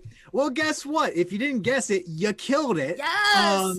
Tell me how this little guy, like you're this big and he's this big, and even though there's only half of him, you're still this big on the front of him. How did you do that? I'm assuming that with the Gloomblade being like its hot, gloomy, angry self, that I just start going in through it using my little suckers on my feet to hold my balance on its chest plate. And since I was going at the neck, and they're all like throwing in the magic. There's just explosions going left and right, cogs flying out all over the place. And I'm just like lawnmower weed whackering straight through the center of it until I get to the other side. And I'm crawling in with my feet each time too, until I end up on the other side and I can see the sky over, and I'm just like, As the wings stop and the whole thing falls out of the sky. Yes. I hear that grind of everything grinding to a halt. Yep. Quickly, I just want a quick athletics or acrobatics. I'll take either from both Bleep and Thea. I just want to see if y'all are able to quickly jump out of the way as this crashes to the ground. Thea, you have a D8 also for Because you have inspiration. Yes. I do. Yeah. Cool. Well, I'll use my movement to leap off unless you want to take that 11. Well, let's see what Thea says. Give you a little bit of suspense. D8 for mine. Can I try and catch him? You know what? Sure. What is I will try and catch Bleep in my arms and then try and graciously fall on the ground. is the 28? Was that your that your? You know what? That covers all of it. Awesome. Bleep leaps through the air, and time slows for a second as this little grung is just silhouetted by the moon, just his outline. And then time picks back up, and Thea, you fall you're able to release yourself from the claw and just capture him very gently. And the two of you poof, down onto the snow. Yes. Awesome. Yes. And then she makes a Constitution saving throw. Oh, right. Because you touched him. Yes. Yes. All right, give you a con save. And Rudy, what does she need to make? A DC 12. Okay. My con isn't great, I must say. 2. That's a nat 1. What does bleep do? Like, how does this? So what the green grung poison is for player characters in what Chris Lindsay wrote up is that like I can actually add damage to it, but what the actual green grung poison does is it makes it to where you can't move unless you hop. So she has to hop everywhere for the next like minute or something like that. I'll look it up exactly. Thea loves it. I'm just hopping right after you, mate. That's okay. The first time Thea hops, the Barry the Bush pops out from behind the edge of the cabin and starts to hop behind you. Like, oh, this is what we do now. And so you're hopping. Like, there's the three of you hopping through the snow around this, destroyed dragon. Yeah. So the green grung poison creature can't move except for to climb or to make standing jumps. That's what I'm doing. Awesome. So let's do this. There's one last thing, like with the story that's going to happen right after this to kind of wrap up the game. But before we get to that and the giveaways, I know Satine unfortunately has to duck out a couple minutes early. So Satine, thank you for joining us. As always, you were a wonderful pleasure. Rudy, what would reintroduce yourself, and what would you like to say before you have to head out? Thank you guys so much for participating today. It is because of our community that we all keep our head up and we all do the things that we do, because every single one of us started doing this because it's part of our passion. Whether you've been doing it for a month, a day, 2 weeks, 5 years, 10 years, 30, 40 years, it doesn't matter. We are here now, we're here together, and we're here to support each other. I am Satine Phoenix, the community manager for Dungeons & Dragons, co-creator of the amazing Maze Arcana production company with Rudy Rutenberg here. And I just want to say, continue sharing the love of the game with the rest of the community. Thank you. I want to, and I'm Rudy Rutenberg. I'm the other half of Maze Arcana with Satine Phoenix. We are the original founding members, even though we have grown much bigger. And then I'm also the Dungeon Master for Inkwell Society on twitch.tv/D&D, in which you can watch us come play Eberron with everyone and have a good time there. Satine and I will be at a variety of different conventions coming up here soon in our capacities for all of the companies. And I wanted to say thank you to Little Red Dot and to all of the people that came in to help make the Save the Shop fundraising campaign work. Because we got the stretch goal here, I will be donating everything up until, we'll say, midnight my time, so PST, for what has come in this month for the royalty reports on Wayfinder's Guide to Eberron. So if you haven't picked that up, please go ahead and drop that bit.ly link in there. But that right now is currently at $242.88 is my cut of what we've gotten so far. So, you are a beautiful man. Oh, we love you so much. And just in case everyone doesn't know, Dungeon Master's Guide, it's a talk show on Sundays, and JMB Cognitive Merch, their official correspondents. And it is an honor to have you with us and to share the love of you guys. So check them out. Check them out as they have their own little segments. So I think you were on the very first one, first or third. I can't remember the order of the numbers, but you can actually see their segments, very highly produced and very awesome. Also, if you guys want to catch up with Rudy and I and what we're doing at Maze Arcana, you can find me on Tuesdays with Rudy, or Wednesdays with Rudy, and then Tuesdays, Sirens of the Realms on twitch.tv/D&D. And that is what I have to say about all of that. Love you guys. Yeah, love you Y'all guys. are Thank you. fantastic. Rudy, are you still able to stay with us for a few minutes, or do you have to duck out as well? You do. I had to duck out too. We got to go to the bid day. Okay. Yeah. Yes. Well, thank you for spending y'all's time with us today. It was an absolute pleasure. We'll give you the little post-credits teaser, Marvel after scene here. We'll tell you what happens in a minute. Cool. Bye, Thank guys. you guys You're for having wonderful. us. It's good to see Of you course. again. Thank you. Y'all have a great day. Let's send all You the love too. to them as they exit, gang. Yes. Yeah, love you, man. Bye, guys. See you later. Thank you, beautiful. I'm gonna have to correct frames, so everybody just bear with.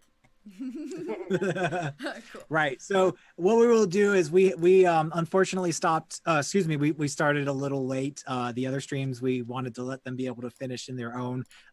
We have literally just one last beat to hit in the game to kind of tie it all together. So we will finish it out with the 3 who remain, and then we'll do the part that I know a lot of you are waiting for, which is the giveaways. So, you know, I'm looking forward to finishing this off. We'll just wait until Chelsea gives the okay that we are re-grabbed and ready to move. I'm working on it. So close to having grabs. All grabs. There's a David. All right. That's me. That's a David. I think we're good. I've got one camera I just got to get rid of, but we have faces. All the right All faces. right. Perfect.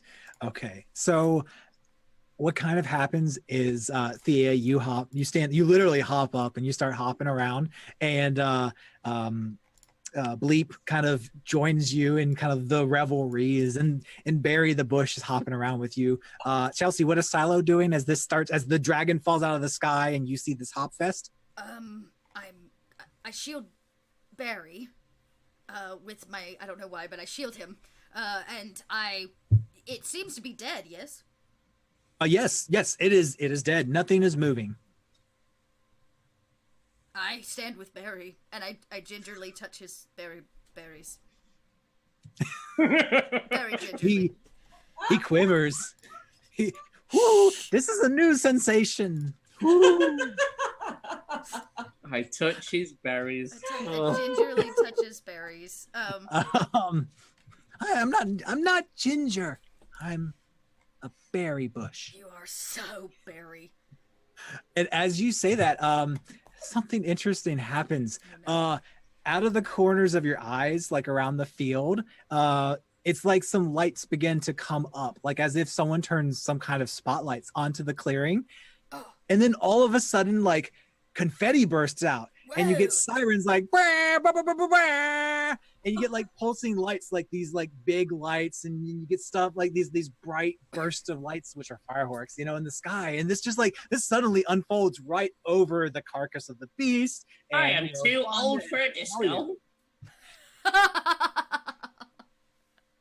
And out of the corner of the field, you see this old, just like bent over, gnarled, he's a very, very old druid. He looks like he's part tree. He just kind of gnarled, just kind of walks slowly. And you see next to him this small little golem with Dim Dum riding on top. Oh, just kind of a step behind the gnarled druid who's walking in y'all's direction as this is taking place.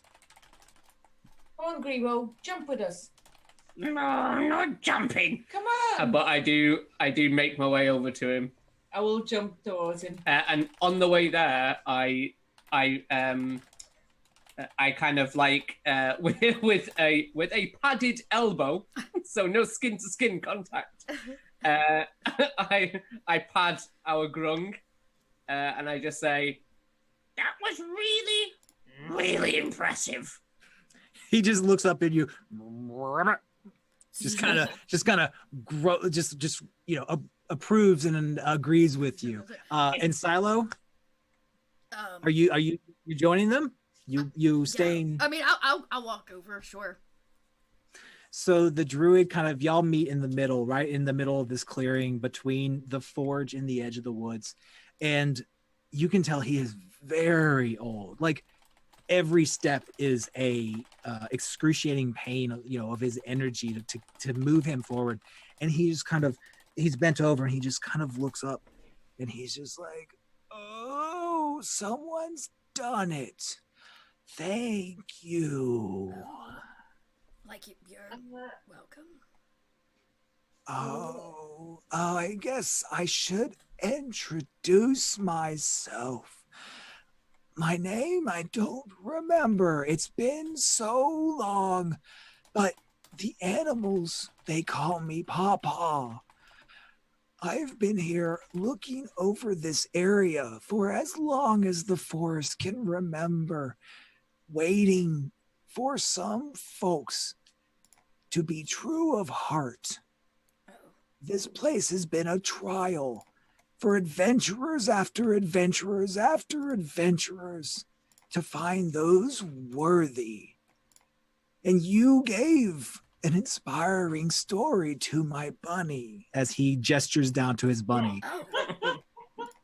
And you did not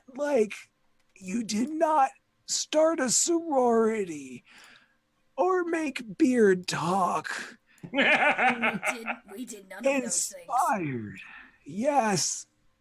Thank you. And as he says that, he kind of breathes out his last breath, and his body seems to mimic that of an old tree, just kind of taking hold. And the life force kind of goes into these clearing in front of him and swirls around the cabin in the forge, and it just puffs all the way around, higher and higher and higher around the top. And then suddenly you see the cabin in the forge behind you shrink down, down, down, down, and then lift up into the air and start to fly over into his open hands. Well, what used to be hands, now wooden branches outreached. And what you see is a small 1 inch cubed version of the cabin and a 1 inch cubed version of the forge, out his hands reaching out to give these to you as his dying wish. They are effectively, in D&D items, they're instant fortresses. But you now have As much as I would like them, I think someone else should take it. I did absolutely nothing. Well, me either. I flirted with the bush, so. Don't you want a cabin? I would love one. I just don't feel very worthy right now. Can Barry have the cabin? Oh, Grebo. We all What? We all helped. Are the bodies still in the cabin? I don't want. Oh yeah. Good question. Roll me in a quick arcana. I'll tell you, I can, depending on what you get, I'll tell you exactly the case with the bodies. I've got -1 to Arcana, so we'll see how this goes, eh? Do you want me to check? 9. Grebo will check. Okay. Grebo will check. It's magic. Okay. It's his I'm one sure check. Thea makes a comment. What's the Arcana? My Arcana is a +8. That's better. A little better than a -1. 16's good enough. Grebo, you're long practiced in the magical arts, and it dawns on you that these bodies and everything, they were actually major like illusions. These were illusions the whole time. They seemed real, they felt real, they responded to your attacks, but as soon as the spell was dispersed upon this area, oh no, they were dispersed as well. Thea slaps the tree. Not nice. It's a tree. You know, it's a tree, right? Like even Silas, like, what's the problem? But the bunny looks up. That's not very nice. Why'd you do that? Why? It's the beginning of a story. Oh, I don't have any more places to give out, but I do like stories. I think we should maybe leave the cabin where it was. Okay. No, you can't just leave it. Don't waste a magical item like that. Okay. We could leave it to. Oh, what about Dim Dum here, Bim Bam, or whatever his name is. What's his name? Dim Dum. Dim Dum. I knew that. I mean, I'm a bunny. I don't need a cabin or a forge, but thank you.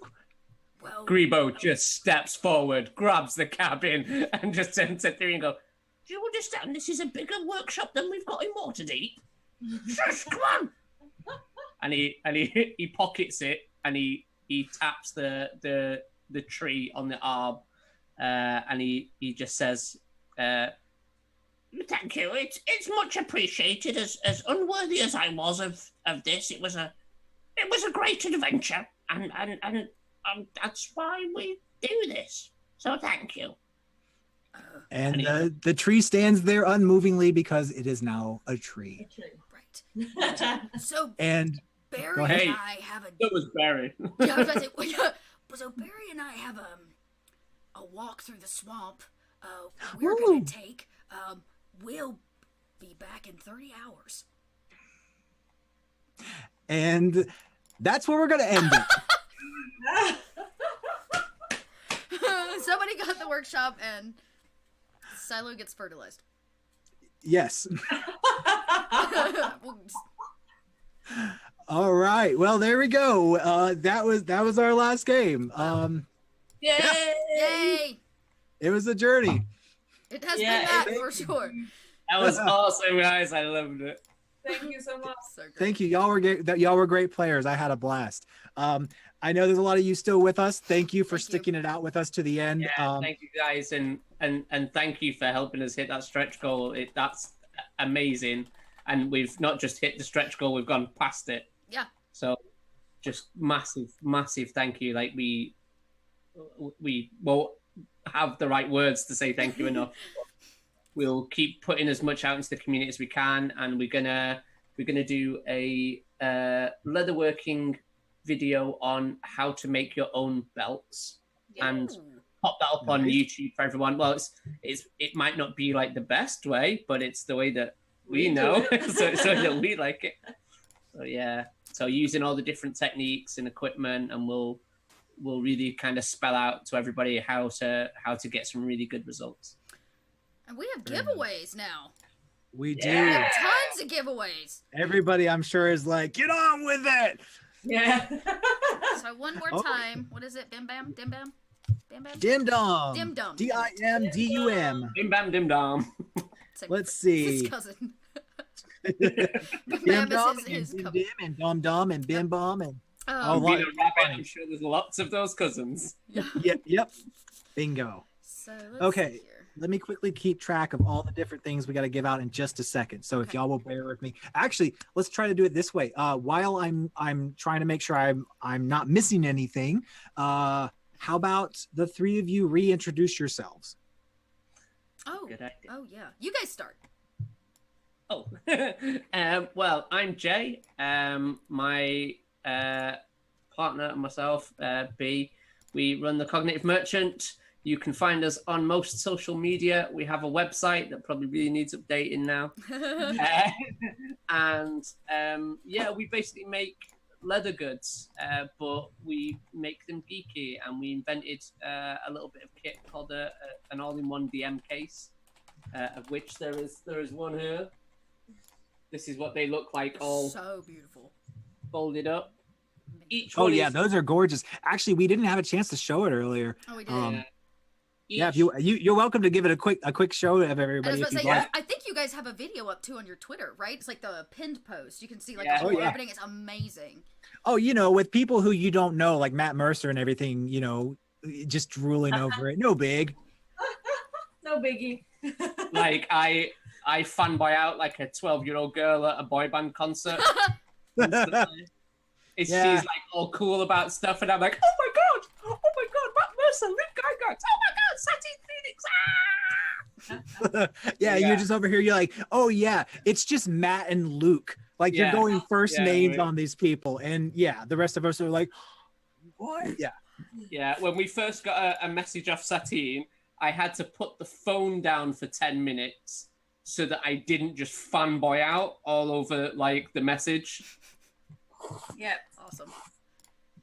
Right, well, I'm gonna open up this kit and show you quickly. Do it. Yep. We got time. That'll give me just a moment to quickly grab some names. And while you're doing that, Chelsea, we are doing, to reminder, I believe we're doing the 25-pound second voucher through the Twitch giveaway and the 3 ornaments through the Twitch giveaway, correct? Correctamundo. Okay, just making sure I'm not missing anything. So, it's a case that you can keep all your books and stuff in, and your maps and your notes, and then you take the lid off, and then it opens all out. Wow. Like this. Now I'm just holding this in the air, so I don't know Yeah. what kind of shot you're getting right now. Because good, it's in front of my. It's a good shot, yeah. So inside it, we basically, our aim was to make the DM's job as easy as possible because they obviously have the hardest job in this game. So we added things like silicone rings for when you're casting things like Hex and Bless, and you always forget what it is, so you can put those on minis. You've got 3 information boards. of which you tell us the information that you want so that it's relevant to you and your game. We have a dice roller, like a dice tower. Trying to do this while I can't see it. Yeah. So yeah, it's basically like a dice roller and tray. You've got a sturdy clip for all your notes and maps to keep all safe and under. You got a magnetic initiative tracker there with little tabs that you can put the names on and move around. You got an area effect template that we make for whatever system it is that you use. We go through all the spells and make an area effect template. Then you have a detachable double-sided mini grid map for like maybe small encounters, or you just want to write down notes on them, or like riddles and stuff, so that you can then pop it over the other side. And then it's a nice looking screen. Wow. And then so each one of them is individually made for the DM. That's why it's kind of quite hard to like upscale it in a real quick way, because it's not like we can just press a button on a machine and make a load of them, or like just ship off the design to China. Each and every one of them is made different to the specifics of that DM, and every single one of them and every part of it is handmade. So if you see stitching on something, that's because we hammered all the holes and stitched every stitch. That's incredible. Like it really is. And, They- and to just like jump in for 2 seconds, like I found them just a few weeks before you found out the news. And I mean, you can vouch for this. I actually, before I got into D&D and did the podcast, I did a lot of like props making. And before that, I did a lot of woodwork. So I've always loved artisan work, and I love just like good craftsmanship and smart craftsmanship. And then when I saw J&B stuff, and y'all started like going through the, oh, well, this is why this, and this is why this, like, it is so refreshing to see people who are not only good people, but people who are smart about the function and the form. Like, it's just so cool, because I mean, we've all been to cons, and a lot of things are a dime a dozen, or they're cheaply made, and there's a good place for that. And a lot of us, if that's what you can afford, then I'm so happy that you can get that. And even if you can't afford this, you can still appreciate that. It's just so nice, and that someone took the time to think through it. I think that's what it is. It's the taking Thanks, the time man. to do the research and to think through it. And I don't care if that's D&D and making stuff like these wonderful two people. I don't care if that's woodwork, street art. I don't care what you're talking about, but showing that you care about your passion and it coming through in what you do always inspires me. So that's, I see that from an outside point, and I think it's wonderful that y'all do that, even though it's not easy, quick, or cheap. Yeah, thanks, Thank man. you. It was, for us, it was mainly, our kind of aim was to say, okay, so let's give them something that they can be proud of. Let's give them something that's worthy of their own imagination. Like, let's not cookie cutter this. Let's make it so that it's theirs, it's personalized, and make it like the best possible quality that we can, but keep it at the lowest price that we can. Like, I'm from quite a poor background, and when I was growing up as a kid and wanting to play like war games and things like that, everything was just so far out of my price range that I got pushed away from gaming, and it always felt like, oh, I can only afford this if I'm some rich kid. So our aim is to say, okay, let's keep the kits at maybe a price that a group can afford to buy for their DM, or it's something special that you might buy for your partner, but still try to keep it as cheap as we can, but as high quality as we can. And as functional as And as functional as possible. So, like, say on a cardboard DM screen that it's just printed out on, the likeliness is that the information that's on it isn't always going to be relevant to you.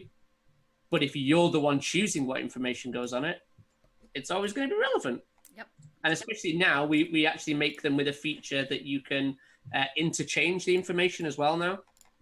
So you can have multiple systems on it, and we will like texture the paper and laminate it and stuff so that you can have really nice sets to interchange, as well as if you just want to, press print on your printer and churn out some other ones that you want to do, and you can slot those in as well.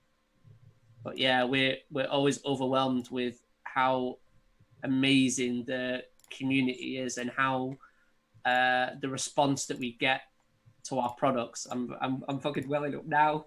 Like now, right at the end, I'm just welling up because our community has seen us through an awful lot. We had a really bad crash over in Berlin in Germany, where the car was a write-off. We lost a load of stock, we lost tools, and we were both hospitalized and a mess.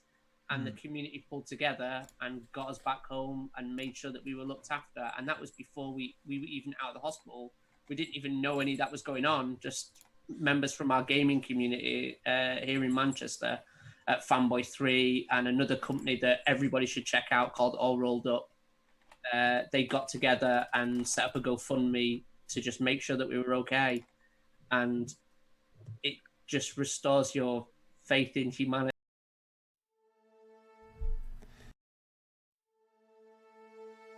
Thank you, community. Thank you. And thank you guys. Yeah, you guys have been amazing. Of course. Well, we had a great time. I'm glad we could do it.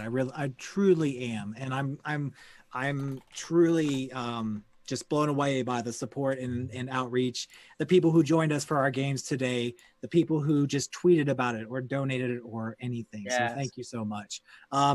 Okay, I know a lot of people are probably over our gushing for a minute, so we'll pause for a second, then we'll wrap up afterwards because I'm sure everybody's like, get on with it, which is fine. I'm sorry, we had a lot of stuff to give away at the end, and I wanted to make sure that everybody got a fair share. So Chelsea, she'll kind of run our Twitch giveaways in just a second, and then I was going through all the Twitter ones and making sure everything was done properly and randomized and everything. So I finally have names and all those things picked, so we'll go through that in just a minute. So let's start with the Twitch ones. Okay. Let's run through. I'm going to first run through what we're going to be giving away. So we said for the second half of this game that Cognitive Merchant was nice enough to donate another 25-pound voucher to anything in their shop.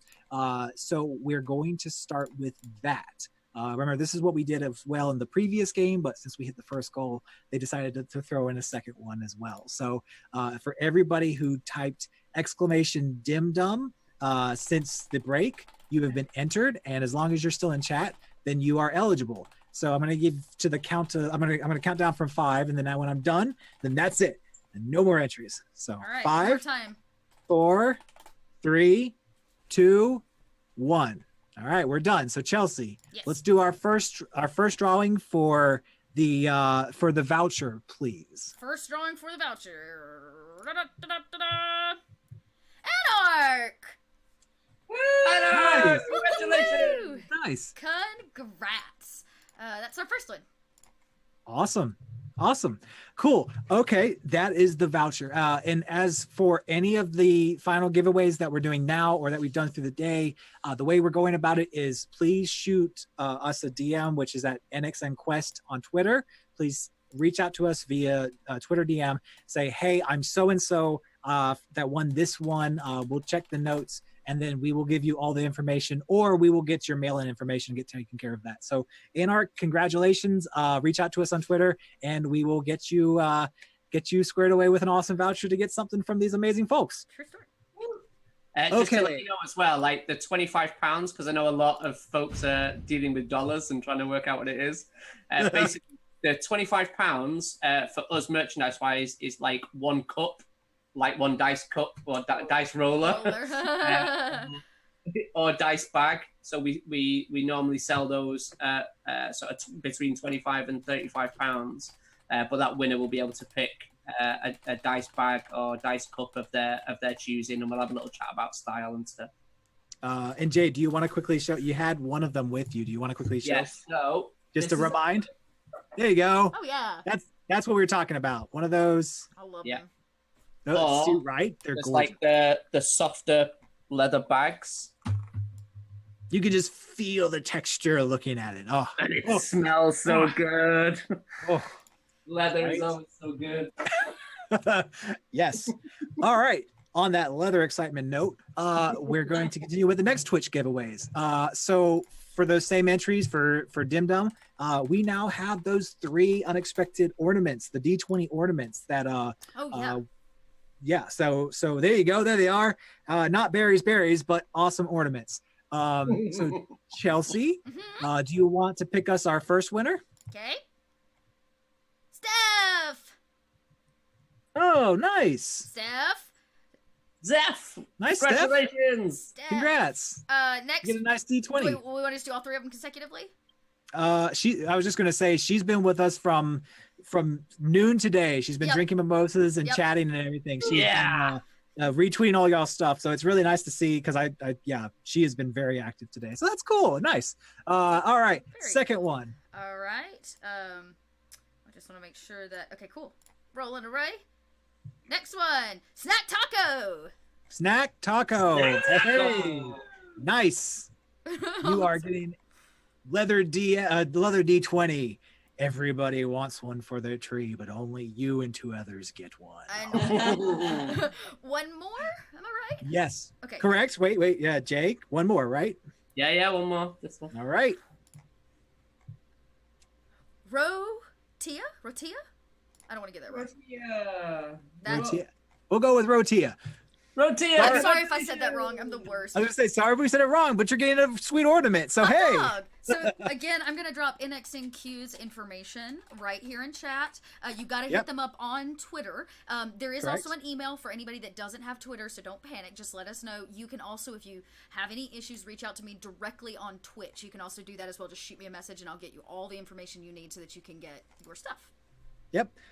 Okay, so what we're gonna do is I want to do. Did y'all both do your reintroduce yourselves for the end of the stream already? We did, yeah. You did. All right. So then, Chelsea, I want you and I to do our intros. Then we'll do the Twitter giveaways. Oh yeah.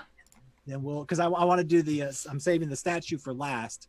Okay. So Chelsea, you've been here all day as well. Tell us who you are. I'm a Chelsea, better known as Dot, the little and reddest of kinds. Welcome and thank you for hanging out on my channel today. It was a complete honor to be able to host this with my NXNQ crew, who are my home here in Atlanta, my D&D podcast home, and for new people, so many new people on the channel. So all of you, welcome to the Dot Kingdom. You're officially Dots. Welcome. So you can find all my information. I'll just do this little quick thing here. Social stuff. I play a lot of tabletop RPG, and my channel is mostly dedicated to providing D&D for new streamers. My Sunday Fun Days, usually on Sundays, we're rolling dice here for D&D, and you get a chance to play on my channel with me as your DM. And then the rest of the time, I play test brand new indie tabletop games to give them a chance to see the light of day, to support new creators, and to give their games a chance to breathe a little bit, so that you can see how they're run. So I actually am launching my own content so Wednesday using Fate Core. If you like the Brave Little Toaster, you should come out and check out Fate of the Appliance Wars right here on my channel. Ooh. Should be a lot of fun as we watch appliances try to mitigate a post-apocalyptic human world. Awesome. You know, a Disney story, right? Yeah, it's just Disney. So you can check me out. Like I said, I'm obsessed with tabletop RPGs, and when I'm not here, I'm on a slew of other networks, just like North by Northquest, and Roll For It, and Nerd Immersion, and all of the above. So check my schedule below, and I really appreciate you guys coming out and making everybody on this channel feel so super welcome and supported. So thank you. Yes, absolutely. And my name's David Alvord. I am a producer and player and audio editor, and I kind of do all the things at the North by Northquest podcast. We actually will be coming up on our 2-year anniversary of our first episode here on February 1st. I'm so excited to see all the love and attention and just amazing feedback that we keep hearing.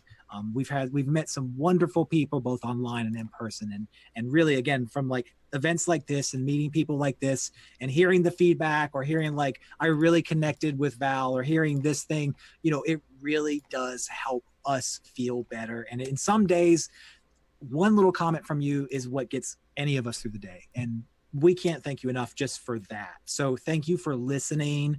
Thank you for tuning in. Thank you for every like whether you subscribe or you give us a review or stars on iTunes and stuff like that. That really helps with the podcast. And thank you if you actually like if you support us like through Patreon or something. It all helps, and we appreciate all of it. So I was David Alvord. I am from the podcast. I pulled it together today. I personally want to thank both Chelsea and James for being our DMs for the other 2 games, and everybody who's played It's been a wonderful day. I don't know about you, but when I wasn't running around running logistics in the background, I was glued to the TV watching this all day long. So it was a great time, and I'm really excited. You can find us on social media at NXN Quest, the Twitter, Instagram, I believe Facebook as well, and you can find our website online. And honestly, say hey, or send us a picture of your rig, or just start a conversation, pop in our Discord. Let's talk about fluffy animals. Like, it's great. We're approachable. So we love hearing from everybody, and we will be at a couple cons later this year. We're planning at for the Atlanta folks, we're planning MomoCon and DragonCon. Hopefully we'll see if we have panels again this year like last year. We're hoping for it, but we will at least be there. Gen Con, we are pretty much set as well, so same deal there. So if you're going to any of those, let us know. We'd love to meet you. We'd love to put a face to the handle, or talk to you in person, or who knows, if we're lucky, we might get to roll some dice. So I think that's all of it for us. Just so you know, my personal social handle is Rockit, ROKIT_art on Twitter. I don't really tweet much these days because I don't have time, because we're doing all this stuff. But you can reach me there if you ever want to reach out and just say, hey, David. Hey, cool. Okay, so that's the last bit of our intros. So let me get on to the final Twitter giveaways. So just a reminder, the first giveaway is the same thing we've done for the other two games. We did if you retweet this tweet during the game, then you're entered to win a kind of a Wizards grab box, which again, they were nice enough to donate. They didn't endorse or anything, the cognitive merchant and stuff of that nature, but they did give us a few things to give away, and it's been wonderful. So the retweet winner for the box of stuff in the last game is actually Josh Peralt from Taking Initiative podcast, which is cool. That's great. Yeah. So that we were actually lucky enough to meet him last year at Gen Con, and if you've not met or followed Josh or listened to them, he is another really nice person. He's put together a few of the podcast of events for Wizards. So if you've listened to, I believe, Podcast of Annihilation and Podcast of Waterdeep, he actually was helping run those. So so congrats, Josh. That's great. Let's see. The next giveaway is the Art of Arcana book. So again, we were talking with Satine, and she's really excited to the Art of Arcana, beautiful, to show off like what is D&D in life, like what is your house or on the streets or whatever. So this was everybody tweeting pictures of their rigs or anything you had to show off your D&D experience. And you know what, we got a lot of great response. So you know what, screw it, we're gonna give away 2 books. Screw it.